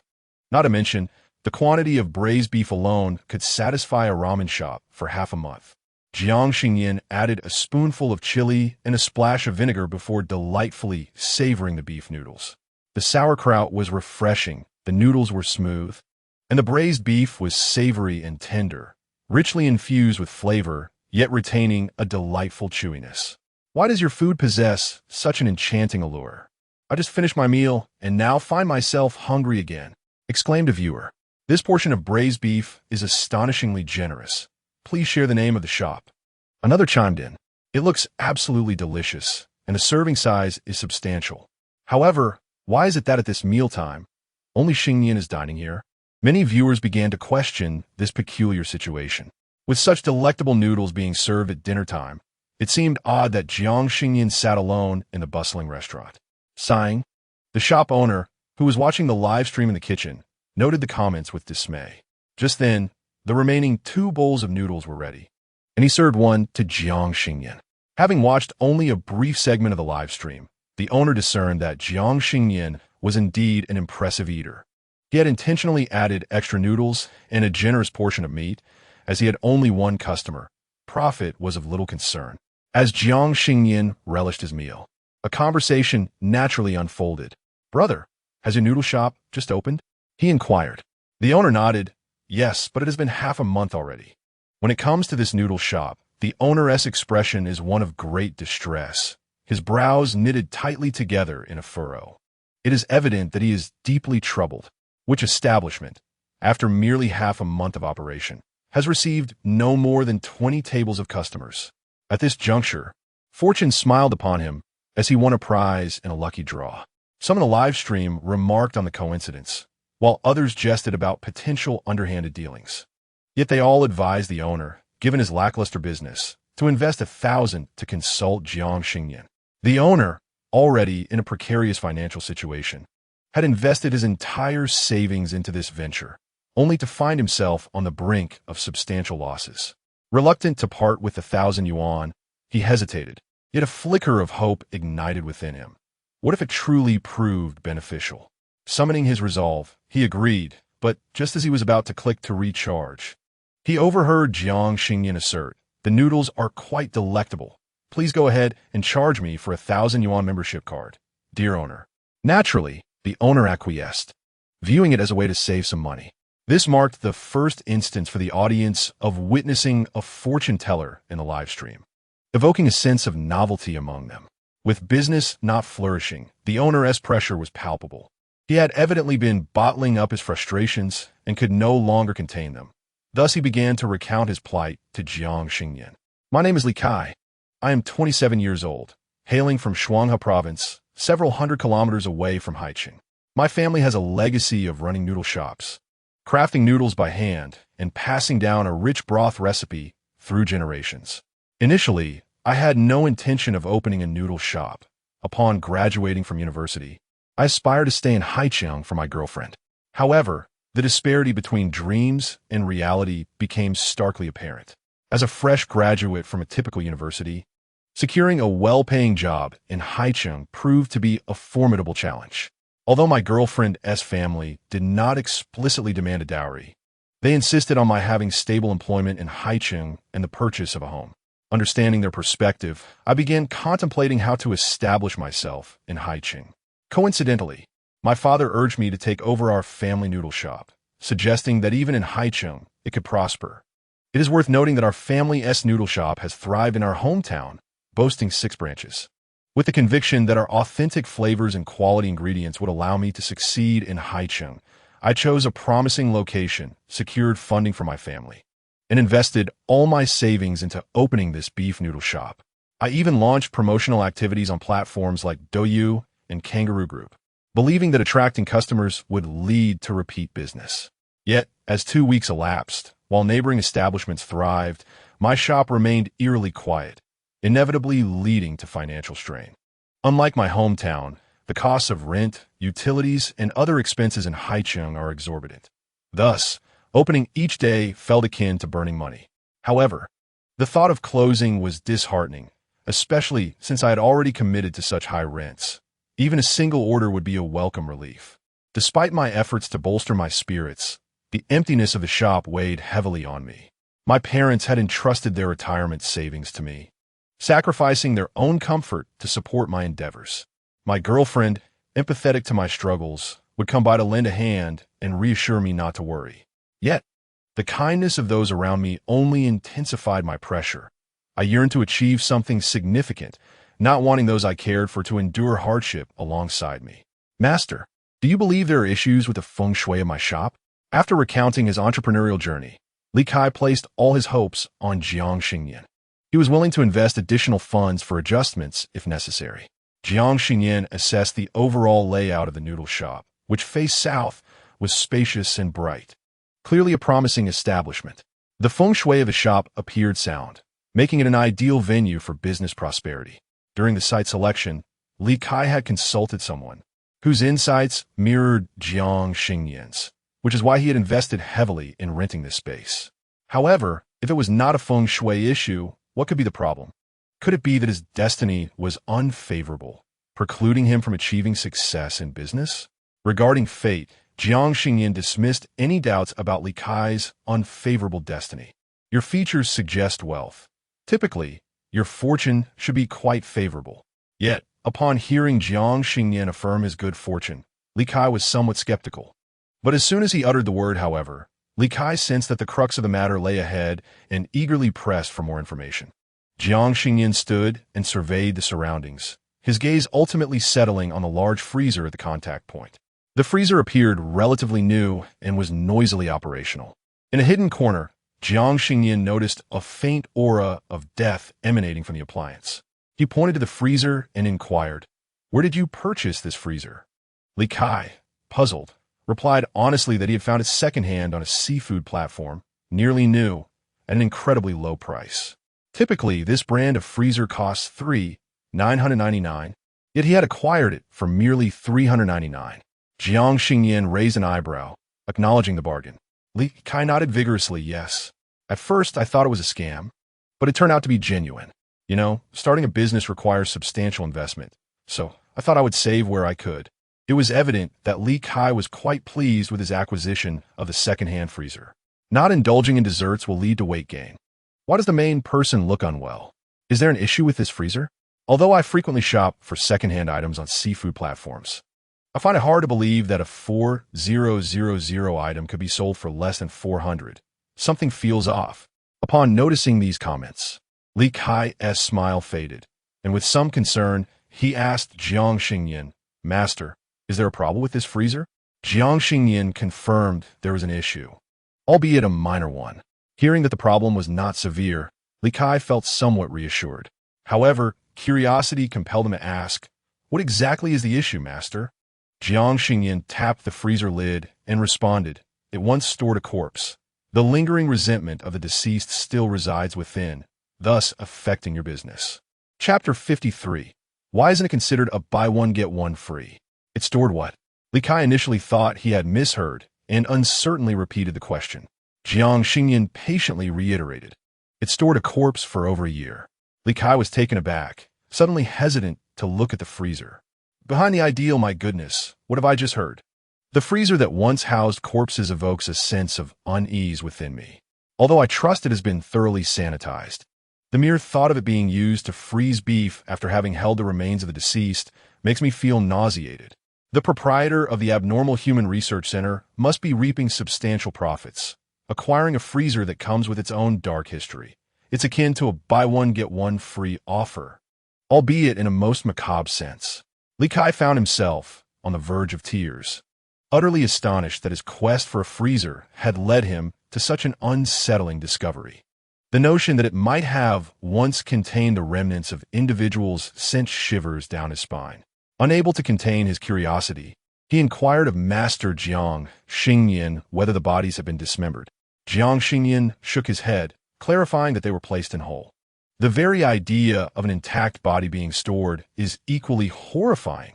Was it a homicide? Yet, if it were indeed a murder, how could such a freezer be available for sale? If it was a homicide, Li Kai reasoned, the seller would certainly have the answers. Realizing this, he hesitated only briefly before pulling out his phone, his fingers trembling as he fumbled to unlock it after misentering the password thrice. He navigated to a seafood second-hand trading platform, logging in to find the transaction history for the freezer before clicking on the seller's details. The chat logs contained the seller's previous messages, including a contact number and pickup address. Encouraged by Jiang Xingnian's gaze, Li Kai mustered the courage to dial the number. After 20 seconds of ringing, the other end finally answered, "Hello, who is this?" Li Kai quickly introduced himself. "Hello, I am the person who purchased your freezer." The seller appeared to remember him, and after a moment of silence, replied, "Is there a problem with the freezer?" Recalling Jiang Xingnian's ominous words, Li Kai felt a surge of emotion, but pressed on, "I am aware of what this freezer has been used for, and I wish to know why you did not inform me of this beforehand." The seller fell silent for an extended period before finally responding. "I didn't think much of it. I just want to get rid of it." Intrigued by this revelation, the audience in the live stream urged Li Kai to delve deeper into the matter. With the presence of so many viewers and Jiang Xingnian beside him, Li Kai felt emboldened, declaring, "I demand to know the truth about this freezer. How could it have been used to store corpses and still be sold? If you do not clarify this today, I will report it to the authorities." "Please don't." The seller, sensing the gravity of the situation, grew anxious. "I purchased this freezer myself. It has nothing to do with that family." From the seller's description, the audience slowly pieced together a tragic narrative.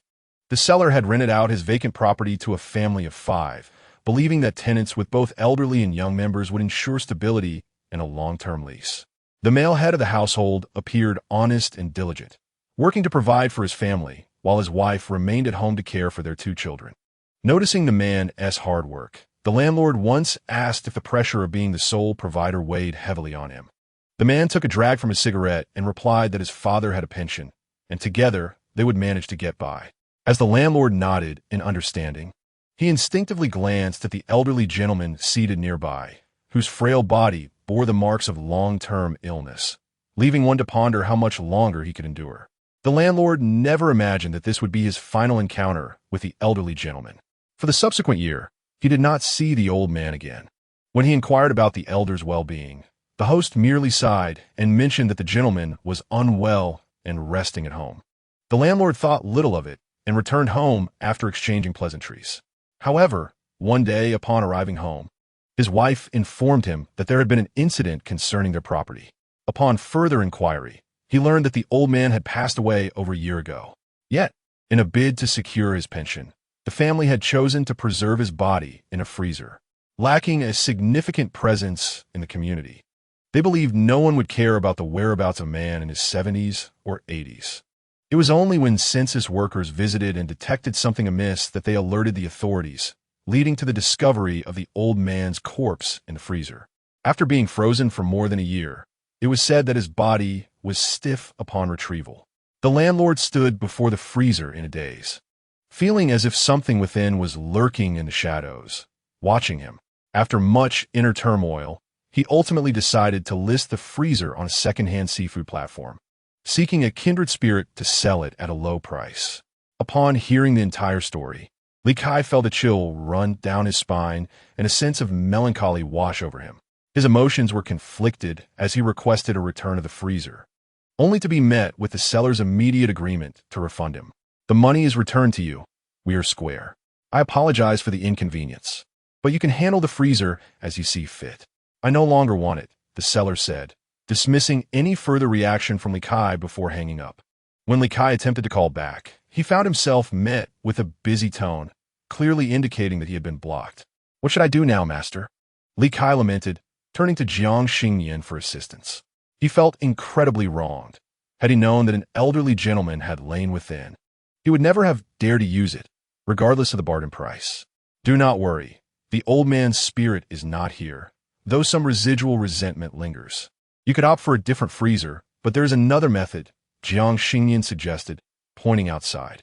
"You might consider placing the freezer in direct sunlight for 3 days. The positive energy will dissipate the lingering resentment." Li Kai, wary of further complications, promptly called a scrap collector to take the freezer away free of charge. Unlike the previous seller, he conscientiously informed the collector of the freezer's history. The collector cheerfully assured him that it was of no concern, as those in their line of work often collected many remnants of the deceased. After parting with the freezer, Li Kai ordered a new one on the platform, scheduling its delivery for the following day, finally feeling a sense of relief. Yet his unease persisted, and he reconfirmed with Jiang Xingnian, "Master, is this truly sufficient?"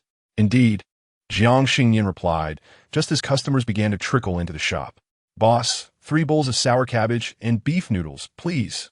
"Boss, do you have bamboo shoot and beef noodles?" "Boss, add a plate of braised beef." At that moment, Li Kai had no time to ponder anything else. He dove into the kitchen to prepare the meals. Viewers in a live stream witnessed everything unfold, marveling at Jiang Xingnian's remarkable prowess. "I always knew Xingnian was exceptional, but I never realized he was this incredible." In less than an hour, he managed to revitalize an entire establishment. In a brief moment, the comment section united in urging Jiang Xingnian to draw a 3rd lucky bag. Naturally, Jiang Xingnian, ever the doting fan, set a 3-minute countdown for the draw. After the time elapsed, a user named Qin Yi AI Wanche emerged victorious, sending a rocket emoji and taking the stage. Chapter 54. Haggling at a premium. As the video call connected, a youthful yet somewhat handsome visage appeared on the screen. Unlike Jiang Xingnian's exquisite beauty, Qin Yi AI Wanche possessed a darker complexion and rugged features, embodying the archetype of a sporty young man often described online. With a following of 120,000, he surpassed Jiang Xingnian by 40,000, establishing himself as a notable internet personality. At that moment, the livestream audience swelled to 4,000, with viewers curiously exploring Xingnian's profile. Soon, comments flooded in, revealing that many had encountered his videos before. "Hello, I can't believe this is the influencer I follow. The dashing second-generation rich kid just bought an A7. How impressive. I've seen this influencer too. His video of driving in the rain garnered over 1 million likes. Our Xingnian is truly succeeding, collaborating with a streamer who has even more fans." Xingnian, feeling somewhat embarrassed by the comments labeling him a major influencer, waved his hands dismissively, insisting he was just an ordinary person. Jiang Xingnian observed him closely.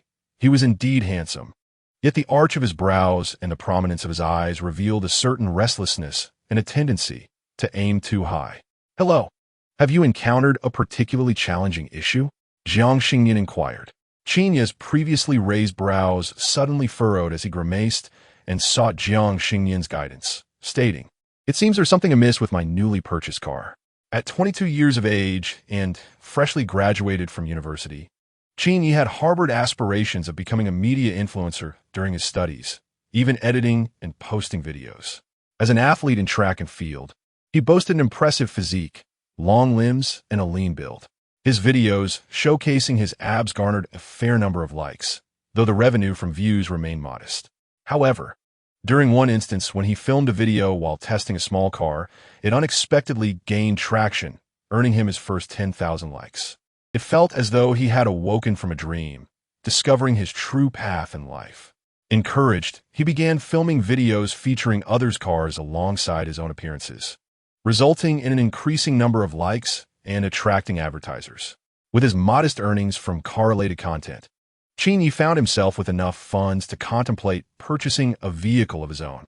His rationale was simple. Owning a car would facilitate his video creation. Moreover, many viewers assumed he hailed from wealth, praising his looks and suggesting he was a fortunate heir, while Xingnian never denied such claims, acknowledging that they were merely personas crafted by viewers rather than his own invention. He couldn't help but feel a tinge of vanity in being perceived as a wealthy young man. Having recently mentioned his modest earnings, it was clear that his financial resources were limited. Observing the aura of discontent surrounding him, Jiang Xingnian surmised that he had likely purchased a second-hand vehicle. Xingnian nodded, acknowledging that the new car was prohibitively expensive. With a limited budget, he preferred to purchase a second-hand vehicle as a temporary solution. To him, driving a used car felt no different from a new one, yet the price was significantly lower. While he admitted to having a touch of vanity, he was not foolish enough to stretch his finances beyond his means. Once he resolved to buy a car, Xingnian began scouring posts about second-hand car trading. The market boasted an abundance of second-hand vehicles, with prices varying widely. It is undeniable that compared to new cars, the allure of used cars was irresistible. However, buying a second-hand vehicle comes with its own set of pitfalls. One must be wary of cars that have suffered from fires or floods, as well as those with tampered odometers. Older cars might be cheaper, but they often come with numerous issues, and should repairs become necessary, the costs could outweigh the benefits. Thus, Xingnian contemplated purchasing a relatively recent model, at least one that appeared modern and visually appealing. Furthermore, a car with lower mileage would incur lower maintenance costs. However, recent models were generally expensive, with luxury vehicles starting at around $300,000.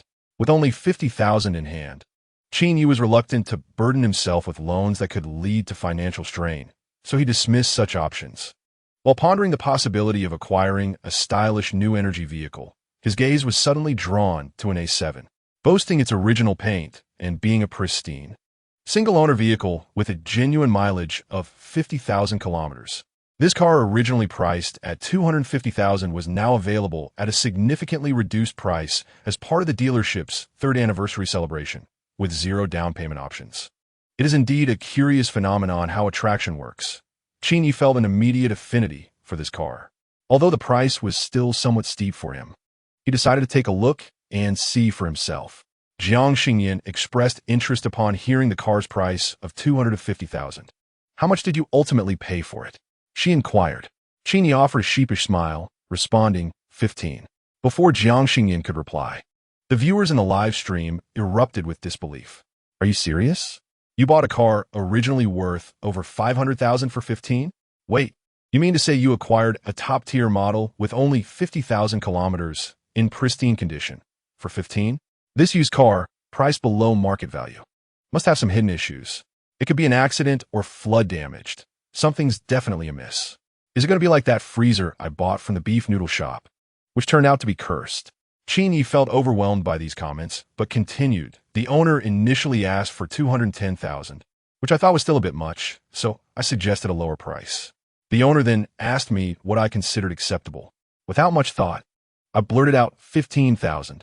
I was bracing myself for a scolding, but to my surprise, he actually agreed. Understanding the viewer's skepticism, one user queried, "Did you feel the price was too low, leading you to suspect it might be an accident vehicle?" Xingnian shook his head, sighed, and replied, "No. I just felt that I had set the price too high." He did not refuse, which indicates there is still room for negotiation. At the village entrance, the big white dog remarked, to put it bluntly, that his reasoning was somewhat valid. That early summer, could it be? Shouldn't a normal person suspect a problem with a vehicle at such a low price? Yet, you only thought of haggling, which is quite a talent. The musings of the lazybones are indeed true.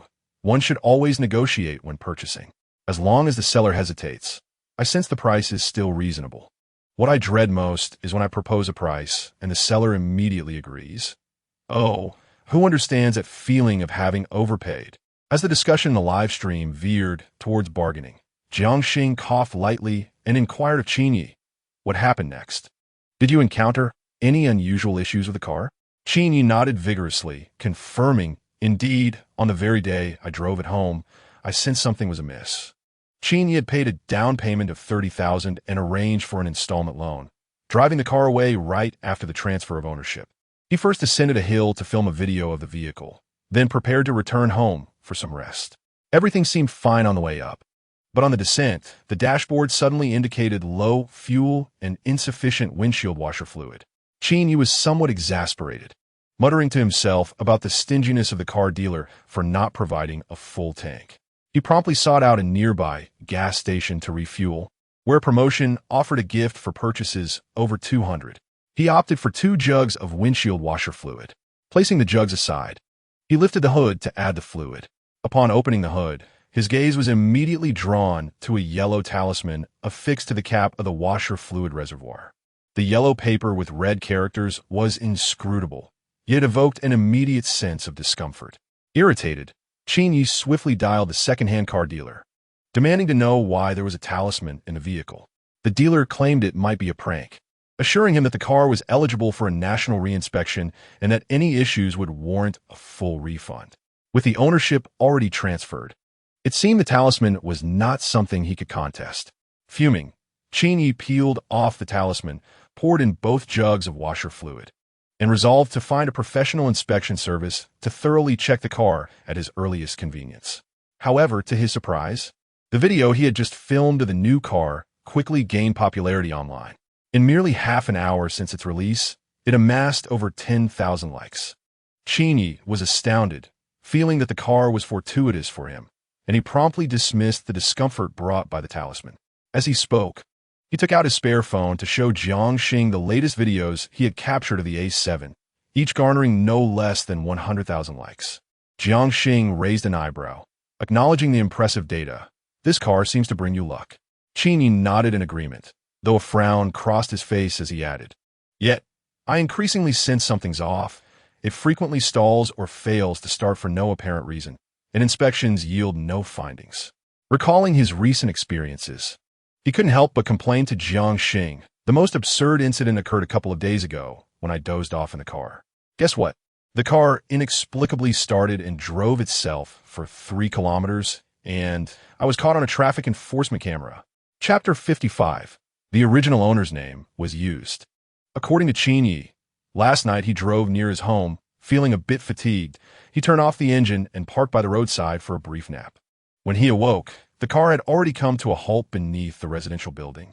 leaving him momentarily bewildered as to whether he was ensnared in a dream or grappling with reality.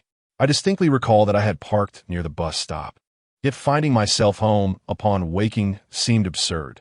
This incident bore an air of surrealism. The viewers in a live stream largely perceived his disorientation as a result of a muddled memory. The Teletubby, without an antenna, must be exhausted, perhaps hallucinating. Your car isn't a transformer, nor does it possess autonomous driving capabilities. Feeling inadequate due to the lack of absurdity, I glanced at the host's profile, which seemed to suggest he resided online 24 hours a day, responding to comments at every hour. Could it be that insufficient sleep has rendered him somewhat dazed?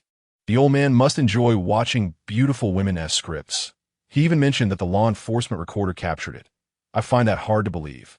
Observing that the audience was skeptical of his account, Xingnian felt compelled to provide proof. He retrieved his phone, opened the traffic management app, and presented the latest unresolved violations to the camera. See, I truly have evidence. As Xingnian asserted, the violation recorder had indeed captured him sleeping while driving, with the machine classifying it as dangerous driving. However, upon closer inspection, one would notice that his hands were not on the steering wheel, and he appeared to be in a deep slumber. How, then, did this vehicle navigate 3 kilometers autonomously, entering the complex neighborhood with its challenging road conditions and precisely parking itself? My temper flares. Seeing such a bizarre scene at this hour genuinely frightens me. Apologies to the cosmic crayfish. I can't help but recall the freezer from earlier.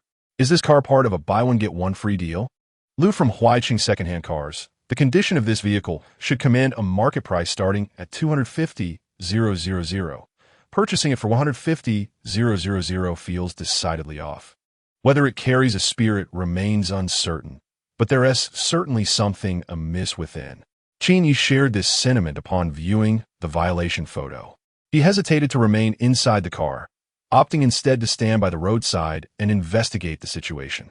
Just then, he stumbled upon Jiang Xingnian's live stream and fortuitously participated in a lucky draw, winning a prize. Master, do you think there is truly something wrong with my car? Jiang Xingnian likely had an inkling, but still inquired if Xingnian's vehicle was nearby. Xingnian nodded affirmatively. Yes, it is. Would you like me to show it to you? Yes. Please turn the camera and let me see the car. All right, master. Xingnian complied, flipping the camera to focus on the vehicle parked a short distance away. The moonlight was dim that night. Even under the streetlight, the A7 appeared ominously shadowy. The car, originally a shade of gray, had been modified into a dark night aesthetic, adorned with black wraps that imparted a certain allure reminiscent of a suited rogue. Despite the vehicle's peculiarities, some viewers in the live chat extolled its appearance, with one even inquiring if it could be had for $100,000, suggesting that if it came with a soul ring, that would be acceptable. Xingnian found such comments both amusing and exasperating, as purchasing this car had already consumed the majority of his savings. Moreover, with 3 years remaining on his loan, parting with it was out of the question. He sought Jiang Xingnian's counsel, genuinely cherishing this vehicle and wishing to avoid having to sell it unless absolutely necessary. Just then, as Xingnian became lost in thought, the camera had already turned its attention to the driver's seat. Jiang Xingnian suddenly spoke, instructing him to keep still in the driver's seat. Xingnian was taken aback, his hands trembling slightly. Master, have you discovered something? Jiang Xingnian gazed intently at the empty driver's seat for a considerable time before gently nodding. There is indeed something amiss with your vehicle. Xingnian hurriedly inquired, is it a sporadic issue? Can a routine inspection not reveal it? With a slight sigh, Jiang Xingnian replied, rather than an inspection, you may want to examine this vehicle's accident history. However, given the hour, I shall share this with you now. Xingnian swallowed nervously, awaiting Jiang Xingnian's conclusion. Your car has indeed been in an accident, and the previous owner perished on the spot. The vehicle was taken by unscrupulous dealers, repaired, and sold to you. You have certainly overpaid for this car. As for your claim that the car started and drove on its own, this is not quite accurate.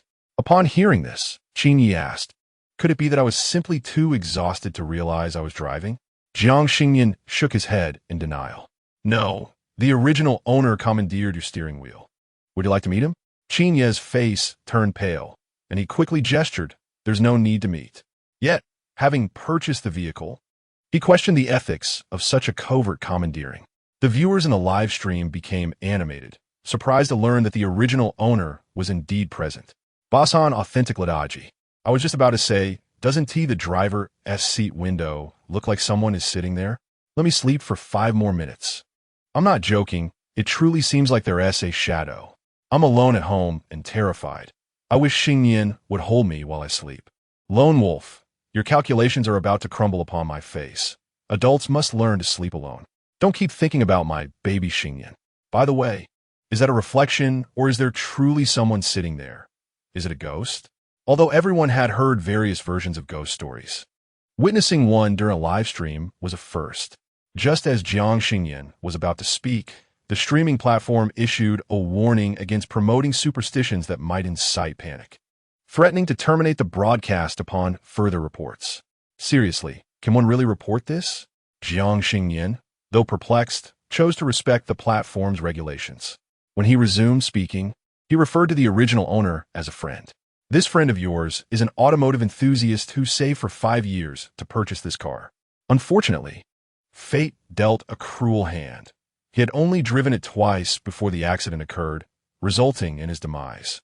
Having just acquired the car and not having driven enough, he naturally feels aggrieved. Thus, he remains tethered to this vehicle, reluctant to depart, and occasionally commandeers it for a drive. Upon hearing this, Qin felt a chill run through him. While he empathized with the original owner's plight, the idea of sharing a vehicle with a lingering spirit was disquieting. Master, could you inquire how long this friend intends to reside in the car? It has already been transferred to my name. It would be improper for him to linger indefinitely. Although it's convenient to have someone to drive the car home, and despite the summer heat making it surprisingly cool inside without the air conditioning, I still cannot accept sharing my car with the original owner. He asked Jiang Xingnian how to resolve the situation and whether it was possible to negotiate with the original owner. Jiang Xingnian pondered for a moment and suggested, why not gift your friend a few vehicles? Perhaps a G-Class, a Maserati, or even a Ferrari. Find a reputable dealer and procure a few for him. This way, the original owner will still have a vehicle to drive, and Qin Yi will remain unaffected. Qin Yi felt a sense of relief. It was good to have something to discuss. He planned to contact the original owner to facilitate the vehicle arrangement and also sought to confront the car dealers to assert his rights. Just as he was about to thank Jiang Xingnian and leave the conversation, Jiang Xingnian called out to him, could you share the contact information of that second-hand dealer with me? Qin Yi was bewildered. Master, why do you need that? His inventory is likely filled with those inferior vehicles. Jiang Xingnian smiled. I wish to have a look and select a suitable vehicle for commuting. As long as the price is reasonable, everything else can be negotiated. Chapter 56. Spicy pig trotters upon returning home after the broadcast. Jiang Xingnian opened his private messages and discovered that Qin Yi had sent him the contact details of the second-hand car dealer. He had long desired to purchase a vehicle for convenience, and now, with some free time on his hands, he copied and added the dealer on WeChat. The dealer accepted his request almost instantly and immediately inquired, hello, brother from Honest Secondhand Cars, are you looking to buy a car? Hello, little Jiang, yes, I am. Jiang Xingnian replied, what kind of vehicle are you interested in? What year? And what is your budget? Little Jiang hasn't decided yet. Is it possible to visit the site? Are there any special offers on vehicles with soul rings? What do you mean by soul ring cars? Are you serious? All the vehicles I sell are of high quality, with no accidents, no water damage, and no fire damage. Why are you asking about soul ring cars? Please respond, brother. Who referred you to me? Seeing the dealer's confusion, Jiang Xingnian did not rush to reply. Instead, he stood up to check the refrigerator for something to eat. It is said that the evil spirit can stave off hunger. One meal can satisfy for half a day. Although he had consumed minced meat rice and had 3 bowls of rice for dinner, he still felt a rumbling emptiness upon returning home. Having rummaged through the refrigerator, he found only a bit of frozen meat, which unexpectedly reminded him of that black pig spirit. Though the meat was slightly sour, its substantial size made for a satisfying meal. Regrettably, he had no seasonings at the time. Otherwise, it would have tasted much better. With this thought, he took out his phone and opened the Kangaroo Group app, ordering 10 pounds of pig trotters with priority delivery. In less than 20 minutes, the pig trotters were delivered to him by a delivery person. Hello, sir. If convenient, please leave a positive review. The delivery person, donned in a blue hat, a yellow jacket, and red pants, politely handed the pig trotters to Jiang Xingnian. As Jiang Xingnian gazed at this kangaroo spirit, he suddenly recalled a conversation between number 66 and number 88 regarding their delivery person friend. After a moment of hesitation, he asked, "Are you working for 3 companies?" The kangaroo spirit shyly scratched its head. "Yes, this way I can earn social insurance and still take on more orders." Jiang Xingnian further inquired, "Are you managing it all right?" The kangaroo spirit chuckled, "Of course. I'm quite fast." Before they could chat further, the delivery person's phone notification interrupted their conversation, indicating an impending delay in an order. "Apologies, dear sir, but I must hasten to deliver my next order. Wishing you a delightful meal." With that, the kangaroo hurriedly dashed toward the elevator, only to find it stubbornly stuck on the 3rd floor. Fearing a delay, he bolted down the stairs, bounding down the 12 flights with remarkable agility, quickly vanishing from sight. As Jiang Xingnian marveled at his leaping prowess, he mused that such talent would be better suited for a long-jump athlete. Yet, with a kangaroo tasked with fulfilling orders across 3 platforms, it appeared that the employment landscape was quite challenging for both humans and mythical beings alike.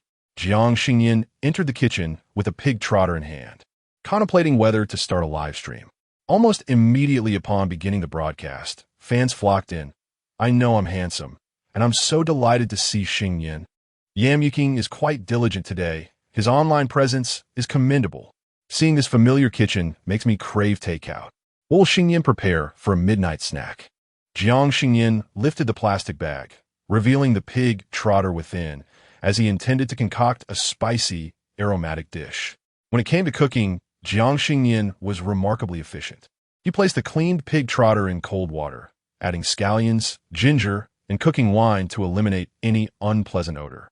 Once the pot reached a boil, he skimmed off the foam, transferred the contents to a pressure cooker, and added scallions, ginger, star anise, bay leaves, Sichuan peppercorns, cinnamon, and white angelica.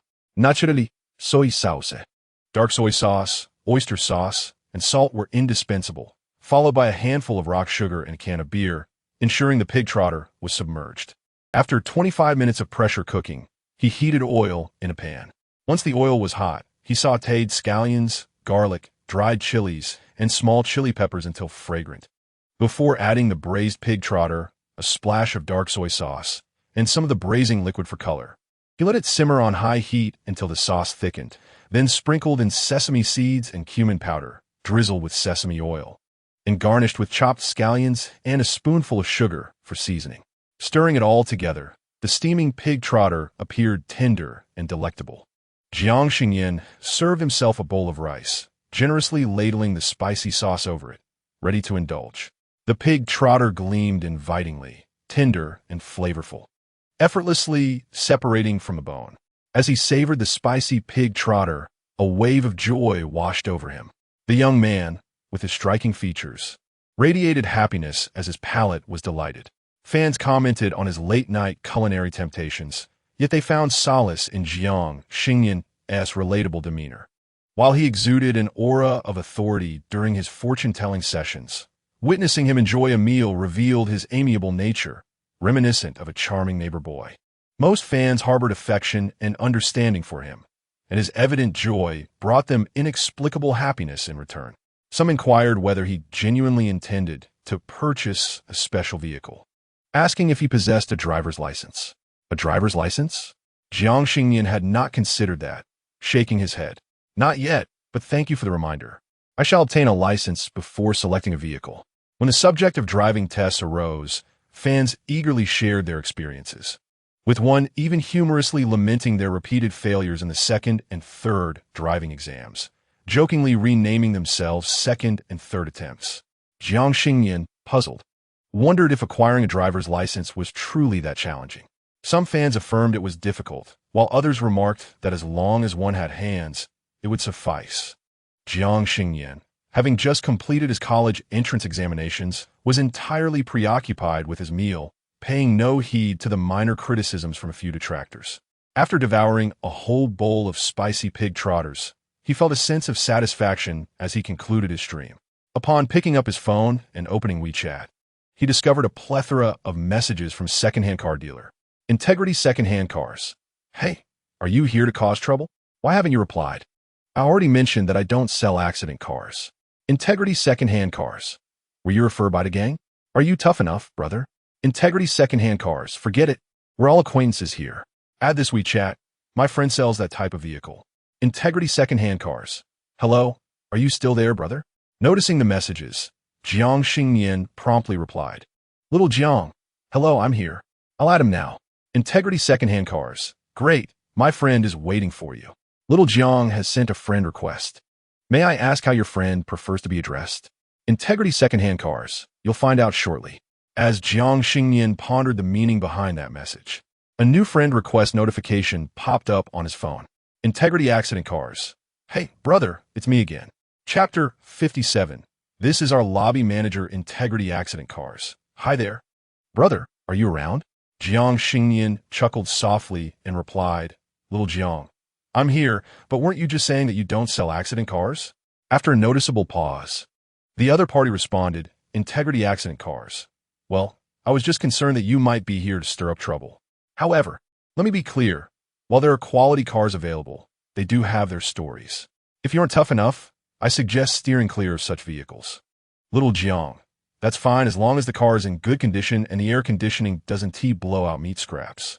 Integrity Accident Cars. Brother, you speak as if no one can clean a car better than us secondhand dealers. How about this? Where are you free? I'll send you an address. And you come take a look? Little Jiang, sounds good. With tomorrow free of commitments, Jiang Xingnian agreed. Remembering something, he sent another message. Little Jiang, by the way, can I pick up the car without a driver's license? Integrity Accident Cars. You can, but once the ownership is transferred, you won't be able to drive it away. Let us do this. Come by tomorrow to check out the car, and I'll recommend an instructor who will ensure you get your license quickly. After finalizing the meeting time and place, Jiang Xingnian proceeded to wash up and retire for the night. Early the next morning, Jiang Xingnian arose, tidied himself, and stepped out. The address provided by the car dealer was located in the Eastern District, somewhat off the beaten path. As he passed by a Tujiao pancake stall, the enticing aroma of egg pancakes drew him to a halt. How much for this pancake? He inquired. The stall owner, a round-faced man with glasses and a ponytail, exuded a warm personality. The Tujiao pancake with egg is for you on. You can choose additional ingredients like sausages or chicken strips, and lettuce is complimentary, he cheerfully explained. Then asked, would you like to try one? After a moment of contemplation, Jiang Xingnian replied, I would like to add chicken strips. Yes, please give me 10. Sure thing. The owner assumed he was buying breakfast for family or friends and promptly began preparing the pancakes. The dough, leavened with baking powder, was spread and fried until golden, yielding a soft and delectable texture. As the pancake reached a perfect 7/10 done, a fresh egg was cracked beside it, quickly cooked, and placed atop the pancake. The fried egg, together with the Tujiao pancake, was placed on the counter where the owner first spread his homemade sauce, followed by a drizzle of chili oil. A sprinkle of scallions and onions was added, followed by the chicken strips, which were then cloaked with a layer of lettuce before the pancake was rolled up. Completing the dish, Jiang Xingnian paid and settled at the stall to indulge in his meal. The soft pancake and fragrant egg offered a delightful taste at an incredibly reasonable price, explaining the stall's bustling business. Many workers stopped by to grab one for a convenient breakfast on the go. Jiang Xingnian spent 50 yuan on 10 pancakes, marking him as a valued customer. And the owner generously gifted him a cup of soybean milk. Initially thinking the young man would eat and depart, the owner was astonished to see him relish all 10 pancakes alone. He felt a mix of shock at Jiang Xingnian's appetite and a sense of pride, believing it indirectly validated the deliciousness of his pancakes. As the morning rush intensified, more patrons flocked to the stall. Jiang Xingnian had considered purchasing another 10 to take with him, but, deterred by the line, decided to leave after finishing his soybean milk. This pancake was truly delightful. He mused, and resolved to return tomorrow to buy 20 to savor at leisure. Following the navigation's guidance, Jiang Xingnian first walked to the subway station.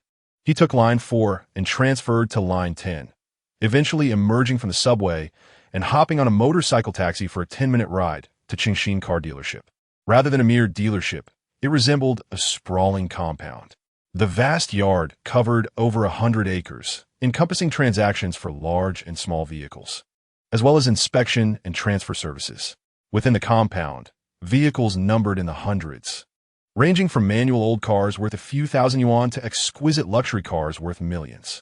Sedans, trucks, SUVs, and even RVs were all available, which explained why Qin Yi recommended this place for car shopping. As Jiang Xingnian curiously surveyed the array of vehicles, a robust man with a slight paunch approached, clutching a handbag under his arm.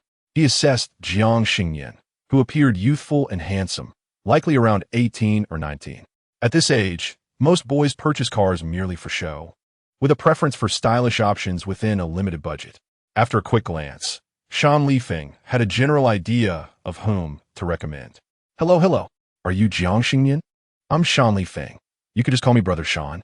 Jiang Xingnian nodded and greeted Brother Dan, expressing his intention to explore the cars. Dan Lifeng, ever enthusiastic, first inquired about Jiang Xingnian's preferred type of vehicle and then about his budget. Jiang Xingnian, uncertain of the appropriate amount to allocate for a car, mentioned he had over 3 million in hand. However, given his daily expenses, which could easily amount to thousands, he believed in the wisdom of frugality. Could he find a desirable car for around 200,000? Dan Lifeng, perceiving Jiang Xingnian's youthful appearance, initially assumed he had limited funds. So he was surprised when he mentioned 200,000. While 200,000 is not a vast sum, it would significantly widen the options if he were considering a used car. Noticing Jiang Xingnian's handsome features and gentle demeanor, Dan Lifeng kindly advised him that such a budget could indeed secure a small luxury car from 2019 without any accidents. Yet, Jiang Xingnian's mind wandered to the figure he had glimpsed on that rainy night, or rather, the car she had driven, a butterfly door, aerodynamic beauty that cut through the downpour with undeniable elegance. Although Jiang Xingnian did not possess a strong desire for material possessions, he had an undeniable fondness for such a vehicle. Do you have a car in mind? Dan Lifeng inquired. If so, share it with me, and I can help you find it. After some contemplation, Jiang Xingnian described the car's appearance to Dan Lifeng. The latter furrowed his brow, pulled out his phone, typed a few words, and then presented a video to Jiang Xingnian, asking, "Is this the McLaren 720S you mean?" Jiang Xingnian's eyes sparkled upon seeing the car, and he eagerly nodded, affirming, "Yes, that's it. I like this one." At this response, Dan Lifeng's first instinct was to laugh. The audacity of the young man to wish for a McLaren at the price of 200,000 was akin to making a bold wish at a temple. Yet, observing Jiang Xingnian's sincere expression, it became evident that he was not jesting, and it dawned on Dan that the young man likely had little grasp of car prices. Adhering to the principles of exemplary customer service, Dan Lifeng refrained from mockery and patiently explained, "Little Jiang, it's not that I'm unwilling to help you find it, but with your budget, it's simply unattainable." Jiang Xingnian, perplexed, asked if even a used car would not suffice. Dan Lifeng sighed. "This vehicle retails for over 400,000. Even if I were to offer you a significant discount, it would still be far beyond your budget." Despite appreciating Dan's dedication, Jiang Xingnian felt the need to clarify, "I'm just fond of this model. It's not a matter of necessity." The sweltering summer heat enveloped them, and even after a brief outdoor stay, Dan Lifeng was drenched in sweat. "All right, if you're certain about your decision, follow me," he said, leading Jiang Xingnian beyond the main showroom to the back courtyard. Upon entering the courtyard, a noticeable drop in temperature welcomed them. 2 stone lions guarded the entrance, and a large door god sticker adorned the door. Aside from sporadic talismans scattered about, a cross sculpture stood prominently in the yard. Jiang Xingnian chuckled at the eclectic mix of protective items, remarking, "Your beliefs are quite comprehensive, aren't they?" Shan Lifeng could not help but sigh, expressing the challenges he faced while acquiring these vehicles. As he spoke, he pushed open the door and pointed to the black dog sleeping at the entrance, introducing it to Jiang Xingnian as their lobby manager, who was responsible for inspecting the cars. Chapter 58, I shall reserve this vehicle. Following Shan Lifeng's introduction, Jiang Xingnian observed a small dog, entirely coated in glossy black fur, peacefully dozing. Its round belly suggested it was well fed, and even its drooping tongue, resting on the ground, was black. Shan Lifeng continued to extol the virtues of this lobby manager, remarking that despite its humble origins as a local breed, it was quite professional. Furthermore, it was a 5 black dog, reputed to ward off evil spirits. The exhibition hall in the back relied on its presence to maintain a sense of security. While most animals exhibit heightened alertness, this lobby manager slept soundly, undisturbed even by their proximity. Noticing Jiang Xingnian's skepticism about the dog's capabilities, Shan Lifeng hastily elaborated that the exhibition hall was far livelier at night, with the dog primarily working the night shift and catching up on sleep during the day. Jiang Xingnian nodded, redirecting his gaze to the array of vehicles in the back exhibition hall, which showcased a variety of models, including a number of luxury cars, all priced significantly lower than those in the front hall. Even in the sweltering summer heat, this place remained chillingly cool. Fortunately, the Seoul Rings also operated at night, ensuring that the quiet exhibition hall did not become too lively during the day. As Jiang Xingnian selected a car that appealed to him, he engaged in casual conversation with Shan Lifeng, pondering the stories behind the vehicles left unattended in the hall. "Isn't manager Bai concerned?" he inquired. Shan Lifeng waved his hand and chuckled. "It's quite bold. Nothing frightens it easily." Just then, the black dog stretched lazily, its rotund form appearing exceedingly endearing. Upon hearing the commotion, it groggily opened its eyes, first spotting Shan Lifeng and giving a perfunctory wag of its tail in greeting. As it shifted its body, it inadvertently met Jiang Xingnian's gaze.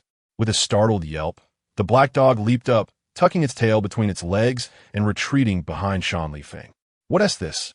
Jiang Xingnian wondered, and even Shan Lifeng was taken aback, having never seen the dog so anxious. It seemed to have encountered something frightful. Feeling an involuntary tension rise within him, Shan Lifeng grasped a peach wood branch from the counter, waving it about while murmuring invocations for protection. Jiang Xingnian, amused by his fervent beliefs, cast a glance at the trembling black dog, which was too frightened to meet his eyes. A 5 black dog indeed intriguing. "Come here." "Xiao Bai," Jiang Xingnian called gently, crouching down and beckoning the black dog with a soft tone. Although its legs quaked, the dog hesitantly approached, compelled by the human's kindness. Jiang Xingnian reached out to pat its head and rub its plump belly. The fur was soft and sleek, and its round belly was delightfully bouncy. With genuine affection, Jiang Xingnian remarked, "You are truly adorable." Perhaps sensing his goodwill, the black dog lifted its head, gazing at him with its glistening, moist eyes. As Jiang Xingnian gazed tenderly and smiled, the black dog couldn't help but wag its tail, suddenly brimming with vitality. Observing this, Dun Lifeng exclaimed, "Remarquable, little Jiang, your fate is undoubtedly robust. I surmise that the entity from earlier was likely frightened away by you." Jiang Xingnian maintained his composure, merely smiling without uttering a word. His gaze swept over several vehicles in the rear, abruptly fixating on one in particular. Following his line of sight, Dan Lifeng hesitantly inquired, "Are you interested in that Panamera?" Jiang Xingnian nodded affirmatively, expressing his fondness. Dan Lifeng, overwhelmed, remarked, "Do you have any idea of its price?" Jiang Xingnian, puzzled, responded, "Is 200,000 insufficient?" Dan Lifeng waved his hand dismissively. "Porsche Panamera, a near-new 2024 model. Just look at the interior. The Bordeaux red accents are exquisite and elegant. However, it is priced at 1,990,000. Do you comprehend the significance of that?" Jiang Xingnian shook his head in confusion. Dan Lifeng found the youth excessively naive and innocent. He appeared far too young and endearing. As a dubious second-hand car dealer, Dan Lifeng felt an unusual pang of guilt about deceiving him. "Let me put it this way," he began. "Once you step inside, you won't even need to turn on the air conditioning in summer. It comes with a built-in cool breeze. Even if you place 5 emperor coins under the floor mats or a peachwood branch in the trunk, our lobby manager wouldn't dare approach it." As a dedicated lobby manager who had inspected countless vehicles, Xiaobai was typically unperturbed by any car. Yet, this particular Panamera was one he dared not approach. It may sound rather mystifying, but Jiang Xingnian remained unfazed. He simply inquired, "Could you share the story behind this car?" Seeing that he was not only unafraid, but also evidently interested in purchasing it, Dan Lifeng sighed and recounted the car's history. Originally, it belonged to a wealthy young man from Haicheng, a notorious playboy whose life revolved around indulgence and vice. Once one has sampled every excess, life can become rather mundane, prompting a search for activities that challenge moral boundaries. This young man was no exception. Initially, he feigned humility and courtesy to invite girls out, only to drug them when they were enjoying their time together. Once they lost consciousness, he would summon his friends to exploit and film them, sharing the videos online. It is said that in recent years, the number of girls harmed by him is not less than 100, if not more. Jiang Xingnian frowned, asking, did they not report him? Some felt ashamed and preferred to suffer in silence rather than expose the incident. Dan Lifeng sighed at the thought. Even as a morally dubious car dealer, he found such second-generation wealthy individuals revolting. A few girls did report him, but their evidence was destroyed, and they even received mental health diagnoses. Ultimately, they were met with mere admonishments, as the police were powerless to act against them. Jiang Xingnian glanced at the Panamera, curious. How did this car come into your possession? Dan Lifeng, torn between love and hate for the vehicle, began to elaborate. It seems fate intervened. That young man, feeling emboldened, escalated from voyeurism to kidnapping and abuse. This car was newly purchased at the time.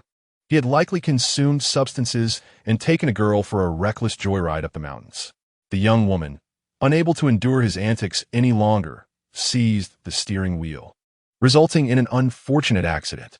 Once the vehicle was repaired, it was driven by others, who all claimed that the wealthy young man would emerge from the air conditioning vents. It seemed that the 3 subsequent drivers of this car had all encountered misfortune. It was as if the vehicle was now filled with ill fate. I speak candidly. Xiao Jiang, do you still wish to purchase it?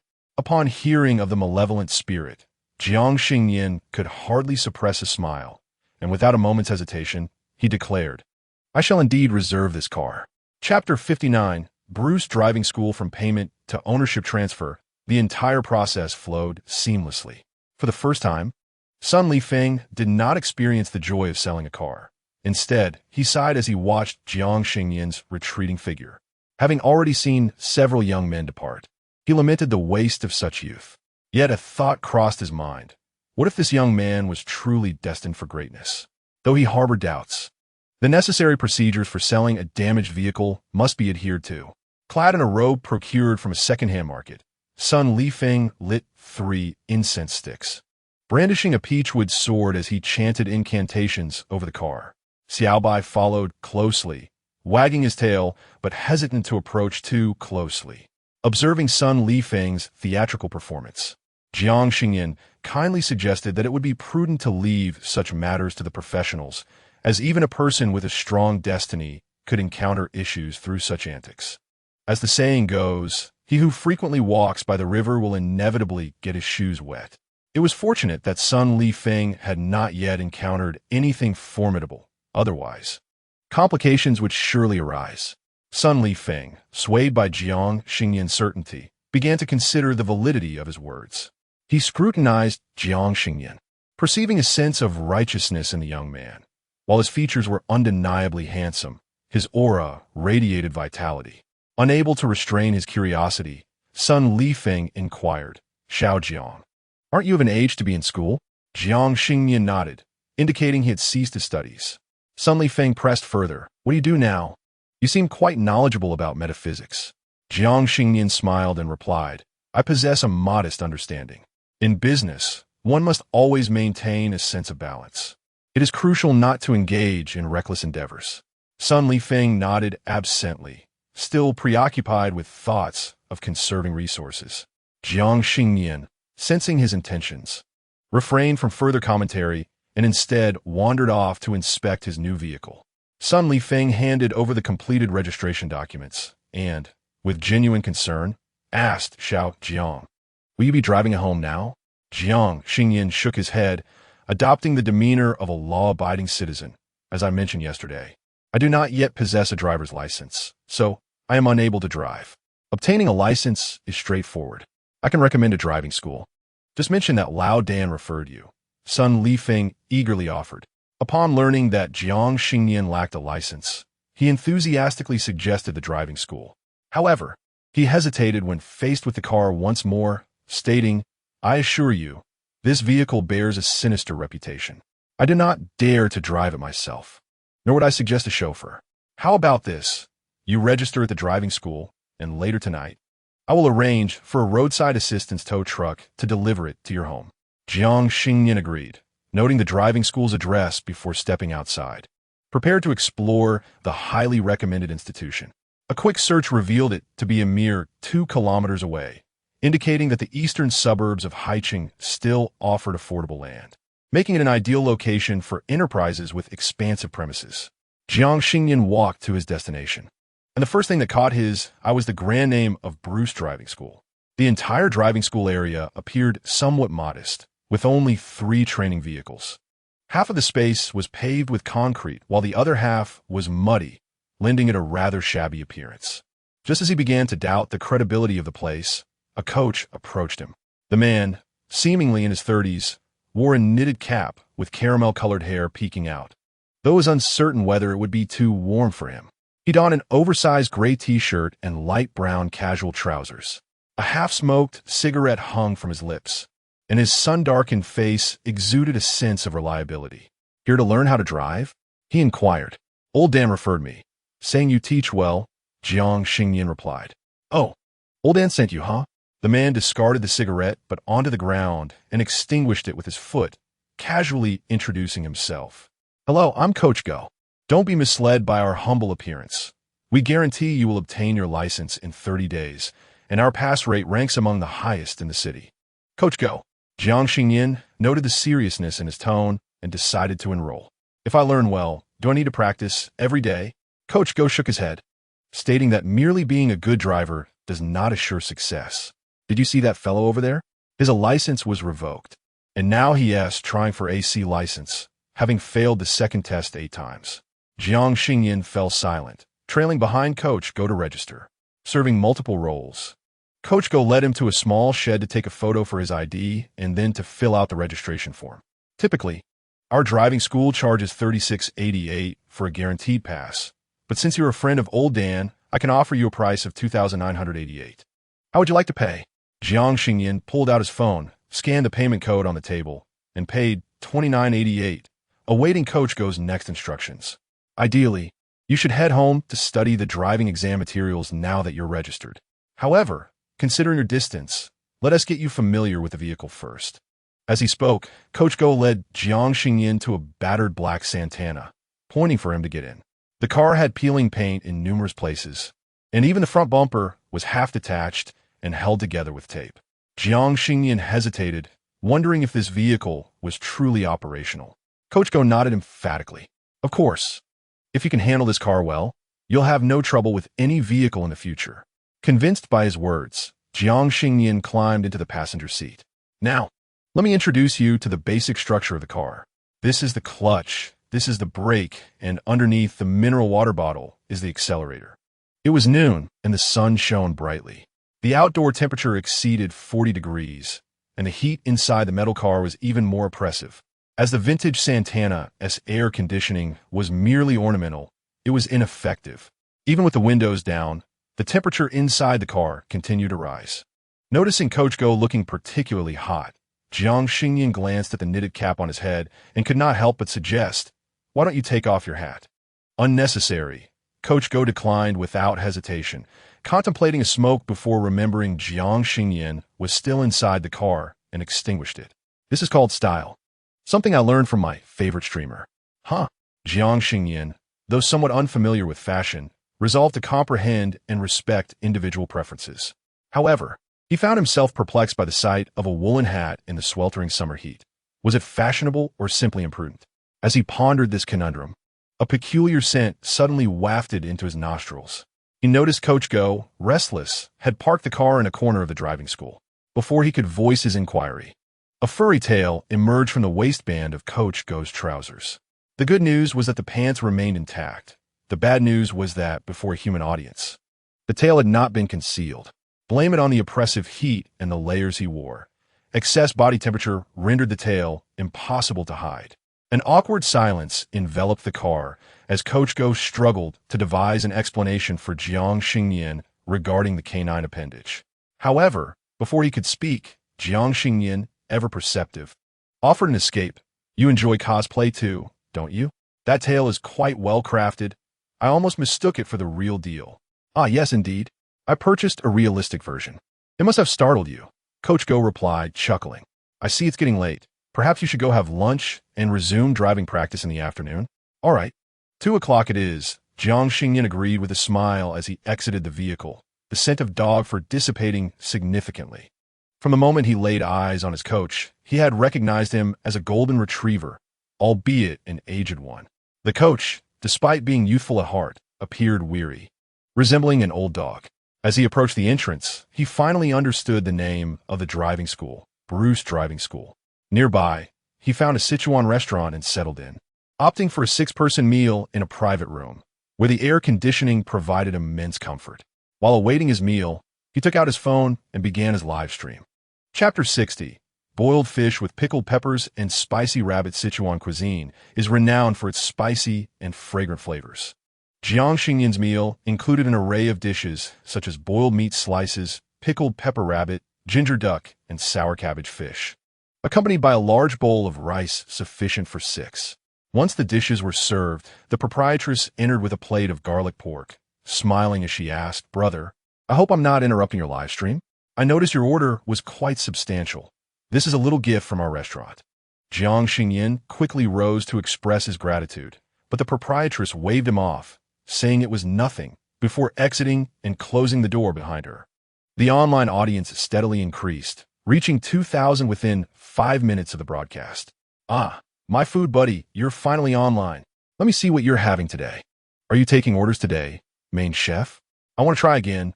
Perhaps today is my lucky day." "Wow, it seems like you're indulging in Sichuan cuisine today, streamer. Eating so much at once. Will your backside really survive tomorrow?" Jiang Xingnian first sampled a piece of the boiled meat, the red, oily slices melting in his mouth, both numbing and spicy. The exquisite combination of meat and rice filled him with satisfaction. It was evident that the chef was a true connoisseur of Sichuan cuisine, known for its intense spiciness and fragrant essence. The more he savored, the happier he became. And it was only upon seeing the comments that he remembered to share a gift bag. "I apologize, but the cuisine at this restaurant is truly exceptional. I was completely engrossed in my meal just moments ago." As Jiang Xingnian spoke, he unveiled a lucky bag, announcing that the results would be drawn in 10 minutes. Friends in need are encouraged to participate, while I seized the opportunity to indulge a bit more. The dishes on the table appeared vibrant and enticing, and even through the screen, one could sense their rich aroma and flavor, coupled with the delightful way Jiang Xingnian savored his meal. Viewers in the live stream found themselves irresistibly tempted, wishing they could also order a portion of Sichuan cuisine to showcase. Fortunately, the timing of the broadcast coincided with mealtime, allowing everyone to enjoy Jiang Xingnian's live stream alongside their meals. The originally mild-flavored dishes inexplicably became remarkably appetizing. 10 minutes swiftly passed, and the lucky bag results were announced. A viewer named Ning Zay's mother won the lucky bag and sent a rocket to request a connection. As the camera turned on, a rather serious face appeared on the other side. The woman, appearing middle-aged, had her hair neatly styled and wore simple, clean attire. In her youth, she must have been quite attractive, but the passage of time had left its marks on her face. Her frown lines were deep and went silent. Her lips unconsciously turned downward, reflecting a semblance of unhappiness. Jiang Xingnian, as per custom, inquired, "Hello, ma'am. How may I assist you?" The woman's voice was weary, yet her eyes sparkled with hope. "Hello, master. My son seems to be possessed. I seek your help." The woman, named Su Ai Hua, is an ordinary worker at a clothing factory. At 51 years old, she has a son named Su Ning Zay, who is in his final year of high school. Throughout his life, Su Ning Zay has been regarded as the exemplary child by others. He is not only considerate and mature, but also excels academically, consistently achieving outstanding grades. During the high school entrance examination, he performed remarkably well, securing a place in the local Key High School. Most students entering this institution are assured of success in the college entrance examination. Su Ai Hua takes immense pride in her son, believing he is destined for greatness, which would reflect positively on her after all the hardships she endured for him.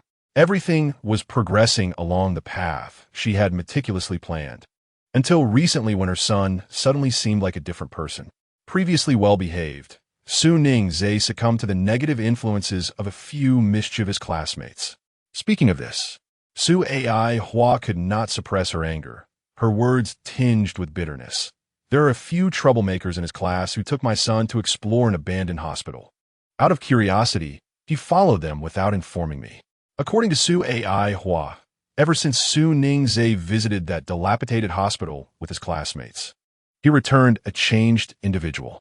He no longer ventured outside, and even at night, his room remained lit, refusing to sleep. Fearing for her son's safety, she knocked on his door. To her astonishment, her son, who had never spoken harshly to her, shouted for her to leave. Ningzhe would never say such things to me. He knows how difficult it has been for me to raise him alone, Su Ai Hua said, her eyes reddening as she struggled to contain her emotions and continue her recollection. He locked the door, refusing to eat or drink, and won't let me in.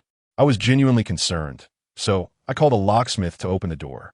I never anticipated that he would resort to slicing his own arm with a utility knife, threatening that if I did not come out, he would take his own life.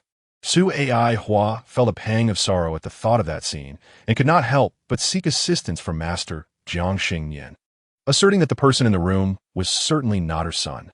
She suspected that something had attached itself to him and implored for help to save her child. Oh, dear, how could anyone dare to venture into an abandoned hospital? We have one nearby, and someone who went there returned home profoundly changed, supposedly possessed by something within. I sympathize with that poor mother. She has it tough. Master, please assist her. But why does the son share the same surname as the mother? Where's the father? Doctor Bai Ima Dong, she remarked. As a medical professional, I personally feel that the child exhibits signs of depression. Has he not been taken to a hospital for evaluation? Su Ai Hua, already stricken with grief, became irate upon reading the suggestion to take her child to the hospital. Am I not aware of my own child? He has always been optimistic and resilient since childhood. How could he be depressed? I possess evidence. My son is indeed possessed. As she spoke, she approached her son's bedroom door, which had been rendered inoperable by the locksmith's efforts. With a gentle twist, the door opened. Inside, the curtains were drawn tightly, rendering the room shrouded in darkness, even at noon when the sunlight was at its peak. Lying on the bed was a tall, slender figure, motionless, positioned with his back to the camera, appearing as if he were both alive and deceased. Su Ai Hua, wary of disturbing him, did not venture inside, but merely opened the door a crack and slipped her phone through. Despite the daytime, a faint light illuminated the dim room, revealing its sparse furnishings, a bed, a study cabinet, and a chair. The desk was laden with books and various study notes, indicating that Su Ningzhe had once been a diligent student. As the camera shifted focus, it aligned with the wall opposite the bed. Upon seeing the wall's contents, viewers instinctively felt a chill run down their spines. The expansive wall was covered in chaotic black graffiti, tangled and intertwined lines that evoked a sense of unease. Upon closer inspection, a ghastly face emerged from the darkness, its erratic strokes initially startling. As viewers steadied their nerves and examined it closely, they realized it was a deliberate creation, albeit with a visually terrifying effect.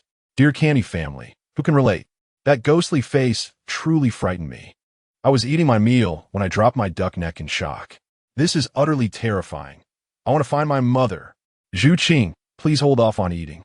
Quickly check on Ning Zhe's mother. Is there truly a ghost in that room? Chapter 61. The secret of Su Ningzhe. Jiang Xingnian was in the midst of enjoying some spicy rabbit when he chanced upon the ghostly visage on the wall of Su Ningzhe's room, prompting him to frown. Meanwhile, Su Ai Hua, certain that everyone had seen the drawing, quietly retreated, fearful of waking Su Ningzhe, who lay in slumber. Master, have you perceived this? I truly sense that my son has fallen under a malevolent influence. Su Aihua continues to voice her concerns regarding her son's recent transformations, her visage betraying palpable anguish and confusion. Jiang Xingnian sets down his chopsticks, engaging her earnestly. "Miss Su, your ex-husband was unfaithful, was he not?" Su Aihu yes momenta silence. Taken aback by Jiang Xingnian's sudden inquiry. Her former spouse is a topic she wishes to avoid at all costs, a figure she once loved yet now loathes. When Su Ningzi was younger, he would often inquire about his father's whereabouts. How did she respond back then? She told him his father had passed away and forbade any further questions about him. Su Aihua never anticipated that Jiang Xingnian could perceive events from over a decade prior. Yet, considering his mastery, it seems plausible that he could deduce her ex-husband's infidelity. Although reluctant to acknowledge it, she dares not deceive Jiang Xingnian, responding vaguely, "Yes." "But how does this relate to my son?" Jiang Xingnian refrains from answering her question, instead posing another. "Your mother often belittled you and lost her temper, did she not?" Su Aihua hails from a modest working-class family, the middle child among 3 siblings, with an elder sister and a younger brother. Being the second child is an awkward position. She is neither as generous as her sister nor as astute as her brother. Whether intentional or not, her parents frequently overlooked her during moments of joy or outings. Young Su Aihua was unremarkable, yet notably perceptive, her greatest aspiration being her mother's approval. However, regardless of her efforts, her mother seemed to regard only her sister and brother. In her childhood, Su Aihua was prone to tears, yet her mother would admonish her, questioning what crying could possibly achieve. Tears were for the weak. Truly accomplished individuals would never shed a single drop. Whenever she faced difficulties, her mother urged her to introspect, to seek faults within herself. Gradually, Su Aihua learned to remain silent and seldom wept again. She believed that after all these years, she had forgotten the trials of her youth. Yet, Jiang Xingnian's probing question has resurfaced that suffocating sense of powerlessness. Irritation wells up within Su Aihua. She perceives Jiang Xingnian's inquiry as an affront. "Master, let me reiterate, I sought your assistance to exorcise the evil afflicting my son, not to delve into my past." Jiang Xingnian remains unfazed by her demeanor, continuing his discourse. "Your sister has wed a wealthy merchant in your locality, and your brother has attended university and secured stable employment. In comparison to you, they indeed lead far more stable lives." Su Aihua is taken aback by Jiang Xingnian's astute observations, astonished that he can even discern matters pertaining to her siblings. Yet, simultaneously, she feels a sense of violation. Just as she prepares to assert that her life is her own and she does not compare herself to others, Jiang Xingnian interjects, "You do not compare yourself to them. Rather, you compare your son to their children. In relation to Su Ningzi, other children invariably fall short. Be it the offspring of your ex-husband's new marriage or the children of relatives, none surpass Su Ningzi in excellence." At times, Su Aihua perceives Su Ningzi as a beacon of light in her otherwise murky and damp existence. He is sensible and obedient, tall, handsome, and academically accomplished. It can be said that in her life, where everything seems to falter, her son shines brilliantly in every aspect. Su Aihua thinks this way and expresses it. As a single mother who has endured hardships to raise her son, whose understanding and academic prowess are commendable, why should she not compare him to others? Seeing the disapproval etched on Jiang Xingnian's face, Su Aihua grows increasingly impatient. "Master, I merely wish for you to ascertain whether my son is possessed. Please refrain from analyzing me any further." New viewers in the live stream echo her sentiments, expressing their agreement with Su Aihua's words.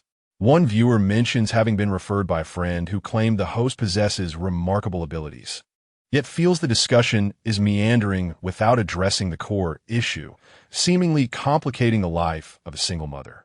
Another viewer questions the host's competency, suggesting that if clarity cannot be provided, a refund should be issued, lamenting the unjust burden placed upon a struggling mother. Others urge the host to deliver a direct answer regarding whether her son is indeed possessed, and if so, how to rectify the situation. Meanwhile, longtime fans, confident in Jiang Xingnian's abilities, leap to his defense, asserting his politeness and integrity, believing that his inquiries serve a purpose. A chorus of support for Jiang Xingnian emerges, with fans convinced of the significance behind his questions. Jiang Xingnian, unfazed by others' opinions, feels a warmth in his heart upon seeing so many supporters. He decides to forego any further suspense and candidly states that the figure on the wall is not a ghost, but rather a manifestation of her son's suppressed emotions.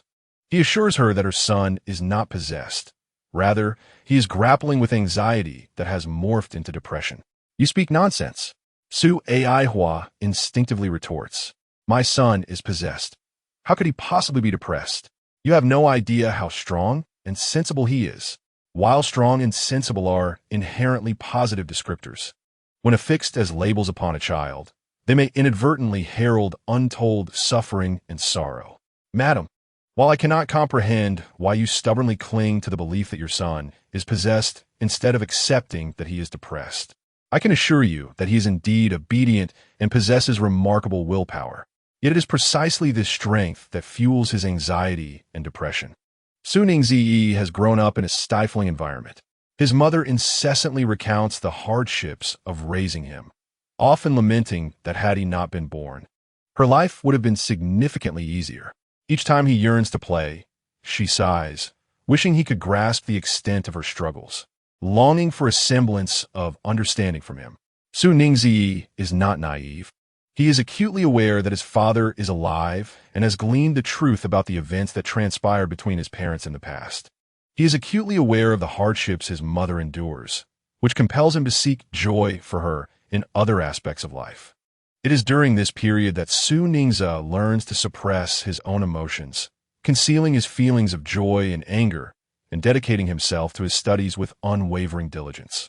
His academic performance is exceptional, yet he never allows himself to revel in pride, fearing that any decline in his grades would lead to his mother's disappointment.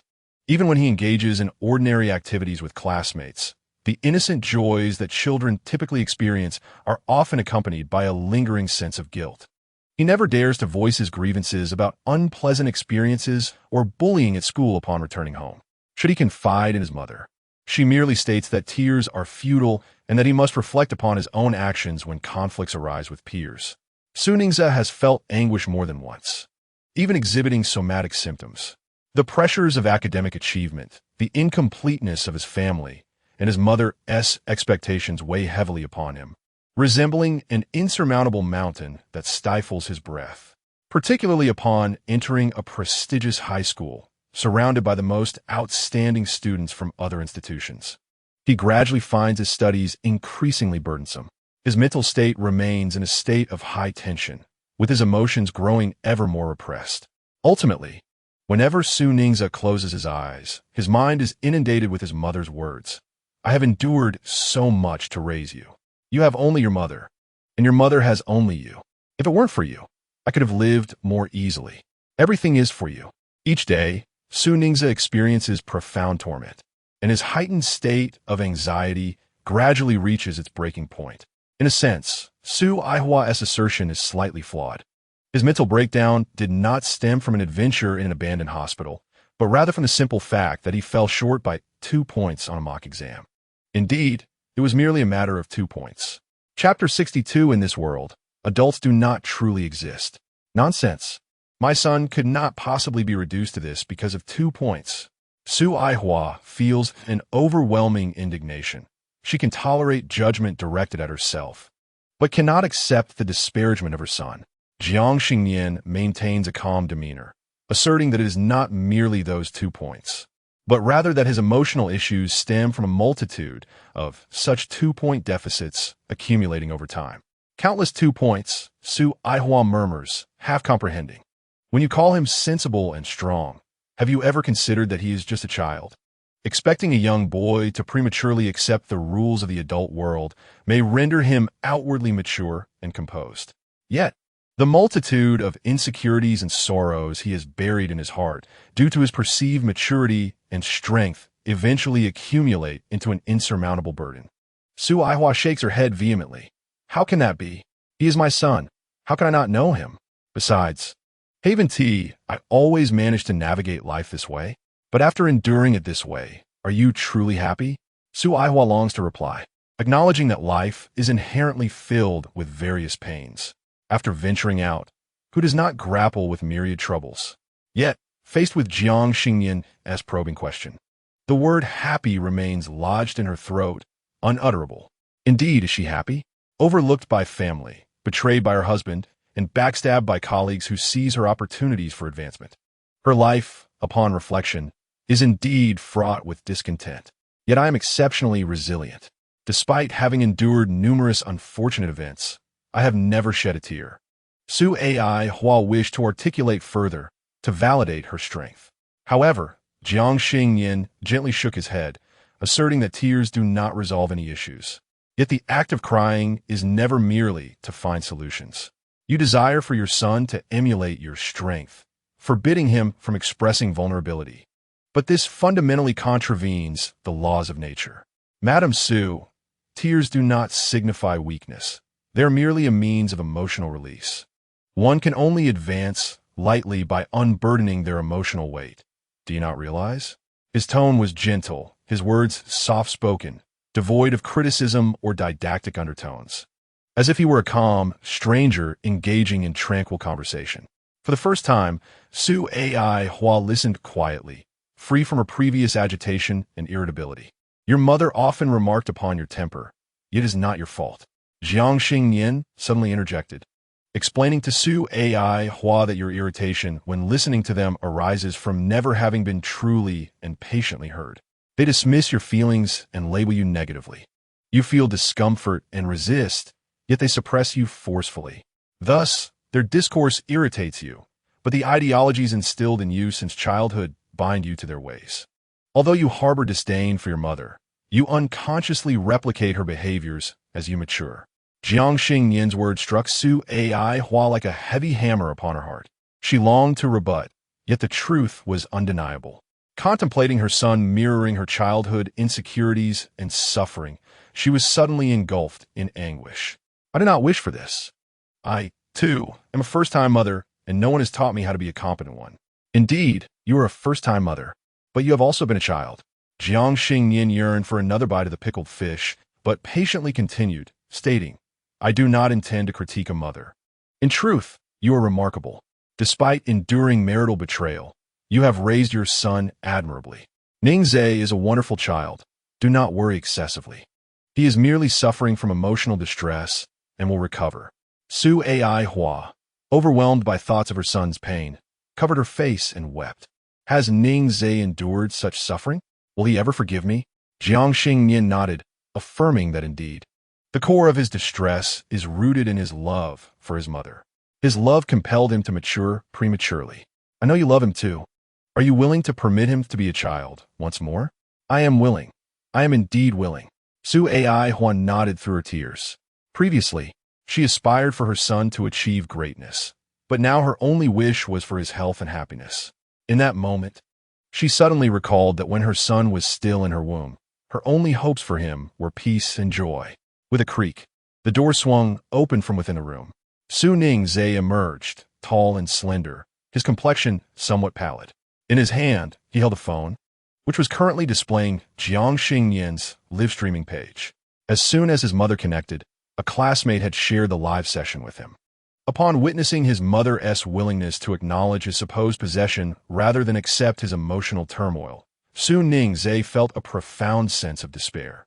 Even amidst the pangs of anguish, one might ponder why they were born into such a family, contemplating that perhaps it would have been better not to exist at all.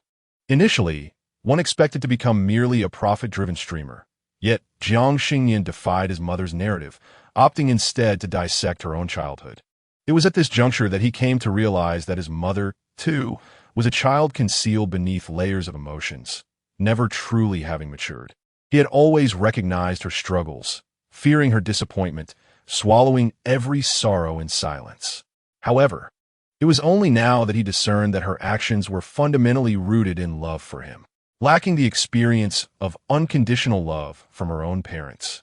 She found herself ill-equipped to express affection in a healthy manner. In that fleeting moment, he liberated himself and forgave his mother. He stepped forward, gently enveloping her in an embrace, soothing her by patting her back. Su Aihua turned to hold Su Ningze, repeatedly murmuring apologies. Many viewers in the live stream felt a sting in their eyes, not from an overflow of compassion, but from a reminiscent pang of their own experiences. Thoughts of a father who had often bound and belittled him with phrases about the salt he had tasted being more than the rice he had consumed flooded some minds. Many parents are oblivious to their own issues, inadvertently subjecting their children to mental torment. A recent reflection echoed the sentiment that the world lacks true adults, as one's understanding and behavior cannot be solely defined by age. Jiang Xingnian observed a comment questioning the absence of responsibility from a father figure, wondering if he had vanished entirely from his child's life. Upon reading this, he gazed at Su Ningze, his parents, for a moment before bursting into laughter, shattering the lingering sadness in the room. The viewers in the live stream inquired about the source of his mirth, while Su Ningze and Su Aihua, with reddened eyes, were puzzled by his sudden joy. Jiang Xingnian chose not to offer solace, but inquired whether Su Aihua's ex-husband had strayed with a colleague, revealing that the colleague was indeed involved in an extramarital affair. At this point, Su Aihua had come to terms with the reality, candidly admitting that during their divorce, his colleague was already pregnant. Unable to swallow her indignation, she had confronted him at his workplace, leading to the colleague's husband discovering the affair and subsequently divorcing her. In time, the two unworthy individuals married and had a child together. This revelation reignited Su Aihua's anger when she married. There had been no dowry nor any of the customary 3 gold items, yet when marrying the other woman, a lavish ceremony ensued, complete with all the trappings. Her resentment towards him had festered to the extent that for many years he had not provided child support or made any effort to reach out. She even changed their son's surname, determined to sever any connection to that scoundrel. As she endeavored to quell her anger, Jiang Xingnian suddenly remarked that just 2 days prior, her ex-husband discovered that their current child was not his, and he would likely reach out to her soon. Before she could respond, Su Aihua's phone abruptly displayed an anonymous message. Chapter 63. The Family Curse. Aihua, how have you been lately? I know I have wronged both you and our child. I do not seek your forgiveness. I simply wish to express that Ningze is indeed my blood, and I hope he may acknowledge his heritage. Su Aihua read the message aloud and immediately deduced the sender's identity. Instinctively, she wanted to tell her ex-husband to leave her alone, but Jiang Xingnian interjected. Your ex-husband is quite affluent now. He has owed you both for many years. Moreover, it is rightfully your son's. Why refuse what is rightfully his? Upon reflection, Su Aihua realized the truth in Jiang Xingnian's words. In her youth, she had been steadfast, determined to sever all ties. However, after enduring the trials of society, she had come to understand that while money may not be everything, a lack of it is undeniably burdensome. If this could ease her son's future, she would not be foolish enough to decline. Grateful, Su Aihua expressed her heartfelt thanks to Jiang Xingnian, and after ending the live stream, she contemplated how to respond to her ex-husband. Jiang Xingnian cast a final glance at Su Ningze, whose previously dull eyes sparkled once again with hope for a prosperous future. Noticing that the dishes on the table were nearly finished, Jiang Xingnian checked the time and, finding it still early, scanned the QR code for ordering and requested a 6-pound grilled fish. As the fish would take time to prepare, she sent out a second red envelope. 3 minutes later, a user named Tang Tang, Love Me Again, won the red envelope and took to the microphone. Master, please help me. I do not wish to break up with my girlfriend. On the other side of the screen was a young man, appearing to be around 28 or 29. He sported a crew cut, his handsome features exuding rugged masculinity, yet he was on the verge of tears. Do not rush. Take your time to explain. Jiang Xingnian reassured him. The man took a deep breath, gradually regaining his composure. Master, I love my girlfriend dearly and wish to propose and start a family with her. However, she claims that her family is cursed and does not want to bring me harm, so she has rejected my proposal and wishes to end our relationship. A family curse? The viewers in the live stream displayed keen interest, eager to learn more about this curse. Jiang Xingnian shared their curiosity, asking, could you kindly elaborate on the nature of this curse? After a brief hesitation, The man spoke. She mentioned that her family has a tradition of long-lived females. Any male who marries and has children will perish on the wedding day. The man's name was Lu Zhila, and he was 29 years old. 3 years prior, he met his girlfriend, Tang Yin, at a gathering, and they fell in love at first sight, swiftly confirming their relationship. Their rapport was harmonious, their feelings strong and stable. As he approached 30, with his family fond of Tang Yin, they urged him to expedite the wedding plans. Lu Zhila genuinely adored Tang Yin, believing she was his destined partner. Hence, he, along with friends, orchestrated a grand proposal. Unexpectedly, Tang Yin, who had always been particularly kind to him, changed her demeanor, not only rejecting his marriage proposal on the spot, but also suggesting a breakup. Lu Zhila found it difficult to accept this, pursuing Tang Yin for an explanation. He reflected on his own actions, realizing he had never considered whether Tang Yin wished to enter into marriage. Lu Zhila believed that, even if they never married, being with Tang Yin would suffice. To his astonishment, Tang Yin rejected this notion as well, and Lu Zhila stubbornly sought to understand her reasoning. Tang Yin, feeling cornered by his persistence, finally revealed the truth. She explained that there was a family curse, stating that any groom would perish on the night of their wedding. The bride would be left to raise an orphan child, and all offspring would be daughters. As the daughters grew and wished to marry and bear children, they would inevitably repeat the fate of their ancestors. Tang Yin expressed her deep love for him, which prevented her from accepting the curse that would doom him. When Lu Zhila suggested they could forego marriage and children, she countered that her lineage required passing on her genes. Lu Zhila soon unraveled the entire situation, sharing it with the viewers in a live stream, who raised their eyebrows in disbelief. What curse does a handsome guy like you have?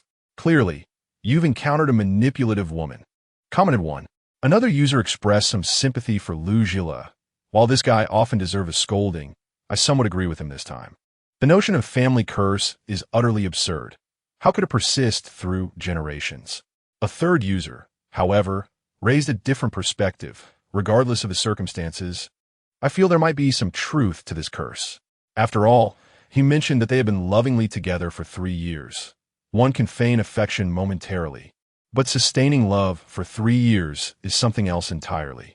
Upon reading these comments, Lu Zhila nodded in agreement, affirming that Tang Yin was indeed a remarkable girl, and they shared a profound love. Jiang Xingnian, not rushing to conclusions, simply inquired if Lu Zhila possessed any photographs of his girlfriend. Of course, Lu Zhila promptly replied, retrieving his wallet, which contained a picture of the two of them together, as well as a solo shot of Tang Yin. In the photograph, the girl had large eyes, a cherry-like mouth, and fair skin, exuding beauty. What stood out most was her figure, tall, with a slender waist and a cascade of thick, long curls. Due to Tang Yin's stunning appearance, many viewers commented with envy. Is this girl really pregnant? You didn't mention your girlfriend was this stunning. One remarked. Another added, I apologize for my earlier comments. This girl is so beautiful. She must be a good person. If you two part ways, could you introduce me? I can handle curses, hee hee. Lu Zhila paid little heed to the comments, instead tentatively asking Jiang Xingnian, is the curse my girlfriend mentioned real? Jiang Xingnian, after examining the photo of Tang Yin, raised an eyebrow, feeling both surprised and unsurprised. When Lu Zhila directed the question to him, he nodded affirmatively, confirming the existence of the curse. The viewers, initially joking, were taken aback to learn that there might indeed be some truth to the curse. Those who had previously praised Tang Yin's beauty quickly turned to advise Lu Zhila, emphasizing that he was still young and needed to consider not only himself but also his parents. If curses were indeed genuine, he himself might remain indifferent. But what of his parents in the future? Lu Zhila naturally pondered this dilemma. His eyes reddened, and his heart was engulfed in profound anguish. Master, I truly love Tang and do not wish to part ways. Is there any means to dispel this curse? Do not weep just yet. I have not finished speaking. Jiang Xingnian interjected upon noticing Lu Zhila's impending tears. As for this curse, it possesses a certain temporal limitation. Lu Zhila, perplexed, inquired, temporal limitation? Jiang Xingnian nodded affirmatively. Indeed, had this curse existed several hundred or even a few decades ago, it will have surely come to pass. However, we have now entered a new era of economic development, rendering it ineffective. Lu Zhila remained skeptical, yet Tang Tang's resolve was unwavering. Considering that Lu Zhila had already compensated him, Jiang Xingnian, adhering to the principle of completing a good deed, shrugged and said, "Please provide me with your girlfriend's contact information, and I shall speak with her." Chapter 64. Spicy grilled fish. Although Jiang Xingnian was unfamiliar with Lu Zhila's girlfriend, he was confident in his ability to persuade her to reconsider. Despite his inner doubts, Lu Zhila thought it prudent to trust a recently acclaimed master who would presumably refrain from engaging in ventures lacking certainty. Lu Zhila's thoughts were intricate, yet his fingers sincerely relayed his girlfriend's contact information to Jiang Xingnian. Jiang Xingnian, glancing at the screen displaying the back-end information, contemplated the necessity of acquiring a backup phone while addressing the viewers in the live stream. "Ladies and gentlemen, I must conclude the broadcast to practice driving. We shall reconvene this evening or tomorrow." As he ended the stream, the server conveniently arrived with a dish of spicy grilled fish. The over 6-pound grass carp had been expertly prepared and fried in a hot pan before being grilled with an array of ingredients. The moment the grilled fish was presented, its enticing aroma filled the air, the red broth, golden fish, and delectable side dishes simmering together. Paired with rice, it was truly an unbeatable delight, both numbing and spicy. Jiang Xingnian savored a piece of tofu, soaked in the broth, followed by a bite of the mouth-watering grilled fish. Feeling warmth spread through his stomach, and a sense of joy envelop him. His phone screen fortuitously paused at Lu Zhila's chat window upon receiving the contact for his girlfriend. "Tang Yin," he replied, "received." For Lu Zhila, each passing second felt like an eternity. After 3 minutes without a response from Jiang Xingnian, he could no longer contain himself and sent another message. "Master, have you managed to contact my girlfriend?" Engrossed in his meal, Jiang Xingnian suddenly recalled this matter and promptly replied, "Right away." Seeing his response, Lu Zhila felt a tinge of embarrassment and hastily issued a caution. "Master, do not rush. However, my girlfriend is quite aloof and unlikely to accept a friend request from stranger." Lu Zhila intended to inquire whether he should inform Tang Yin to avoid any awkwardness should she decline Jiang Xingnian's request. Yet, before he could finish typing, Jiang Xingnian's message popped up. "I have added her." A sense of unease washed over Lu Zhila. This was peculiar. Tang Tang had never accepted friend requests from unfamiliar individuals. Why then had she instantly approved Jiang Xingnian's request? Though reluctant to part ways, one may wonder if such sentiments are merely an excuse. Could it be that just 2 days after their breakup, Tang Tang is already contemplating a new relationship? Were the 3 years of love and affection merely an illusion? Lu Zhila felt an overwhelming sense of melancholy. Yet upon reflection, he recognized that such thoughts disrespected the bond they shared. After all, having been together for 3 years, did he not truly comprehend the essence of Tang Tang's character? His mind drifted to the live broadcasts he had previously watched featuring Jiang Xingnian, who undeniably possessed remarkable talents. This realization stirred a flicker of hope within Lu Zhila. Perhaps Jiang Xingnian could indeed unravel the so-called curse that Tang Tang had mentioned. Meanwhile, Jiang Xingnian was preoccupied with editing messages, unaware of Lu Zhila's inner turmoil. When he first sent a message introducing himself as Lu's friend, Tang Yin had not accepted the request. Demonstrating his usual efficiency, Jiang Xingnian promptly sent a second message. "Student Xiao Jiang, is the Tang you refer to the one associated with the mantis?" This time, Tang Yin quickly accepted the request, albeit with a hint of suspicion as she responded. "Tang Tang Tang. Who are you?" "Tang Tang Tang. What do you mean by that? What do you want from me?" "Tang Tang Tang. I don't understand what you're saying. If you don't reply, I'll delete you." At this moment, as Jiang Xingnian was in the midst of showcasing grilled fish, he noticed a flurry of messages from Tang Yin. Even through the screen, her anxiety and urgency were palpable. Intent on alleviating the tension, Jiang Xingnian quickly replied, "Student Xiao Jiang, apologies Sister Tang Tang, I was eating. Please don't worry. I am here solely to assist you in resolving your concerns." Despite his reassurances, Tang Yin remained unsettled. For years, She had adhered to the principles of lawful conduct as a diligent spirit. Even her romantic involvement with Lu Zhila had been born out of centuries of solitude, a decision she had made only when her restraint could no longer hold. I am unaware of how you discover my identity, but I must clarify that all my actions are lawful and protected, she stated. Student Xiao Jiang, indeed I am aware.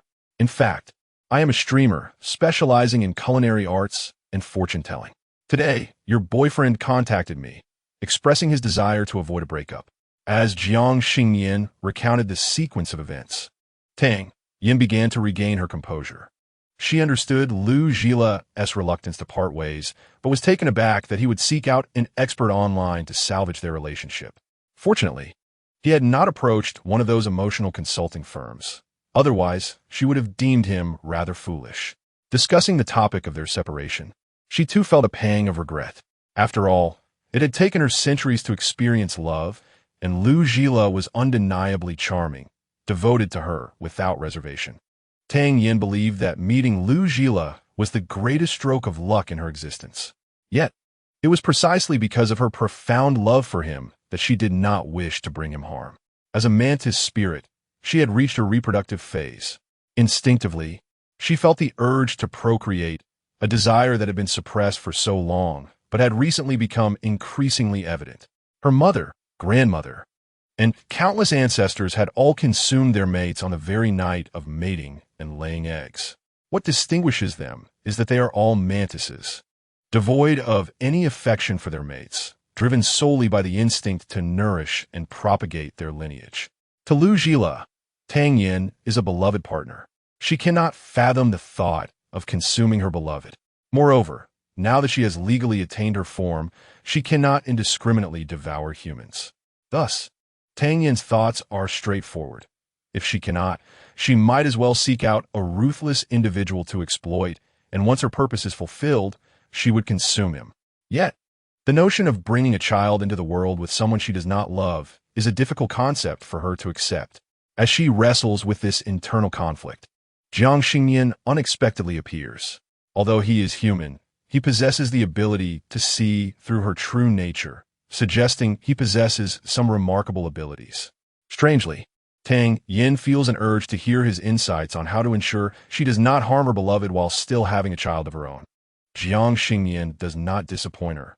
He quickly sends a message. Little Jiang, Sister Tang, do you know why your ancestors consumed their mates? Tang, of course, I do. Some label the female mantis as cruel for devouring their partners, mockingly referring to them as black widows. However, the female mantis does not kill for the sake of cruelty. Rather, it is a genetic imperative to obtain nourishment for the purpose of reproduction. Little Jiang, precisely. Your ancestors consumed their mates to supplement their nutrition. You've been masquerading as a human for quite some time now. Is there a shortage of food? The human birth rate has plummeted to the point where subsidies are being offered to encourage reproduction, and folic acid is distributed for free. What are you afraid of? Tang Yin stood frozen for a moment, realizing that her ancestors consumed their partners due to inadequate nutrition. Now, she is a human. What is there that she cannot obtain? With this realization, Tang Yan's spirit soared. Tang, Master, you are indeed a master. I am off to obtain my marriage certificate and start a family. Dang, Jens Funding Den Taosen Juan. Upon seeing her new WeChat name, Jiang Xingnian knew that reconciliation was inevitable and smiled as he returned the transfer. Little Jiang, your boyfriend has already covered the payment. I wish you both happiness. After sending this message, Jiang Xingnian put away his phone and returned to the driving school, intending to continue his lessons with Coach Go. Chapter 65. A seafood medley at precisely 2 o'clock in the afternoon, Jiang Xingnian arrived punctually at the Bruce driving school. In contrast to the morning's desolation, the school was now bustling with activity. The air was filled with a faint, briny scent, and upon closer inspection, he was taken aback. A veritable medley of seafood was present. Tuna, blue whales, sea turtles, and various other sentient sea creatures gathered at the front, patiently listening to Coach Go's explanations regarding the examination requirements. In essence, those seeking motorcycle licenses were encouraged to practice diligently, as it was generally achievable within a day. After Coach Go clarified the necessary information for new students, He turned around and locked eyes with Jiang Xingnian's bright gaze. He held a favorable impression of this human youth. "Little Jiang, you are quite punctual. Well done." Coach Go generously offered his praise, as many students lacked a sense of time. It was a rare pleasure to encounter a diligent student, and it brought him internal satisfaction. "Thank you, Coach Go." Jiang Xingnian first smiled, then, filled with curiosity, pointed at those seafood experts and inquired, "What are they?" Coach Go, unaware that Jiang Xingnian had already seen through their true nature and thought he was merely intrigued by the crowd, replied, "Oh, them? They are all from coastal areas. Unfortunately, their hometown is severely polluted, making it impossible for them to live there. Some of their fellow villagers learned to ride motorcycles from me and started delivering food, earning quite well. So, they decided to form a group and come to Haicheng, hoping that their collective efforts would yield better financial returns and perhaps one day help rebuild their hometown." Jiang Xingnian fell silent for a moment, his perspective on the seafood experts shifting entirely. It truly was not easy for them. He couldn't help but express his sentiments, and Coach Go nodded unconsciously, sighing indeed. If it weren't for the pressures of life, who would willingly leave their homeland to seek a living? After a brief chat, Coach Go organized for Jiang Xingnian to join the seafood experts for a health check. He then led them to their respective training grounds, where they energetically commenced their lessons. While other instructors discussed motorcycle mechanics and examination content with the seafood experts, Coach Go took Jiang Xingnian to practice driving. Before him stood a brand new, bright yellow instructor's vehicle, prompting Jiang Xingnian to glance at the dilapidated Santana in the corner. Sensing his confusion, Coach Go scratched his head and explained, "Old Sang has been a loyal employee of our driving school, contributing significantly to its growth. However, I suddenly realized that after so many years of hard work, it deserves a peaceful retirement." Coach Go couldn't help but feel apprehensive, pondering that in such heat, using that old vehicle might lead to trouble should it fail. Initially worried that Jiang Xingnian might not be quick-witted, he was astonished to discover that the young man was a natural when it came to driving. Whether it was reverse parking or parallel parking, Jiang Xingnian excelled effortlessly. Remarkably, despite this being his first encounter with a vehicle, he never stalled the engine once after getting behind the wheel. A prodigy, he was indeed a golden child destined to conquer the driving test. The more Coach Go observed Jiang Xingnian, the more he appreciated him, convinced that he would become one of his most prized students. While typically, students would practice for the second subject only after passing the first, Coach Go entrusted Jiang Xingnian with the third subject as well. By the end of that afternoon, Jiang Xingnian had already adeptly mastered various driving and parking skills. Coach Go had Jiang Xingnian record a video while seated in the car and instructed him to leave his identification at the driving school. Learning to drive nowadays is more complicated than a few years ago, as it requires logging hours. "I see you don't live nearby, so if you leave your ID here, I have someone who will help you track your hours." It must be said that although Bruce Driving School appeared quite worn, its teaching and services were remarkably accommodating. Jiang Xingnian sincerely thanked Coach Go. He waved his hand dismissively, saying casually, "No need to be so polite. I'm your best friend, old Go." Jiang Xingnian nodded in agreement. Indeed, although he sported a faded golden mane, Coach Go was clearly a kind-hearted soul. Jiang Xingnian initially intended to return home after finishing his driving practice. However, Coach Go's enthusiastic invitation for dinner altered his plans. The meal consisted of hearty, communal dishes prepared by the driving school's instructors, featuring potatoes, kidney beans, and ribs. While the preparation was far from exquisite, it exuded a comforting warmth. The simplest seasonings of soy sauce and salt paired beautifully with the fragrant steamed buns made over an open flame. Jiang Xingnian indulged in 10 substantial buns, along with a generous serving of the communal dish, all the while remembering to start a live stream. As soon as the broadcast commenced, Lu Zhila and Tang Yin each gifted Jiang Xingnian with a carnival. Their camaraderie had evidently been restored, and viewers who had watched the afternoon stream sent their well wishes. Many fans were curious about Jiang Xingnian's whereabouts, which he graciously shared. "This is my driving school. I came here to enroll for a driver's license during the summer activities." The audience was lively, with some fans from Haicheng contemplating whether to sign up at this very school. A fan named Chung Ji, who loves the shakuhachi, inquired. Could Xingnian ask the coach if there are any discounts for registration? And will we get to enjoy the same communal dish as you? Another fan, Little Orange Cat, asked, could you please find out if I need to attend classes in person every day? The enthusiasm of the live stream audience left Coach Go in awe, as he was astonished by Jiang Xingnian's influence. Over 5,000 viewers were online just to witness a simple meal. Noticing the interest from aspiring drivers, Jiang Xingnian handed his phone to Coach Go. With a bashful yet warm demeanor, Coach Go adjusted his red knit cap and enthusiastically informed the online audience about the school's discounts and package details. Many fans residing near the school promptly registered on the spot. Although Jiang Xingnian had consumed an impressive amount of food, the revenue generated for the school far exceeded his appetite. Some fans couldn't help but ask the same question as Jiang Xingnian. Isn't it hot for the coach to wear a knit cap in this heat? To which Jiang Xingnian replied, I learned this style from a favorite influencer. I just think it looks quite appealing.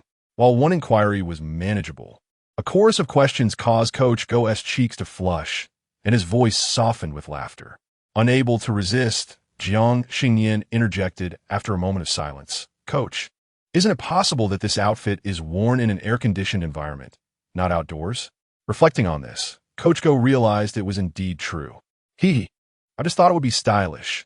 It might uplift the students' spirits. Truly, he was a sincere and endearing coach. It was only after Jiang Xingnian's departure that Coach Go remembered to search for Jiang Xingnian's account to follow him. To his surprise, he found himself astonished upon discovering a plethora of clips from Jiang Xingnian's live streams online. It appeared that he was not merely an eating broadcaster, but also a master of metaphysics. The question lingered, did Jiang Xingnian know whether he was human or canine? On a sultry summer night, the new car, devoid of air conditioning, offered a refreshing breeze as Jiang Xingnian rolled down the window, gazing at the swiftly passing scenery, allowing the wind to gently caress his face. If one were to disregard the trailer ahead, it would indeed be a picturesque sight. By the time the trailer delivered his car back home, it was already around 11 o'clock at night. The tow truck driver, ever so helpful, found a parking space for him to alight and subsequently departed, leaving Jiang Xingnian alone in the vehicle, the engine silent, lost in contemplation. Chapter 66. Let him also become unfortunate. Jiang Xingnian had recently acquired his car and had yet to finalize any parking arrangements. The driver had parked in a secluded area, not only to save him some parking fees, but also to avert any potential violations. Jiang Xingnian took his time to exit the car, feeling that the night air was even more chilling than during the day. A message popped up on his WeChat. Integrity accident car, Xiao Dan, Xiao Jiang. Have you made it home with the car? Is everything functioning normally?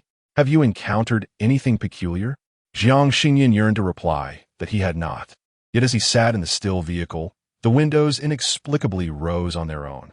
A chilling draft from the air conditioning seemed almost tangible, manifesting as white mist. The previously soft blue ambient lighting shifted to blood red, then dark green, the hues unsettling and discomforting. If one listened closely, faint sounds emanated from the trunk and the engine, whispers suggesting something unseen lurked within, perhaps ready to emerge at any moment. Jiang Xingnian attempted to open the door, only to find the vehicle entirely locked, leaving no possibility of escape. While this might terrify another, he felt no fear, only a curious anticipation for what was to come. He picked up his phone and typed a message to Dan Lifeng. Xiao Jiang, I've encountered a minor issue, but it's nothing to worry about, brother. Dan Lifeng replied instantly. Integrity akin Xiao Dan. Ah? What problem have you encountered, Xiao Jiang? Are you alright? However, Jiang Xingnian had little inclination to respond, for at that moment, another presence had materialized within the car. To call this entity a person seemed rather inappropriate, as it emerged not through the door, but from the air conditioning vent. First, a hand appeared, followed by a head, its upper body protruding while the lower half remained ensnared inside the vehicle, a sight that was quite frankly visually jarring. Strangely enough, despite the grotesque appearance of this half-revealed figure, Jiang Xingnian could not determine whether it warranted the label of a human being. His gaze fell upon an expanse of vivid crimson, This humanoid monstrosity resembled someone flayed. Its form a ghastly tableau of flesh and decay. Unbidden, memories of the cruel cat roasting restaurant owner resurfaced, whose corpse bore a disconcerting resemblance to the specter, both appearing as if skinned alive. With a mere glance, Jiang Xingnian discerned that this was no benevolent being, but rather a malevolent spirit. The heavy aura of death surrounded it, and its malice was palpable, pressing in upon him. Its murky eyes swiveled greedily towards Jiang Xingnian, contemplating him as a delectable living morsel. Ah, a delightful human. The specter mused to itself, noting how appealing the boy's eyes appeared, surely a treat to savor. Compared to the three individuals consumed previously, this one appears noticeably younger, with a more radiant complexion. It would be a sheer waste to devour him so simply. He must first revel in the experience before claiming his soul. Once transformed into a specter, his reactions would be significantly dulled. Even after consuming 3 souls and becoming a vengeful spirit, he remains not particularly astute. It was only when his corporeal form crawled entirely from the vent that the malevolent spirit realized something was amiss. This insignificant man displayed no fear. Previously, those who beheld him had screamed in terror, pleading for mercy before meeting their demise. How could this young lad, who clearly recognized him, remain so composed? As the malevolent spirit tilted its head in bewilderment, staring intently, Jiang Xingnian maintained an air of nonchalance, the slight upward curve of his lips betraying his evident delight. "You are not afraid of me?" After a silent exchange of glances, the spirit suddenly emitted a piercing voice. Jiang Xingnian was unfazed by its attempt at communication, shaking his head and replying, "Not at all, Mr. Xue. It is a pleasure to meet you." The spirit paused, taken aback. "You know me?" "Indeed, you are Xue Binghang, the original owner of this vehicle," Jiang Xingnian stated, gesturing towards the green registration document in the passenger seat. "Your name, along with the other 3 owners, is inscribed here, those unfortunate souls you consumed." It had been a long time since Xue Binghang had heard his name spoken. It had been less than a year since his demise. Yet, since that fateful day, he had been trapped within the confines of the car, his resentment deepening. "How do you know they were devoured by me?" Perhaps the utterance of his name had rekindled forgotten memories, for Xue Binghang's thoughts began to race. He was certain that the deaths of those 3 had gone unnoticed. At most, people had murmured about car troubles. He had initially believed selling this vehicle would be a challenge, yet here was an unsuspecting fool arriving so swiftly. As he observed Jiang Xingnian, he could not resist the urge to lick his lips, contemplating the most satisfying method to consume him. He found Jiang Xingnian's facade of calmness utterly detestable. Devoid of the thrill that comes with tormenting prey, it inadvertently reminded him of his less-than-pleasant memories before his death, leaving him to wonder how Jiang Xingnian could bear any resemblance to that woman.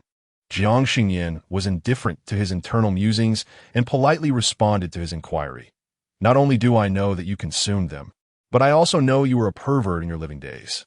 As San Li Feng had remarked, Xue Binghang was indeed a thorough villain, born into affluence. He had indulged in a life of hedonism, doing nothing of substance. He considered himself superior, starting to bully his classmates during his academic years. When one victim could no longer endure the torment and jump from a building, his family sent him abroad to evade the consequences. However, he only succumbed to further vices while overseas, returning home with increasingly erratic and malevolent behavior. Initially, he would lure girls to drug and film them, later enlisting like-minded companions to torment others. Since his last overseas trip, Xue Binghang had grown more cunning. He employed specialists to exploit legal loopholes and devised a series of methods to commit his misdeeds without leaving evidence. Numerous women, and even some handsome men, fell victim to his machinations, suffering in silence with no means to retaliate against him. Xue Binghang once believed he could lead a carefree life indefinitely, as his chosen targets were always ordinary individuals devoid of any connections. However, no one could have anticipated that his seemingly carefree existence would abruptly cease on the very day of yesterday last year. On that fateful day, he set off driving up a mountain with a freshly selected prey, only to unexpectedly encounter a woman behind the wheel of a McLaren 720S. Even from within the confines of his vehicle, he caught a glimpse of her, a cascade of waves in her hair, a flowing dress, exuding both sensuality and vibrancy. Despite his numerous encounters with women, he had never encountered anyone as strikingly beautiful and invigorating as her. The McLaren sped past in an instant, igniting a fervent desire within Xue Binghang, compelling him to press down on the accelerator and follow, oblivious to the girl in the back seat, bound and helpless, who sat up with a fierce hatred, attempting to seize control of the steering wheel. Xue Binghang reacted instinctively, slapping the woman in defiance. By the time he turned his attention back to the road, it was too late. The car careened towards the mountainside. There was no time for him to react before a deafening crash ensued, plunging him into unconsciousness. When he awoke, his spirit remained trapped within the vehicle. He watched helplessly as the woman who had fought him for control was rescued, while his own body lay mangled and bloodied. The thought of this infuriated Xue Binghang, extinguishing any interest he had in teasing Jiang Xingnian. Why was it that he, a mere human, could continue to exist while he could not? Why was his body intact while his was not? A singular thought consumed his mind: to kill him, to intimidate him, to make him suffer even more profoundly than himself. The prospect was intoxicating. Chapter 67. Handmade Chaos on Beef Balls. The new owner met the original owner for only a few minutes before the latter impatiently sought to engage in violence. He reasoned that as a vengeful spirit, consuming another soul would elevate his status, expanding his realm beyond just his car, allowing him to feast upon as many lives as he desired. Xue Binghang greedily licked his lips, his eyes turning a deep crimson, and his nails transforming into razor-sharp claws. He envisioned the scene of his talon-like fingers piercing Jiang Xingnian's throat, blood gushing forth. A gruesome, yet profoundly satisfying tableau. His grin widened, revealing razor-sharp teeth. His skinless form writhed with dark red flesh, dense and repulsive. Jiang Xingnian could hardly bear the ghastly sight before him, before those menacing claws could reach his face. He swiftly yanked Xue Binghang from the back seat. A punch, 2 punches, 3 punches. Each blow landed with ferocious precision, causing the once imposing specter to shrink under the weight of his strikes. Fortunately, the car was parked in a secluded area, with no passers-by on that quiet night. Otherwise, the undulating motion of the vehicle might have led to unnecessary misunderstandings. "Please stop hitting me," Xue Binghang pleaded, utterly bewildered by the relentless assault. He felt his ghostly essence diminishing, his form becoming increasingly insubstantial. In the midst of his beating, he caught a glimpse of Jiang Xingnian's face, still beautiful and serene, yet undeniably fierce in his strikes. Throughout his existence, whether as a human or a spirit, Xue Binghang had never endured such humiliation. As the opponent struck, he found himself utterly defenseless, reduced to passively enduring the blows. In that moment of clarity, he comprehended why this boy had the audacity to purchase a soul ring vehicle. It must be due to his considerable prowess. Although he had not encountered a Taoist since becoming a ghost, he felt that this physical exorcism inflicted a far greater torment than any magical incantation. "I beg you please, brother, stop hitting me. I'm on the verge of being pulverized into a ball of Chaozhou handmade beef meatballs." As he uttered these words, Jiang Xingnian felt a sudden pang of hunger, his throat tightening at the thought of the delectable handmade beef, so bouncy and enticing. He longed to indulge in several dozen pounds of it. With this thought, his grip tightened even further. Before long, he had indeed transformed the malevolent spirit in his hands into a small, round sphere. Its vibrant red hue and perfect spherical shape gave it an appealingly bouncy texture. Indeed, it bore a striking resemblance to Chaozhou beef meatballs. Jiang Xingnian's eyes sparkled with delight as he gazed at the meatball, and his stomach rumbled once more. Xue Binghang, in life and in death, was no virtuous being. He was intimately familiar with the predatory glint of aggression. It was at this juncture that he realized the new owner did not intend to claim him, but rather to consume him. "Please, my lord, my ancestor, my grandfather, do not eat me. I truly cannot bear it any longer." Seeing his cowardly demeanor, Jiang Xingnian could not help but inquire, "How did you treat those who begged for mercy before?" "How did I treat them?" Xue Binghang replied. The more they wept and pleaded, the more exhilarated we hunters became. In the past, I regarded such deeds as triumphs, but now, the sins I have committed feel like death warrants.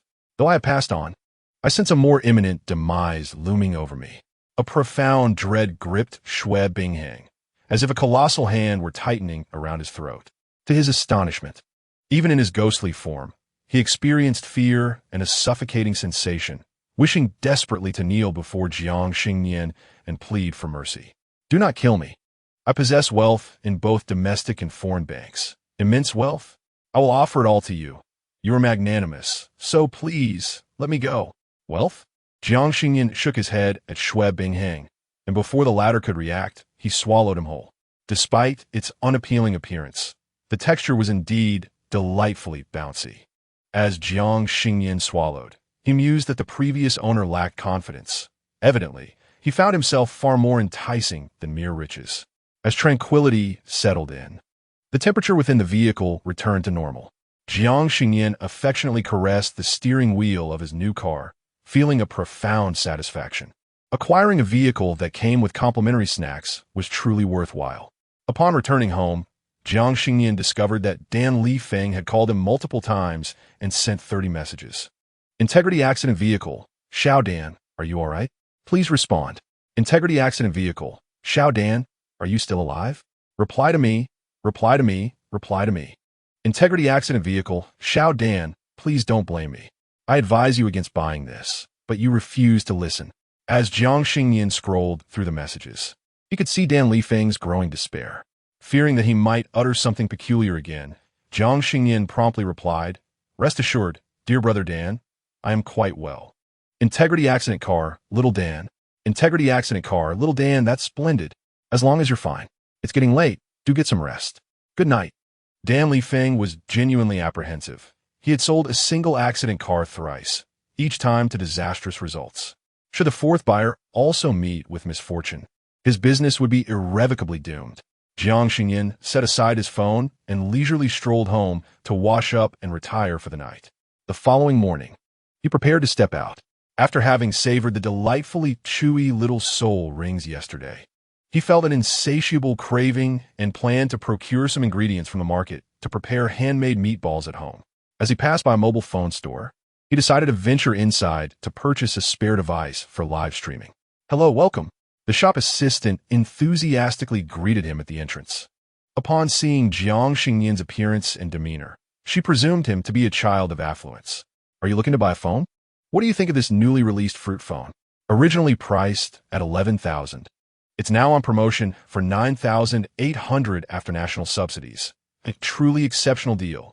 Jiang Xingnian, recognizing his substantial appetite but lacking material desires, declined the assistant's suggestion and ultimately selected a reasonably priced phone with commendable features. The entire process, from entry to purchase, took no more than 10 minutes. He then visited a nearby telecommunications company to acquire a new SIM card, inserting it into the phone, thus securing a backup device. Upon arriving at the market, Jiang Xingnian commenced his enthusiastic food shopping. Due to the large quantity of meat he purchased, the vendor took his address, intending to deliver it directly to his home. Since Jiang Xingnian frequently made substantial purchases and possessed an attractive appearance, the vendor found him quite memorable. While jotting down the address of the happy community in his notebook, the vendor inquired, Young man, I see you often buy a considerable amount of meat. Do you run a family store, or are you in charge of purchasing for a cafeteria? Not wishing to elaborate excessively, Jiang Xingnian simply smiled and replied, It's for family consumption. We have quite the appetite. Who can say that family doesn't count as one's own? Oh, I see, the vendor remarked, though he found it rather exaggerated that a family could consume dozens of pounds of meat in a single day, yet he maintained his professional, high-quality service. How about this, my friend? Since you buy so much meat daily, add me on WeChat. If you need meat, just let me know in advance, and I'll have it prepped so you won't have to wait here. After a moment's thought, the vendor added, If your daily order consistently exceeds 30 pounds, I can offer you a discount of 30 cents per pound. What do you think? The prospect of home delivery with a discount was certainly appealing to Jiang Xingnian. The two exchanged WeChat information, and Just as Jiang Xingnian was about to leave, he overheard two women selling mushrooms engaged in conversation nearby.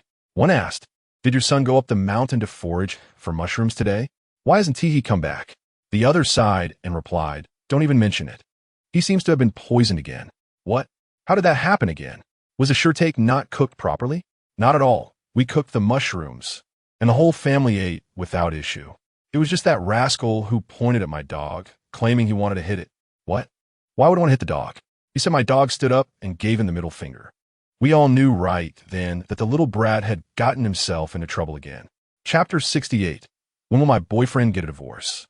The vendor at the meat stall clearly recognized the two ladies selling mushrooms, as well as the son of the lady they referred to as Sister May. "Sister May, has your younger son been poisoned again after eating mushrooms?" The woman addressed as Sister May sighed and nodded, "Indeed. It is rather strange that despite the entire family consuming the same dish, only the younger one suffers from poisoning." The thought of her son's repeated poisonings filled Sister May with frustration. Besides operating their market stall, their family also supplied restaurants with mushrooms. The elder son was responsible for driving and delivering, while the younger son handled the processing of the mushrooms at home.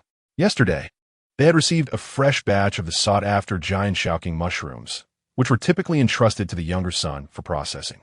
These mushrooms are undeniably delicious after supplying the restaurants. They had about a pound left. The family decided to sauté them as a side dish. The flavor was as delightful as ever, yet curiously, while everyone else remained unharmed, the younger son fell ill once more. Hilariously, when he saw a dog making an obscene gesture, his first instinct was not to consider his own poisoning, but to scold the dog for being rude. Sister May, recounting the incident, felt helpless. "It's truly concerning. Every time we receive Jiang Xingnian, the younger son gets poisoned, and we can never pinpoint the cause." Listening intently, Jiang Xingnian suddenly interjected, "Annie, your son has a habit of licking his fingers, doesn't he?" Sister May turned towards the voice and initially spotted a handsome young man before reflecting on her son's daily habits. It seemed he indeed had such a tendency. Whether counting money or processing mushrooms, the younger son would always lick his fingers afterward. Aha, the mystery is solved. Sister May felt a mix of curiosity and amusement, eagerly anticipating her discussion with her son that evening. Simultaneously, she recognized Jiang Xingnian's cleverness and felt compelled to express her gratitude with a generous gift of mushrooms. Despite his attempts to decline, Jiang Xingnian ultimately left with a large bundle of mushrooms under Sister May's enthusiastic hospitality. After purchasing a backup machine and the necessary ingredients, he returned home carrying numerous bags. As soon as he stepped through the door, the butcher delivered the prepared meat. Changing into his cooking attire and donning an apron, Jiang Xingnian began his live stream. The atmosphere in a live stream was lively as fans eagerly inquired about his culinary plans for lunch. With a warm smile, Jiang Xingnian patiently announced, "Today, I intend to make handcrafted beef meatballs and stir-fry some mushrooms." He then took a substantial piece of beef hind leg, removing the surface membranes, and cut it into smaller pieces before placing it on the cutting board to begin pounding. Unlike others who typically use tools for making handcrafted beef meatballs, Jiang Xingnian preferred a more direct approach, using his hands. Viewers in the live stream were astonished, exclaiming, "Wow, he is really doing it by hand." In less than 5 minutes, Jiang Xingnian transformed the beef into a fine paste, meticulously removing any remaining membranes. After adding salt, he continued to pound the mixture until it achieved a gelatinous consistency, which he then transferred to a large bowl. He incorporated black pepper, sauté sauce, fish sauce, cassava starch, and ice water, stirring consistently in one direction until the mixture became smooth and sticky. Subsequently, he heated water in a pot until it was warm. With one hand, he deftly squeezed the mixture into small balls, while the other hand wielded a spoon to scrape them off and place them in warm water for shaping. Once formed, he ignited the stove and boiled the beef balls, which were then retrieved once cooked and arranged on a plate. The handmade beef balls were now complete. Observing the bouncy, gelatinous morsels in his hand, a fan could not contain their curiosity, asking Jiang Xingnian, "Can your beef balls be used to play ping pong?" Noticing the comment, Jiang Xingnian tossed a beef ball onto the cutting board, and to everyone's astonishment, it bounced. Another fan exclaimed, "Ha, it can truly serve as a ping pong ball. I can only imagine how delightfully chewy and delicious it must be to taste that ball." A distinguished chef remarked, "Had I not witnessed the entire preparation process firsthand, I would find it hard to believe that such a young boy possesses such strength." Anyone who has ever made hand-pounded beef balls knows the immense effort required to develop the meat's gelatinous texture. Jiang Xingnian then procured 3 tomatoes, peeled them, and chopped them finely. He heated a pan with a splash of oil, adding some lard to melt. Once the ginger was fragrant in the pan, he introduced the chopped tomatoes, stirring until juices were released, before adding a few Sichuan peppercorns and boiling water. He then incorporated more tomato chunks, along with scallions and a sprinkle of salt. The broth was brought to a vigorous boil, and the hand-pounded beef balls were added to simmer. A dash of monosodium glutamate was stirred in before serving. Jiang Xingnian ladled the prepared beef ball soup into a large white porcelain bowl he had acquired, garnishing it with a sprinkle of scallion. The vibrant red broth, flecked with green and accompanied by the fragrant handmade meatballs, appeared utterly appetizing. The market vendor had provided an abundance of mushrooms, including fresh deer antler mushrooms, white jade mushrooms, and cordyceps flowers. Jiang Xingnian meticulously tore or broke apart these mushrooms for preparation. After washing them thoroughly, he diced a bit of cured meat and sautéed it in the pan until it released its oil. He then added minced garlic and dried chili peppers, the rich aroma of chili oil wafting through the air. Next, he tossed in the prepared mushrooms, stir-frying them without water, seasoning with salt and soy sauce, and cooking over high heat to reduce the sauce. After 5 or 6 minutes, the mushrooms released their moisture, bubbling enticingly. Before serving, he added some garlic sprouts and a couple of spoonfuls of barbecue dipping sauce, finishing with a sprinkle of monosodium glutamate before plating the vibrant stir-fried mushrooms.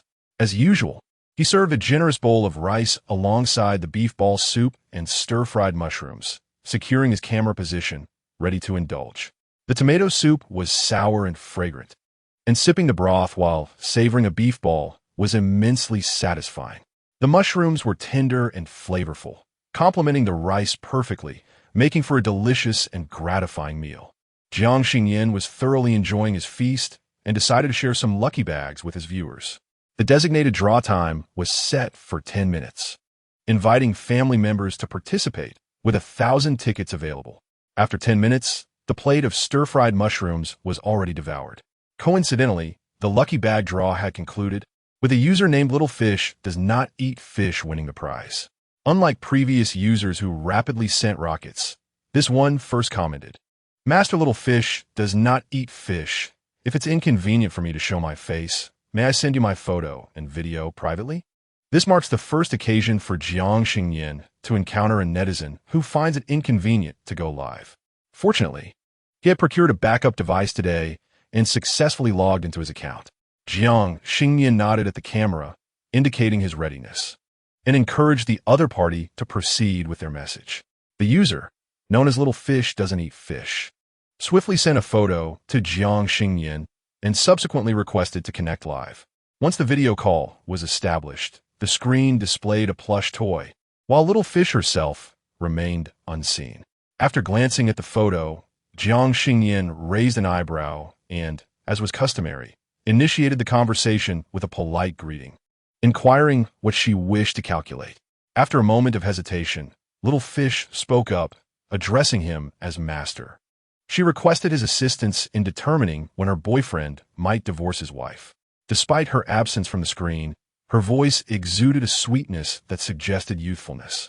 However, her very first statement sent shockwaves through the audience as she spoke of boyfriends, wives, and divorce. Was this truly the case? Many in the comments section expressed disbelief, questioning the very existence of a third party so brazenly seeking attention. Just as some pondered whether there had been a misunderstanding, Little Fish retorted, "What do you mean by third party? Those who are unloved are the true third parties, okay? Furthermore, he already has no feelings for his wife. They've been separated for quite some time and are in the process of divorce. My meeting him occurred before his divorce, and their emotional rift has nothing to do with me, understood?" I was truly taken aback by the quality of the fans in the host's live stream. What do you mean don't calculate and get lost? I was fortunate enough to win a lucky bag. Why shouldn't I be able to calculate? As tensions in the live stream began to rise, Jiang Xingnian cleared his throat, drawing everyone's attention. Will you proceed with the calculation? Little Fish eagerly responded, of course. Please do. If it's accurate, I will send you more gifts. Jiang Xingnian inquired if she had a photo of him. Upon hearing this question, Little Fish hesitated momentarily, asking, Host, you won't share it indiscriminately, will you? Jiang Xingnian nodded affirmatively. With his assurance, she felt relieved and promptly sent over a photo of the man. Continuing to share her love story. I never anticipated becoming a third party and do not endorse such behavior. However, our relationship is purely based on love. That kind of faded love. Little Fish, whose real name is Yu Xiaoqi, is 23 years old and has recently graduated. The boyfriend she speaks of is a client she met during her internship, a deputy general manager named Wu Qi, who, despite being 38, maintains an impressive physique, showing no signs of aging, unlike his contemporaries in the company. The encounter between the two individuals was nothing short of dramatic. During a project collaboration, Yu Xiaoqi, as an intern, inadvertently mishandled a contract, incurring the wrath of her superior. Just as she was being reprimanded, Wu Qi fortuitously passed by and came to her rescue. Upon hearing this, some netizens couldn't help but comment, speculating whether Yu Xiaoqi had exchanged contact information with him merely for a few kind words, leading her to be ensnared by an older man. This unfounded conjecture infuriated Yu Xiaoqi, as she felt it maliciously misrepresented her relationship with her boyfriend. Of course not. Please do not think so poorly of us. In truth, Wu Qi was quite the gentleman, maintaining a respectful distance. Eager to express her gratitude, Yu Xiaoqi attempted to buy him coffee, only to have him politely decline.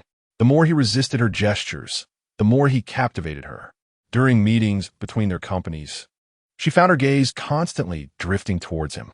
Her colleagues also took notice of Wu Qi, and during their lunch break, a few gathered to discuss him. Someone remarked on his perfection, lamenting that he was already married. Yu Xiaoqi silently absorbed their conversation, feeling a pang of disappointment.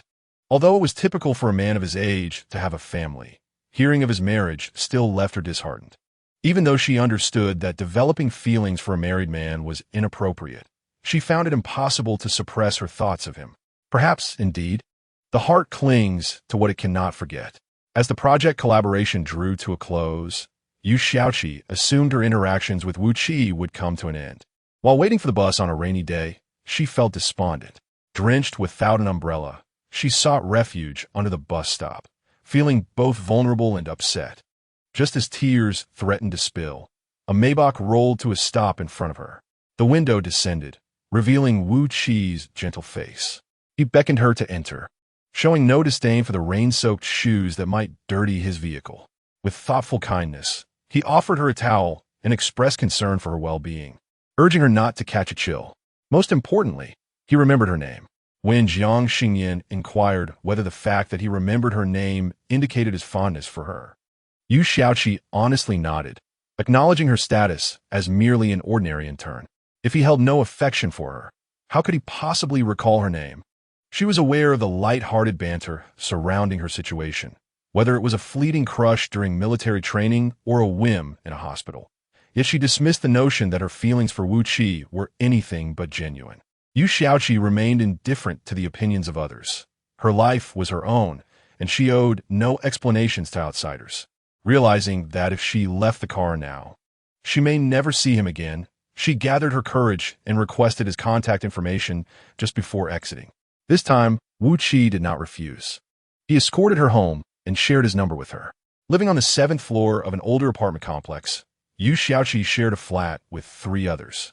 As Wu Qi accompanied her, they coincidentally encountered one of her roommates, who looked on with a mix of envy and curiosity as she disembarked from the Maybach. Is this your boyfriend? He looks quite handsome and affluent.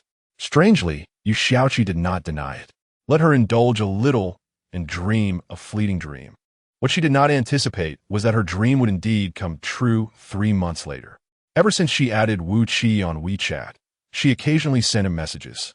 Initially, she sought his advice, which gradually evolved into sharing snippets of her daily life. Wu Qi, who initially responded every 2 days, began to reply to each message.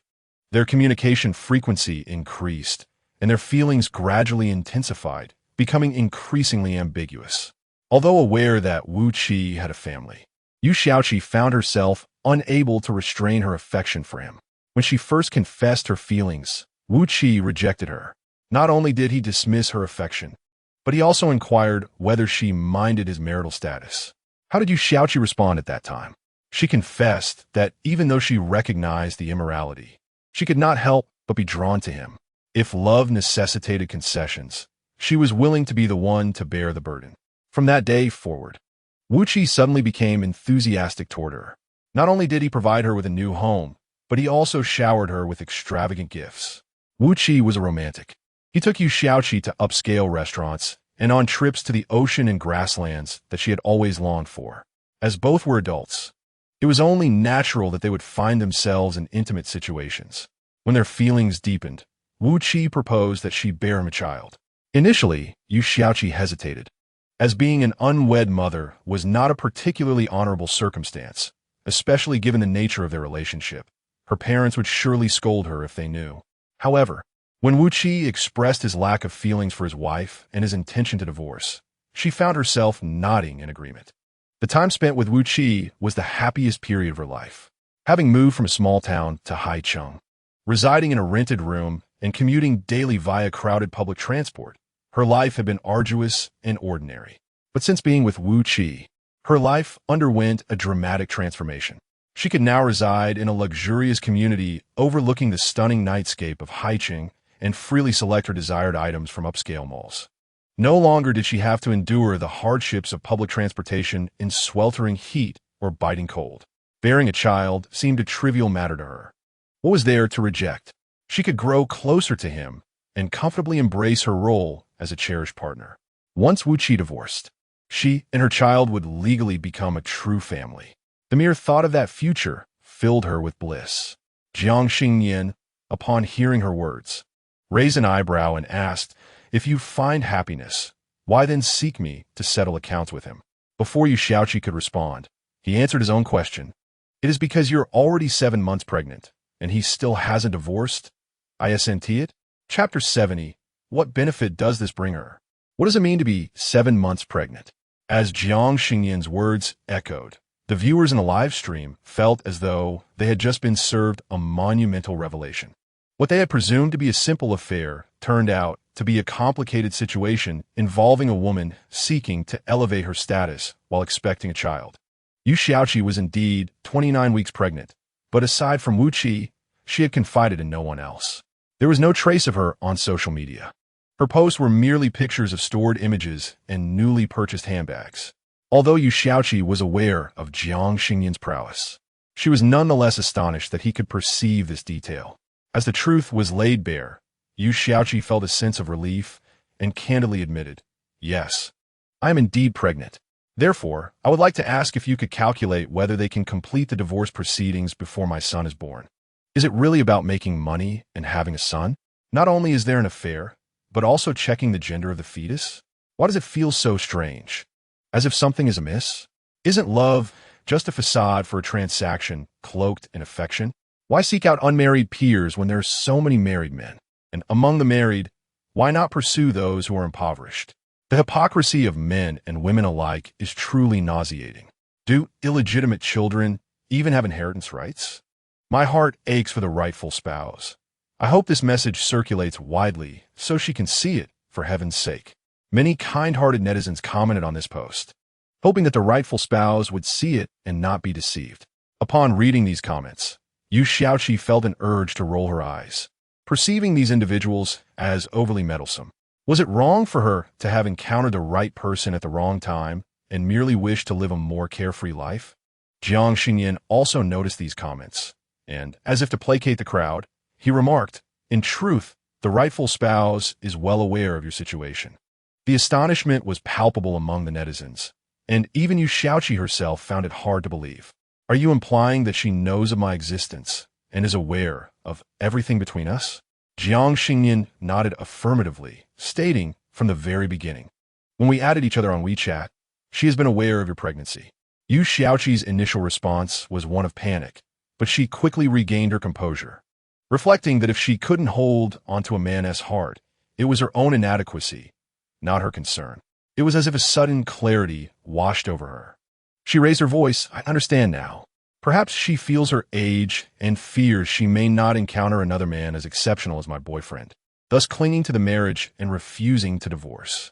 The more she contemplated this, the more it seemed plausible. Surely, Wu Qi must have proposed divorce at home, and despite knowing of her existence, the other party would rather endure than sever the ties. As she voiced this thought, before Jiang Xingnian could respond, the netizens in a live stream could no longer contain themselves. Is it amusing to attack someone based on their age? Moreover, she is the rightful spouse. Does it matter if she is reluctant to divorce? Does divorce benefit someone like you? What is there to be proud of in being a mistress?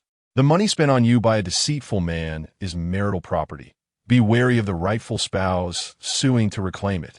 Yu Xiaoqi felt no fear from the comments, except for a slight unease at the mention of a lawsuit for reclamation. Instinctively, she raised her hand to caress her prominently rounded belly, sensing the baby within, who seemed to react to her emotions with gentle kicks. The thought of carrying Wu Qi's child brought her an undeniable sense of reassurance. What I initially said was not incorrect. They have indeed lost their emotional connection. My boyfriend, at the age of 38, has yet to have children, and she is even a year older than him, selfishly denying him the opportunity to leave a legacy. The atmosphere in the live broadcast is suffused with negativity. I can no longer endure it. Host, please directly inform me when they will divorce. Upon hearing Yu Xiaoqi's words, Jiang Xingnian gently shook her head, asserting that they would not divorce. Yu Xiaoqi, alarmed by this statement, interrupted Jiang Xingnian, inquiring if it was because that woman disagreed. Jiang Xingnian denied this, explaining that the man had never intended to divorce. Yu Xiaoqi shook her head continuously, completely disbelieving Jiang Xingnian's words. How could that be possible? I have been with him for a year. I know him well. Furthermore, if he did not wish to divorce, why would he ask me to bear his child? Is that not an act of love? Jiang Xingnian furrowed her brow, contemplating before responding that, according to his perspective, infidelity indeed stemmed from love. Yet the one he loved was not you. What do you mean? Seeing that Yu Xiaoqi remained oblivious, Jiang Xingnian resolved to reveal the truth to her. In fact, he had offered you an opportunity to escape the abyss, yet you chose to leap into it. Contrary to Yu Xiaoqi's assumptions, Wu Qi's relationship with his wife was not only intact, but also exceedingly affectionate. Though his wife was a year his senior, they had grown up together, transitioning from school uniforms to wedding attire. They had been together since the age of 17, amounting to 21 years of companionship. In their youth, they endeavored together in their careers, residing in modest rental accommodations while dreaming of a brighter future. In pursuit of financial stability to settle in Haicheng, they opted for sales positions in different companies. During those years, networking and social gatherings were indispensable. Wu Qi's wife often burned the midnight oil, drinking heavily. While they earned substantial income, her health deteriorated significantly. The most heart-wrenching moment arrived when his wife, unbeknownst to them, became pregnant but suffered a tragic miscarriage due to alcohol poisoning on a fateful night. After that, her health declined. Despite their improved financial situation and their desire for a child, multiple attempts at IVF yielded no results. Although Wu Qi yearned for a baby, he never displayed this longing in front of his wife.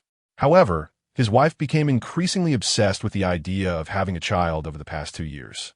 They explored various methods, all of which proved fruitless. Just as Wu Qi contemplated persuading his wife to abandon the idea, Yu Xiaoqi entered the picture. Initially, Wu Qi had no intention of engaging with her, perceiving her as a mere junior. Yet, Yu Xiaoqi seemed oblivious to boundaries, incessantly messaging him. He intended to delete the intern's contact, but his wife intervened. Not only that, she began responding to Yu Xiaoqi's messages herself. Yu Xiaoqi could never have imagined that those ambiguous and sweet words she received were not from Wu Qi at all. They were entirely composed by his wife using his phone. You're talking nonsense. That cannot be true. Upon hearing Jiang Xingnian's words, Yu Xiaoqi found it utterly unbelievable and was reluctant to accept it. Where could one find a wife who would assist her husband in infidelity? What benefits could this possibly bring her? Before Jiang Xingnian could respond, the online commentators eagerly began to offer their insights. This life is like a Groundhog Day, as she has expressed her desire for a child, but is unable to conceive. At this juncture, your presence might be intended to facilitate their desire for offspring. A blooming gardenia bears no malice. While it seems quite absurd from the perspective of that couple, it appears somewhat reasonable. Seeking surrogacy is illegal and costly. Thus, engaging a young girl like you, who is readily available, seems to present a lower cost with a higher chance of success. The trio of Zhu is indeed outrageous. It is evident that AI cannot replace humanity, as it cannot conceive such eccentric narratives. Is bamboo green? Though it may be out of place, I cannot help but recall a saying. Most of the men we fall in love with embody the souls of female writers.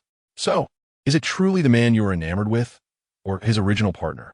I am quite handsome, and I harbor a bold conjecture. Could the sudden shift from fervor to indifference be attributed to the pregnancy reaching its 7th month? Chapter 71. She truly regretted it. Jiang Xingnian spoke with such conviction that Yu Xiaoqi felt an overwhelming sense of panic.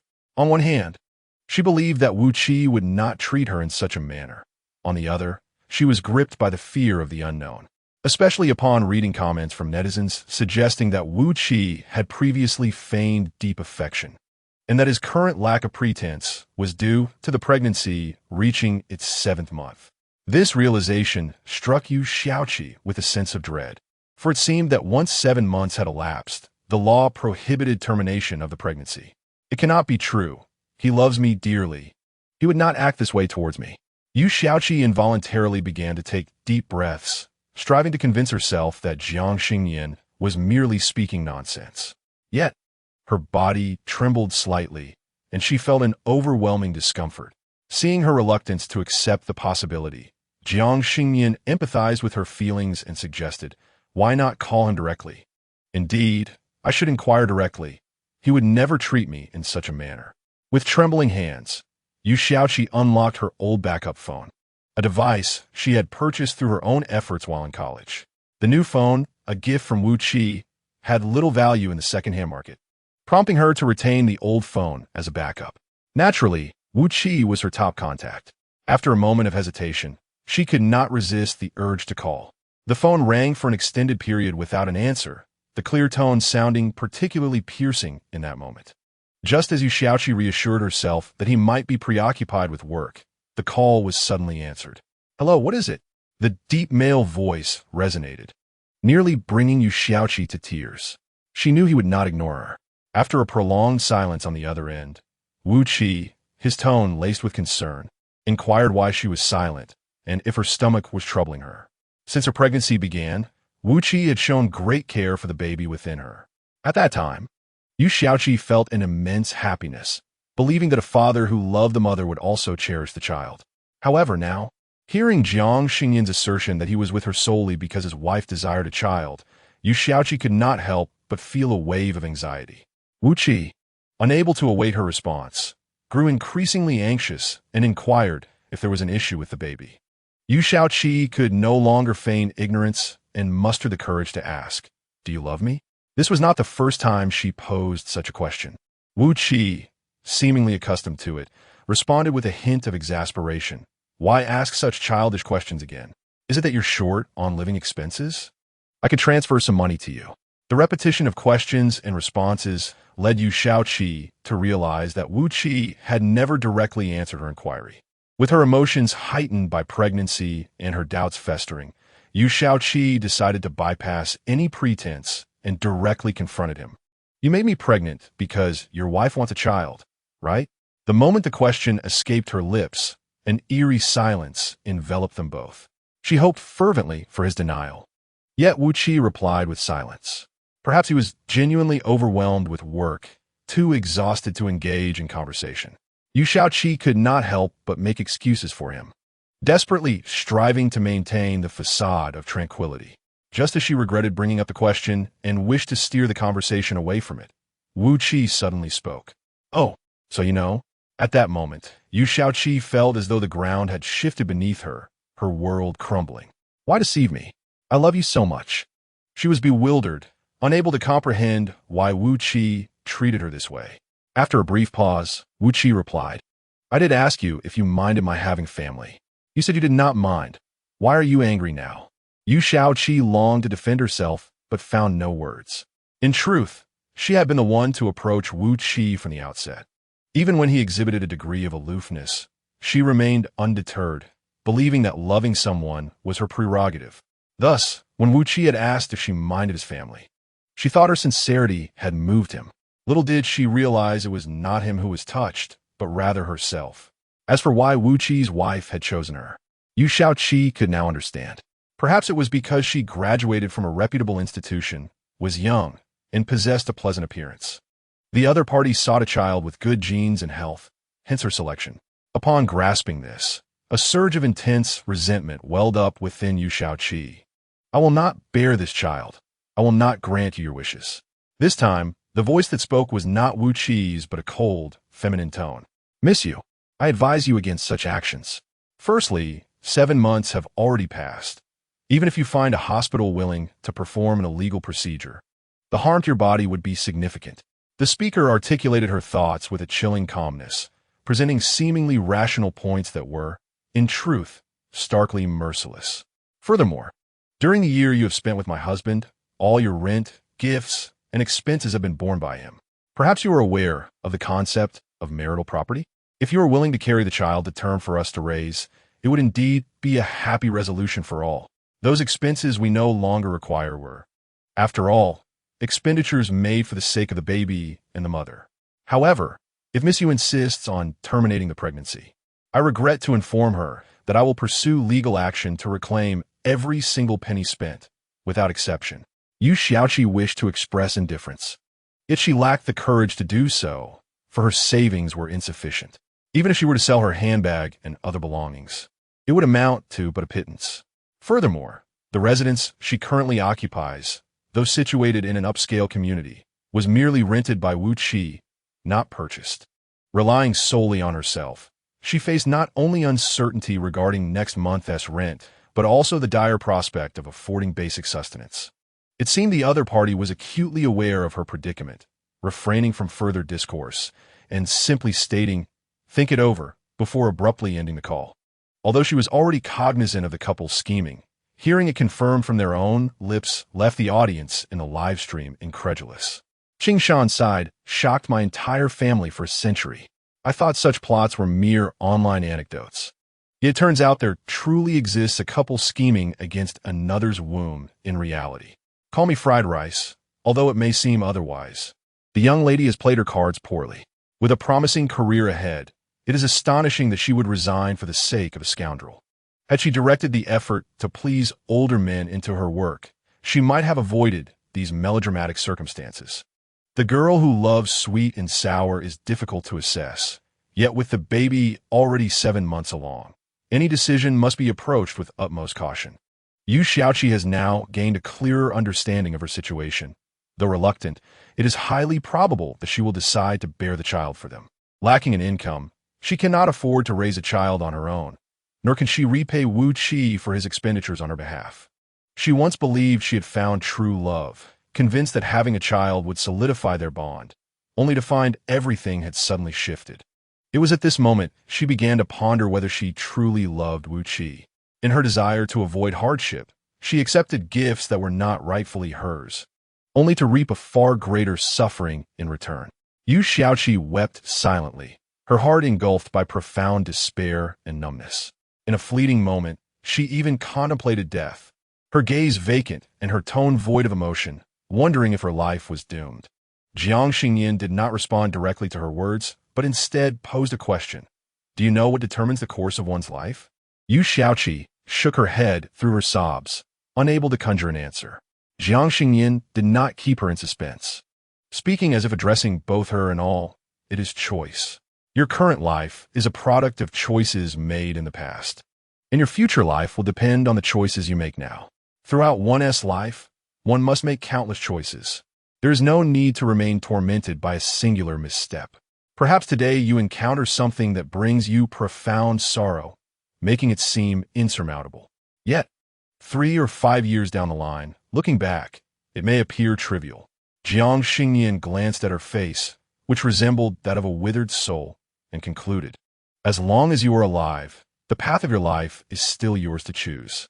Yu Xiaoqi's emotions remained tumultuous, and she numbly expressed her gratitude before disconnecting the call.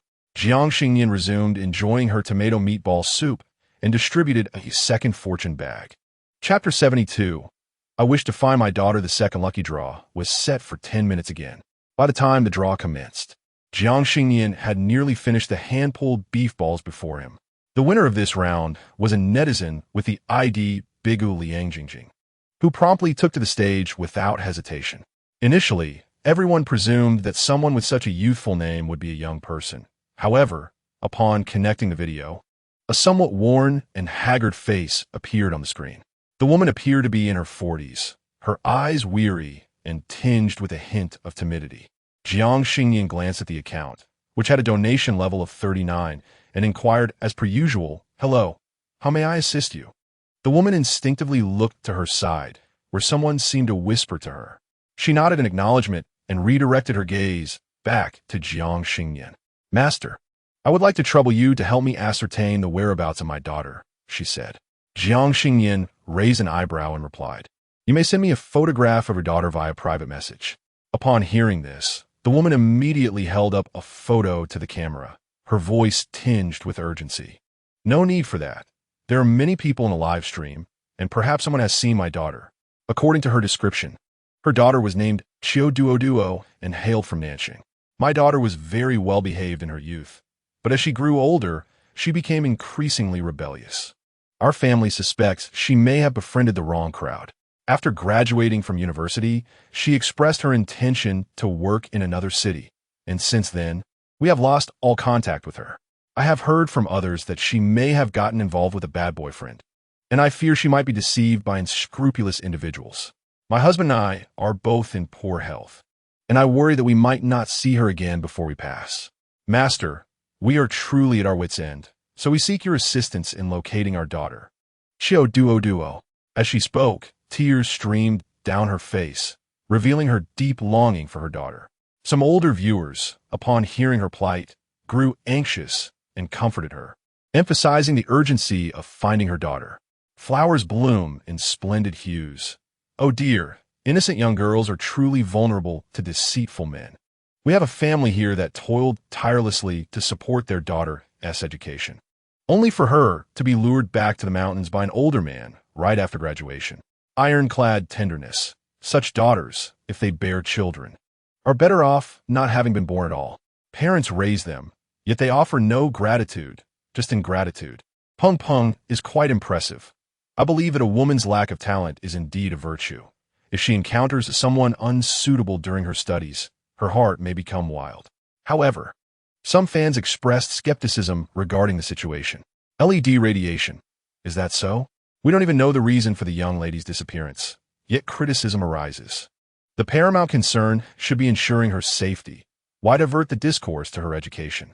Angela the wine lover.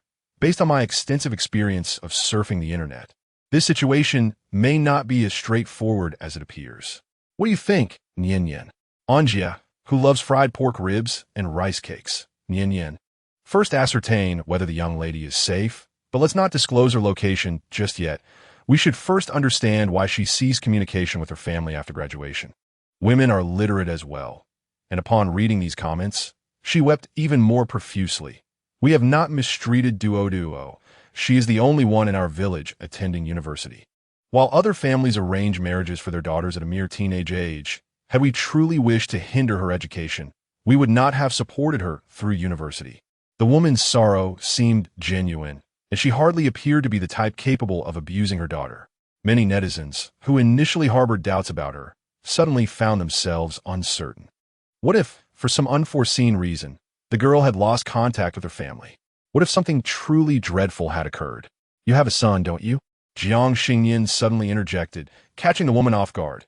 Yes, I have a son, but what does that have to do with my search for Duo? Without waiting for Jiang Xingnian to respond, the woman seemed convinced he would utter something about gender bias, and her emotions flared. In our family, there is no preference for sons over daughters. In fact, we treat our daughter even better. During her childhood, when our family faced financial difficulties, she was always the first to enjoy any delicacies. Whenever conflict arose between her and her brother, we would promptly reprimand him, regardless of who was at fault. We had no knowledge of having a son before deciding to have a second child. We simply felt that Duo was too lonely and wished to give her a sibling for companionship. In the future, when her father and I are gone, those siblings would be the closest people to each other, ensuring that they would always have someone to confide in. Furthermore, Duo has a bachelor's degree, while her brother discontinued his studies after junior high. If we truly favored sons over daughters, would we not have allowed our son to pursue education while sending our daughter to work instead? The woman's heartfelt words conveyed that their daughter was paramount in the family, and there was no notion of preference for sons. Many fans echoed her sentiments in the comments, like the wind, free as can be. Yes. Who says families with 2 children must favor sons? My family also feared for our daughter's solitude, desiring to give her a brother or sister for companionship. ISNT, they're saying that a servant raised within the family is the most reliable? Little Bear Honey Candy. I have a brother, yet my parents do not favor sons over daughters. All the good food is bought for me, and my brother has been serving me since he was 5. When I have a son, he will also be a standard of virtue. World's #1 little genius. But shouldn't the concept of favoring sons be reflected in who receives financial support later on?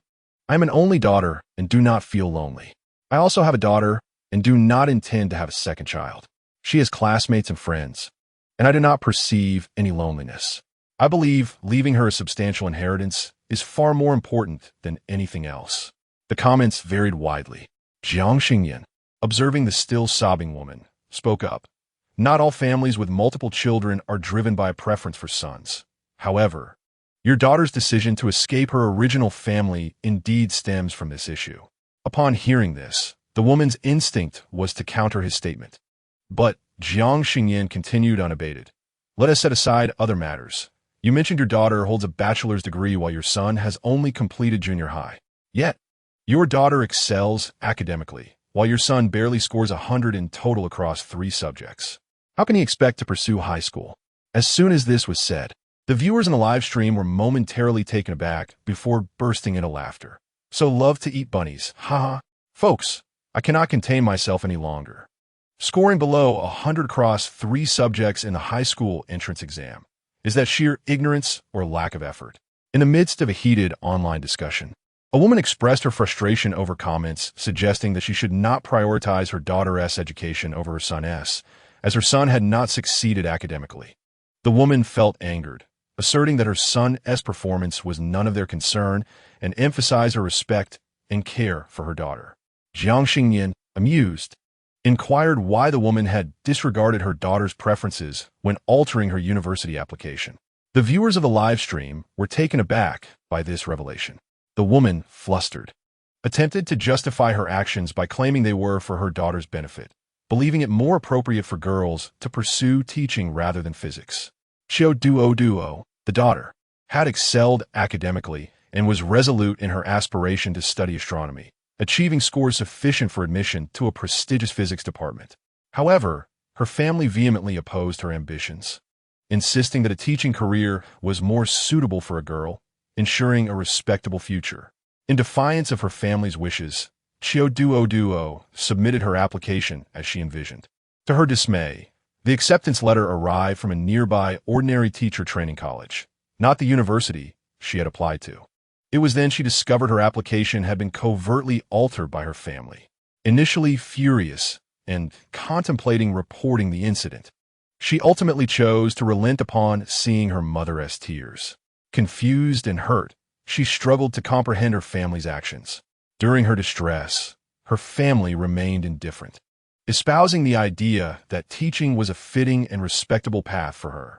Without further argument, Duo quietly prepared her belongings for enrollment. Surprisingly, for years later, upon graduation, she became unreachable. While the woman believed that altering her daughter's application was inconsequential, others vehemently disagreed, pointing out the absurdity of downgrading from a prestigious institution to a mere ordinary college. as more viewers questioned the woman's decisions. Jiang Xingnian reminded her of previous comments regarding her daughter's potential enrollment in vocational school after her middle school exams. Despite Xiao Duoduo achieving a commendable 5th place in her school and qualifying for a top high school, her family still urged her toward vocational schooling, citing financial incentives and the notion that vocational students could also take the college entrance examination. The family persistently attempted to persuade her, but Xiao Duoduo remained steadfast in her refusal. Thus, this family used their financial constraints as an excuse to withhold tuition and living expenses. Fortunately, due to her commendable academic performance, the school granted her considerable tuition reductions. Coupled with Xiao Duoduo's summer job earnings, she was afforded the opportunity to attend a prestigious high school. Upon hearing this, the woman could not help but argue that there are numerous vocational students who gain admission to esteemed universities. If she were to receive 20,000 yuan, it would suffice for her living expenses over 3 years. Jiang Xingnian raised an eyebrow, a sardonic smile gracing his lips, and inquired, "Are you certain that 20,000 will be given to her? Wasn't your initial intention to use that money to buy your son a complete set of apples?" The woman, taken aback that Jiang Xingnian knew this detail, felt her composure falter and weakly retorted, "She is my sister. What's wrong with earning a little money for herself? We did not force her to agree." Jiang Xingnian glanced at her linked account and shook his head, stating, "You need not search for your daughter. She has resolutely decided not to contact you again. Rest assured, she is a conscientious young woman. When you grow old and require financial assistance, she will regularly remit funds to your account." The woman, clearly in denial, continued to sob, claiming that the lack of tuition and living expenses was due to their family's financial difficulties. If it weren't for their hardships, why would a girl need to take on part-time work so early? Jiang Xingnian chuckled, pointing to the account she used for the call, and asked, "If you are truly short on funds, how has your son achieved level 39? To reach that level, one typically requires at least 650,000 yuan." Upon his words, the netizens began to notice this small detail. Indeed, what kind of aunt would name herself Big Liang Jingjing? Furthermore, upon reviewing his account's content, it was evident that it consisted solely of gaming and occasional displays of new electronic devices. A person online for 24 hours engaged in gaming hardly seemed to be employed. Even more absurdly, while the daughter claimed to lack tuition funds, the son possessed various new electronic gadgets, having spent a staggering 60 to 70,000 yuan on tipping streamers. Your recent attempt to reach your daughter is related to borrowing money from your son, isn't it? Jiang Xingnian remarked, causing not only the woman to grow anxious, but also her son, who had been lurking nearby, to become agitated. "What does my borrowing or not borrowing have to do with you? We spend money solely to locate my sister. If we succeed, we do, and if not, we demand a refund." The boy's voice suggested he was not particularly old, yet his temperament was evidently far from pleasant. The woman echoed her son's sentiment, asserting, "Yes, our expenditures are to find her. If we cannot locate her, we want our money back, so do not involve my family." Jiang Xingnian remained unfazed, calmly gazing into the camera as if addressing Xiao Duoduo directly. "Your brother owes 670,000, and the family's previous savings have been nearly depleted due to his reckless spending. The urgency in finding you is merely to arrange a match for you, hoping to secure a dowry, while also wanting to control your earnings. I have said all that needs to be said. Whether or not you wish to show your face is entirely up to you." Everyone presumed Jiang Xingnian was merely cautioning Xiao Duoduo against returning home. However, within 2 minutes, she indeed appeared in the live stream and sent a comment. Her account was set to private, and her name was not Duoduo, but rather Duoduo. "I initially thought that after paying child support, I would sever all ties, but I believe it is best to clarify certain matters sooner rather than later. My name is Duoduo, with duo meaning surplus. In my childhood, I was led to believe that my parents loved me. They often instructed my younger brother to heed my words, jokingly claiming he was inept in every regard and that he would rely on me, his dutiful sister. In the future, as a child, I took on many household chores, receiving praise from my parents for my obedience, while they scolded my brother for his laziness and lack of ability. Upon reflection in adulthood, I realized that such praise held no significance for me. My brother continued to live joyfully, never shouldering any responsibilities.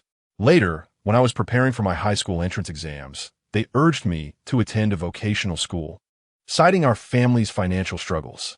Heaven knows, I almost acquiesced to their demands, wishing to spare them further hardship as I sought to be a sensible sister.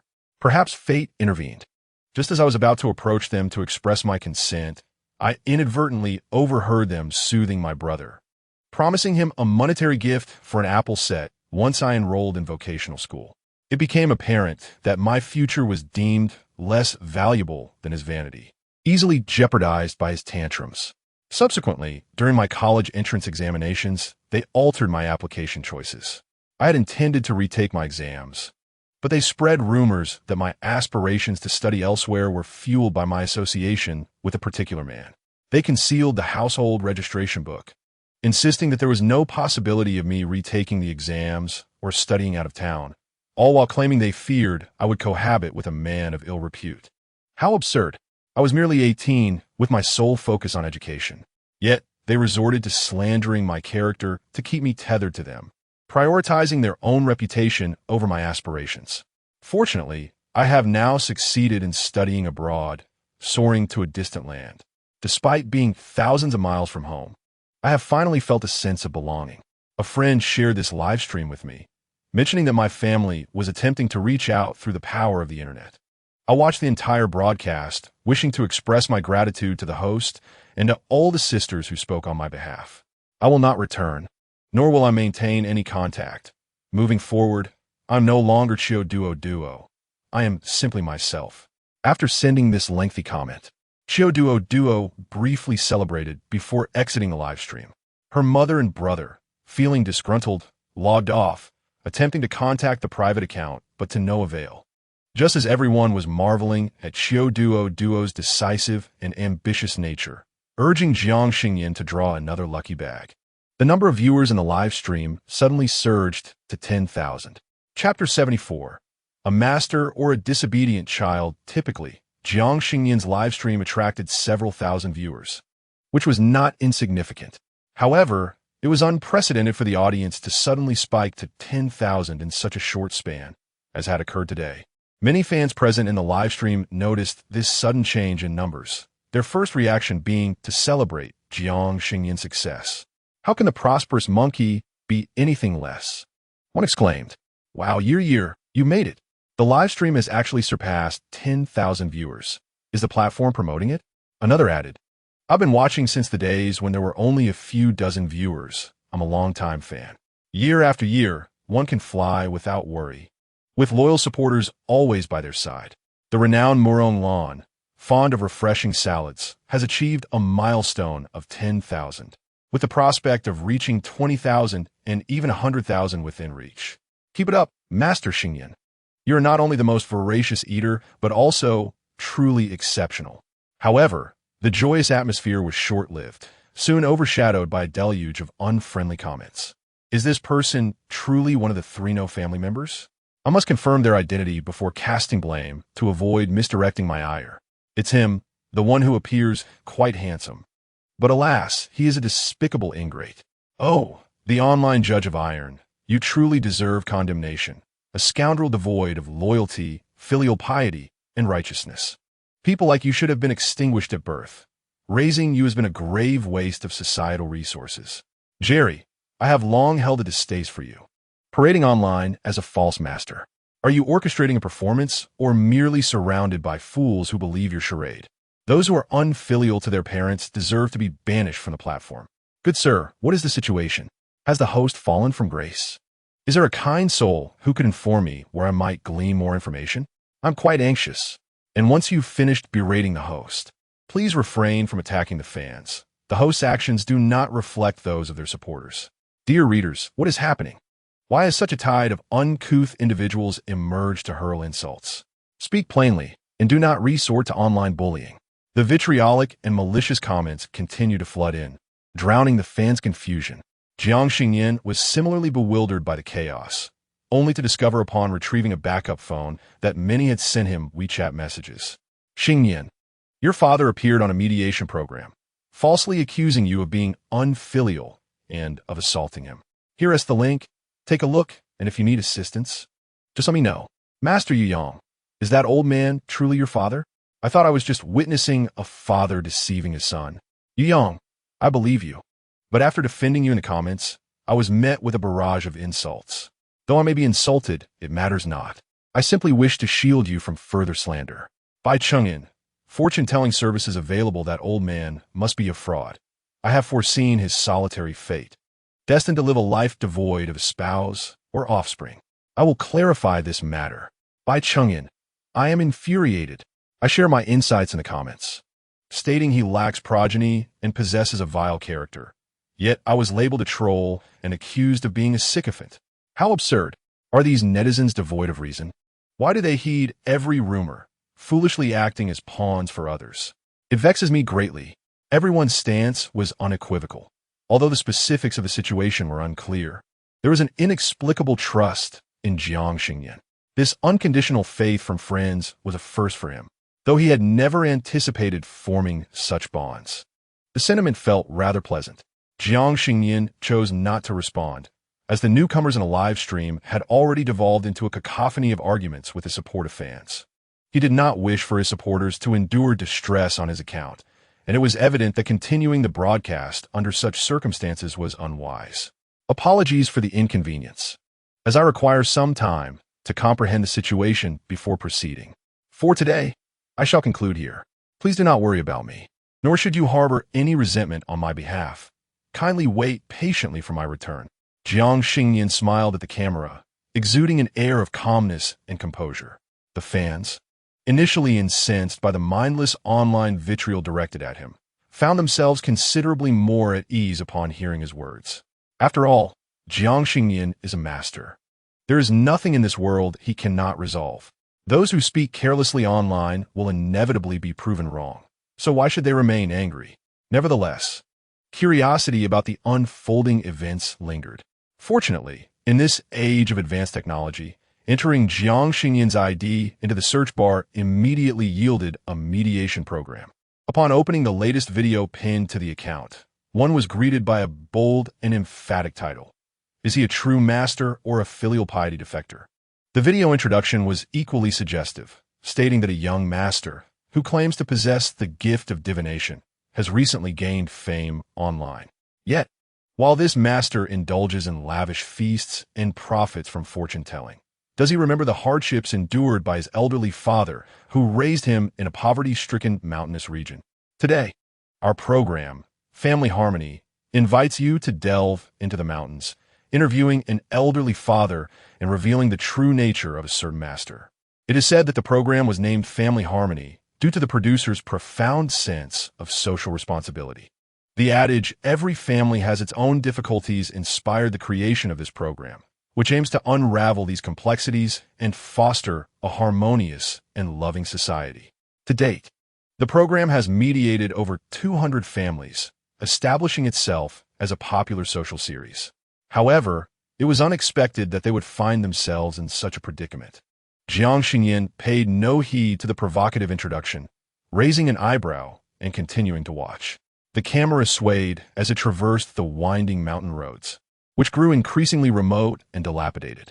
Soon, the production team's vehicle halted before a village. Following recent rainfall, the already worn path had turned even more treacherous. The host, a man in his 40s named He Jiahao, with a square face that bore the marks of maturity, walked through the muddy road while addressing the camera. I recall that master spending over 5,000 per person on a single buffet, yet he has not even considered using his wealth to improve his hometown. The youth of today, truly, he left his thought unfinished.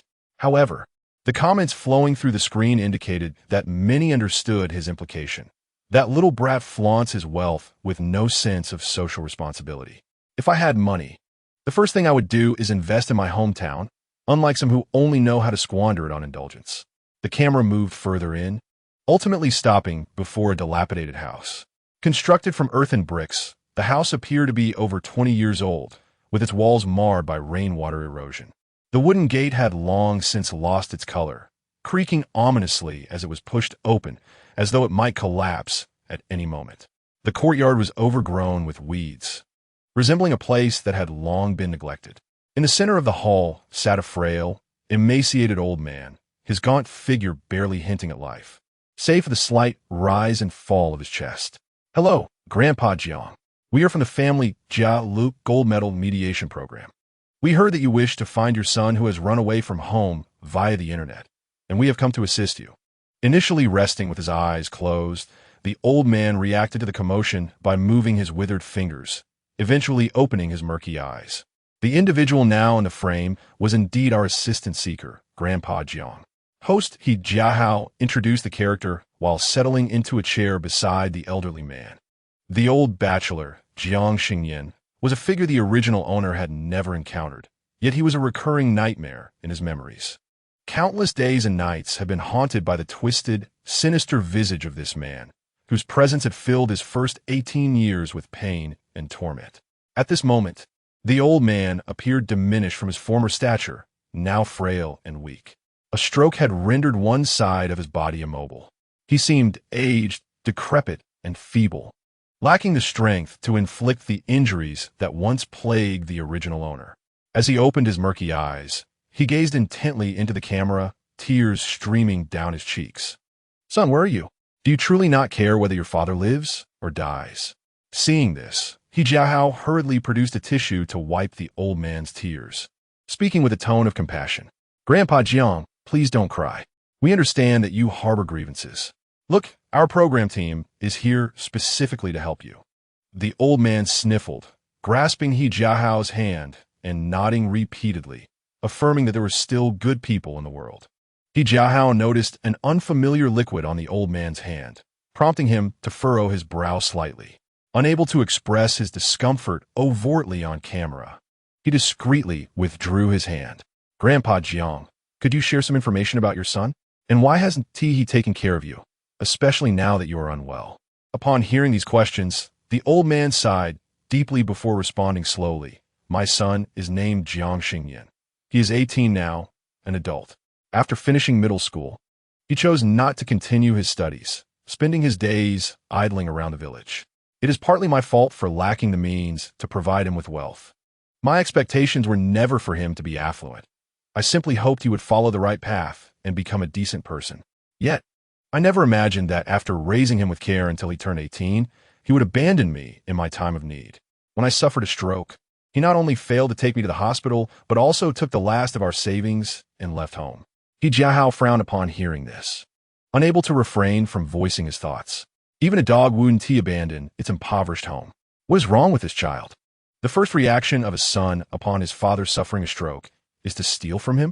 This is utterly heartless. The old man continued to weep, trembling hands fumbling in his pocket for an old identification booklet.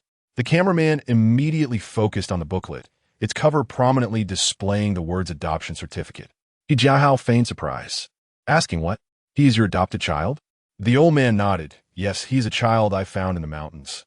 Upon witnessing his plight and being childless myself, I contemplated adopting him as a companion.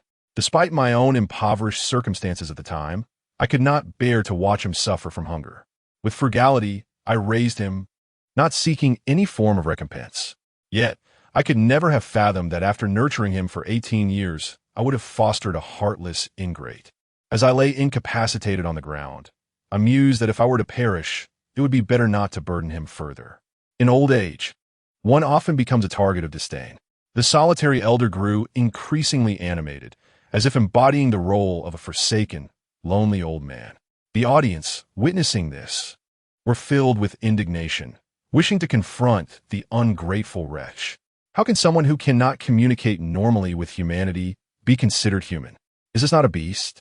Even when strangers collapse on the street, one would reach out for help. Yet this old man, who cared for him for 18 years, is met with apathy towards his survival. After witnessing this, if anyone ever mentions that raising children is a safeguard against old age, I shall present them with this video. Had he not adopted this ungrateful wretch, at his age, he could have qualified for state support for the elderly. Now, the funds he once had are squandered by this ingrate, and his own future is uncertain. I am utterly incensed by this situation. Does this ungrateful scoundrel have an account? I feel compelled to express my discontent with this contemptible individual, for such a person does not deserve to inhabit this world. Upon discovering that my boyfriend is gay, I ponder the implications of genetics. What kind of parent would abandon their child? What kind of individual would emerge from such a lineage? My heart aches for the elderly man. He truly should not have brought this ungrateful wretch into his life. Does anyone possess the account of the benevolent Mr. Jiang? I may not have much money, but I wish to contribute something to this kind and admirable elder, who deserves a far more dignified twilight of life. I am saddened and wish to donate 10086. The host in the video continued conversing with the elderly man, inquiring about how he recently discovered his son's whereabouts. The old man, with a resigned expression, recounted that the village youth had spotted him live-streaming on their phones and approached him to ask if the young man was indeed his son. With keen interest, the host probed further, asking if his son had become a streamer, how many fans he had, and what type of content he produced. The elderly man sighed, seemingly unsure if he should divulge more, but after a moment's hesitation, he replied that his son was a fortune-telling streamer, also engaging in food broadcasts. The host exclaimed in surprise, "He can tell fortunes?" The old man shook his head, clarifying that his son was just an ordinary boy from the village, lacking any genuine ability in fortune-telling. Furthermore, he had always had a small appetite. Now, online, he was both claiming to tell fortunes and participating in food broadcasts. Wasn't this mere deception? The host, intrigued, took out his phone to search for the young man's ID. And soon, his profile appeared on screen. Although later edits obscured the account, pausing the video revealed the unaltered username. The censorship was futile. At the conclusion of the interview, the host asked the elderly man if he had any messages for Jiang Xingnian. The old bachelor lifted his head, his bloodshot eyes fixated on the screen as he softly murmured, "I hope you come home and stay by my side." After all, what enmity can there be between father and son? Jiao also addressed the camera, stating, "Dear viewers, we shall conclude this segment of the interview here. Subsequently, we will attempt to reach out to Mr. Jiang's son. We shall not allow the elderly man's care to become a burden." The video abruptly came to an end. Yet the online harassment directed at Jiang Xingnian had only just commenced. Many uninformed netizens, upon viewing this video, felt incensed and flocked to hurl insults at Jiang Xingnian. Not only did they berate him as an ungrateful wretch in the live chat, but their private messages and comments were also rife with vile language. It was as though Jiang Xingnian were a heartless, irredeemable parasite. Had the original owner of this identity witnessed such vitriol, he would likely have retreated, heartbroken. However, the current Jiang Xingnian was no longer the same as before. As he gazed at the video, observing the ostensibly naive and muddled old bachelor, he could sense the foul essence of the man's wicked soul even through the screen. With a flick of his finger, he opened the chat box of the Jiajialu Gold Medal Mediation Program, and indeed, he saw a private message sent to him half an hour earlier. "Hello, Jiang Xingnian. We have been entrusted by Mr. Jiang to discuss the matter of his elder care face-to-face. Although your actions have been quite inappropriate, Mr. Jiang has expressed that if you are willing to return home, he can advocate for you online. After all, blood ties remain. We hope you do not squander our goodwill. We also hope you seize this opportunity for redemption, as the audience will undoubtedly keep a watchful eye on you." Upon reading this message, Jiang Xingnian felt an inexplicable urge to laugh, finding the mediation team rather amusing. Did they wish to meet him? That seemed feasible. With a slight movement of his fingers, he swiftly typed a response. "Xingnian loves to eat well. I shall await your arrival in Haiqing. Let us not miss this chance to meet." Chapter 76. Give me 20,000 for the appearance fee. So, did he respond to you? As Jiao furrowed his brow while holding his phone, the old bachelor craned his neck, curious to see the screen. Jiao, feeling disdain, withdrew his phone but then suddenly restrained his emotions. He replied, expressing a willingness to meet. "However, Mr. Jiang, are you certain your son does not possess any fortune-telling abilities?" The old bachelor longed to nod vigorously, but, constrained by a stroke, could only swallow hard and affirm, "Of course, I am certain. I raised him. What talent could I possibly be unaware of? He is merely a timid and spineless fellow, with little more than a pleasing visage." At this juncture, the old bachelor's eyes suddenly gleamed with a spark, Perhaps he has stumbled upon a stroke of luck and been supported by a wealthy benefactor, spending money to create a script to elevate his status. He Jiahao nodded in agreement, acknowledging that Jiang Xingnian's appearance was indeed striking. Moreover, since the registration of his account, which had been less than a month, Jiang Xingnian's followers had already surpassed 100,000, with his online presence consistently maintaining four-digit figures. Should this account truly gain traction, his income would undoubtedly be considerable. As both the program planner and host, He Jiahao had long aspired to expand and strengthen the Jia gold medal mediation program. However, with the burgeoning development of the internet, an increasing number of professionals were entering the realm of social media. Compared to his mediation program, it appears that the audience is far more intrigued by celebrity gossip or sensational folktales, while older viewers tend to enjoy neighborhood disputes. The younger demographic is largely unfamiliar with his show. He Jiahao, convinced of his own talent, finds himself discontented with such a lackluster situation. However, those seeking help with dramatic stories are few and far between. Most are merely concerned with trivial domestic matters. Each day, He Jiahao contemplates the possibility of uncovering a newsworthy story to feature on his program, hoping to encounter someone of societal significance. Recently, an 87-year-old individual reached out to the production team, requesting assistance in ensuring her 44-year-old grandson provides for her 66-year-old daughter, who is hospitalized due to illness.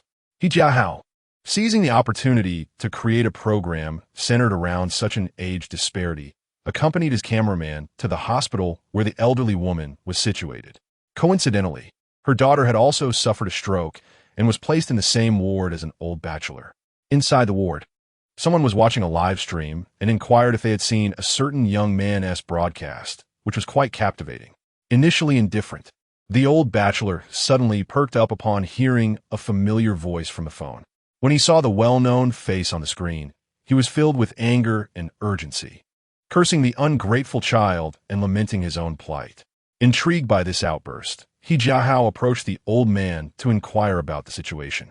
The old bachelor, once regarded as wealthy in his village, found himself ignored upon entering the hospital. When a well-dressed man finally engaged him in conversation, he coughed twice and half-heartedly recounted his relationship with Jiang Xingnian. In his eyes, Jiang Xingnian was nothing short of a fraud, utterly incapable of fortune-telling. Moreover, he claimed that Jiang had never pursued education, failing to graduate from high school, yet somehow managed to earn a living online. Most troubling of all, the old bachelor lamented how he had toiled tirelessly to raise Jiang, only for him to abscond with the family's money while he was incapacitated. He painted Jiang as a deceitful opportunist, spewing vitriol as if Jiang were an irredeemable ingrate. As He Jiahao observed the online viewership for Jiang Xingnian's live stream and searched for his ID, he discovered that Jiang had recently gained a modicum of fame through his food broadcasts and fortune-telling. The terms fraud and ungrateful child sprang to mind almost instantaneously. Instead of focusing on the 44-year-old man neglecting his elderly relatives, why not spotlight the father of this burgeoning internet celebrity? After all, Jiang Xingnian was a self-sustaining phenomenon. If He Jiahao could successfully expose the so-called master as a charlatan, it would undoubtedly resonate as a narrative of positive energy. With a surge of determination, He Jiahao promptly inquired whether the old bachelor would accept the program's assistance in locating his son for support.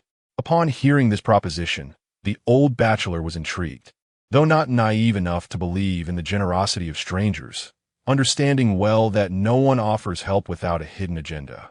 "Fear not, dear sir, for we are not villains," He Jiahao cheerfully proclaimed, brandishing his work badge for the old bachelor to see. "We are from the esteemed Jia gold medal mediation program, dedicated to safeguarding the rights of elderly individuals like yourself. Indeed, you possess a kind heart," the old man replied, scrutinizing He Jiahao's face before breaking into a grin. "How about you give me 20,000 as my appearance fee?" The old bachelor, with an unappealing visage, had long been marred by years of heavy drinking and the effects of a stroke, rendering him unkempt and emitting a scent that was quite unbearable up close. When he smiled, revealing a set of yellowed teeth, it was enough to turn one's stomach. He Jiahao, taken aback by the old man's audacity in demanding payment, instinctively felt that he was not of noble character. Yet, the allure of the newsworthy story concerning Jiang Xingnian was too compelling to dismiss. After much inner turmoil, He Jiahao reluctantly nodded in agreement. However, before any contract could be signed, the old man audaciously raised his demand to 30,000. This infuriated He Jiahao, who candidly remarked on the old man's lack of integrity in renegotiating terms. The old bachelor, resolute, flashed a grin that showcased his yellow teeth. "That is my son, whom I have nurtured since childhood. If you wish to expose him, it certainly warrants additional compensation."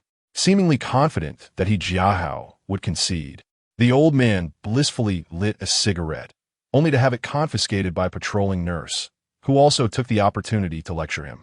The old man's gaze followed the young nurse's silhouette with a lecherous smile, while He Jiahao, taking a deep breath, acquiesced to the old man's terms. 30,000 it is, but the filming and narrative must adhere to my directives. The old man scratched his belly and nodded eagerly. Of course. That very evening, inspired by the old man's words, He Jiahao crafted a new script to enhance the portrayal of the old man's desolate twilight years. He instructed him to seek out a dilapidated house in the village. The contrast of a backward village, a weathered elder, a crumbling abode, and a glamorous son thriving in the big city presented a sensational narrative. He tirelessly orchestrated the filming, editing, and release of the content, which, as he had anticipated, sparked a considerable uproar online. The video garnered unprecedented clicks and comments, setting a historical record for their program. Despite his annoyance with the old man, He Jiahao maintained a cordial demeanor, saying, "Jiang Di, your son has agreed to discuss matters of elder care with you face to face. Would you accompany me to Haicheng?" Initially, the old man's instinct was to decline, primarily due to his weakened health from the stroke and the taxing journey ahead. Furthermore, he had pledged not to allow Jiang Xingnian to appear in Haicheng. However, with Jiang Xingnian now a burgeoning internet celebrity, and considering that he had notified the city immediately upon his escape without any repercussions, the old man began to ponder whether their previous agreement was still valid. As he contemplated a refusal, He Jiahao casually mentioned, "Jiang Di, your son is quite the internet sensation now, sometimes receiving as many as 999 invitations in a single day. Oh, and I nearly forgot to mention, each invitation is worth 3,000. Suddenly, the old man felt a surge of excitement. 999 invitations at 3,000 each. Why, that would amount to an astonishing sum. Upon considering that Jiang Xingnian remains on his household registration, one might argue that his finances are, in essence, his own. The aging bachelor nodded decisively at this thought. "Yes, I shall go immediately." He Jiahao smirked with a hint of sarcasm, yet feigned concern. "Very well, Mr. Jiang, do take the time to rest today. I shall notify you once I have procured the plane tickets." Chapter 77. Stir-fried shredded beef. The notifications from Douyu's backend incessantly pinged with private messages and comments, predominantly filled with vitriolic remarks from self-righteous netizens, albeit interspersed with a genuine concern of his fans. Jiang Xingnian, however, remained unfazed by the barrage of insults, fixated instead on the remaining ingredients, lost in thought. Having already enjoyed hand-rolled beef balls and stir-fried mushrooms, one would assume he should be in a foul mood due to the criticism. What does one do when feeling down? Naturally, indulge in more culinary delights. Without hesitation, Jiang Xingnian rummaged through the ingredients delivered by the owner and retrieved a 2-kilogram slab of beef, contemplating a dish of stir-fried shredded beef. Cooking necessitated a live broadcast, both to reassure his fans and to share the delectable results of his efforts. He placed his phone in its usual spot and commenced the preparation of the beef. Viewership in the live stream surged, surpassing even the numbers from when he had concluded his previous session. Within 2 minutes, the count soared from 10,000 towards 20,000. A significant portion of the audience had navigated to his account after watching the Jia Jia Lu program's video, drawn in by curiosity and a desire to chastise him. Expecting an explanation, they were instead met with his back turned to the camera as he busied himself in the kitchen. The outraged netizens promptly unleashed a torrent of invective upon Jiang Xingnian, employing a plethora of derogatory terms, with ingrate, unfilial son, and imposter cropping up most frequently. Conversely, his devoted fans, initially anxious about his well-being, felt a wave of relief upon witnessing him engaged in cooking. Late-night dried fish. Year. Do you know how worried your mother is for you? Although I am unaware of what transpired, I unconditionally trust you. But what delectable creations are you concocting to tempt me? Green grape mango coconut. Laughing mouse. When calamity befalls, others stand tall to support you. Year. When the sky falls, there's always food to cushion the blow. See shrimp. Laughing heartily. 24K pure hunger. Did you not just finish the beef ball soup? Is it not too early to be cooking again? Jiang Xingnian paid no heed to the comments flooding in on his phone, wholly absorbed in the crafting of his stir-fried shredded beef. He placed the beef on the chopping board, slicing it against the grain into fine strips. His knife skills were impeccable, yielding uniformly sized pieces. After washing and slicing the beef, he blanched it in cold water before setting it aside to drain. He casually retrieved a crisp red pepper from the refrigerator, washed it, and cut it into strips. A few dried chili peppers followed suit, also cleaned and sliced finely. Igniting the gas stove, he heated oil until it reached a sizzling temperature, then added the beef strips, frying them until they achieved a deep brown hue. Subsequently, he incorporated salt, dried chili, soy sauce, and doubanjiang, stir-frying for approximately 10 minutes until the dish was nearly ready.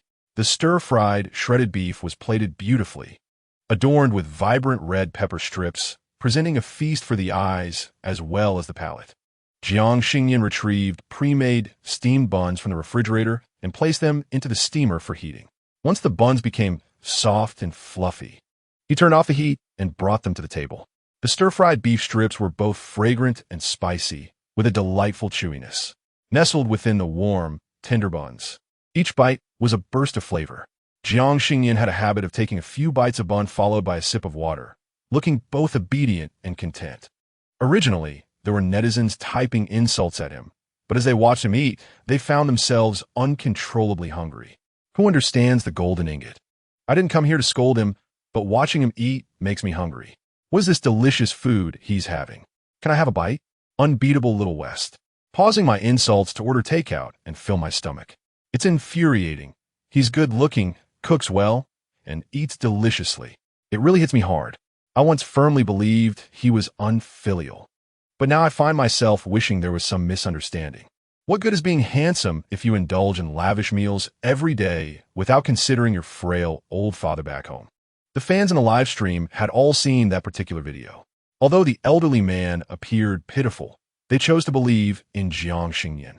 They may not know about others, but they had witnessed Jiang Xingnian's live streams firsthand. A person's character and upbringing are reflected in countless small actions, and Jiang Xingnian's previous broadcasts illustrated him as a warm and powerful individual. He could extend kindness gently and patiently, even to strangers. If that man were truly Jiang Xingnian's father, he would not be so neglectful, despite Jiang Xingnian's request for fans not to haggle with others on his behalf. Those who genuinely liked him could hardly bear anyone speaking ill of him. Soon, the netizens criticizing him clashed with his supporters in the comment section. Coughing lightly, Jiang Xingnian drew the attention of both sides, then announced a lucky draw. As per the customary practice, those who wished to participate could draw from the lucky bag containing 1,000 fortune-telling opportunities. His tone remained calm, evidently unfazed by the negative comments. The lottery time was set for 3 minutes, during which numerous passers-by and fans inquired about the latest episode of the family mediation program. There was nothing to conceal, and Jiang Xingnian shrugged, suddenly asking if anyone remembered the live stream in which he mentioned never having met his mother. Several viewers promptly pressed 1, indicating they recalled the incident. In truth, he had never disclosed that his biological parents resided in Haicheng. He was genuinely curious about how, as a small infant, he had traveled from his home in Haicheng to Yun City. Regarding the unfortunate foster father mentioned by some netizens, Jiang Xingnian scoffed abruptly, stating indifferently, if beating, abusing, and depriving me of educational opportunities counts as nurturing, then he certainly took that role seriously. The old bachelor Jiang spoke of bore little resemblance to the frail and helpless elder seen on camera. Determining who was lying remained inconclusive. Just as viewers in the live stream debated who was more credible, the 3 minutes elapsed, and the lucky draw was concluded. The winner was a netizen with the ID Peerless Piggy, who quickly sent a rocket and requested to join the call. As the camera activated, the first image that materialized was that of two youthful girls. The girl clad in pink, named Xiao Zhu, had requested a paid connection. At that moment, she was enthusiastically pushing her friend, who was dressed in blue, in front of the camera, exclaiming, "Master Jiang Xingnian, please help me and take a look at my friend. Where's her destined partner?" The girl in blue was not accustomed to being in front of the camera and immediately struggled to escape. Xiao Zhu, however, did not press her friend and, once she left, sat down, speaking as casually as one would with a friend. "Master, I genuinely wish for you to discern when my friend's fated partner will appear. Of course, if he doesn't show up, that's fine too. I just want you to tell her directly that her ex-boyfriend, who is nothing but a scoundrel, is not her destined partner, so she can resolve to break up." Xiao Zhu had a fair complexion, stood tall, and was slender, with a short, neat haircut that gave her a refreshing and carefree appearance. The friend she referred to, Xiao Zheng, was someone she had grown up with, a shy and quiet girl in her eyes. Although Xiao Zhu had initially refrained from interfering in Xiao Zheng's love life, the scoundrel's infidelity and domestic abuse were utterly despicable, causing Xiao Zheng to cry daily, which pained Xiao Zhu to witness. Even when Xiao Zheng claimed she would truly break up this time, Xiao Zhu still felt compelled to ask Jiang Xingnian to counsel her friend. "Master, I have no other requests. I merely wish to hear you tell her that they are not fated to be together and will not marry, so she should not reconcile with him." Xiao Zhu spoke with a tone of helplessness yet affection, clearly not wanting her friend to suffer. However, after examining both girls' features, Jiang Xingnian shook his head and, disregarding Xiao Zheng, who had gone into the kitchen for water, turned earnestly to Xiao Zhu, stating, "They will marry, but only after you have passed away." Chapter 78. Lock the door, do not open it. The first part of his statement was unmistakably clear, yet the latter half was somewhat chilling. Like other viewers in the live stream, Xiao Zhu was left bewildered, initially thinking she had misheard. She raised her hand, pointing at herself, incredulously asking, "Master, I'm only 25. Do you mean they will marry in their later years, or?" Jiang Xingnian shook his head and solemnly replied, "No. I mean you will die, and that will be today." Not only was Xiao Zhu frightened, but the viewers in the live stream also grew inexplicably tense. Many had originally entered the stream to criticize Jiang Xingnian for neglecting his duties, but now their focus shifted to concern for Xiao Zhu. They urged Jiang Xingnian to be prompt and reveal the cause of her impending demise so she could avoid it. Xiao Zhu was utterly bewildered. While she sometimes complained about the monotony of life due to work fatigue, the notion of dying at that moment truly terrified her. With a voice tinged with panic, she pleaded, "Master, is there any hope for me?" Jiang Xingnian nodded, his gaze shifting back to Xiao Zheng in the kitchen. "Do not panic. Lock the door and go to your bedroom. Remember to lock the bedroom door as well." Upon hearing Jiang Xingnian's instructions, Xiao Zhu hurried to secure the door, then dashed into her bedroom. Concerned for Xiao Zheng, who might venture out again, she called out, "Don't go out." Yet Jiang Xingnian suddenly interjected sharply, halting her. Though Xiao Zhu was perplexed, she obediently complied. The crux of the matter lies in whether Xiao Zhu genuinely cares for her dear friend Xiao Zheng or is merely concerned for her safety. "Master, what could possibly lead to my demise today? Will it implicate my friends?" Jiang Xingnian casually inquired. "Are you two particularly close?" Without hesitation, Xiao Zhu affirmed, "Indeed. We were classmates in elementary school and attended the same institutions throughout middle and high school. Our bond is quite strong." In discussing her relationship with Xiao Zheng, Xiao Zhu temporarily set aside the looming threat of death, persistently emphasizing their friendship. "She is truly wonderful, though regrettably involved with an unreliable boyfriend." When mentioning Xiao Zheng's partner, Xiao Zhu could not suppress her frustration. They met through a chat application and, after a promising initial encounter, decided to pursue a relationship. Initially, they enjoyed a sweet phase, but within a fortnight, Xiao Zheng tearfully approached Xiao Zhu, lamenting that her boyfriend was being ambiguous with several other girls. Naturally, Xiao Zhu was incensed, accompanying Xiao Zheng in denouncing the scoundrel and urging her to break up swiftly. Xiao Zheng, tearfully agreeing, expressed her disdain for such unfaithful men. However, just days later, during a planned dinner, Xiao Zheng unexpectedly arrived with the very scoundrel in tow. Xiao Zhu was taken aback, unable to voice her feelings in front of him, and resorted to messaging Xiao Zheng privately. "What's going on? ISN, he cheating? Weren't you two supposed to break up?" To Xiao Zhu's astonishment, instead of responding discreetly, Xiao Zheng burst into laughter at the table. She playfully punched her boyfriend's chest, attributing blame to him, before turning to Xiao Zhu with a slightly embarrassed explanation. "Oh dear. It was all a misunderstanding. He was involved with a girl he met long ago, and I didn't clarify the situation." According to Xiao Zheng, it was all a mere misunderstanding. Although Xiao Zhu felt that the chat records indicated the boy's flirtatious behavior, she chose not to press further, trusting her friend's account. Xiao Zheng, happily entwined with her boyfriend, drew a disapproving glance from him toward Xiao Zhu, who sensed he was not fond of her presence. Just when she thought the matter had settled, less than 2 months later, Xiao Zheng appeared at her door in tears once again, bearing extensive bruises and a deep mark around her neck. Upon seeing her friend in such distress, Xiao Zhu felt a surge of compassion and concern, urgently questioning what had transpired. With tears streaming down her face, Xiao Zheng, through gritted teeth, recounted, "It's all Chun Wei's fault. I discovered he was being flirtatious with someone else, and when I threatened to inform our work group, he assaulted me, choking me and pinning me against the wall." From Xiao Zheng's account, Xiao Zhu learned that her boyfriend, Chun Wei, was not only unfaithful but also a violent abuser. Together, they reported the incident to the police and later sought medical attention for an injury assessment. Xiao Zhu had hoped this would serve as a lesson for the man and that her friend would finally sever ties. However, to her dismay, within less than a month, Xiao Zheng reconciled with him once more.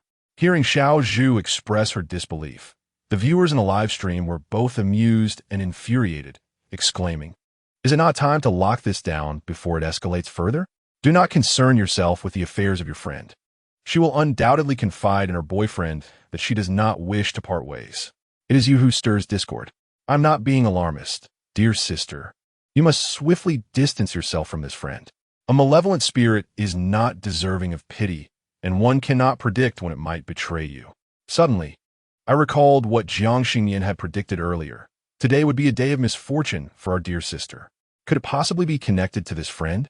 Many viewers in the live stream reflected on Jiang Xingnian's earlier statement, unable to resist drawing a connection between the two events. Xiao Zhu instinctively shook her head, convinced that their close relationship meant Xiao Zheng would never harm her. She explained that their breakup was not only due to the man's infidelity and domestic violence, but also because he was deep in debt, having illicitly charged over 50,000 on her friend's credit card. In Xiao Zhu's perspective, a man like that was beyond redemption. The situation had escalated to financial loss, and it was time for her friend to awaken to reality. However, Jiang Xingnian shook her head and recounted a foreboding vision. The man would soon arrive at her door, and a quarrel would ensue, resulting in violence. Should you, unable to bear the sight of him harming your friend, attempt to intervene amidst the chaos, you might be grievously injured, perhaps fatally. The vivid imagery painted by Jiang Xingnian sent a chill down Xiao Zhu's spine. Viewers in the live chat expressed skepticism. Surely, if that man were to kill her, how could her friend possibly consider marrying him? Moreover, isn't intentional homicide punishable by death? Many watching the stream concurred, asserting that even if a friend wished to reconcile, the severity of the crime would not be overlooked. Jiang Xingnian sighed, clarifying, "It is not murder, it is intentional harm resulting in death." A law student in the chat eagerly began to elucidate the distinctions between the two charges. Intentional homicide carries a severe penalty, whereas intentional harm resulting in death generally starts at 10 years, with leniency considered in cases of surrender. Even Xiao Zhu felt her composure waning. "But he intended to kill. He attacked me with a knife." Jiang Xingnian smirked. "Yet, your dear friend would testify that you were the one who brandished the knife first." "What?" Xiao Zhu felt her psyche shaken, instinctively shaking her head. She wouldn't be so heartless, would she? Just as her words faded, a loud knocking echoed from the front door. Outside, Chun Wei pounded on the door, vociferously demanding entry. Xiao Zhu instinctively opened her bedroom door, only to find Xiao Zheng standing in the foyer. "What do you intend to do?" Don't open the door. Xiao Zhu urgently protested, yet Xiao Zheng, seemingly entranced, placed her hand on the doorknob, determined to confront him. I just want to hear what he has to say. Chapter 79. Their enthusiasm is unwavering. The viewers in the live stream began to genuinely fear for Xiao Zhu, their hearts racing. As Xiao Zheng opened the door, Chun Wei's half-exposed face emerged. Without a moment's hesitation, Xiao Zhu slammed the bedroom door shut, locking it with a deep breath, muttering curses under her breath.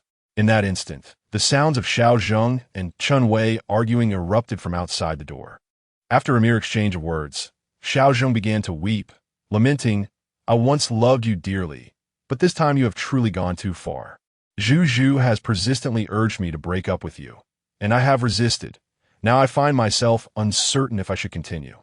Chun Wei, upon hearing this, became increasingly enraged and stormed into the room, demanding to confront Xiao Zhu. "It's her again. Bring her out, so I can ask her to her face what makes me so despicable." Meanwhile, Xiao Zheng remained silent, tears streaming down her face. Soon, Chun Wei arrived at the bedroom door, banging vehemently. Fortunately, Xiao Zhu had already locked the door in advance. Otherwise, the consequences would have been dire. "Open the door. You bold woman, you have the audacity to slander me behind my back. Why not say it to my face?" The door rattled violently from his pounding, causing Xiao Zhu to feel the vibrations on her back. One could hardly imagine the force with which Chun Wei was striking the door, and yet, rather than intervene, her dear friend merely wept softly. "I truly beg you to stop this commotion. Xiao Zhu has always harbored disdain for you. The entire world has warned me of your shortcomings, yet I foolishly continue to love you. This time, I must heed Zhu Zhu's advice and not forgive you so easily, for you do not value our relationship."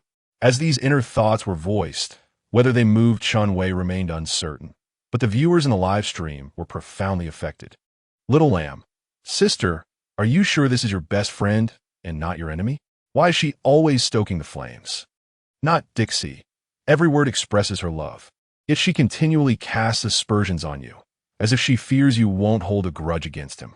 At this point, Xiao Zhu could hardly deny the truth.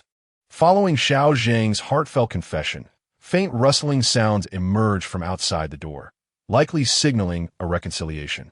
Moments later, Xiao Zheng's voice could be heard. "Zhu Zhu, we have made up. I'm sorry for not heeding your counsel, but I trust you can understand." Xiao Zhu, inside the room, felt an urge to scold them, yet feared a further escalation. She feigned indifference, stating, "As long as you two are reconciled, that's what matters. You seem well suited for one another." Then, recalling their past discussions, she added, "You've always told me how Chun Wei has cheated and abused you, and how he has squandered your money. Yet now, it appears he is quite amiable, doesn't he? Please refrain from speaking ill of him in the future, lest I mistake him again." Chun Wei, a man exceedingly concerned with his reputation, upon hearing Xiao Zhu's words, raised his hand and struck Xiao Zheng. "You dare speak of me like that behind my back?" Xiao Zheng defended herself, insisting she had never uttered such words, but Chun Wei paid her no heed, unleashing a barrage of blows. Yet, his rampage was short-lived. As Xiao Zhu locked the door, Jiang Xingnian had already suggested calling the police. Before long, the police burst in, swiftly subduing the violent Chun Wei. "Officers, this is merely a trivial dispute between lovers. There was no need for a call," Xiao Zheng explained, attempting to convince the police to release Chun Wei. The officers ignored her, raising their voices to inquire, "Is the homeowner present?" "I am here. I was the one who called." Xiao Zhu finally mustered the courage to open the door, meeting Xiao Zheng's accusatory gaze. Upon seeing Chun Wei restrained and immobile, Xiao Zheng hurriedly pleaded, "Zhu Zhu, please tell the police this is my boyfriend. We were merely arguing. There is no need for this intervention." How could Xiao Zhu possibly heed her? She shook off the woman's grasp and addressed the police, stating, "Hello, I wish to report an illegal intrusion in my residence, and the intruder is armed with a knife. You may search him." The gravity of home invasion escalates significantly under such circumstances. Upon hearing Xiao Zhu's declaration, the officers promptly searched Chun Wei's clothing. Indeed, they extracted a fruit knife from his lower back, its blade glimmering with a menacing sharpness. As she was required to accompany them to the police station to provide her statement, Xiaozhu ended the call, but first sent 2 rockets to Jiang Xingnian. Viewers in the live stream fervently urged her not to show any weakness, advising her to sever ties with those who deserved it and to blacklist the unworthy. Xiaozhu typed a comment on her phone, declaring, "Rest assured, this time I shall not show mercy.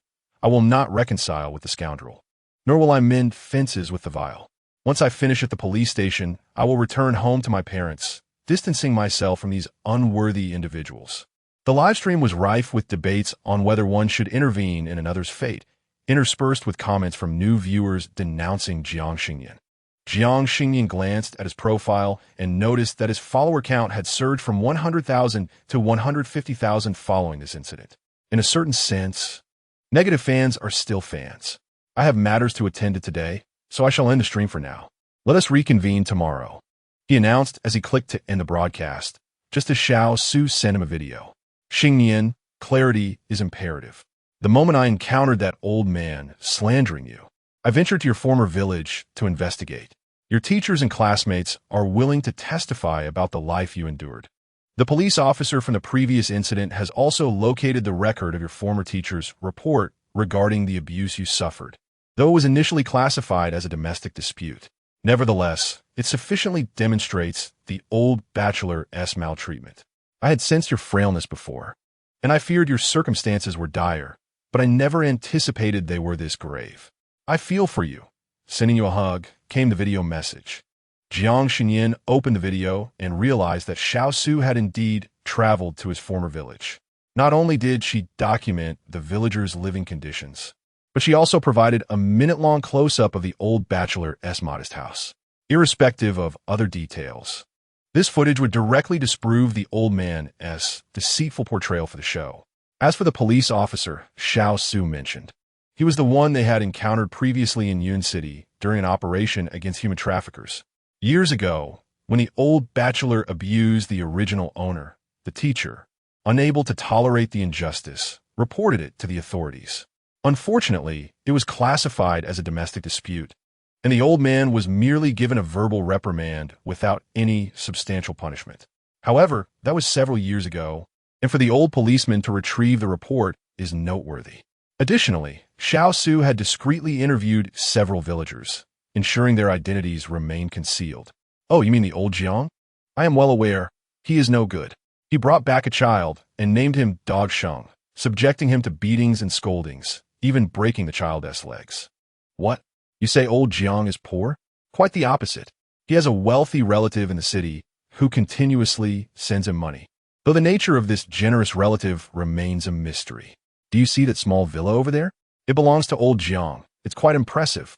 The most unfortunate is that child, Dog Sheng. One wonders what has become of his biological parents. However, we have always believed that he was a healthy son who had been trafficked. Surely, even in poverty, one would not willingly part with their child." The villagers chattered incessantly, and Xiaozhu selectively edited their remarks. Jiang Xingnian initially intended to resolve the matter independently, but was taken aback by the enthusiasm of these chance acquaintances, and expressed his gratitude. Xiaozhu first urged him not to be so formal, and then, with curiosity, inquired when he planned to release the video evidence. Jiang Xingnian glanced at the flight information sent by He Jiahao, the host of Family Joy, on his phone and smiled, stating that it would be tomorrow. It was fortuitous to address any issues face-to-face. Chapter 80. Crispy fried dough sticks at 7 in the morning. Yinshan Airport in Haicheng was already teeming with people. Some were heading out for summer vacations, while others had just arrived in Haicheng for leisure. He Jiahao stifled a yawn, and his assistant, laden with luggage and pushing a wheelchair, hurriedly followed behind him. The elderly man sat in the wheelchair, yawning and grumbling listlessly. "Didn't they say we could come a few days later? Why must we leave at 2 in the morning to catch a flight? I'm practically dying of fatigue." He Jiahao, already irritable from lack of sleep, could not tolerate the complaint. "If it weren't for you insisting we rush to Haicheng to find your son, will we be stuck in economy class?" The elderly man was indifferent to who was in a hurry. He just kept calling out, "Give me a room in a 5-star hotel to rest. I'm utterly exhausted." After saying this, he felt even more agitated and, picking up the cane resting on his lap, struck the assistant lightly. "What are you standing there for, you fool?"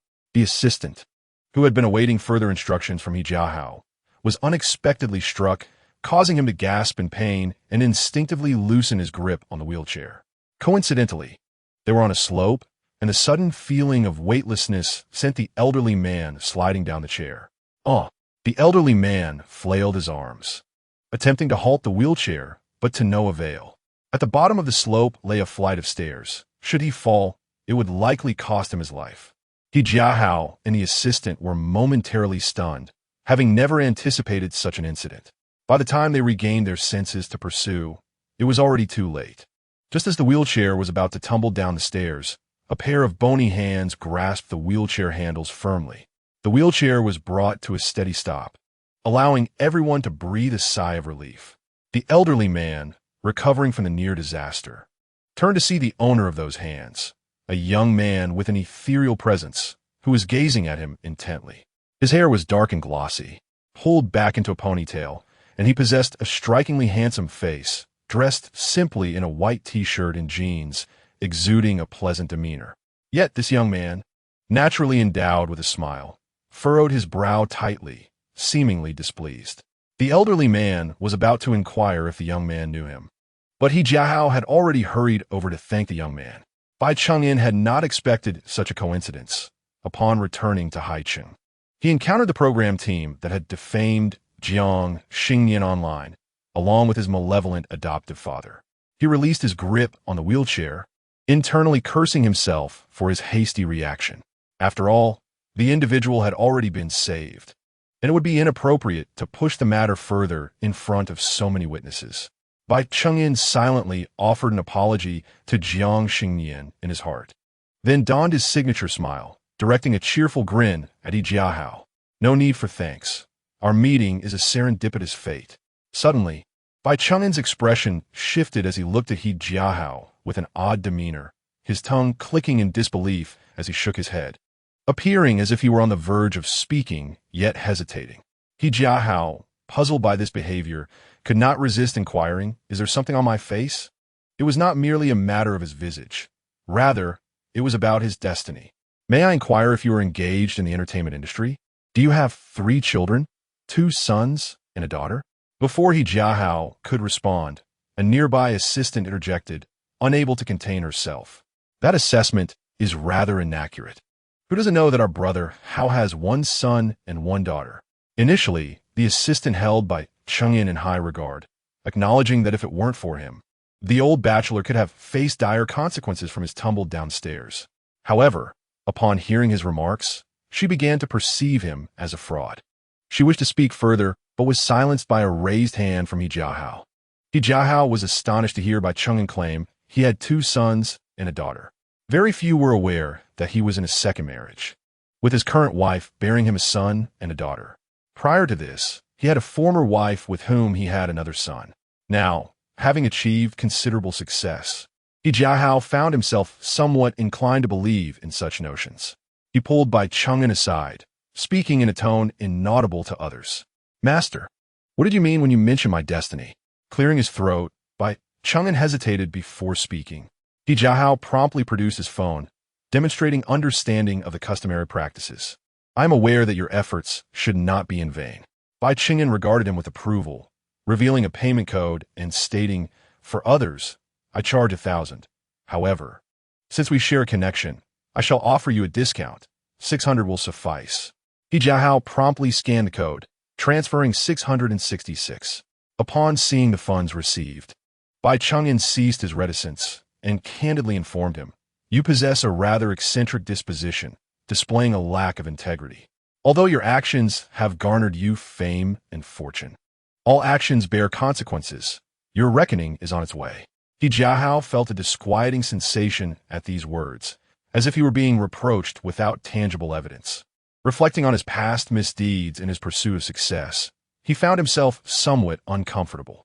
Convinced that he did not know this young man, he began to believe that Bai Chang'an possessed genuine insight.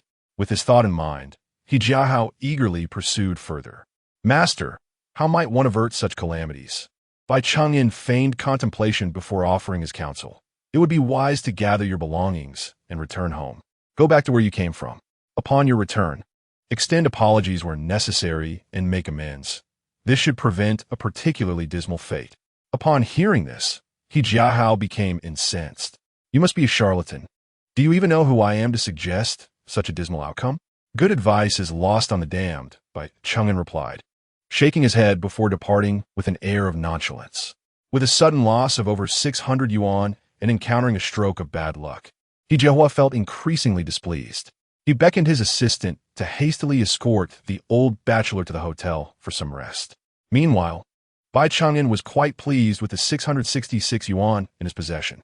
He promptly took out his phone and made a voice call to Jiang Xingnian. Hello, Xingnian. Are you awake? You won't believe whom I just ran into. I will be downstairs in about 40 minutes, so come down. Breakfast is on me. The previous day, He Jiahua had already sent the flight information, arranging a meeting with Jiang Xingnian at noon for a discussion. Given the timing of Bai Chang'an's call, Jiang Xingnian quickly deduced that he had encountered their mutual acquaintance. Initially, he had planned to prepare some rice porridge and enjoy a dozen braised chicken wings for breakfast. However, with Bai Chang'an offering to treat him, he decided to graciously accept the invitation.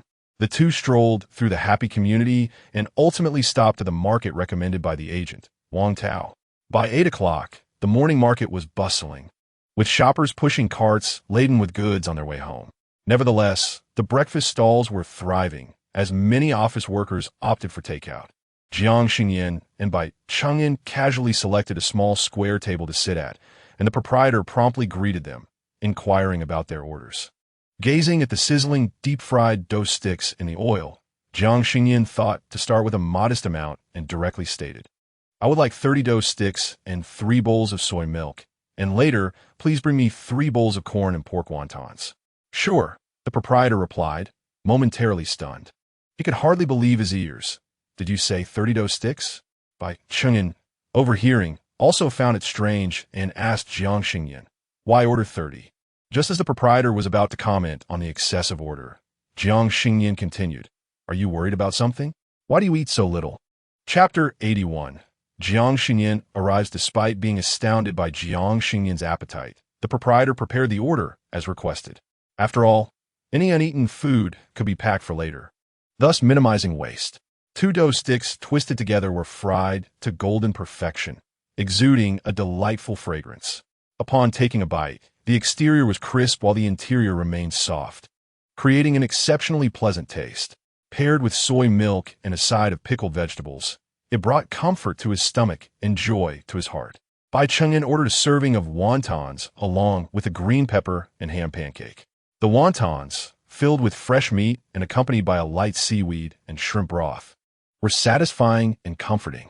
The stall's green pepper and ham pancake was generous in ingredients, featuring large pieces of ham paired with fresh green peppers, exuding a savory aroma. As it was summer, Bai Chang'an began to sweat after just a few wontons. In contrast, Jiang Xingnian, who consumed even more, maintained an elegant dining posture that was pleasing to behold. Bai Chang'an couldn't help but exclaim, Xingnian, you are nothing like that old bachelor. Though I cannot discern your fate, I have a strong feeling that, given your demeanor, your family background must be quite distinguished. Jiang Xingnian nodded in agreement, tacitly acknowledging the sentiment. Bai Chang'an recalled the 3 individuals he encountered at the airport that morning and immediately turned to Jiang Xingnian, expressing his concern. Do you truly wish to meet with them? They do not seem to harbor good intentions. Of course, Jiang Xingnian affirmed. After all, the stage had already been set by others. It would be rather pointless for him not to attend. Most importantly, he had taken possession of the original owner's body, and some semblance of justice ought to be restored. The two enjoyed breakfast for nearly an hour, with Jiang Xingnian primarily indulging in the meal while Bai Chang'an spoke. After all, it is not you who is at fault. I believe the truth will not remain buried. Bai Chang'an thought of the netizens in the live stream who were quick to cast blame without understanding the situation. To alleviate Jiang Xingnian's worries, he offered some comforting words. Don't take those comments to heart. If it becomes too much, we can always pursue a Tianshi certification together and earn some money through metaphysics. Upon hearing this, Jiang Xingnian's interest was piqued. After all, their previous commission from Wang Yu had netted them 6 million. Bai Chang'an had mentioned returning after spending that 3 million, yet it hadn't been long since then. Had he really exhausted the entirety of that sum? With his curiosity piqued, Jiang Xingnian inquired, "Brother Bai, how did you spend that 3 million? Oh dear." Bai Chengyan grimaced at the mention of money. "Isn't our temple undergoing renovations today? It has been my home since childhood. After some contemplation, I decided to donate 290,000 back to it. As for the remaining funds, well, aside from indulging in some travel, I also purchased a small car outright." Jiang Xingnian was curious about the vehicle he had acquired, but Bai Chengyan merely promised to take him for a drive once it arrived. Is the Tianshi certification difficult to obtain? Jiang Xingnian was eager to acquire a credential. It seemed a more lucrative endeavor than online fortune-telling. It's not challenging. The written section consists of multiple-choice questions and essays. If you practice with past papers, you'll pass with ease, Bai Chengyan replied, then added, "There's also a practical exam, which typically involves capturing a minor spirit or providing a fortune-telling service. That should be quite simple for you." Nodding in agreement, Jiang Xingnian resolved to register for the certification once he had settled his current affairs. As they continued their breakfast conversation, they discovered at the time of payment that their bill totaled precisely 666, neither a cent more nor a cent less. Jiang Xingnian relished the meal, noting that the restaurant owner had nearly ignited sparks while frying the youtiao. He received a message from He Jiahao, indicating the location of the UI restaurant, situated a few kilometers away.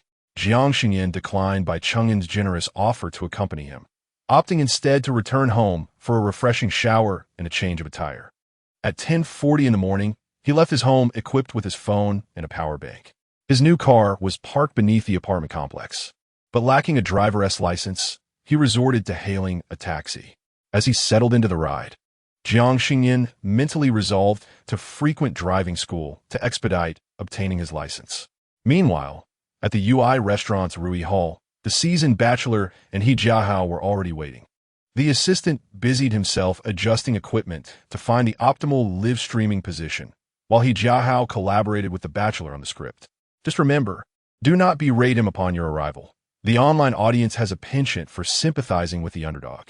Upon your arrival, you feigned tears, expressing that you could finally rest easy upon seeing him safe. Yet, as he exhibited a hint of impatience, you began to lament, questioning why he chose to abandon you. Ill and unconscious in your time of need, due to your lack of rest, coupled with He Jiahao's repeated warnings, even the old bachelor began to show signs of annoyance. Suddenly, a thought struck you.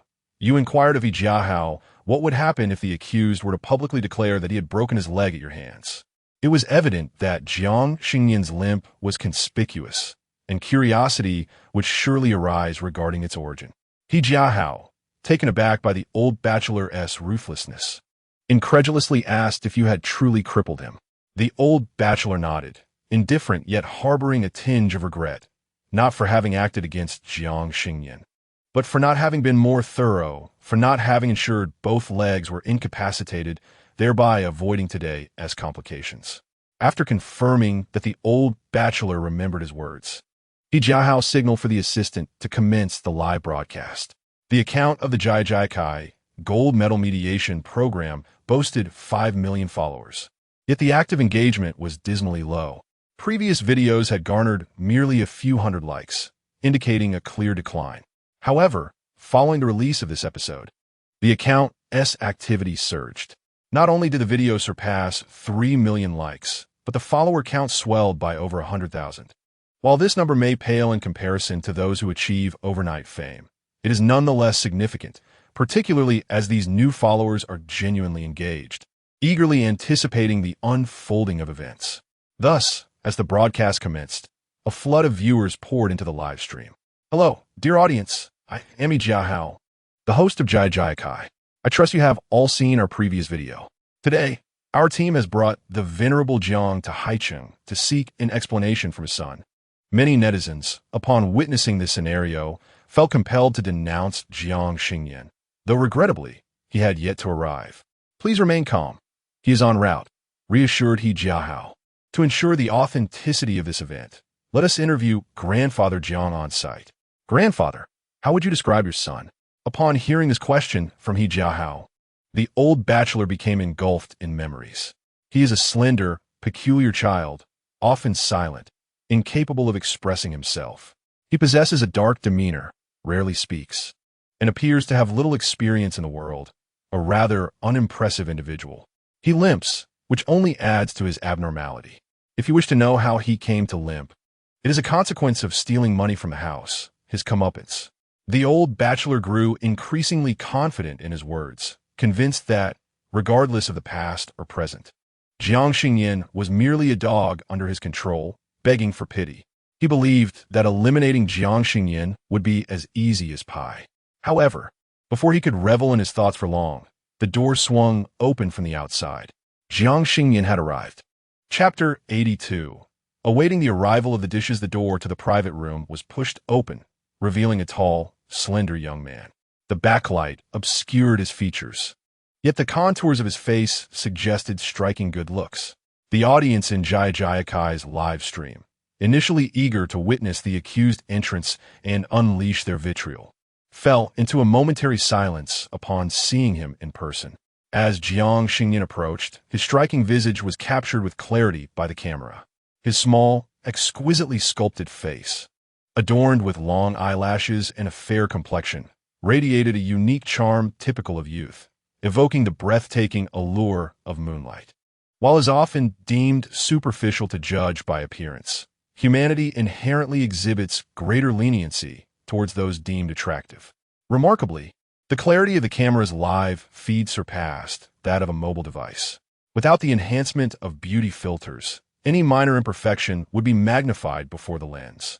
Yet, in contrast to the mobile broadcast, Jiang Xingnian's features appeared more defined through the camera, rendering him even more handsome. Compared to the older bachelors and the middle-aged He Jiahua, Jiang Xingnian seemed to emanate his own light, existing on an entirely different plane. Upon entering the live stream, viewers unfamiliar with the context were struck by Jiang Xingnian's stunning looks. After gleaning the backstory from the comments, they refrained from hastily condemning him, opting instead to observe further, as they felt an innate sense of reason behind his beauty. The older bachelor had long envisioned what a reunion with Jiang Xingnian might entail. Perhaps he would be found lifeless, vanquished by some malevolent force, or perhaps he would appear disheveled and limping, a mere shadow of his former self. In his memories, Jiang Xingnian was always frail, gaunt, and listless, akin to a flower on the brink of wilting before it could fully bloom.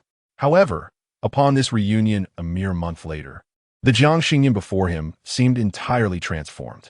Having had his fill, he was no longer the sallow, emaciated figure he once was. His complexion had notably improved. While he remained lean, he no longer bore the fragile appearance that suggested he could be toppled by a gust of wind. Previously, his face had been waxen, and his hair coarse like dry grass. Now, Jiang Xingnian exuded vitality, his red hair softly curling, smooth and lustrous, showcasing a robust constitution. Most astonishingly, he walked with an air of normalcy, his strides light and unburdened. The very legs he had once broken himself were now seemingly restored, defying belief in such a short span. The older bachelor found himself perplexed, struggling to reconcile the polished young man before him with the individual etched in his memory. Simultaneously, He Jiahua observed Jiang Xingnian with a growing sense of unease. According to the bachelor, he should have been timid, insecure, and physically impaired, a person who would scurry away from the light and humanity, devoid of the courage to meet another's gaze. Such individuals would place immense weight on others' opinions, rendering them easily manageable. Yet, faced with this confident, radiant youth, He Jiahua suddenly felt a loss of certainty. The prepared, guiding, and confrontational lines he had rehearsed seemed inadequate against the assurance displayed by Jiang Xingnian. Unfazed by their internal musings, Jiang Xingnian pulled out a chair and sat down. Noticing the menu on the table, he naturally picked it up to order several dishes, politely inquiring if they had any dietary restrictions. In the event that the other three remained unresponsive, the menu had already been dispatched to the kitchen. It was perplexing how, despite sitting silently, Jiang Xingnian emanated an aura of formidable presence. The private room descended into an eerie silence, with no one daring to break the stillness. It was the old bachelor who first regained his composure, instinctively hurling an insult at Jiang Xingnian. "You little brat, how dare you come to see me? Ahem. He Jiahao promptly interjected, adjusting the atmosphere and providing a balm to the old bacheloress words. Master Jiang is simply frustrated, which explains his current fervent demeanor. Some viewers in the live stream expressed understanding, while others began to question the old bacheloress character. After all, a person's habitual behavior is not easily altered. The old bachelor's earlier demeanor truly did not inspire confidence in his goodness. Were it not for the presence of the camera, He Jiahao would have eagerly chastised the old man for his foolishness. It had been emphasized not to appear overly domineering, as the public tends to sympathize with the weaker party. This obstinate old man displayed no pretense. Had He Jiahao not intervened in time, the situation could have escalated further. Despite mentally berating the old bachelor countless times, He Jiahao maintained a facade of profound sorrow. He turned to Jiang Xingnian and inquired, "Jiang Xingnian, do you recognize the elderly gentleman before you?" Jiang Xingnian poured himself a cup of barley tea, relishing its fragrant warmth, which was quite delightful. Noticing Jiang Xingnian's disregard, He Jiahao patiently called out again, "Classmate Jiang." This time, Jiang Xingnian raised his head, first glancing at He Jiahao's face before finally directing his gaze toward the old bachelor. Although the original consciousness had faded away, remnants of fear and resentment toward the old man lingered within this body. Jiang Xingnian felt this complex emotion coursing through him and suddenly scoffed, "I do know him." The netizens who had previously lambasted him softened momentarily due to his striking appearance. But upon witnessing his current demeanor, they could not resist launching further criticisms. "Seeing him like this makes me want to hit him. After all, that's the adoptive father who raised him for 18 years, though not biologically related. Yet, the gratitude for being raised should not be dismissed. A person with a conscience would be appreciative, not act like a wide-eyed wolf." Others expressed a desire to refrain from hastily drawing conclusions and attacking anyone. Having witnessed numerous reversals online, neither side is entirely innocent, but this young gentleman appears somewhat familiar. At 18, he should be engrossed in his studies. Instead, he has ventured into society early. Moreover, that old man casually spews profanities, which does not paint him as a good person. If I am mistaken, I apologize, but it feels inappropriate to launch indiscriminate attacks without evidence. Although He Jiahao sensed that Jiang Xingnian was somewhat difficult to handle, witnessing the live stream's rising viewership, which had surpassed 30,000, invigorated him. "Jiang Xingnian, are you truly watching your adoptive father suffer a stroke and collapse, not only failing to call for an ambulance, but also absconding with the family's money? Every household has its own struggles.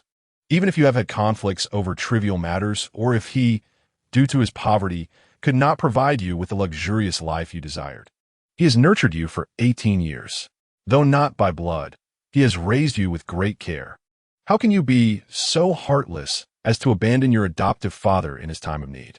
Despite the original character having fled from home rather than merely leaving, it cannot be denied that he has shown indifference to the old bacheloress plight.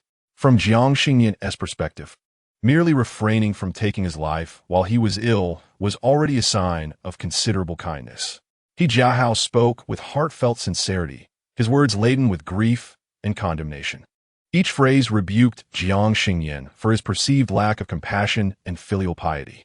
The once tranquil live stream was instantly ignited with fervor, and many began to denounce Jiang Xingnian as cruel.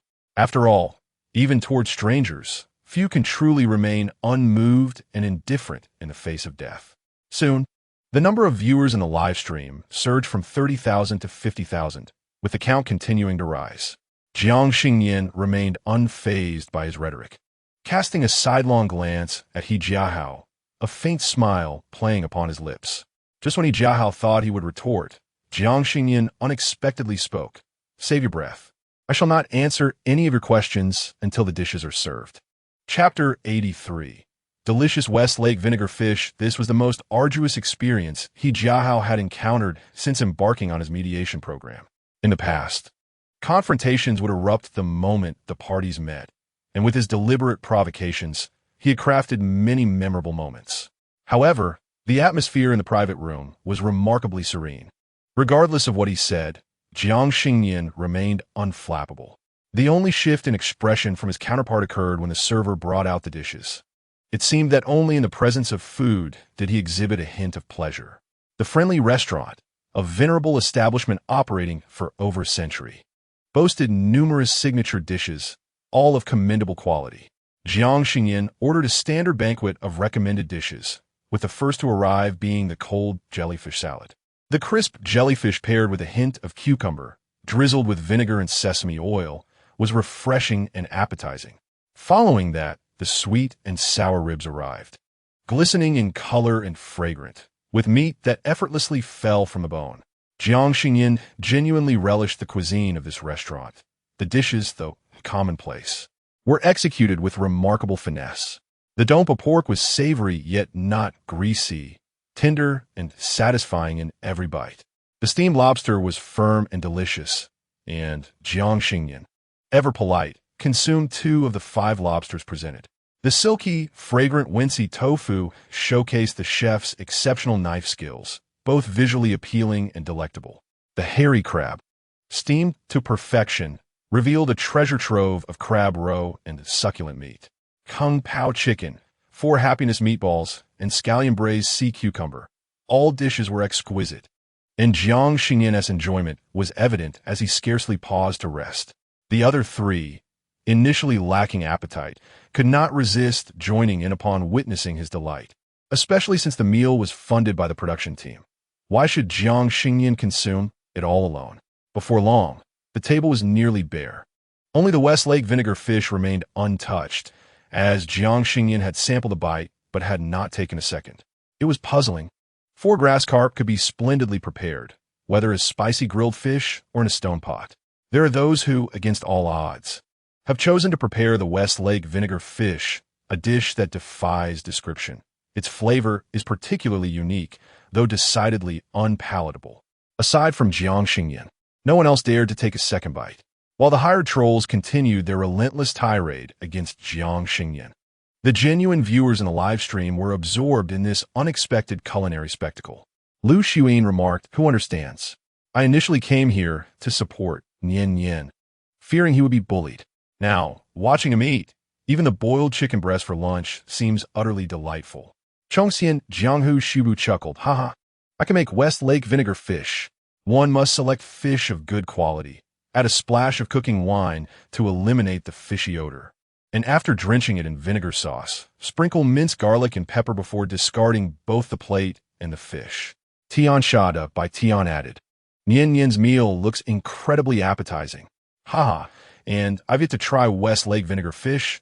I must sample it next time I visit Suzhou and Hangzhou." When cautioned curious friends, I advise against trying it lightly. Otherwise, you might end up regretting it and needing to expel it, which is quite troublesome.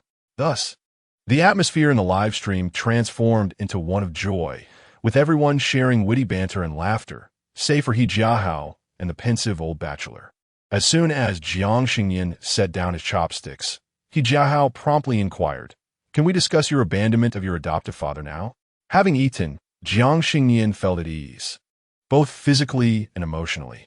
"Of course," he replied, "but I believe it would be more pertinent to first ask him why he subjected me to 18 years of torment." As he spoke, he waved his backup device, indicating that a video had been scheduled for release 2 minutes prior. To spare He Jiahao the trouble of searching, he kindly offered to show him the footage. The steep mountain paths and dilapidated villages mirrored the scenes captured by the Home Sweet Home documentary crew. In such a backward and impoverished locale, a finely crafted Western-style villa stood out conspicuously. "What? You say Lao Jiang is poor? Huh, he is the wealthiest in the village. Look at that villa. It belongs to Lao Jiang. What? He claims his son mistreats him? Please, that poor child is nearly beaten to death. Which of us does not prioritize our children's education? My own son refuses to attend school at all. Yet Lao Jiang's son ranked among the top 5 in the county for the high school entrance exam. I heard the tuition could be waived, but to prevent his son from attending, he went so far as to break his legs." The interviewer, a young woman, spoke with various villagers, all of whom were merely passing through. They were informed that the interviews would be published and assured that their identities would be protected. However, several villagers requested to remain unmasked expressing their empathy for Jiang Xingnian and their desire to assist him. Others inquired about whether this would mean they appeared on television. Xiao Su patiently provided Jiang Xingnian's account information, prompting a delighted response from the villagers as they rushed back to their alleys, eager to announce their impending television appearances. As more villagers emerged, eager to participate in the interviews, they expressed their sympathy for the boy, recognizing that he fled merely to survive. Lao Jiang is still alive. Why does fate spare such a wretched soul? Nian Yin is a good child. Lao Jiang is no human. In his youth, he was a nefarious character, committing all manner of crimes. During those early years, he engaged in malevolent acts, even leading a young woman to despair, resulting in her tragic plunge into the river. My dear girl, do not hide your face. I heard it said that you could appear on television here. I wish for my granddaughter to see me on screen. She has been busy with her work and hasn't returned home for 2 years. My dear, I'm your grandmother. Everything is well at home and with me. You need not worry about me. Apart from the villagers who were willing to testify against the old man for his abuse of Jiang Xingnian, the local police also presented previous reports made by teachers. Even faded photographs revealed the severity of the beatings Jiang endured. Additionally, Jiang Xingnian's middle school teacher, an older volunteer educator, also made an appearance. He had tirelessly advocated for Jiang Xingnian's right to education, visiting the village on numerous occasions to plead with the old bachelor. Despite his promise to cover all educational expenses until Jiang graduated from university, the old man refused and even broke Jiang's leg. Upon learning that Jiang Xingnian had escaped from that twisted individual and the suffocating home, the teacher's eyes welled with tears. He earnestly advised the camera, Xingnian, all roads lead to Rome. As long as you persist and move forward, light will eventually find its way to you. The video abruptly ended, leaving viewers and those in the live chat in profound silence. What was initially perceived as a tale of ingratitude turned into a shocking revelation of a demon breaking the wings of a young soul.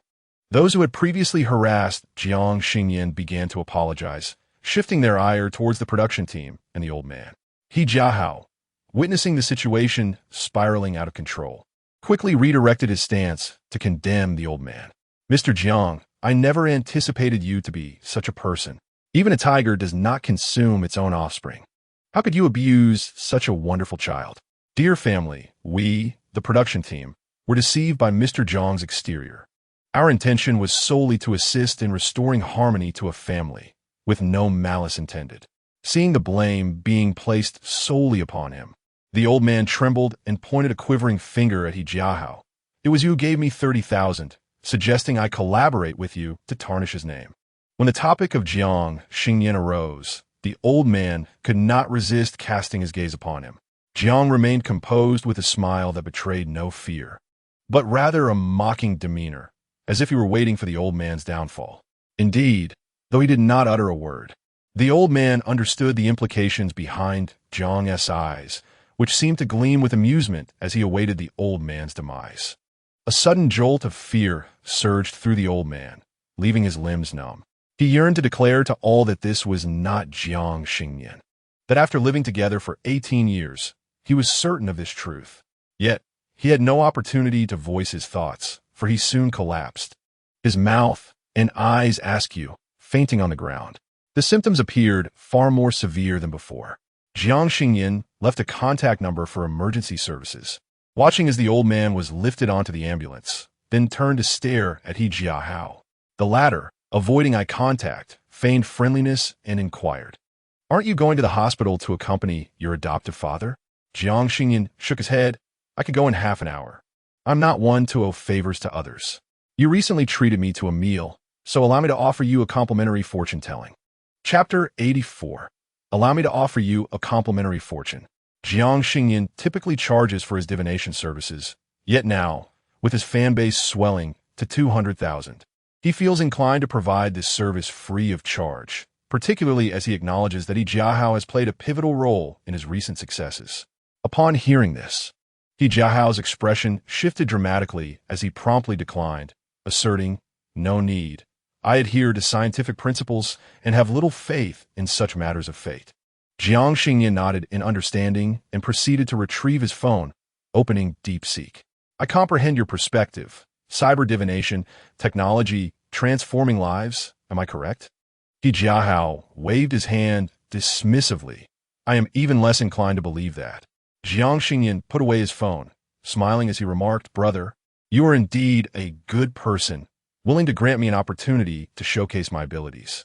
Of course, He Jiahao responded, momentarily distracted by the compliment. By the time he processed the implications of Jiang Xingnian's words, it was too late. Jiang Xingnian gazed at him intently for a moment before stating, Your upbringing was quite challenging. Your father abandoned your mother during your childhood, and it was solely your mother who raised you. Before He Jiahao could reply, his assistant scoffed derisively. Brother Hao's life story has been published as a book. Such details are readily available online. Moreover, Brother Hao has always treated his mother with great care, attending to her when she fell ill. Unfortunately, she lacked fortune, passing away just as Brother Hao was beginning to thrive. At this point, Jiang Xingnian furrowed his brow, seemingly perplexed as he inquired of He Jiahao, wasn't it your wife who cared for your mother during her illness? You see, you should verify your facts before speaking. The assistant, sensing that Jiang Xingnian was fabricating information, pondered the peculiar events of the day. Earlier, they had encountered someone spreading rumors about Brother Hao having an additional son. And now another was questioning the timeline of his relationship with his wife. The assistant assumed that He Jiahao's silence stemmed from his reluctance to engage with such charlatans and felt compelled to act as a spokesperson. However, while he fervently countered Jiang Xingnian's assertions, he failed to notice He Jiahao's increasingly grim countenance. Numerous viewers in the live stream, being loyal fans of the Family Joy Gold Mediation Program, were well aware of He Jiahao's background. Years of peace. Initially, I felt sympathy for this boy. Having endured mistreatment from his adoptive father, it is no small feat yet. I cannot fathom why he would resort to deceit online. Who is unaware of the harmonious relationship between the host and his considerably younger wife? Shouldn't he have verified the facts before attempting to ride the coattails of the show's popularity? Lemonade not sour. As a devoted fan of Brother Hao, I can no longer remain silent. If one cannot divine, they should refrain from attempting. Moreover, it has been many years since Mother He passed away.